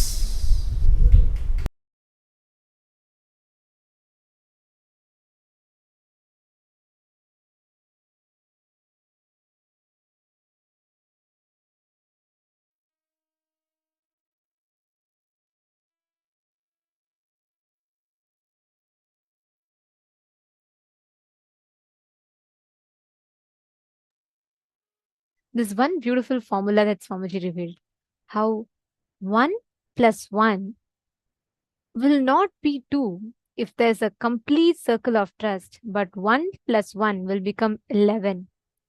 The power of living, enriching, becomes Atma Shakti, the power of living, where you experience the joy, you experience oneness, you experience that whole existence as a conscious resource for you.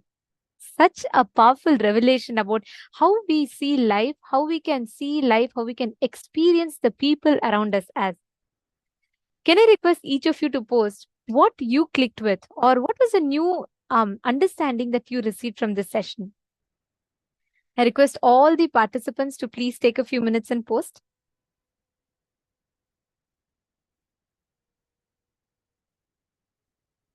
Today, so many of us have received such amazing truths about, be it about karma or be it about now what Swamiji is revealing about enriching. The power of living. Imagine if we all add this as a conscious resource in our life, then you can you literally have the capability to add, to consciously use anyone in your life as a resource for you to expand further in life. And same way, be a resource for them to expand further in life as well.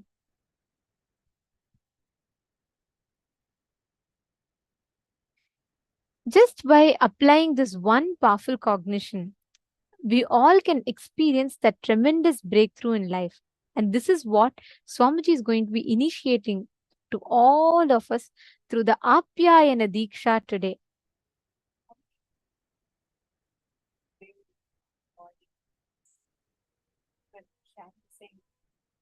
extraordinary clips we are having, we are experiencing when Swamiji revealed to us about what is karma and how karma is not the action.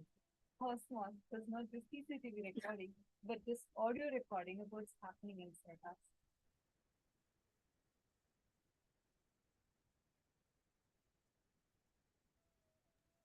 Sorry for that. I hope now you all are able to hear me. Yes. From morning till now, so many of you were sharing with us saying how many clicks you're having when Swamiji is revealing to us about karma. How karma is literally not equal to the actions, but the thought currents that you are stuck in. And such extraordinary breakthrough revelations where just by listening to which you'll be liberated from it. And not just that, Swamiji explained to us how Cosmos does not do video recording. It does not have a CCTV recording. It instead has an audio recording, continuously has an audio recording, which is why the thought currents we carry are too important. And many of you were asking, okay, now what is it that can liberate us from these karmas? I think Susan was sharing, saying, oh my God, now I feel like everything I do is going to be only a karma. How can I be liberated from it? And in this session, Swamiji gave us the exact answer for it. Swamiji said, only by saying yes to life, na karma lipyate nare. Verse from Ishavasya Upanishad, Swamiji explained about it. How, when you keep saying yes to life, the karma does not touch you. Karmas don't bind you anymore. And what is the biggest yes to life? What did Swamiji say as the biggest yes to life? Come on, take a moment. Just now we listen to it. What is it Swamiji told as just doing this one thing is saying biggest yes to life. Therefore, you will have the ability to live for hundreds of years. Actually, in the very second verse of Ishavasya Upanishad, it says, Kurvan neveha karma ani jiji visheshatagum sama aha, meaning you can go on doing so many actions and live for hundreds of years. And in the same Upanishads, the Upanishadic Rishis also give us the secret technique of how you can live without those karmas binding you, which is saying yes to life. And what is the biggest saying yes to life? Yes, so many of you posting. As you all have posted, that's right. It is enriching. And that enriching is what Swamiji is going to be giving us all as an initiation today through the Apyayana Diksha. We all are going to be receiving the power to be enriching. Continuously enriching, enriching, enriching will empower you so much that even the actions that you do, you will just be doing it for the sake of enriching. Like how, if you see Swamiji's whole life, take any action, there will be not a single thing Swamiji does for himself. It's just for us. Like if you see, when Swamiji is coming and sitting as the deities, radiating each day, sitting as that particular form of Paramashiva, radiating and showering for all of us. And you see that there are specific abharanams that Swamiji wears, the jewels that Swamiji wears. It is again not for himself, but just to bless each of the devotees, whoever has gifted those jewels to Swamiji, offered it at the feet of Swamiji. Those jewels are just to see the smile on the devotee's face and to enrich, because every moment, if actually all those who have given any offering to Swamiji that you wanted Swamiji to wear, we have so many of you who have offered like gold bangles or diamond necklaces, all these things, any offering like this which you wanted to do it as a offering for the Nijavatara, Swamiji himself, to wear it physically. Every time Swamiji wears that particular jewel, and does any initiation, all the good karmas that come through that initiation will directly come to you. So one, he fulfills us, showers us by accepting our love. And it is literally equivalent to Samipya Mukti. Means you becoming, it is like you literally are becoming a flower in the garland that Swamiji wears. Which means you are literally becoming, so you're living close with Swamiji. Actually, there are so many of you here who have had the amazing blessing of being able to do the Swarna Alankara Seva to Swamiji, right? Where you have offered some jewelry, something that you would like to adorn Swamiji with. And Swamiji has accepted the offering, and Swamiji himself has worn those jewelry for the darshan. Any of you who have experienced, who have offered, will know exactly what we are talking about. Whether Swamiji drinks from the cup that you gave to Swamiji, or whether Swamiji wears the chain that you offered to Swamiji. Each time, you will literally feel like you are there, like Swamiji is accepting you directly. So that even through that smallest of act that Swamiji does, he continuously enriches. See, one important thing we need to learn is every action, whatever Swamiji does, there is zero thing that Swamiji ever does for himself. Starting from the decision to descend from the cosmos, knowing very well what will happen when Swamiji comes from the Paramashiva plane into this physical human plane. Knowing very well all the things that the humanity would do back to him, he decides out of the immense compassion and enriching to descend down, to enrich all of us and enlighten all of us. Up to every single smallest action, whether actually many participants here, whoever have offered any of your jewels, or you wanted to give something to Swamiji, for Swamiji to use, you all would be knowing when someone is having some struggle in their life, right? Like if one person was having some health issues, some legal things that she was stuck in, and she had requested Swamiji's blessings for that.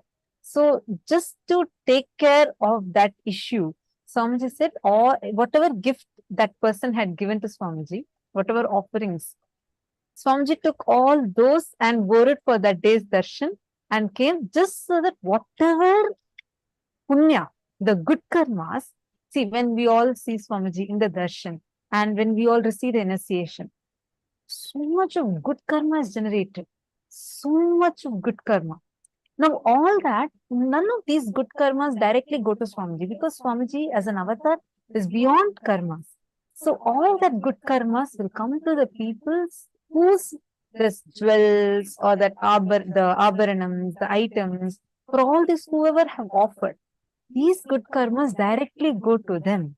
So thereby, once Swamiji himself will be taking care of the situation, that is one. But even through this way, Swamiji continues to enrich.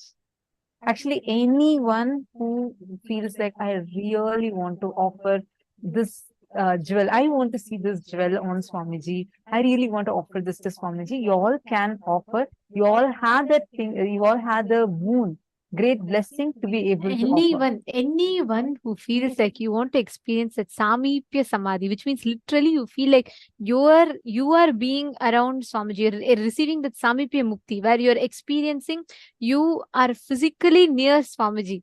That is literally the experience that you gain when you offer the Swarna Alankara Seva. One thing is, whenever we see Swamiji, we all love to see, right? Each day after the darshan, the whole chat is flooded with how Swamiji looks, the different avatar, the different darshans that Swamiji is giving in the different forms of Paramashiva.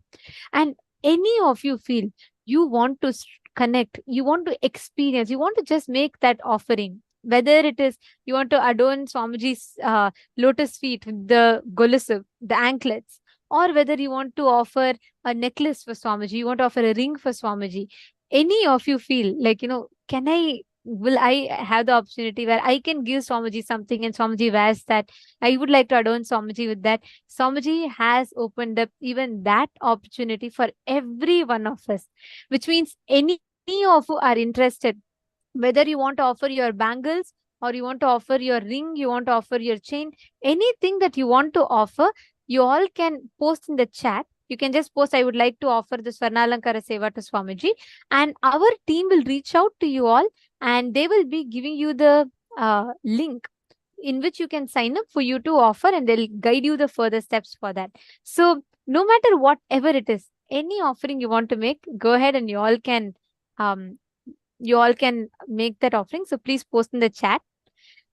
In this session, Swamiji was revealing, right? Swamiji was saying about how every moment of our life, when you start enriching, you get so empowered in life with the ultimate conscious resources. If you just experience enriching, whatever, any which way that you can, if you just decide to go on enriching, you will see the happening. Every situation in life will give you that exact experience. Today's darshan of Bhikshadana Murti, the form of Paramashiva, Bhikshadana Murti, Shardulahara Murti, forms of Paramashiva, all of these forms of Paramashiva signify exactly this happening. The ultimate enriching. Paramashiva himself comes down to enrich. So we will now be chanting the Dhyana Shloka of this form of Paramashiva. We request every one of you to sit straight with your head, neck and spine in a straight line. These Dhyana Shloka are the sacred mantras that describes that particular form or that particular manifestation of Paramashiva in a language that we can understand. We will now be chanting the Dhyana Shloka. Chaturbhujam trinetram cha nagnam chaiva smritananam bhasma dhigdam vidrumabham katyam pannaga samvratam avratalankrato bhrungi padam paduka samyutam dakshinam tatkaragram tu harinasyanugam bhavet Dakshine parahaste tu damarum chaiva karayet vame tvat parahaste tu trishulam pinchadarinam kunchitam dakshinam padam vama padam tu samsthitam samabhangam sthanakam cha gamanonmukharupakam कपालोपेतहस्तं च वृषणाभिसमं भवेत् एवं भिक्षाटनः प्रोक्तं गुण्डोधरमथो शृणु देवस्य वामपार्श्वे तु गुण्डोधरमतस्थितं हस्तद्वयसमायुक्तं कपालं शिरसि न्यसेत् भूताकारसमायुक्तं कुण्डले कर्णयोर्नसेत् दंष्ट्राकरालवक्त्रं च पूर्वोक्तं लक्षणान्वितम्.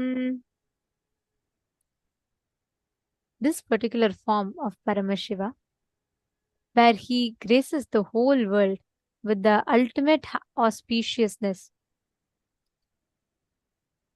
and the ultimate blessings of enriching, he himself comes down, causes the reality of all the rishis, bestowing them with enlightenment.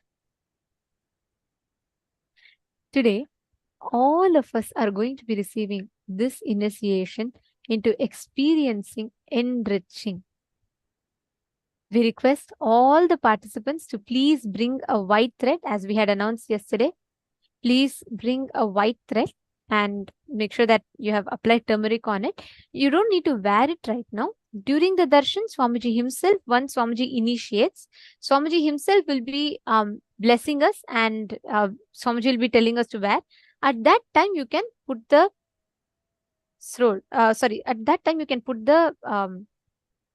thread on your wrist. Also, Swamiji very beautifully explains, when you wear the thread, every time your pulse beats, that is why you have to wear it on your left wrist. Swamiji tells, when you tie the thread on your left wrist, Every time your heart beats, which means whenever life is pulsating in you, and it will remind you that you have to enrich. It will remind you that life is for enriching. That is why today's initiation, during the initiation, when Swamiji himself will actually announce. So you all can tie the thread when Swamiji announces it around your wrist, and you will this forever, as long as the thread remains, it will keep reminding you every time the heart beats, it will remind you are living to enrich, you're living to enrich, you're living to enrich. So that is a beautiful initiation that we are going to be receiving today. I request every one of you to take a few minutes and please keep the thread in front of your camera. Keep it ready. You do not have to wear it now. Yes, you can just keep it ready and you can wear it during the initiation. And I also wanted to share, see, today the darshan you all are going to be receiving is this form of Paramashiva as Bhikshatana Murti. The form is so beautiful, as we all saw in the Dhyana Shloka, and we saw the picture, right, of the deity right behind Swamiji. You will notice that in one hand, Paramashiva is carrying the Brahma Kapala, literally the begging bowl. And in one more hand, he'll actually be feeding a deer. It represents perfect enriching of Paramashiva. Literally, when he comes with a begging bowl, he takes away all the karmas that they have through the Brahma Kapala, swallows your karmas and burns your karmas, liberates us from the karmas. And to the other hand, when he's giving the grass to the deer, through which he is continuously showering us, and showering us, removing all the negative karmas away and showering us all with so much of auspiciousness. Understand? Today, anybody, whoever wants to offer anything, you can offer to Swamiji today.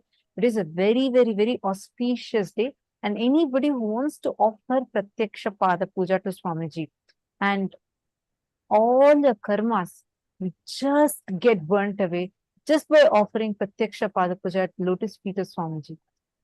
You will see the power of today's darshan.